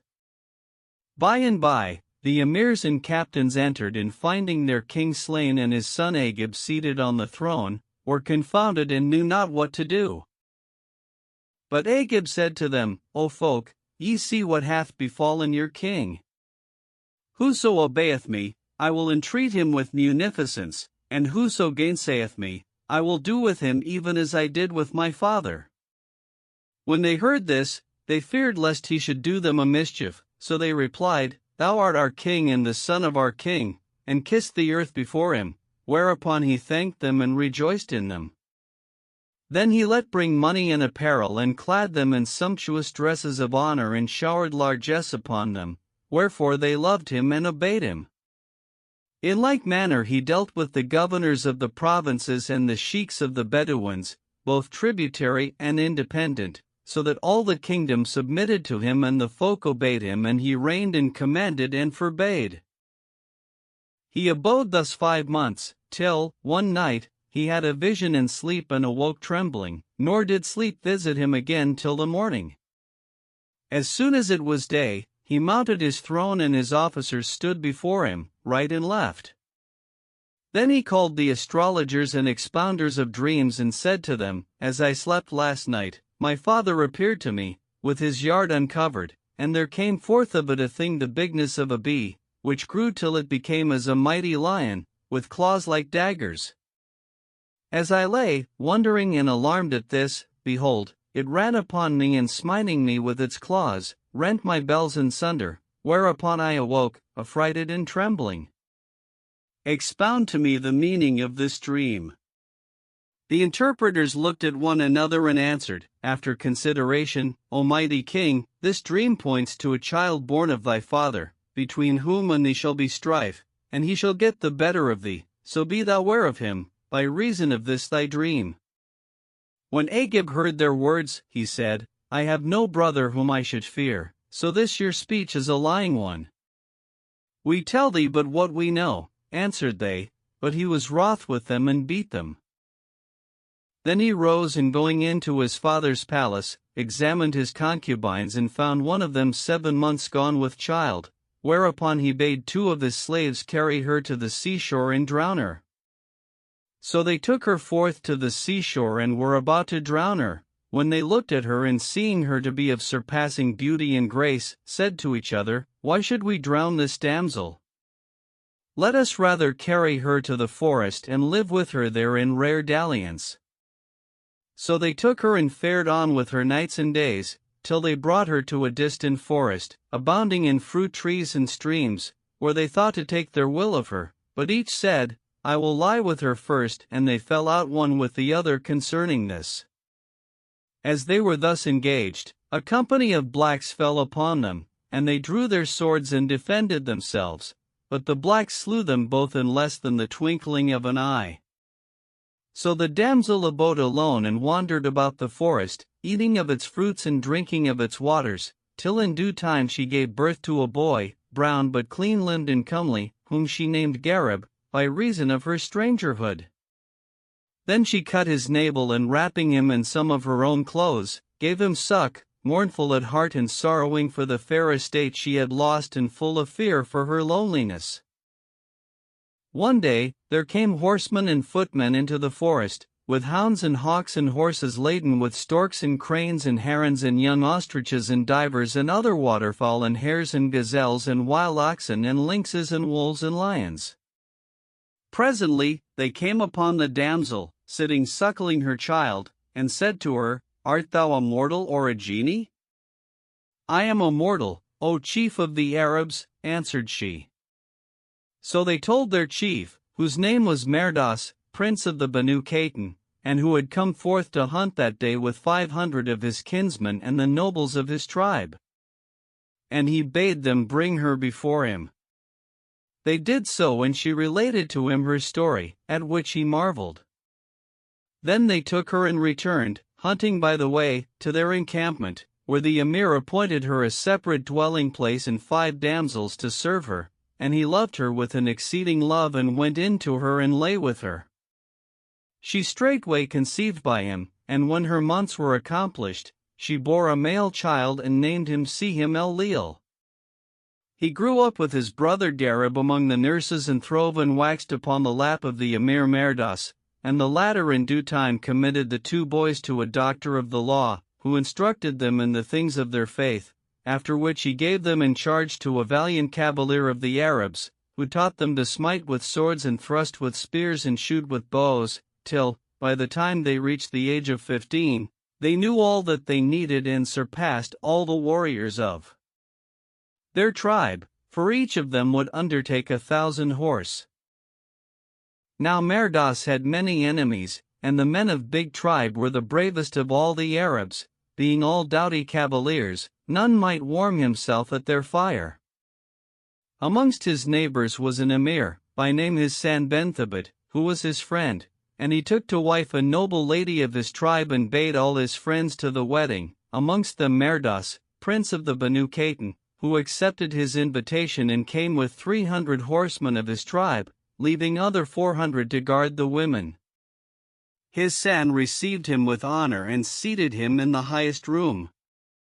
Then came all the cavaliers to the bridal, and he made them bride feasts and held high festival by reason of the marriage, after which the guests departed to their dwelling places. When Merdas came in sight of his camp, he saw dead men lying and birds hovering over them right and left, and his heart sank within him at the sight. Then he entered the camp and was met by Gareb, clad in complete mail, who gave him joy of his safe return. Quoth Merdas, What meanest this, O Gareb? And Gareb answered, El-Hamel ben Najid attacked us with 500 horse. Now the reason of this was that the emir Merdas had a daughter called Mediyah, never saw eyes a fairer than she, and El-Hamel, prince of the Banu Neban, heard of her charms, whereupon he took horse with 500 of his men and rode to Merdas to demand her hand, but he refused and sent him away disappointed. So he abode his time, till Merdas was absent on his visit to Hassan, when he fell upon the camp of the Banu Khatan with his braves and slew a number of their warriors, and the rest fled to the mountains. Now Gareb and his brother had ridden forth a-hunting with 100 horse and returned not till midday, when they found that El-Hamel had sacked the camp and carried off the women and children captives, and Mediyah among them. When Gareb saw this, he lost his wits for rage and cried out to see him, saying, They have plundered our camp and carried off our women and children. Up and at the enemy, that we may deliver the captives. So Gareb and Sihim and their 100 horse rushed upon the foe, and Gareb's wrath redoubled, and he reaped a harvest of heads, giving the warriors to drink of the cup of death, till he won to El-Hamel and saw Mediyah among the captives. Then he drove at the prince of the Banu Neban and transfixing him with his lance, hurled him from the saddle, nor was the time of the afternoon prayer come before he had slain the most part of the foe and put the rest to the rout and rescued the captives, whereupon he returned to the camp in triumph, bearing Elhamel's head on the point of his lance and reciting the following verses. I me whose might is known upon the battle day, earth's gin do quake to see my shadow in the way. I have a sword, which when my right hand shakes on high, death hastens from my left to plunge into the fray. And eke a spear I have, whereon if any look, like to the crescent moon they see its steel point ray. Gareb I'm called, that am the champion of my tribe, what if my men be few? My heart knows not dismay. Hardly had he made an end of this when up came Merdas, to whom he related all that had passed in his absence. So Merdas alighted and entered his pavilion, and the men stood about him. Then all the people of the tribe fell to praising Gareb and saying, But for Gareb, O our Lord, not one of the tribe had been saved. So Merdas thanked him and said, Thou hast well requited our pains in rearing thee, O Gareb. Now, when Gareb delivered Mediyah from Elhamel, she smote him with the arrows of her glances and he fell into the toils of her love, wherefore his heart could not forget her and he became drowned in passion and love-longing. Sleep forsook him and he had no delight of meat or drink, but would spur his horse up to the mountain-tops, where he would spend the day in reciting verses and return at nightfall, and indeed the signs of love-liking and distraction were manifest upon him. He discovered his secret to one of his companions and it became noised abroad in the camp, till it reached the ears of Merdas, who thundered and lightened and rose and sat down and puffed and snorted and reviled the sun and the moon, saying, This is the reward of him who rears bastards. Except I kill Gareb, I shall be put to shame. Then he opened out his mind to one of the elders of his tribe and took counsel with him of killing Gareb. O Amir, replied he, it was but yesterday that he freed thy daughter from captivity. If thou must needs kill him, let it be by the hand of another than thyself, so the folk may not misdoubt of thee. Quoth Merdas, Advise me how I may compass his death, for I look to none but thee for this. O Amir, answered the other, wait till he goes forth to hunt, when do thou take 100 horse and lie in wait for him in the caves, till he passes, then take him off his guard and fall upon him and cut him in pieces, so shalt thou be quit of his reproach. This should serve, said Merdas and chose out 150 of his stoutest horsemen, whom he lessoned to his will. Then he watched Gareb till, one day, he went forth to hunt and rode far away amongst the hills and valleys, whereupon Merdas followed him with his men and lay in wait for him by the way against he should return from the chase, but, as they lay in ambush among the trees, there fell upon them 500 Amalekites, who slew of them 80 and made 80 prisoners and pinioned Merdas. Now the reason of this was that when Gareb put Elhamel and his men to the sword, the rest fled to their lord's brother and told him what had happened, whereat his gorge rose and he gathered together his Amalekites and choosing out 500 cavaliers, each 50 cubits high, set out with them in quest of revenge for his brother. By the way he fell in with Merdas and his company and there happened between them what happened, after which he bade his men alight and rest, saying, O folk, the idols have given us an easy revenge, so guard ye Merdas and his men, till I carry them away and put them to death on the foulest wise. When Merdas found himself a prisoner, he repented of what he had done and said, This is the reward of tyranny. Then they lay down to sleep, and the enemy passed the night, rejoicing in their victory, whilst Merdas and his men despaired of life and made sure of death. Meanwhile, Sehem el-Leal, who had been wounded in the fight with Elhamel, went in to his sister Mediyah and she rose to him and kissed his hands, saying, May thy hand never wither nor thine enemies have occasion to rejoice. But for thee and Gareb, we had not escaped captivity. But know, O my brother, continued she, that thy father hath ridden forth with 150 horse, purposing to kill Gareb, and thou knowest it would be foul wrong to kill him, for that it was he who saved your honor and rescued your goods. When Sihim heard this, the light in his eyes became darkness, and he donned his battle harness and mounting, rode in quest of Gareb. He presently came up with him and found that he had taken great plenty of game, so he saluted him and said to him, O my brother, why didst thou go forth, without telling me? By Allah, replied Gareb, it was but that I saw thee wounded and thought to give thee rest. Then said Sihim, O my brother, beware of my father, and told him how Merdos was abroad with 150 men, seeking to kill him. Quoth Gareb, Allah will make his treason to return on his own head. Then they set out, to return to the camp, but the night overtook them by the way, and they rode on in the darkness, till they drew near the valley where the enemy lay, and heard the neighing of horses, whereupon said Sihim, O my brother, my father and his men are ambushed in yonder valley, let us flee from it. But Gareb dismounted, and throwing his bridle to his brother, said to him, Stay here till I come back to thee. Then he went on till he came in sight of the folk, when he saw that they were not of his tribe, and heard them name Merdos and say, We will not kill him save in his own land. Wherefore he knew that Merdos was their prisoner, and said, As Mediyelibeth, I will not depart hence till I have delivered her father, that she may not be troubled. Then he sought till he came upon Merdos and found him bound with cords, so he sat down by his side and said to him, God deliver thee, O uncle, from these bonds and humiliation. When Merdos saw Gareb, his reason fled, and he said to him, O my son, I am at thy mercy, deliver me in right of my fosterage of thee. Quoth Gareb, If I deliver thee, wilt thou give me Mediyah? O my son, answered the emir, by all that is sacred to me, she is thine to all time. So he loosed him, saying, Make for the horses, for thy son Sihim is there. And Merdos crept along till he came to his son, who rejoiced in him and gave him joy of his escape. Meanwhile, Gareb unbound one after another of the prisoners, till he had freed the whole 90, and they were all far from the enemy. Then he sent them their arms and horses, saying to them, Scatter yourselves round about the enemy and cry out, O sons of Catan!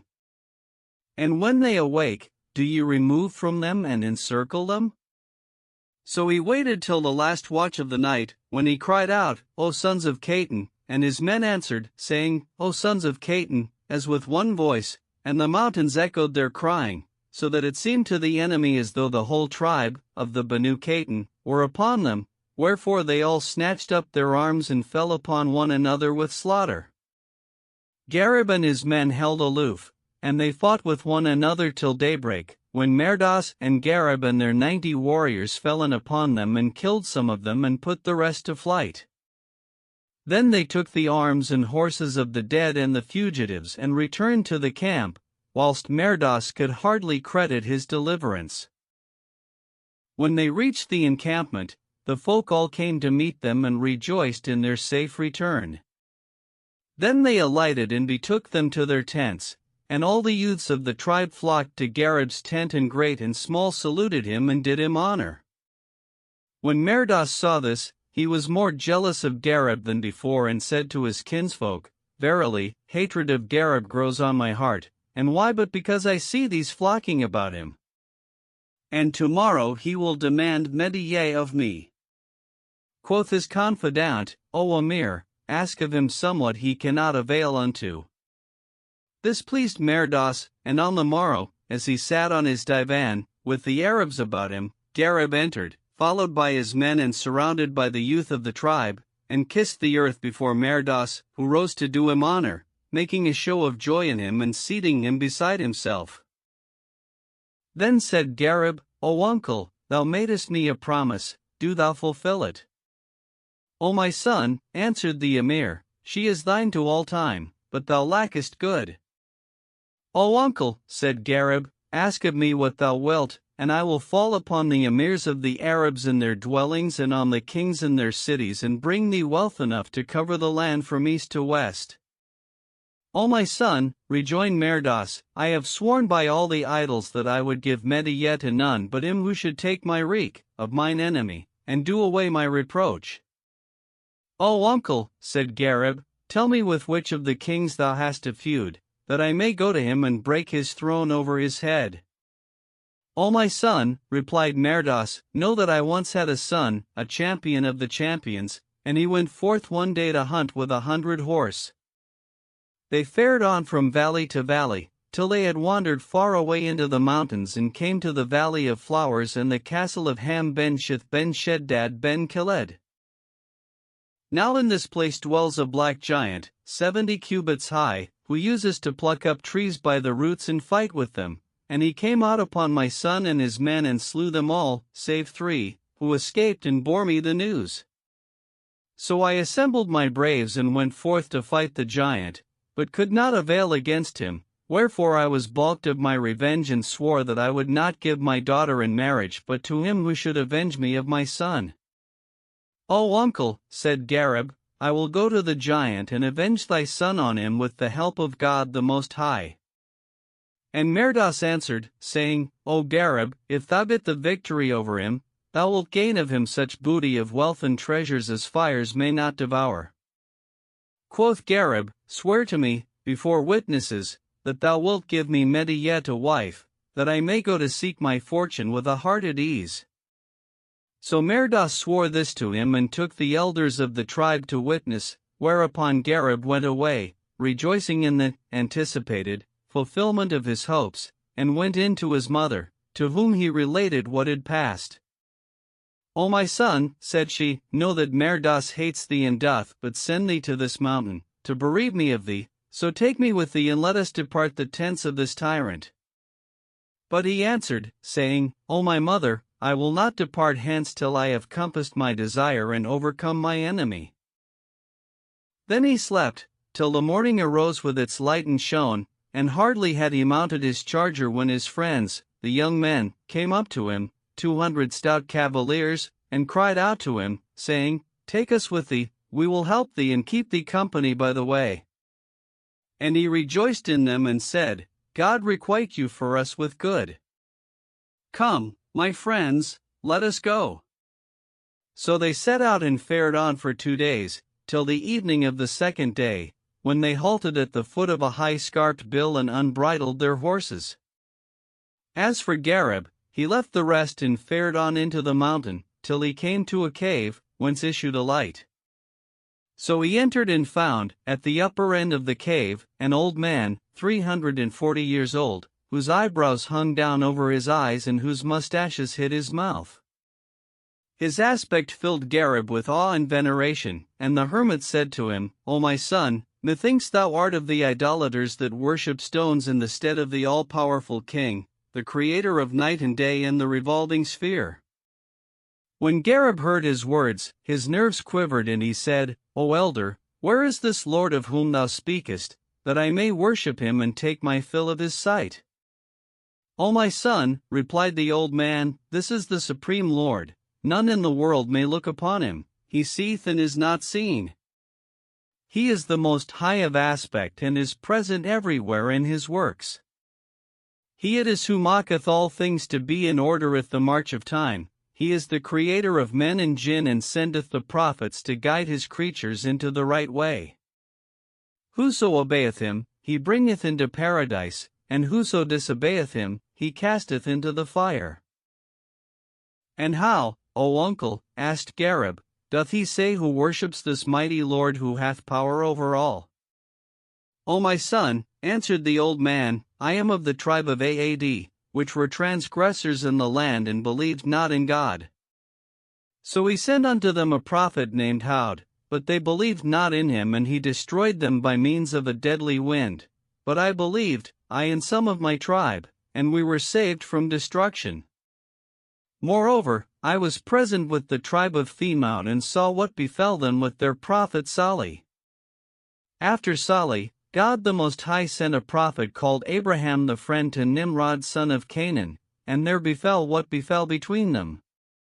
Then my companions died and I continued in this cave to serve God the Most High, who provideth me without my taking thought.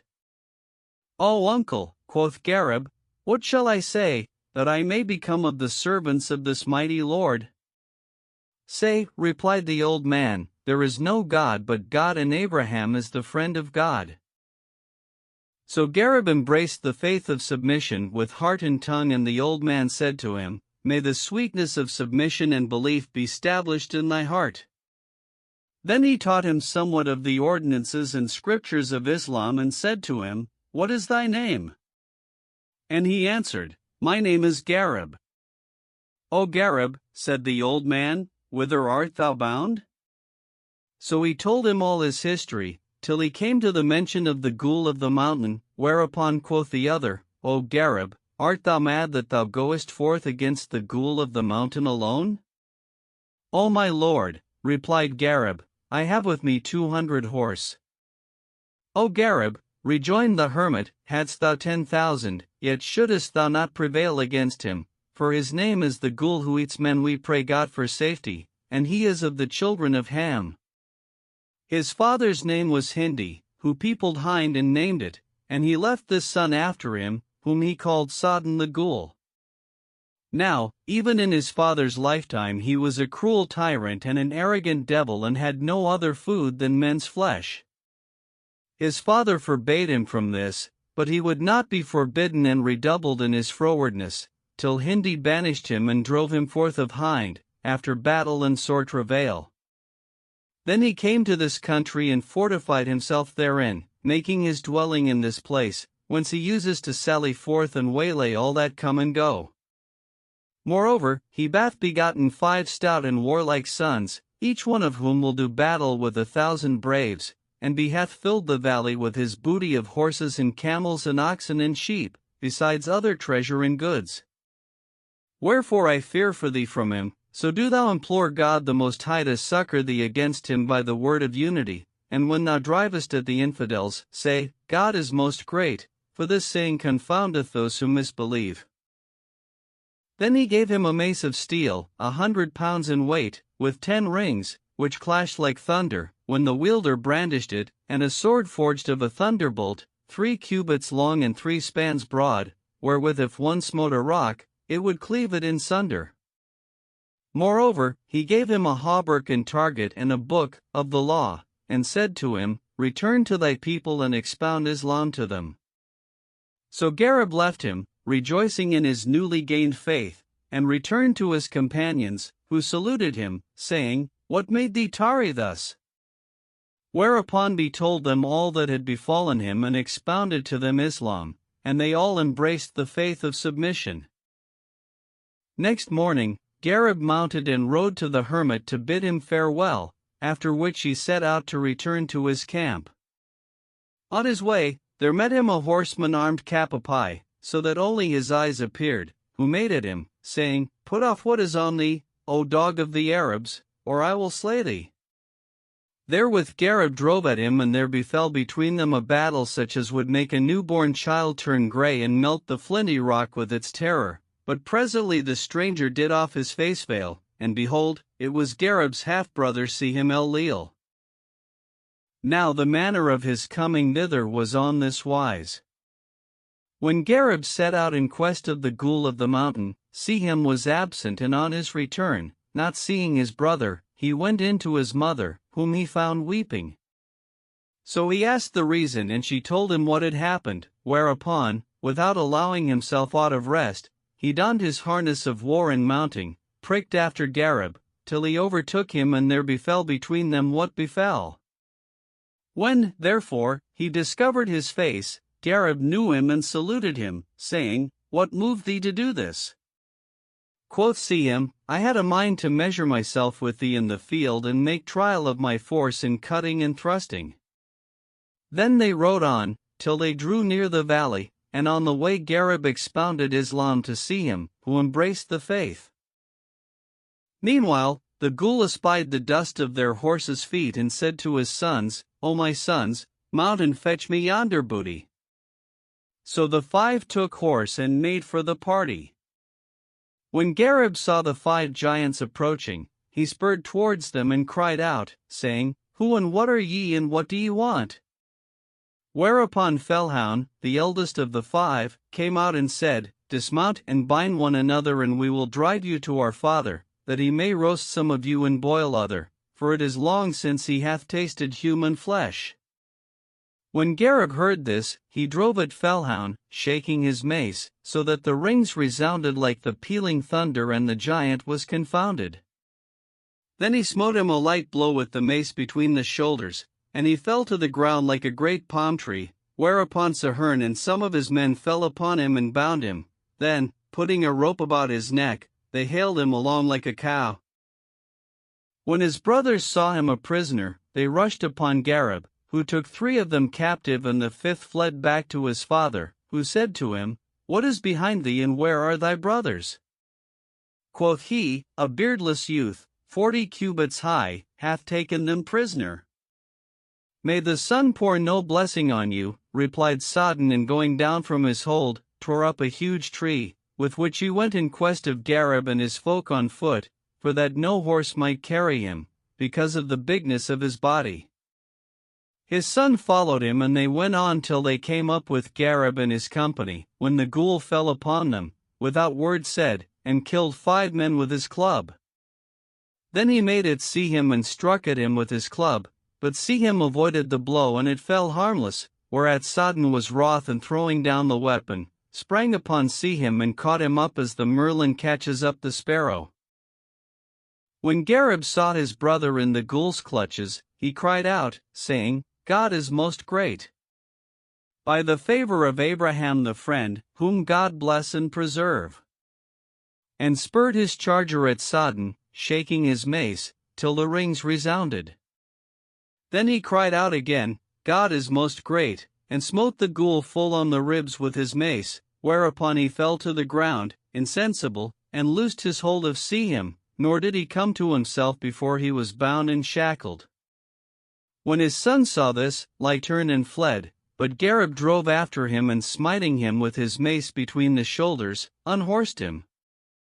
So they bound him with his father and brothers, and haltering them with ropes, haled them all 6 along like camels, till they reached the ghoul's castle, which they found full of goods and treasures and things of price, and there they found also 1,200 Persians, bound and shackled. Gareb sat down on Sodden's chair, which had aforetime belonged to Sasa ben Sheth ben Sheddad ben Aad, with Sihim on his right and his companions standing on his either hand, and sending for the ghoul of the mountain, said to him, How findest thou thyself, O accursed one? O my lord, answered Sodden, in the sorriest of plights for abasement and mortification, my sons and I, we are bound with ropes like camels. Quoth Gareb, It is my will that you enter my faith, that is, the faith of Islam, and acknowledge the unity of the all-knowing King, creator of light and darkness and of all things. There is no God but He, the requiting King, and confess the prophethood of Abraham the friend, on whom be peace. So the ghoul and his sons made profession of Islam after the goodliest fashion, and Gareb bade loose their bonds, whereupon Sodden wept and would have kissed his feet, he and his sons, but Gareb forbade them, and they stood with the rest. Then said Gareb, Harkye, Sodden.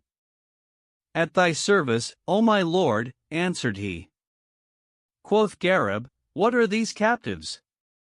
O my lord, replied the ghoul, These are my booty from the land of the Persians, and are not the only ones. And who is with them? asked Gareb. O my lord, answered Sodden, There is with them the princess Fakhretaj, daughter of King Sabur of Persia, and 100 damsels like moons.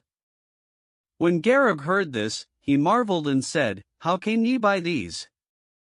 O Amir, replied Sodden, I went forth one day with my sons and 5 of my slaves in quest of booty, but finding no spoil in our way, we dispersed over deserts and plains and fared on, so haply we might happen on somewhat of prey and not return empty-handed, till we found ourselves in the land of the Persians.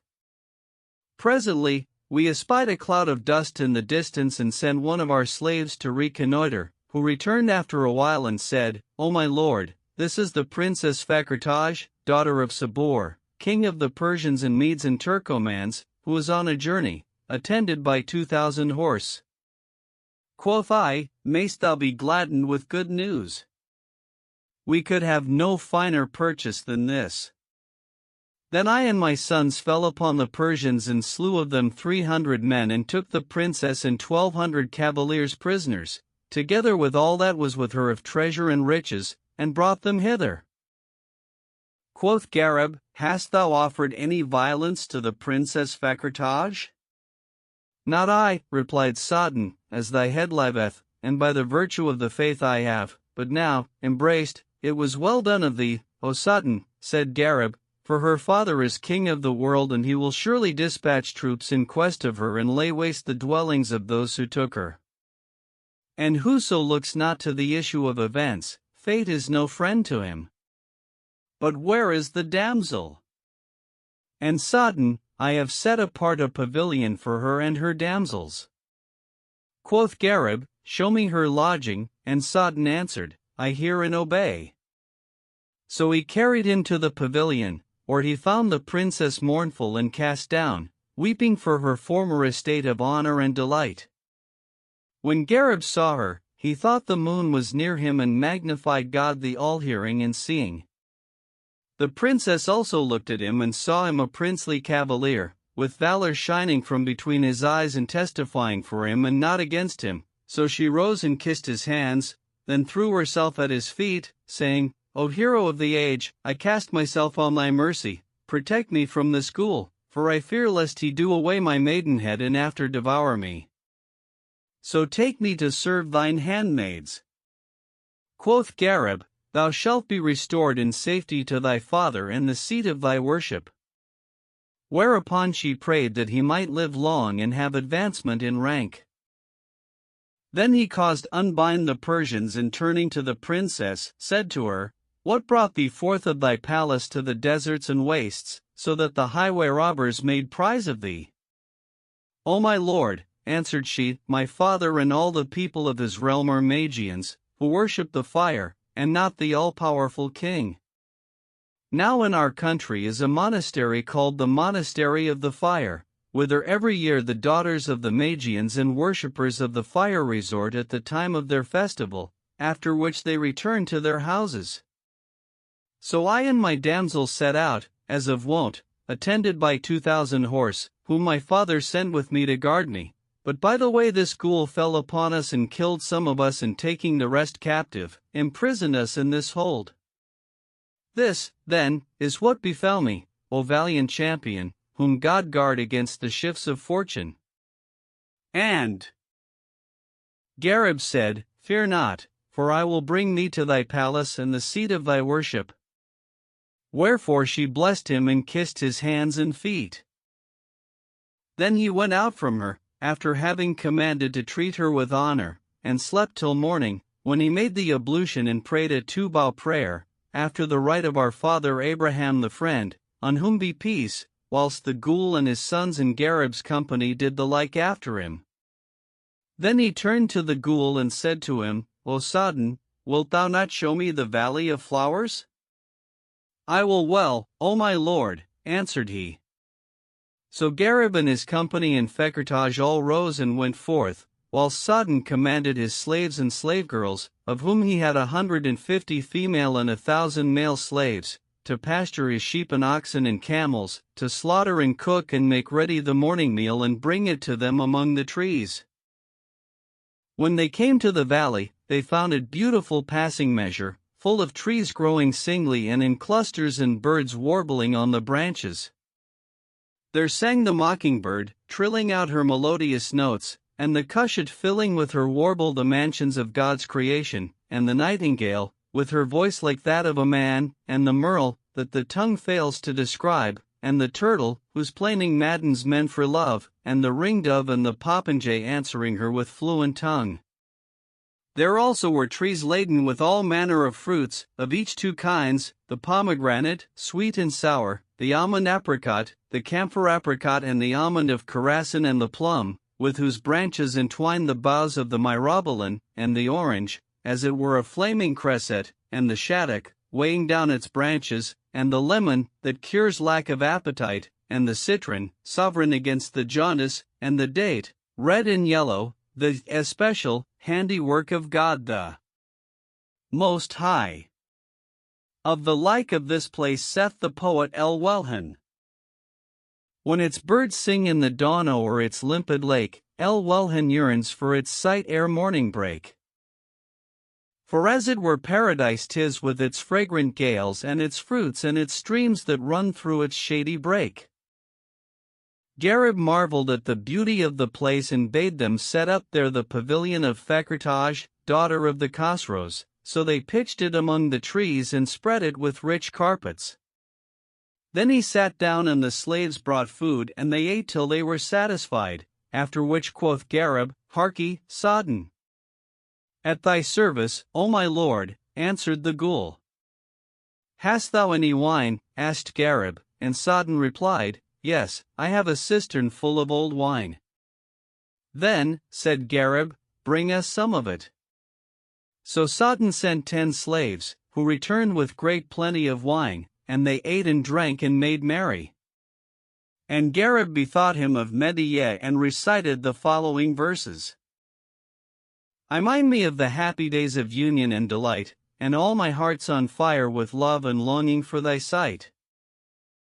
By God, I did not leave thy side of my unfettered will, but by the strange and evil chance of fate in my despite. Peace be upon thee, O my love, 1,000 times be peace. Whilst I, afar from thee, remain a sad and weary wight. They abode there 3 days, eating and drinking and taking their pleasure in the valley, at the end of which time they returned to the castle. Then Gareb called Sihim and said to him, Take 100 horse and go to thy father and mother and thy people, the Banu Khatan, and bring them all to this place, here to pass the rest of their days, whilst I carry the princess of Persia back to her father. As for thee, O Sodden, continued Gareb, addressing the ghoul, abide thou here with thy sons, till I return to thee. And why, asked Sodden, wilt thou not carry me with thee to the land of the Persians? Because, answered Gareb, thou stolest away King Sabur's daughter, and if his eye fall on thee he will eat thy flesh and drink Tnei blood.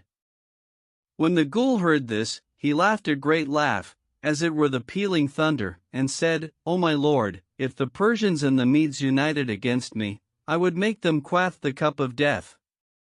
Doubtless it is as thou sayest, rejoined Gareb, but abide thou here till I return to thee. And the ghoul answered, I hear and obey. Then Sihim departed with his comrades of the Banu Khatan for the dwelling paises of their tribe, and Gareb set out with Fakhrtaj in her company, intending for the cities of Sabur, king of the Persians. Meanwhile, King Sabur abode awaiting his daughter's return from the monastery of the fire, and when the appointed time passed by and she came not, fires raged in his heart. Now he had 40 viziers, whereof the wisest and chiefest was called Didan, so he said to him, O vizier, the day of my daughter's return is past and I have no news of her, so do thou send a courier to the monastery of the fire to learn what is come of her. I hear and obey, replied Didan, and summoning the chief of the couriers, dispatched him forthright to the monastery. When he reached it, he asked the monks of the princess, and they said, We have not seen her this year. So the courier returned to the city of Ashanur and told the vizier, who went in to the king and told him. When Sabur heard this, he was sore concerned, and casting his crown on the ground, tore his beard and fell down in a swoon. They sprinkled water upon him, and presently he came to himself, weeping-eyed and mournful-hearted, and repeated the words of the poet. When in thine absence to mine aid patience and tears I call, tears come obedient to my word, but patience not at all. What if the days have parted us? Indeed, 'tis of their wont, for unto fortune perfidy, alas, is natural. Then he called 10 of his captains and bade them take each 1,000 horse and ride in different directions, in quest of his daughter.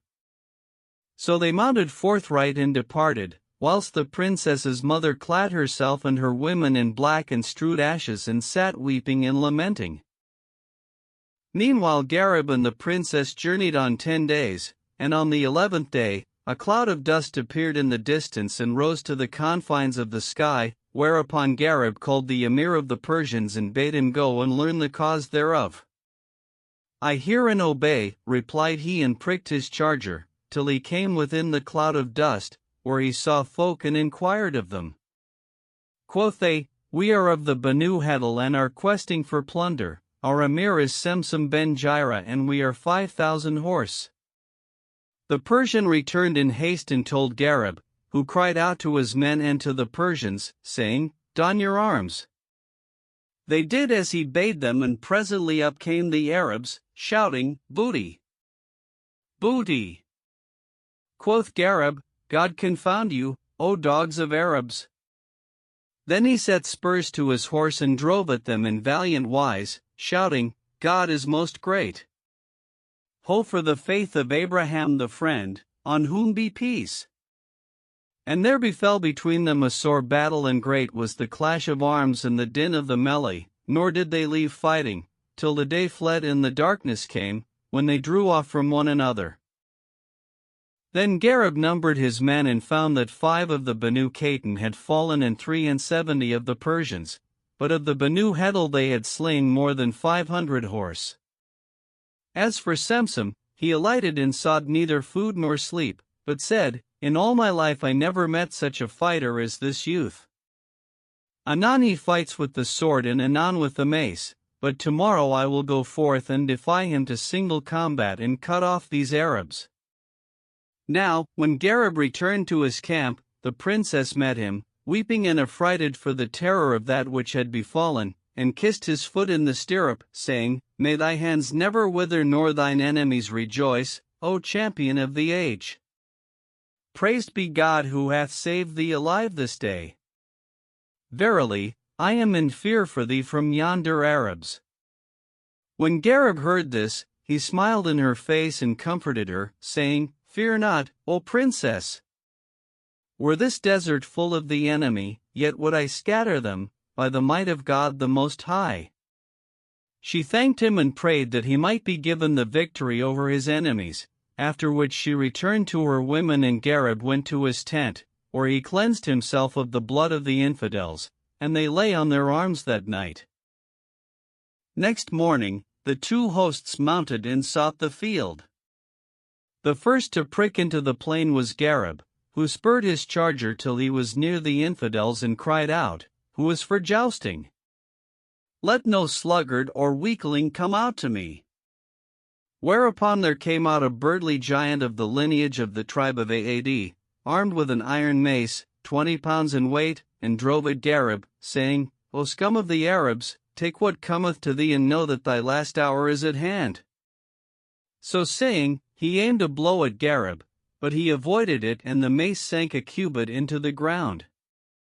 Now the Bedouin was bent in twain with the blow, so Gareb smote him with his mace and clove his forehead in sunder, and he fell down dead and God hurried his soul to the fire. Then Gareb made his horse wheel and curvet before the foe and offered battle. So there came out to him a second and a third and a fourth and so on, till 10 had come forth to him and he slew them all.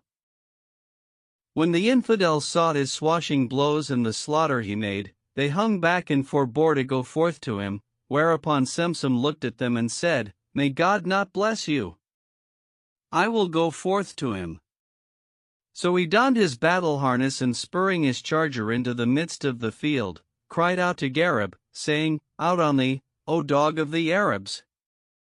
What art thou that thou shouldst defy me in the open field and slay my men? And Gareb answered, Up and take thy wreak for the slaughter of thy braves. So Semsem ran at Gareb, who awaited him with a dilated breast and a heart well pleased, and they hewed at one another with maces, till the 2 hosts marveled and every eye was fixed on them. Then they wheeled about, and fetching a compass in the field, met, and struck at each other, but Gareb avoided Semsem's stroke and dealt him a buffet that beat in his breast and cast him to the ground, dead, whereupon all his host set upon Gareb as one man, and he ran at them, crying out, God is most great. He giveth help and victory to his servants, and forsaketh those who reject the faith of Abraham the friend, on whom be peace. When the infidels heard the name of the all-powerful king, the one, the victorious, whom the sights comprehend not, but he comprehendeth all sights, they looked at one another and said, What is this saying that makes us tremble in every nerve and weakens our resolution and causes the life to fail in us? Never in our lives heard we aught goodlier than this saying. Let us leave fighting, that we may ask its meaning. So they held their hands from the battle and dismounted, and their chiefs assembled and held counsel together, seeking to go to Gareb and saying, Let 10 of us go to him. So they chose out 10 of their best, who set out for Gareb's camp. Now he and his people had alighted and returned to their tents, marveling at the withdrawal of the infidels from the fight. Presently, the 10 elders came up and seeking speech of Gareb, kissed the earth before him and wished him glory and long life. Quoth he to them, What made you leave fighting? O my lord, answered they, thou didst affright us with the words thou shoutedst out at us. Then said Gareb, What calamity do ye worship? We worship Wed and Suwa and Yeghouth, answered they, lords of the tribe of Noah, and Gareb, we serve none but God the Most High, maker of all things and provider of every living creature. He it is who created the heavens and the earth and established the mountains, who maketh water to well from the rocks and the trees to grow and feedeth the wild beasts in the deserts, for he is God, the one, the all-powerful. When they heard this, their bosoms expanded to the words of the faith of unity, and they said, Verily, this God is a great Lord, compassionate and merciful. What shall we say, to become of those that submit themselves to him? Quoth Gareb, Say, there is no God but God, and Abraham is the friend of God. So the 10 made sincere profession of the true faith, and Gareb said to them, If the sweetness of Islam be indeed stablished in your hearts, go to your people and expound the faith to them, and if they profess, they shall be saved, but if they refuse, we will burn them with fire. So they returned and expounded Islam to their people and set forth to them the way of truth and righteousness, and they embraced the faith of submission with heart and tongue. Then they repaired on foot to Gareb's tent, and kissing the earth before him, wished him power and advancement, saying, O our Lord, we are become thy slaves, command us what thou wilt, for we hearken to thee and obey thee and will never leave thee, for God hath guided us into the right way at thy hands. May God abundantly requite you, answered he. Return to your dwellings and take your goods and your children, and forego me to the valley of flowers and the castle of Sasa Benshith, whilst I carry the princess Fakhretaj, daughter of Sabor, king of the Persians, back to her father and return to you. We hear and obey, said they, and straightway returned to their encampment, rejoicing in Islam, and expounding the faith to their wives and children, who became true believers. Then they dismantled their dwellings and set forth, with their goods and cattle, for the valley of flowers.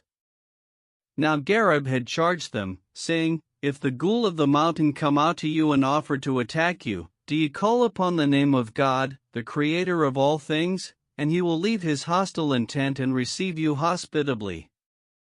So, when they came in sight of the castle of Shith, Sodden and his sons sallied forth to them and would have fallen upon them, but they called aloud upon the name of God the Most High, and straightway he received them kindly and asked them of their case.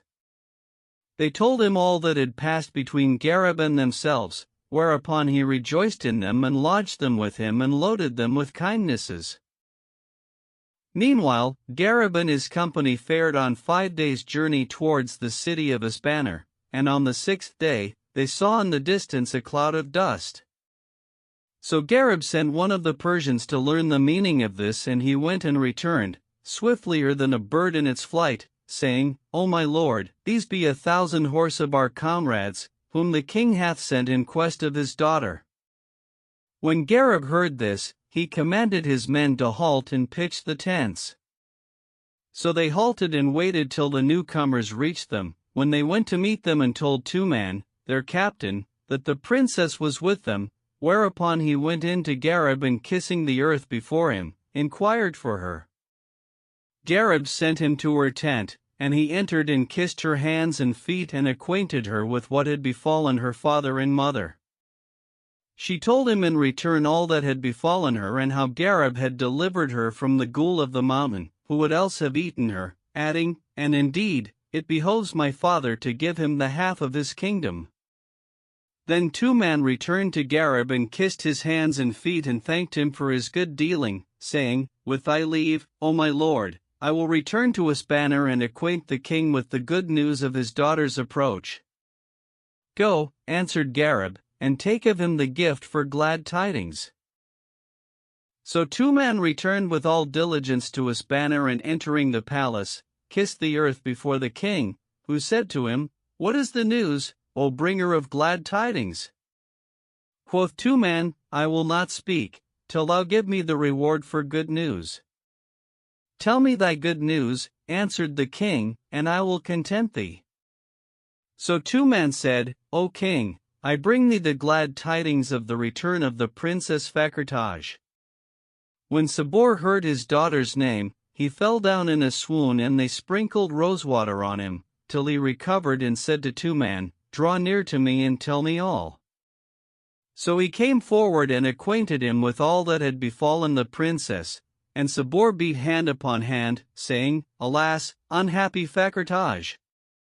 And he bade give Tuman 10,000 dinars and conferred on him the government of the city of Ispahan. Then he cried out to his emirs, saying, "Mount, all of you, and go forth to meet the princess Fakrtaj." Whilst the chief eunuch went in to the queen mother and told her and all the harem the good news, whereat she rejoiced and gave him a dress of honor and 1,000 dinars. Moreover, the people of the city heard of this and decorated the streets and houses. Then the king and Tuman took horse and rode till they fell in with Gareb, when Sabor dismounted and made some steps towards Gareb, who also dismounted and advanced to meet him, and they embraced and saluted each other, and Sabor bent over Gareb's hand and kissed it and thanked him for his favors. They pitched their tents in face of one another and Sabor went in to his daughter, who rose and embracing him, told him all that had befallen her and how Gareb had rescued her from the clutches of the ghoul of the mountain. "By thy life, O princess of fair ones," said the king, "I will overwhelm him with gifts." "O my father," rejoined she, "make him thy son-in-law, that he may be to thee a help against thine enemies, for he is passing valiant." This she said because her heart was enamored of Gareb. "O my daughter," answered her father, "knowst thou not that king Khaired Shah seeks thee in marriage, and that he hath cast the brocade and given 100,000 dinars to dowry, and he is king of Shiraz and its dependencies and is lord of empire and horsemen and footmen?" "O my father," said the princess, "I desire not that whereof thou speakest, and if thou constrain me to that I have no mind to, I will kill myself." So Sabor left her and went in to Gareb, with whom he sat a while and could not take his fill of looking upon him, and he said in himself, "By Allah, my daughter is excusable if she love this Bedouin." Then he called for food and they ate and passed the night together. On the morrow, they took horse and rode till they arrived at the city of Isbanir and entered, stirrup to stirrup, and it was a great day for them. Fakrtaj repaired to her palace and the abiding place of her rank, where her mother and her women received her with cries of joy. As for King Sabor, he sat down on his throne and seated Gareb on his right hand, whilst the princes and viceroys and chamberlains and viziers and officers stood on either hand and gave him joy of the recovery of his daughter. Quoth Sabor, "Whoso loveth me let him bestow a robe of honor on Gareb," and there fell dresses of honor on him like rain. Then Gareb abode the king's guest 10 days, at the end of which time he would have departed, but Sabor clad him in a dress of honor and swore by his faith that he should not depart for a month. Quoth Gareb, "O king, I am plighted to one of the girls of the Arabs and I desire to go into her."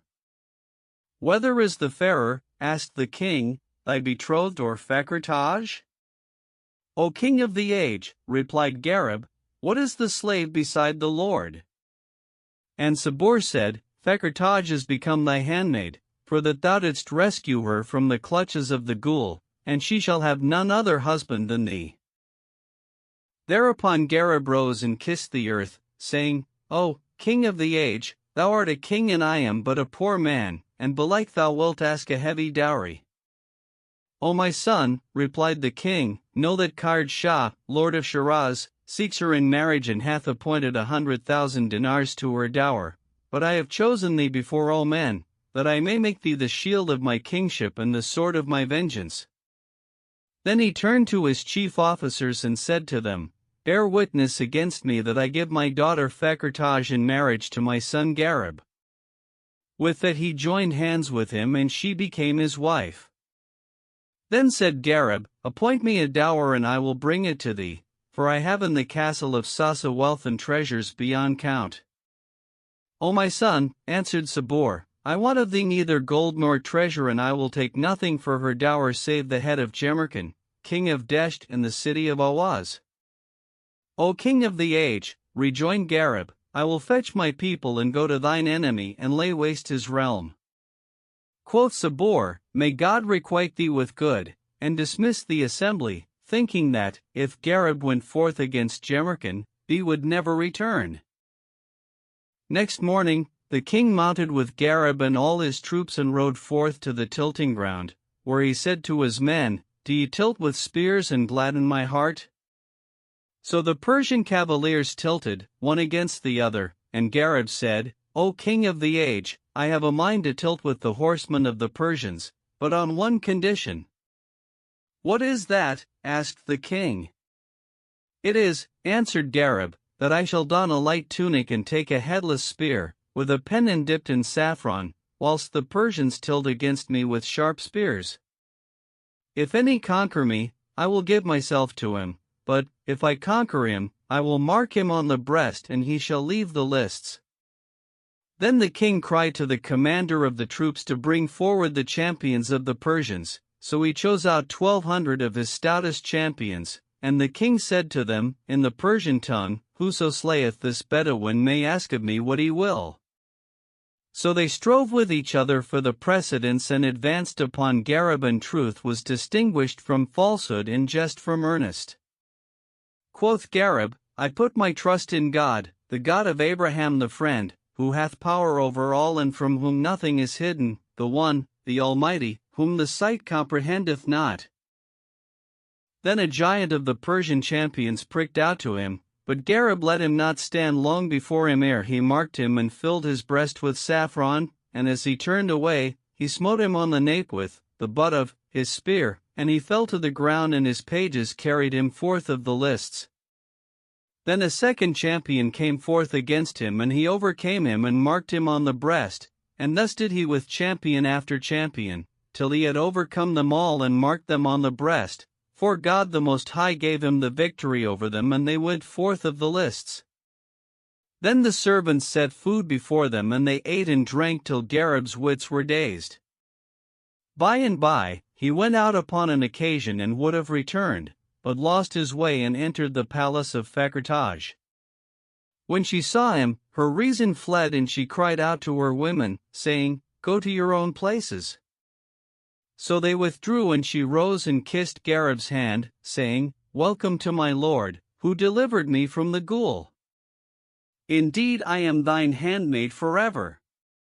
Then she drew him to her bed and embraced him, whereupon desire was hot upon him and he broke her seal and lay with her till the morning.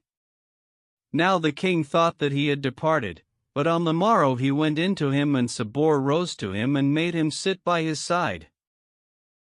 Then entered the tributary kings and kissing the earth, stood on either hand and fell to talking of Gareb's valor and saying, "Extolled be he who gave him such prowess, and he so young in years." As they were thus engaged, the king espied from the palace windows the dust of horse approaching and cried out to his scouts, saying, "Out on you! Go and bring me news of yonder dust." So one of them took horse and riding off, returned after a while and said, "O king, this is the dust of 100 horse, and the name of their chief is Sehem el Leal." Quoth Gareb, "O my lord, this is my brother, whom I had sent on an errand, and I will go forth to meet him. So saying, he mounted, with his 100 men of the Banu Qatan and 1,000 Persians, and rode forth to meet his brother in great state, that is to say, if greatness may be attributed to the creature, for real greatness belongeth to God alone. When they came up with each other, they dismounted and embraced, and Gareb said to Sihim, O my brother, hast thou brought our tribe to the castle of the Ghoul of the mountain and the valley of flowers? O my brother, answered Sihim, when the perfidious dog Merdos heard that thou hadst mastered the Ghoul of the mountain and his stronghold, he was sore chagrined and said, Except I depart hence, Gareb will come and take my daughter Medea without dower. So he took his daughter and his goods and set out with his tribe for Iraq, where he entered the city of Kufa and put himself under the protection of King Agib, seeking to give him his daughter to wife. When Gareb heard his brother's story, he well-nigh gave up the ghost for rage and said, By the virtue of the faith of submission, the faith of Abraham the friend, and by the Supreme Lord, I will assuredly go to the land of Iraq and make fierce war upon it. Then they returned to the city and going in to the king, kissed the earth before him. He rose to Gareb and saluted Sihim, after which the former told him what had happened, and he put 10 captains at his command, under each one's hand 10,000 horse of the stoutest of the Persians and the Arabs, who equipped themselves and were ready to depart at the end of 3 days. Then Gareb set out and journeyed till he reached the castle of Sasa, where the Ghoul and his sons came forth to meet him, and dismounting, kissed his feet in the stirrups. He told them all that had passed, and the Ghoul said, O my lord, do thou abide in this castle, whilst I repair to Iraq with my sons and servants and lay waste town and hamlet and bring thee all its defenders bound hand and foot. But Gareb thanked him and said, O Sultan, we will all go. So they all made ready and set out for Iraq, leaving 1,000 horse to guard the castle. Meanwhile, Merdos arrived at the city of Kufa and going into Agib, kissed the earth before him and wished him what is usually wished to kings. Then he made him a handsome present, saying, O my lord, I come to throw myself on thy protection. Tell me who hath wronged thee, answered Agib, that I may protect thee against him, though it were Sabur, king of the Persians and Turkomans and Medes. O king, replied Merdos, he who bath wronged me is none other than a youth whom I reared in my bosom. I found him in his mother's lap in a certain valley and took her to wife. She brought me a son, whom I named Sihim el-Leel, and her own son, whose name was Gareb, grew up on my knees and became a consuming lightning and a great calamity, for he slew El-Hamel, prince of the Banu Neban, and routed footmen and overcame horsemen. Now I have a daughter, who befits thee alone, and he sought her of me, so I required of him the head of the Ghoul of the mountain, to her dowry, wherefore he went to him and engaging him in single combat, made him prisoner and took the castle of Sasa ben Shith ben Sheddad ben Aad, wherein are the treasures of the ancients and the moderns, and the Ghoul is become one of his liegemen. Moreover, I hear that he is become a Muslim and goeth about, summoning the folk to his faith. He is now gone to carry the princess of Persia, whom he delivered from the Ghoul, back to her father, King Sabur, and will not return but with the treasures of the Persians. When Agib heard Murdas's story, he changed color and was in ill case and made sure of destruction. Then he said to Merdos, Is his mother with thee or with him? She is with me, answered Merdos, in my tents.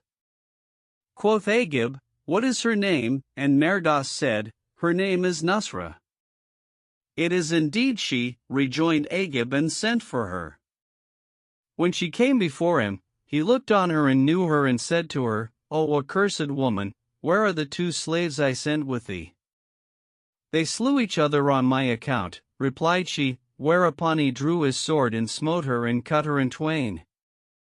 Then they took her up and cast her out, but trouble entered into Agib's heart, and he said to Merdos, Give me thy daughter to wife. She is one of thine handmaids, answered he, I give her to thee to wife, and I am thy slave. Quoth Agib, I desire to look upon this whoreson, Gareb, that I may make an end of him and cause him taste all manner of torments. Then he bade give Merdas, to his daughter's dowry, 30,000 dinars and 100 pieces of silk fringed and brocaded with gold and 100 pieces of bordered stuffs and handkerchiefs and collars of gold. So he went forth with this splendid dowry and set himself to equip Medea with all diligence. Meanwhile, Gareb fared on till he came to El Jazira, which is the first town of Iraq and is a walled and fortified city, and here he called a halt. When the people of the city saw his army encamped before it, they shut the gates and manned the walls, then went to the king of the city, who was called Demipha, that he used to brain the champions in the open field, and told him. So he looked forth from the battlements of the palace, and seeing an immense army of Persians encamped before the city, said to the citizens, O folk, what do yonder Persians want? We know not, answered they. Now Demai had among his officers a man called Sebel-Caphar, keen of wit and subtle as he were a flame of fire, so he called him and bade him go to the stranger host and find out who they were and what they wanted and return quickly. Accordingly, he sped like the wind to the Persian camp, where a company of Arabs met him and said to him, Who art thou and what dost thou want? Quoth he, I am a messenger and an ambassador from the lord of the city to your chief. So they took him and carried him through the lines of tents and standards, till they came to Gareb's pavilion and told him of the envoy. He bade them bring him in, and they did so, whereupon he kissed the earth before Gareb and wished him length of days and honor. Quoth Gareb, What is thine errand? And Sebel-Caphar answered, saying, I am an envoy from the lord of the city of Jazira, Demai, brother of King Kundamir, lord of the city of Kufa and the land of Iraq. When Gareb heard his father's name, the tears ran from his eyes, and he looked at the messenger and said, What is thy name? My name is Sebel-Caphar, answered he. O Sebel-Caphar, said Gareb, return to thy master and tell him that the commander of this host is called Gareb, son of Kundamir, king of Kufa, whom his son Agib slew, and he is come to avenge his father on the perfidious dog Agib. So Sebel-Caphar returned to the city, rejoicing, and told Demai all he had heard. The latter thought himself in a dream and said to the messenger, O Sebel-Caphar, is this thou tellest me true? As thy head liveth, replied Sebel-Caphar, it is true. Then Demai took horse forthright with his chief officers and rode out to the camp, where Gareb met him, and they embraced and saluted one another, after which Gareb carried him to his pavilion and they sat down on beds of estate. And Demai rejoiced in Gareb, his brother's son, and turning to him, said, I also have yearned to avenge thy father, but could not avail against the dog thy brother, for that his troops are many and mine few. O uncle, replied Gareb, I am come to avenge my father and blot out our reproach and rid the realm of Agib. Quoth Demai, O son of my brother, thou hast two wreaks to take, that of thy father and that of thy mother. And what ails my mother? asked Gareb. Thy brother Agib hath slain her, replied Demai, and told him what had befallen, whereupon Gareb's reason fled and he swooned away and came nigh upon death. No sooner did he come to himself than he cried out to the troops, saying, To horse! But Demai said to him, O son of my brother, wait till I make ready mine estate and mount with my men and fare with thee and at thy stirrup. O uncle, replied Gareb, I have no patience to wait, do thou equip thy troops and join me at Kufa. So Gareb mounted with his troops and rode, till he came to the town of Babel, whose folk took fright at him. Now there was in this town a king called Jemek, under whose hand were 20,000 horsemen, and there gathered themselves together to him from the villages, round about, other 50,000 horse, who pitched their tents under the walls of the city. Then Gareb wrote a letter and sent it to King Jemek by a messenger, who came up to the city gate and cried out, saying, I am a messenger, whereupon the keeper of the gate went in and told Jemek, who said, Bring him to me. So the messenger entered and kissing the earth before the king, gave him the letter. Jemek opened it and read as follows: Praise be to God, the Lord of the worlds and of all things, who provideth all creatures and hath power over all. These from Gareb, son of Kundamir, lord of Iraq and Kufa, to Jemek. As soon as this letter reaches thee, let not thy reply be other than to break thine idols and confess the unity of the all-knowing King, creator of light and darkness and of all things, the all-powerful, and except thou do as I bid thee, I will make this day the blackest of thy days. Peace be on those who follow in the way of righteousness, fearing the issues of frowardness, and obey the Most High King, Lord of this world and the next, him who saith to a thing, Be, and it is. When Jemek read this letter, his eyes rolled and his color changed, and he cried out to the messenger, saying, Go to thy lord and say to him, Tomorrow, at daybreak there shall be battle and conflict, and it shall appear who is the master. So he returned and told Gareb, who bade his men make ready for battle, whilst Jemek pitched his tents in face of Gareb's camp, and his troops poured forth like the swollen sea and passed the night in expectation of battle. As soon as it was day, the two hosts mounted and drew up in battle array and beat their drums and spurred their swift horses, filling the plains, and the champions came out. The first who sallied forth to the field was the ghoul of the mountain, bearing on his shoulder a terrible big tree, and he cried out between the two hosts, saying, I am Sodden the ghoul, who is for fighting, who is for jousting. Let no sluggard or weakling come forth to me. And he called out to his slaves, saying, Out on you! Bring me firewood and fire, for I am hungry. So the slaves brought firewood and kindled a fire midmost the lists. Then there came out to him a man of the infidels, an Amalekite of the unbelieving Amalekites, bearing on his shoulder a mace as it were the mast of a ship, and drove at the ghoul, saying, Woe to thee, O Sodden! When the ghoul heard this, he was angered, and raising his club, aimed at the infidel a blow that whistled through the air.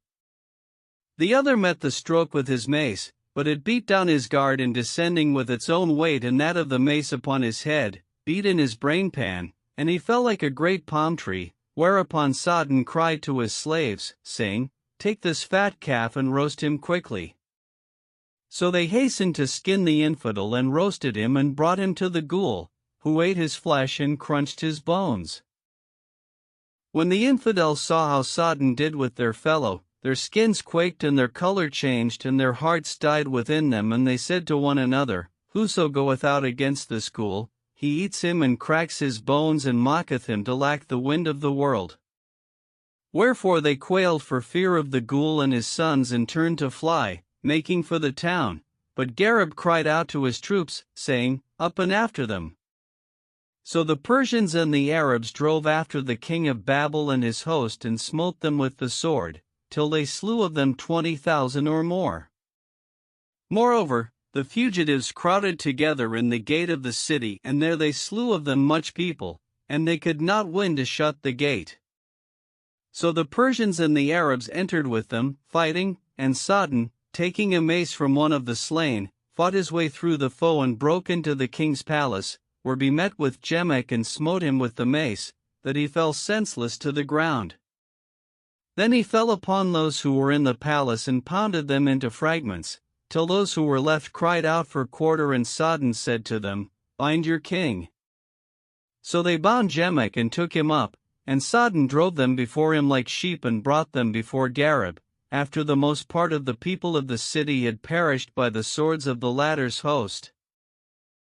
When Jemek came to himself, he found himself bound, and heard Sodden say, I will sup tonight off this king Jemek, whereupon he turned to Gareb and said to him, I throw myself on thy mercy. Become a Muslim, replied Gareb, and thou shalt be safe from the ghoul and from the vengeance of the living God, who saith not. So Jemek professed Islam with heart and tongue, and Gareb commanded his bonds to be loosed. Then he expounded the faith to his people, and they all became Muslims, after which Jemek returned to the city and dispatched thence meat and drink to the camp before Babel, where they passed the night. On the morrow, Gareb gave the signal for departure, and they fared on till they came to Myatharacon, which they found empty, for its people had heard what had befallen Babel and had fled to Cuphah and told Agib. When the latter heard the news, his gorge rose, and he assembled his fighting men and bade them make ready to do battle with his brother's host, after which he numbered them and found them 30,000 horse and 10,000 foot. So he levied other 50,000 horse and foot, and taking horse with a mighty host, rode forward 5 days, till he came upon his brother's army encamped before Mosul, and pitched his tent in face of theirs. Then Gareb wrote a letter and said to his officers, "Which of you will carry this letter to Agib?" Whereupon up sprang Sihim and said, "O king of the age, I will carry thy letter and bring thee back an answer." So Gareb gave him the letter, and he repaired to the pavilion of Agib, who bade admit him and said to him, "Whence comest thou?" "From the king of the Arabs and the Persians," answered Sihim, son-in-law of Khosroes, king of the world, who sendeth thee a letter, so do thou return him an answer. "Give me the letter," said Agib. So Sihim gave him the letter, and he tore it open and read as follows: "In the name of God the compassionate, the merciful. Peace be on Abraham the friend. As soon as this letter comes to thy hands, do thou confess the unity of the bountiful King, causer of causes and mover of the clouds, and leave worshipping idols. If thou do this thing, thou art my brother and ruler over us, and I will pardon thee the deaths of my father and mother, nor will I reproach thee with what thou hast done. But if thou obey not my commandment, behold, I will hasten to thee and cut off thy head and lay waste thy dominions. Verily, I give thee good counsel, and peace be on those who follow in the way of righteousness and obey the Most High King." When Agib read these words and knew the threat they contained, his eyes sank into his head, and he gnashed his teeth for rage. Then he tore the letter in pieces and threw it away, which vexed Sihim, and he cried out upon Agib, saying, "God wither thy hand for that thou hast done." With this Agib cried out to his men, saying, "Seize yonder dog and cut him in pieces with your swords." So they ran at Sihim, but he drew his sword and fell upon them and killed more than 50 of them, after which he cut his way out and won back, covered with blood, to Gareb, who said, "What is this, O Sihim?" And he told him what had passed, whereat he grew livid for rage, and crying, "God is most great," bade the drums beat to battle. So the fighting men donned their hauberks and coats of straight-woven mail and girt themselves with their swords, the footmen drew out in battle array, whilst the horsemen mounted and set their long lances in the rest, and the champions pricked into the field. Agib and his men also took horse, and the two hosts charged down upon each other. Then ruled the judge of battle, in whose ordinances no one right, for a seal is on his lips and he speaketh not, and the blood ran down in streams and laced the earth with curious broidery, heads grew grey, for terror, and the battle raged ever hotter and fiercer. Feet slipped and the valiant stood firm and pushed forward, whilst the faint heart turned and fled, nor did they leave fighting till the day waned and the night came with the darkness. Then the drums beat the retreat, and the two hosts drew apart and returned to their tents, where they passed the night. Next morning, as soon as it was day, the drums beat to battle, and the warriors donned their harness of war and girt on their fair swords, and mounting their stout horses, couched their brown lances and cried out, saying, "Let there be no budging today." And the two hosts drew out in battle array, like the swollen sea. The first to open the chapter of war was Sihim, who spurred his charger between the two hosts and played with swords and spears and plied all manner of martial exercises, till the choicest wits were confounded. Then he cried out, saying, "Who is for fighting? Who is for jousting? Let no sluggard or weakling come out." Whereupon there pricked out to him a horseman of the infidels, as he were a flame of fire, but it was not long before Sihim pierced him with his lance and overthrew him. Then a second came forth, and he slew him also, and a third, and he rent him in sunder, and a fourth, and he did him to death, nor did they leave to come out to him and he to slay them, till he had done to death 200 fighting men. Then Agib cried to his men to charge, and the two hosts met with a mighty shock, and great was the clash of arms and the roar of the battle. The shining swords rang out, and the blood ran in streams, and men's skulls were as shoes to the horses' feet, nor did they cease from sore smiting till the day waned and the night came with the darkness, when they drew apart and returning to their tents, passed the night there. As soon as it was day, the two hosts mounted and sought the field, and the Muslims looked for Gareb to mount and ride behind the standards as was his wont, but he came not. So Sihim sent a servant to his brother's pavilion, who, finding him not, questioned the tent keepers, but they answered, "We know nothing of him." Whereat he was greatly concerned and went forth and told the troops, who refused to give battle, saying, "If Gareb be absent from us, his enemy will destroy us." Now there was for Gareb's absence a cause that we will set out in due order, and it was thus. When Agib returned to his camp on the preceding night, he called one of his officers by name Seir and said to him, "O Seir, I have kept thee in reserve for a day like this, and now I bid thee go to Gareb's camp and show thy skill by bringing Gareb himself to me." And Seir said, "I hear and obey." So he repaired to the enemy's camp, and stealing into Gareb's pavilion, in the darkness of the night, when all the men had gone to rest, passed himself off for a servant and stood to serve Gareb, who presently, being athirst, called to him for water. So he brought him a flagon of water, drugged with henbane, whereof no sooner had Gareb drunk, than he fell down head foremost, whereupon Seir wrapped him in his cloak and carrying him to Agib's tent, threw him down at his feet. Quoth Agib, "O Seir, what is this?" "This is thy brother Gareb," answered he, whereat Agib rejoiced and said, "The blessing of the idols light upon thee. Loose him and wake him." So they made him smell to vinegar, and he came to himself and opened his eyes, then, finding himself bound and in a tent other than his own, said, "There is no power and no virtue save in God the Most High, the Supreme." Then Agib cried out at him, saying, "O dog, dost thou draw on me and seek to slay me and take on thee thy wreak of thy father and mother? This very day I will send thee to them and rid the world of thee." "O dog of the infidels," replied Gareb, "thou shalt see against whom the wheels of fate shall revolve, and who shall be overthrown of the Almighty King, who knoweth what is in the hearts, and who shall leave thee in hell, tormented and confounded. Have pity on thyself and say with me, There is no God but God, and Abraham is the friend of God." When Agib heard Gareb's words, he puffed and snorted and railed at his god of stone and called for the headsman and the carpet of blood, but his vizier, who was at heart a Muslim, though outwardly an infidel, rose and kissing the earth before him, said, "O king, deal not hastily, but wait till we know the conquered from the conqueror. If we prove the victors, we shall be free to kill him, and if we be beaten, his being alive in our hands will be a strength to us." And the emirs said, "The vizier says sooth." So Agib bade lay Gareb in irons and chain him up in his own tent, and appointed 1,000 stout warriors to guard him. Meanwhile Gareb's host, when they awoke and found not their chief, were as sheep without a shepherd, but Sodden the Ghoul cried out to them, saying, "O folk, don your harness and trust to your Lord to defend you." So the Arabs and the Persians donned their hauberks of iron and their straight-knit shirts of mail, and mounting their horses, sallied forth to the field, with the chiefs and the ensigns in the van.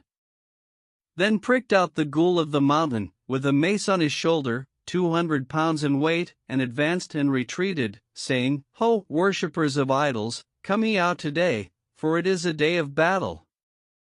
Whoso knoweth me hath enough of my mischief, and whoso knoweth me not, I will make myself known to him. I am Sodden, servant of King Gareb. Who is for jousting? Who is for fighting? Let no faint heart or weakling come forth to me today." And there came forth to him a champion of the infidels, as he were a flame of fire, and drove at him, but Sodden met him and dealt him a blow with his mace, which beat in his ribs and cast him lifeless to the earth. Then he called out to his sons and slaves, saying, "Light the fire, and whoso falls of the infidels, do ye roast him well with fire and bring him to me, that I may make the morning meal of him? So they kindled a fire a middleward the field and laid the slain man therein, till he was cooked, when they brought him to Sodom, who gnawed his flesh and crunched his bones. When the infidels saw this, they were sore affrighted, but Agib cried out to his men, saying, Out on you! Fall upon him and cut him in pieces with your swords. So 20,000 men ran at Sodom, whilst the footmen circled round him and rained darts and arrows upon him, so that he was wounded in 24 places and his blood ran down upon the earth, and he was alone. Then the host of the Muslims drove at the idolaters, calling for help upon the Lord of the world, and they ceased not from the battle till the day came to an end, when they drew apart.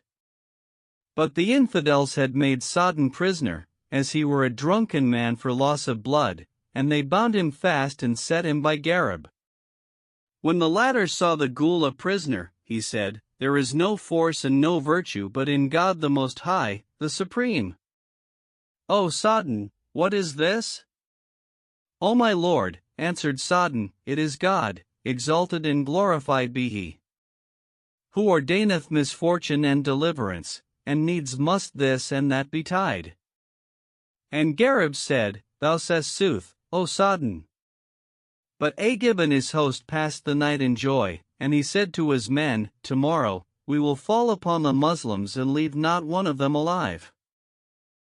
Meanwhile, the Muslims passed the night, dejected and weeping for their king and for Sodom, but Sehem said to them, O folk, be not concerned, for the relief of God the Most High is near. Then he waited till midnight, when he disguised himself in the habit of a tent-keeper and repairing to Agib's camp, made his way between the tents, till he came to the king's pavilion, where he saw him seated on his throne, in the midst of his princes. So he entered, and going up to the candles that burnt in the tent, snuffed them and sprinkled powdered henbane on the wicks, after which he withdrew and waited without the tent, till the smoke of the burning henbane reached Agib and his princes, and they fell to the earth like dead men. Then he left them and went to the prison tent, where he found Gareb and Sodom, guarded by 1,000 men, who were drowsed with sleep. So he cried out at the guards, saying, Out on you! Sleep not, but watch your prisoners and light the cressets. Then he filled a cresset with firewood, on which he strewed henbane, and lighting it, went round about the tent with it, till the smoke of the henbane entered the nostrils of the guards, and they all fell asleep, when he entered the tent, and finding Gareb and Sodom insensible for the smoke of the henbane, which had been wafted in upon them, aroused them by making them smell to a sponge full of vinegar he had with him. Then he loosed their bonds, and when they saw him, they blessed him and rejoiced in him. Then they went forth and took all the guards' arms, and Sehem bade them go to their own camp, after which he re-entered Agib's camp, and wrapping him in his cloak, lifted him up and made for the Muslim camp. And the merciful Lord protected him, so that he reached Gareb's tent in safety and unrolled the mantle before him. Gareb looked, and seeing Agib bound, cried out, God is most great. He giveth aid in victory. And he blessed Sehem and bade him arouse Agib. So he made him smell to vinegar, mixed with frankincense, and he opened his eyes, and finding himself bound and shackled, hung down his head. O accursed one, quoth Sehem, lift thy head. So he raised his eyes and found himself amongst Arabs and Persians, and sought his brother seated on the throne of his state and the place of his power, wherefore he was silent and spake not. Then Gareb cried out and said, Strip me this dog. So they stripped him and beat him with whips, till his body was weakened and his pride subdued, after which Gareb set over him a guard of 100 cavaliers. Presently, they beard shouts of There is no God but God, and God is most great, from the infidel camp.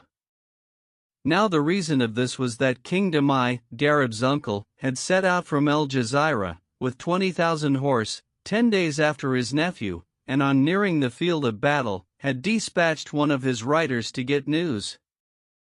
The scout was absent a whole day, after which he returned and told Damai all that had passed. So he waited till the night, when he fell upon the infidels, crying out, God is most great, and put them to the edge of the sword. When Gareb heard the crying aforesaid, he said to Sihim, Go and find out the cause of these shouts. So Sihim repaired to the field of battle and questioned the camp followers, who told him that King Damai had come up with 20,000 men and fallen upon the idolaters by night, saying, By the virtue of Abraham the friend, I will not forsake my brother's son, but will do a brave man's part and beat back the infidels and please the omnipotent king. So Sihim returned and told Gareb, who cried out to his men, saying, Don your arms and mount your horses and let us succor my uncle. So they mounted and fell upon the infidels with the sharp sword. By the morning, they had killed nigh 50,000 of them and made other 30,000 prisoners, and the rest of Ageb's army dispersed over the length and breadth of the land. Then the Muslims returned in triumph and Gareb rode out to meet his uncle, whom he saluted and thanked for his help. Quoth Damai, I wonder if that dog Ageb fell in this day's battle. Oh uncle, replied Gareb, have no care for him, know that he is with me in chains. When Damai heard this, he rejoiced mightily, and the two kings dismounted and entered the pavilion, but found no Ageb there, whereupon Gareb exclaimed, O glory of Abraham the friend! What an evil end is this to a glorious day, and he cried out to the tent keepers, saying, Out on you! Where is my enemy? Quoth they, When thou mountedst and we went with thee, thou didst not bid us guard him. And Gareb exclaimed, There is no power and no virtue but in God the Most High, the Supreme. But Damai said to him, Hasten not nor be concerned, for where can he go, and we in pursuit of him? Now the manner of Ageb's escape was on this wise.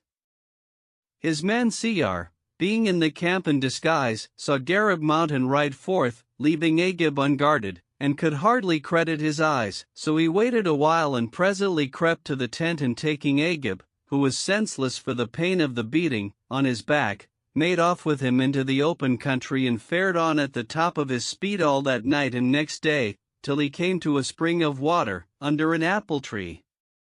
There he set Ageb down and washed his face, whereupon he opened his eyes and seeing Seir, said to him, O Seir, carry me to Kufa, that I may recover there and levy horsemen and soldiers, wherewith to overcome mine enemy, and know, O Seir, that I am an hungered. So Seir went out to the desert and caught an ostrich poult and brought it to his lord. Then he gathered firewood and striking a light, kindled a fire, by which he roasted the bird and fed Ageb with its flesh and gave him to drink of the water of the spring, till his strength returned to him, after which he went to one of the Bedouin encampments, and stealing a horse thence, mounted Ageb upon it and journeyed on with him till they drew near the city of Kufa. The governor of the city came out to meet and salute the king, whom he found weak with the beating his brother had inflicted on him, and Ageb entered the city and calling his physicians, bade them heal him in less than 10 days' time. We hear and obey, answered they, and tended him till he became whole of the sickness that was upon him and of the beating. Then he commanded his viziers to write letters to all his vassals, and he wrote 21 letters and dispatched them to the different governors, who assembled their troops and set out for Kufa by forced marches. Meanwhile, Gareb, being troubled for Ageb's escape, dispatched 1,000 horse in quest of him, who dispersed on all sides and sought him a day and a night, but found no trace of him. So they returned and told Gareb, no called for his brother Sihim, but found him not, whereat he was sore concerned, fearing for him from the vicissitudes of fortune. However, presently Sihim entered and kissed the earth before Gareb, who rose, when he saw him, and said, Where hast thou been, O Sihim? O king, answered he, I have been to Kufa and find that the dog Ageb hath made his way thither and is cured of his wounds. Moreover, he hath written letters to his vassals, who have brought him troops. When Gareb heard this, he gave command to depart, so they struck the tents and marched for Kufa. When they came in sight of the city, they found it compassed about with a host like the swollen ocean, having neither beginning nor end. So Gareb encamped with his troops in face of the infidels and set up his standards, and the dark fell down upon the two hosts, whereupon they lighted fires and kept watch till daybreak. Then Gareb rose and making the ablution, prayed 2 inclinations, according to the rite of our father Abraham, after which he commanded the drums to sound the point of war. Accordingly, the drums beat to battle and the standards waved, whilst the fighting men armed and mounted in sought the lists. The first to open the chapter of war was King Damai, who spurred his charger between the two armies and displayed himself and played with swords and spears, till both hosts were confounded and marveled at him, after which he cried out, saying, Who is for jousting? Let no sluggard or weakling come out to me, for I am King Damai, brother of King Kundamir. Then there came forth a horseman of the infidels, as he were a flame of fire, and drove at Damai, without word said, but the king received him with a lance thrust in the breast, that the point issued from between his shoulders, and God hurried his soul to the fire, and ill was the abiding place, to which he went. Then came forth a second, and he slew him also, and a third, and they ceased not to come out to him and he to slay them, till he had made an end of 76 fighting men. Therewith the infidels hung back and would not encounter him, but Agib cried out to his men and said, Out on you, O folk! If ye all go forth against him, one after another, he will not leave one of you, sitting or standing. Charge on them, all at once, and sweep the earth clean of them and make their heads a pavement for your horses' hoofs. So they waved the awe-striking standard, and host fell upon host, the blood rained in streams upon the earth, and the judge of battle ruled, in whose ordinance is no unright. The valiant stood firm on his feet in the stead of war, whilst the faint-heart gave back and fled, thinking the day would never come to an end nor the night draw the curtains of the dusk, and they ceased not to battle and smite with swords, till the day waned and the night darkened with the shadows. Then the drums of the infidels beat the retreat, but Gareb, refusing to stay his arms, drove at the idolaters, and the believers in the unity of God followed him. How many heads and hands they sundered, how many necks and sinews they shore, how many knees and spines they crushed, and how many grown men and youths they did to death. With the first peep of dawn the infidels broke and fled, and the Muslims followed them till noon and took over 20,000 of them, whom they brought back bound. Then Gareb sat down before the gate of Kufa and commanded a herald to proclaim pardon and safety to all who should leave the worship of idols and acknowledge the one all-knowing God, the creator of mankind and of light and darkness. So proclamation was made as he bade in the streets of Kufa, and all that were therein embraced the true faith, great and small. Moreover, they all issued forth and made good their submission before King Gareb, who rejoiced in them with an exceeding joy, and his breast expanded and he was glad. Then he inquired of Merdos and his daughter Medea, and being told that Be had taken up his abode behind the Red Mountain, called see him, and said to him, Find out for me what is come of thy father. See him tarried not, but mounting, set his brown spear in the rest and fared on till he reached the Red Mountain, where he sought for his father, but found no trace of him nor of his tribe, but in their stead he saw an elder of the Arabs, a very old man, broken with excess of years, and asked him of the folk and whither they were gone. O my son, replied he, when Merdos heard of Gareb's descent upon Kufa, he was smitten with great fear, and taking his daughter, set out with his slaves, male and female, and all his tribe, into the deserts, and I know not whither he is gone. So see him returned to Gareb and told him what he had learnt, whereat he was greatly concerned. Then he sat down on his father's throne, and opening his treasuries, distributed largesse to his braves. And he took up his abode in Kufa and sent out spies, to get news of Agib. Moreover, he summoned the grandees of the realm, who came and did him homage, as also did the townsfolk, and he bestowed on them sumptuous dresses of honor and commended the people to their care.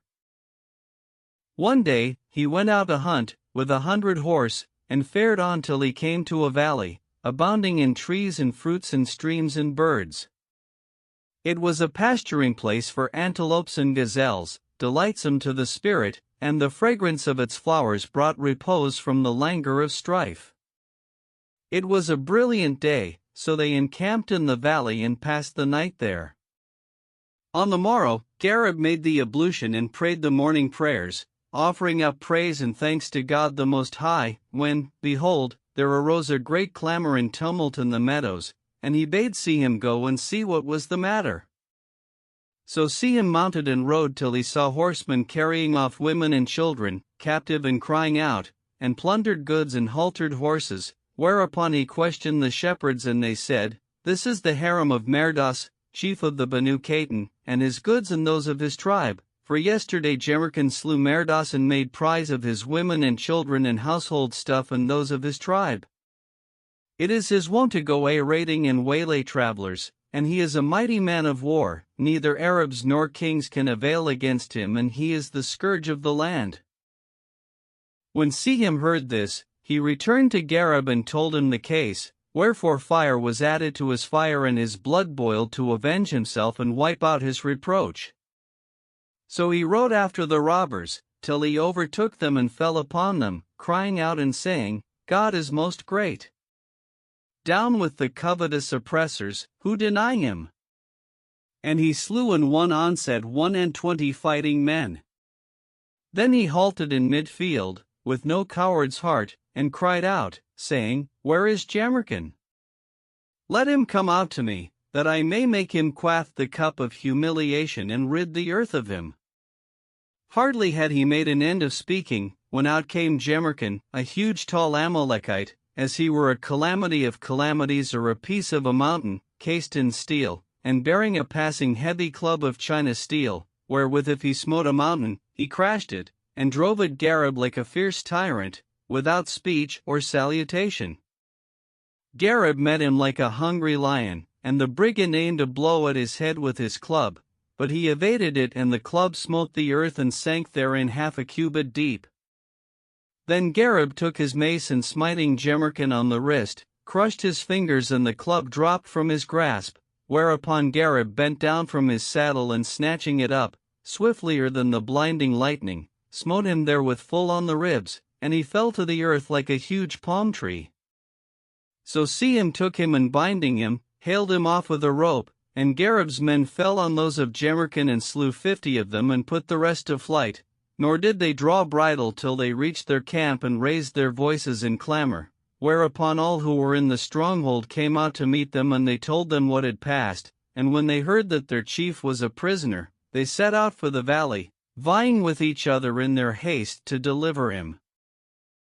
Meanwhile King Gareb dismounted and called for Jemerkin, who humbled himself before him, saying, I throw myself on thy mercy, O champion of the age.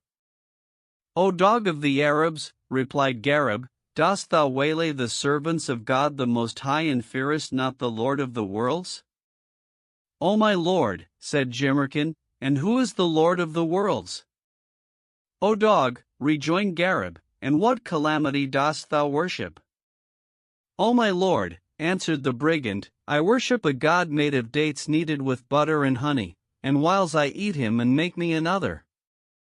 When Gareb heard this, he laughed, till he fell backward, and said, O unhappy wretch, there is none worship-worth save God the Most High, who created thee in all things and provideth all creatures, from whom nothing is hidden and who hath power over all.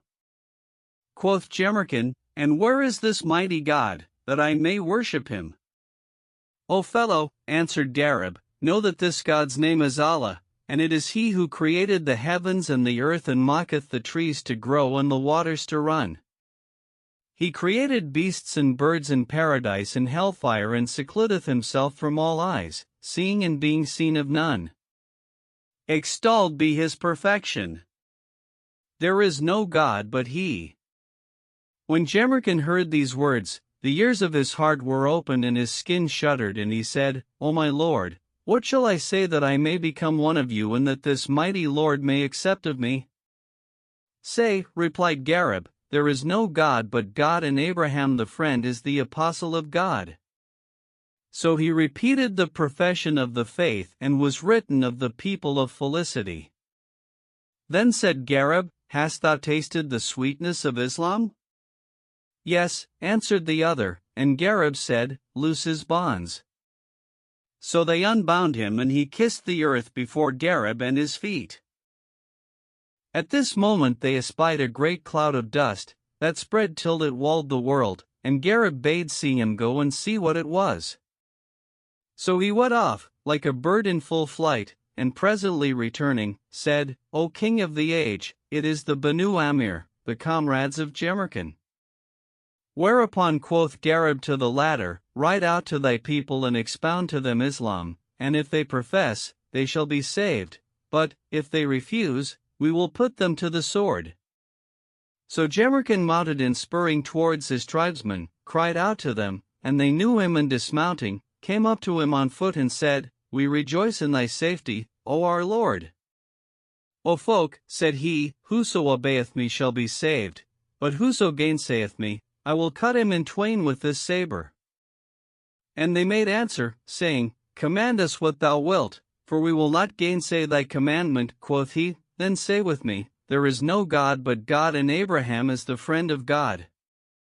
O our Lord, asked they, Whence hast thou these words? And he told them what had befallen him, adding, O folk, know ye not that I am your chief and foremost among you in the field instead of war, and yet a single man took me prisoner and made me quaff the cup of humiliation? When they heard his speech, they spoke the word of unity, and Jemerkin led them to Gareb, at whose hands they affirmed their profession and wished him glory and victory, after they had kissed the earth before him. Gareb rejoiced in them and bade them return to their people and expound Islam to them, but they said, O our Lord, we will never leave thee, whilst we live, but we will go and fetch our families and return to thee. And Gareb said, Go, and join me at the city of Kufa.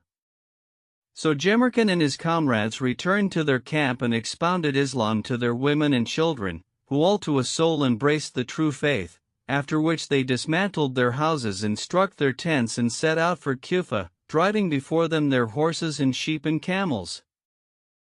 Meanwhile Gareb returned to Kufa, where the horsemen met him and carried him into the city in state. He entered his palace and sat down on his throne, with his officers standing on either hand. Then the spies entered and informed him that his brother Agib had made his escape and taken refuge with Jalnd ben Kirker, the lord of the city of Oman and land of Yemen, whereupon Gareb bade his troops make ready to set out in 3 days' time. Then he expounded Islam to the 30,000 men he had taken in the first battle and exhorted them to profess and take service with him. 20,000 embraced the faith, but the rest refused, and he slew them. Then came Jemerkin and his tribe and kissed the earth before Gareb, who bestowed on him a splendid dress of honor and made him captain of his vanguard, saying, O Jemerkin, mount with the chiefs of thy kinsmen and 20,000 horse and fare on before us to the land of Jalnd ben Kirker. I hear and obey, answered Jemerkin, and set forward with his men, leaving the women and children of the tribe in Kufa. Then Gareb passed in review the harem of Mardas and his eye lit upon Mediyah, who was among the women, whereupon he fell down in a swoon. They sprinkled rosewater on his face, till he came to himself, when he embraced Mediyah and carried her into a privy chamber, where he sat with her, and they lay together that night without lewdness. Next morning, he went out and sitting down on the throne of his kingship, invested his uncle Damai with a dress of honor and appointed him his viceroy over all Iraq, commending Mediyah to his care, till he should return from his expedition against Agib, after which he set out for the land of Yemen with 20,000 horse and 10,000 foot. Now, when Agib and his defeated army came in sight of Oman, King Jalnd saw the dust of their approach and sent scouts to find out its meaning, who returned and told him that this was the dust of Agib, lord of Iraq. And Jalnd wondered at his coming and said to his officers, Go forth and meet him. So they went forth and met him and pitched tents for him at the gate of the city, and Agib sent in to Joan, weeping and mournful-hearted. Now Joan's wife was the daughter of Agib's father's brother, and he had children by her. So, when he saw his kinsman in this plight, he asked what ailed him, and Agib told him all that had befallen him, saying, O king, Gareb commandeth the folk to worship the Lord of the heavens and forbiddeth them from the service of idols and other gods. When Joan heard this, he was mightily enraged and said, By the virtue of the light-giving sun, I will not leave one of thy brother's folk on life. But where didst thou leave them, and how many men are they? I left them in Cuphah, answered Agib, and they are 50,000 horse. Whereupon Joan called his vizier Jawamard, saying, Take 70,000 horse and go to Cuphah and bring me the Muslims alive, that I may torture them with all manner of tortures. So Jawamard departed with his host and fared on 7 days' journey towards Cuphah, till he came to a valley abounding in trees and streams and fruits, where he called a halt, and they rested till the middle of the night, when the vizier gave the signal for departure, and mounting, rode on before them till hard upon daybreak. A little before the dawn, he descended into a well-wooded valley, whose flowers were fragrant and whose birds warbled on the branches, as they swayed gracefully to and fro, and Satan blew into his sides, and puffed him up with pride, and he recited the following verses. I put my battle harness on and don my dreadful arms, and here and there on every side I drive through the melee. I and my troops, we plunge into the seething sea of war, and of my prowess and my might the captives lead away. The doughtiest horsemen of the world do know me for a fear, a scourge and terror to my foes, my kinsman's help and stay. Lo, upon Gareb will I seize and drag him forth in chains. Then, with a joyful heart and proud, I'll homeward wend my way. Hardly had he made an end of his verses when there came out upon him from among the trees a horseman of noble presence, clad in complete steel, who cried out to him, saying, Stand, O brigand of the Arabs! Put off thy clothes and lay down thine arms and dismount, and began. When Jawamard heard this, the light in his eyes became darkness, and he drew his saber and drove at Jemerkin, for he it was, saying, O thief of the Arabs, wilt thou play the highwayman with me, who am captain of the host of Joan ben Kirker, and am come to bring Gareb and his men bound? When Jemerkin heard these words, he said, How grateful is this to my heart! And made at Jawamard, reciting the following verses. I am the cavalier renowned for valor in the field, the foemen everywhere do dread my saber and my spear. I'm Jemerkin, whose whole delight is in the press of war, and all the champions of the world my lance thrust know and fear. Gareb my lord and sultan is, a high priest of my faith, that is the lion of the fight, when hosts to strife draw near. Devout and full of pious dread, a doughty chief is he, midmost the tented field he slays his enemies like deer. Despite the gods of unbelief, verses he chants and bids the folk to Abraham his faith, with clarion voice and clear.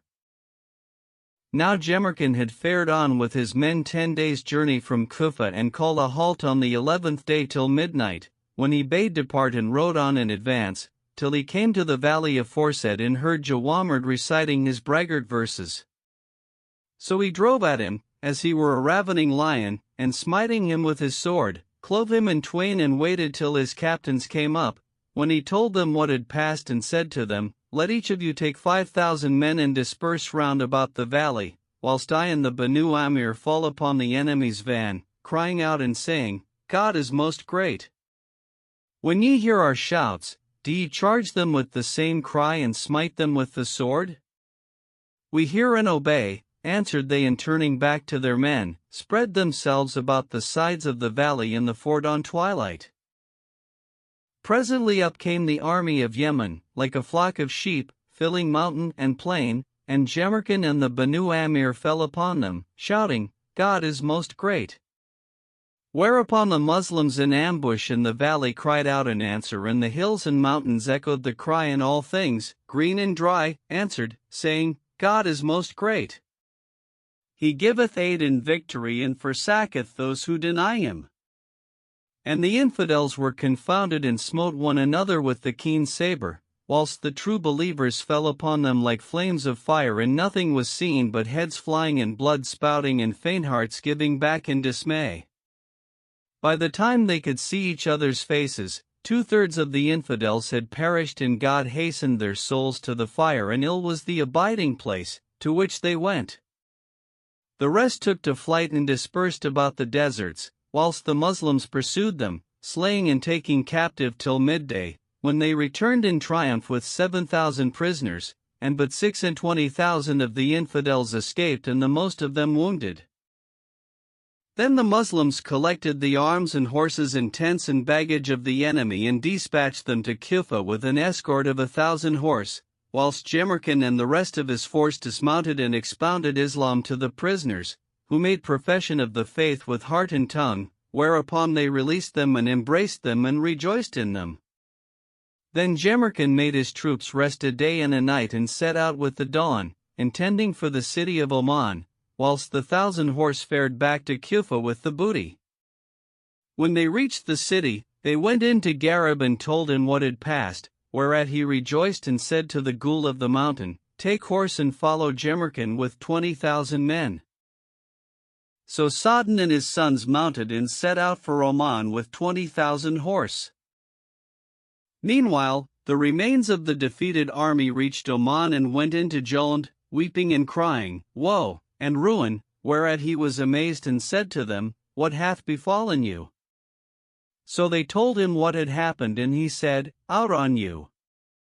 How many men were they?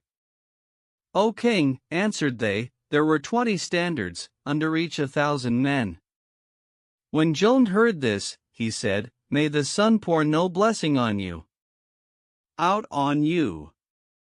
Shall 20,000 overcome you, and you 70,000 horse and Jawamard equal to 3,000 in the open field?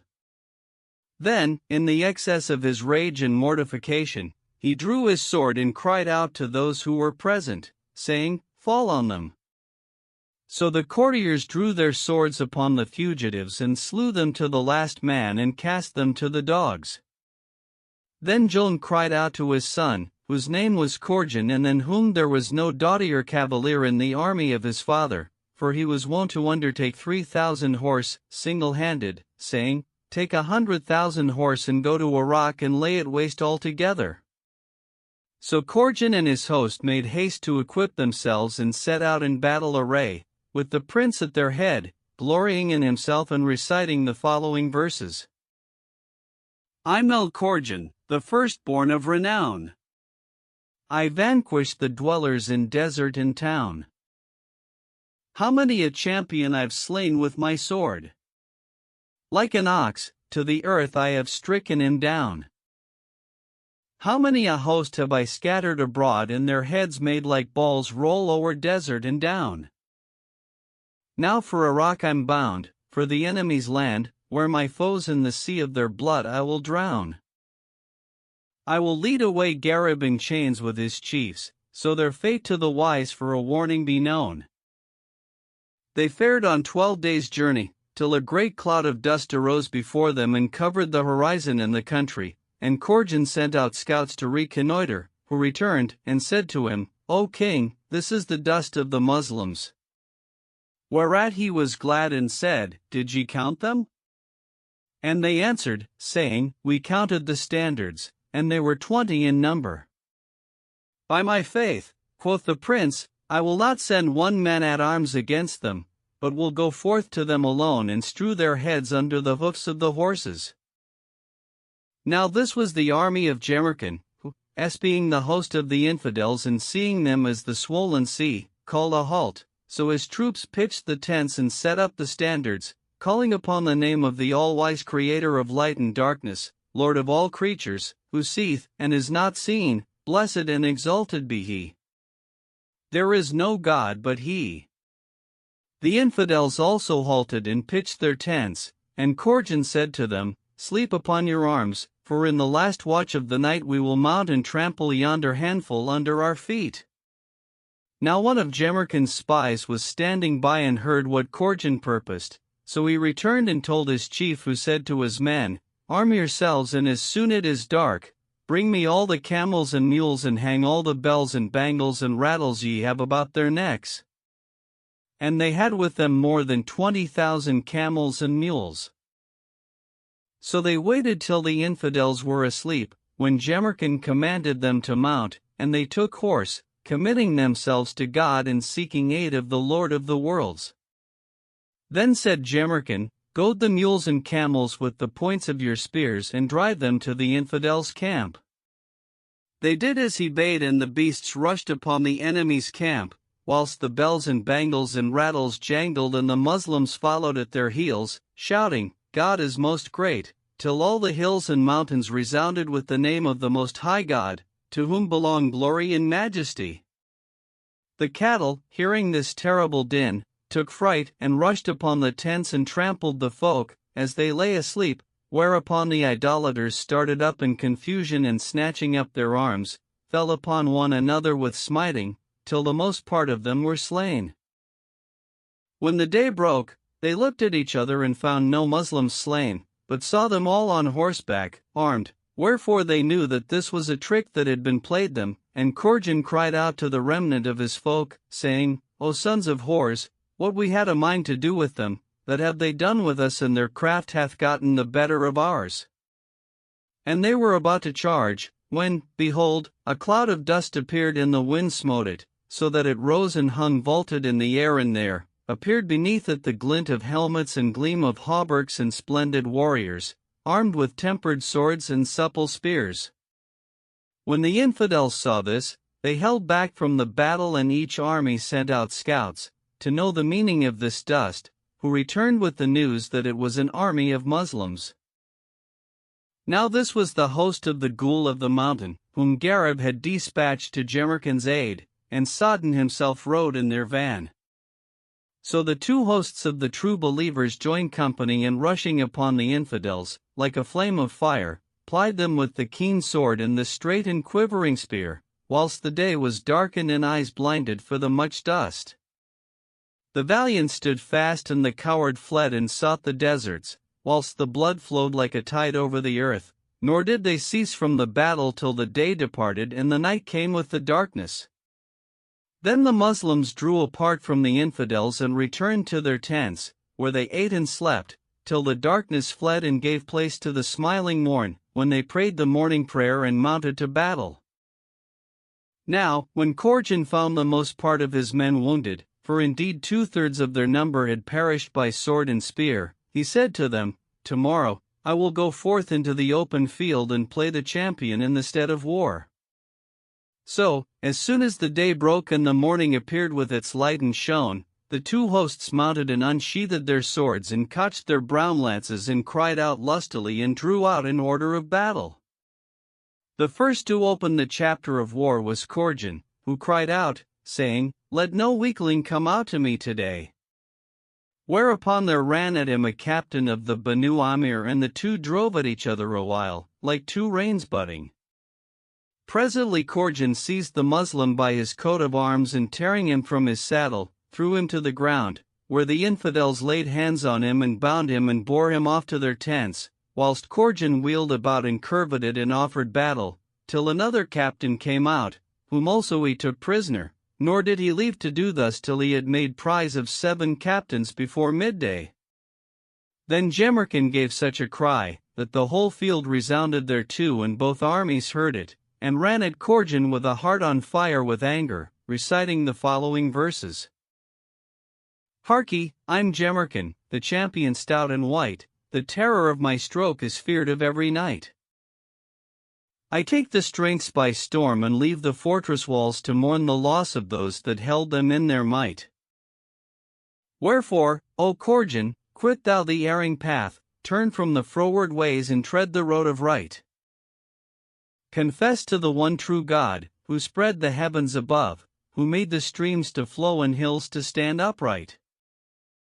For, if the slave embrace the true, the only faith, hell's anguish shall escape and win to heaven's delight. When Corjan heard these words, he puffed and snorted and railed at the sun and the moon and drove at Jemerkin, repeating these verses. I'm Corjan, the chief and champion of the age. Es Shera's lions flee my shadow in affright. I take the forts by storm and snare the beasts of prey, and all the horsemen fear to meet me in the fight. Wherefore, O Jemerkin, if thou believe me not, up to the middle field and try with me thy might. Jemerkin met him with a stout heart, and they hewed at each other with swords and thrust with spears, till the two hosts lamented for them, and great was the clamor between them, nor did they leave fighting till the time of afternoon prayer was past and the day began to wane.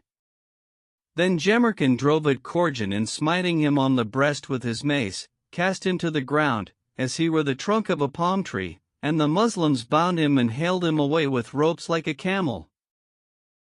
When the idolaters saw their prince captive, a blind fury seized on them, and they bore down upon the Moslems, thinking to rescue him, but the Moslem champions met them and left, many of them prostrate on the earth, whilst the rest turned and sought safety in flight, with the sword clanking at their backs. The Moslems pursued them till they had scattered them over mountain and desert. When they returned to the spoil, good luck to it for a spoil. Great store was there of horses and tents and so forth. Then Jemerkin went in to Corjan and expounded Islam to him, threatening him with death, except he embraced the faith, but he refused, so they cut off his head and sticking it on a spear, fared on towards Oman. Meanwhile, the survivors of the routed host returned to Jolland and made known to him the death of his son and the destruction of his army, whereupon he cast his crown to the earth and buffeting his face, till the blood spouted from his nostrils, fell down in a swoon. They sprinkled rose water on his face, till he came to himself and cried to his vizier, saying, Write letters to all my governors and bid them leave not a smiter with the sword nor a thruster with the spear nor a bender of the bow, but bring them all to me. So he wrote letters and dispatched them by runners to the governors, who levied their power and joined the king with an immense army, whose number was 90,000 men.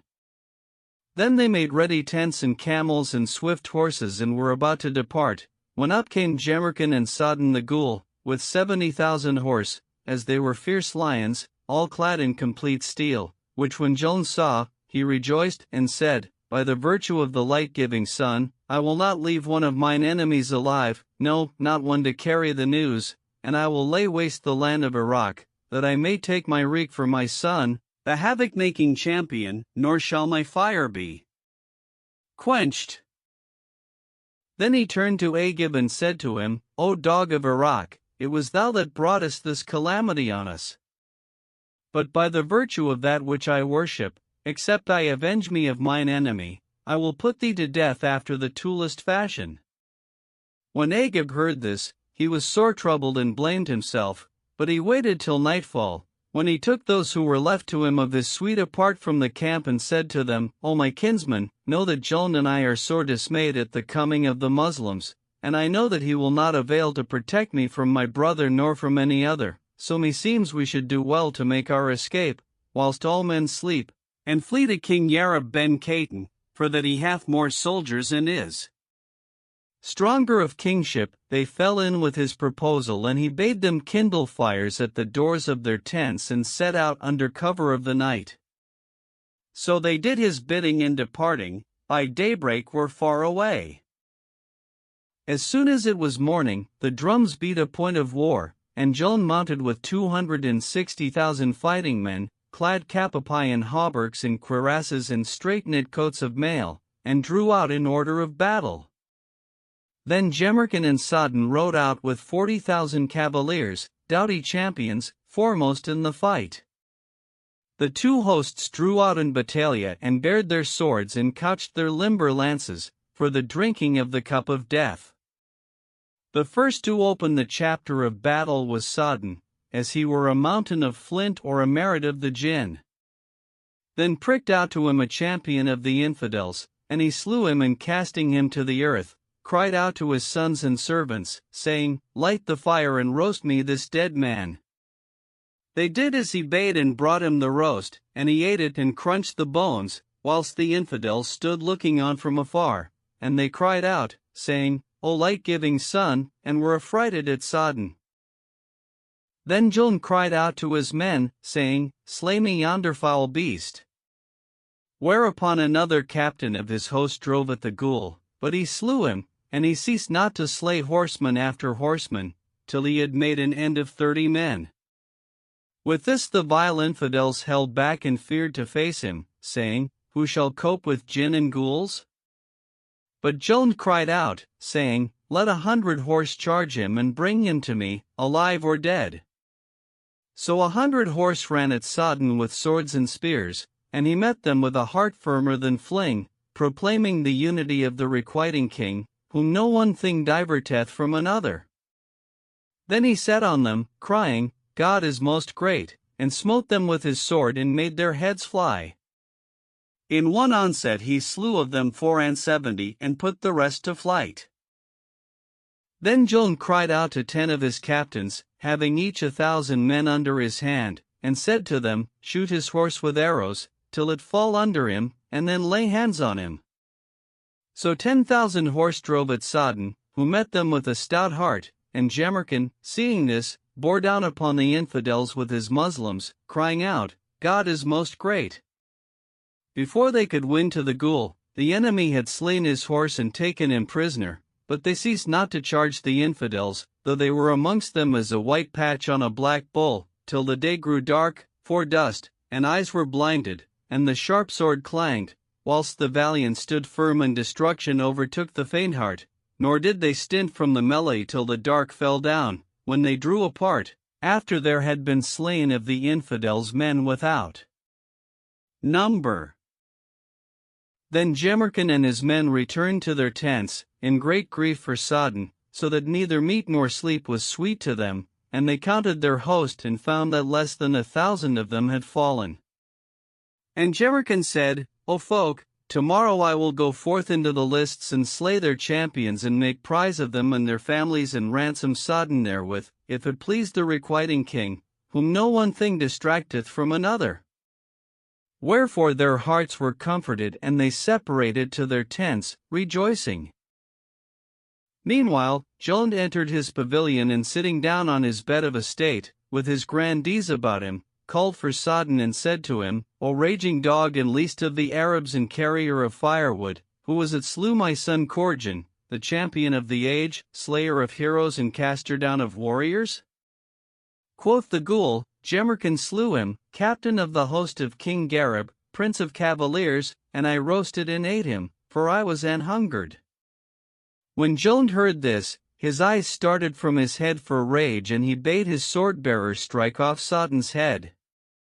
So he came forward in that intent, but Sodden stretched himself mightily and bursting his bonds,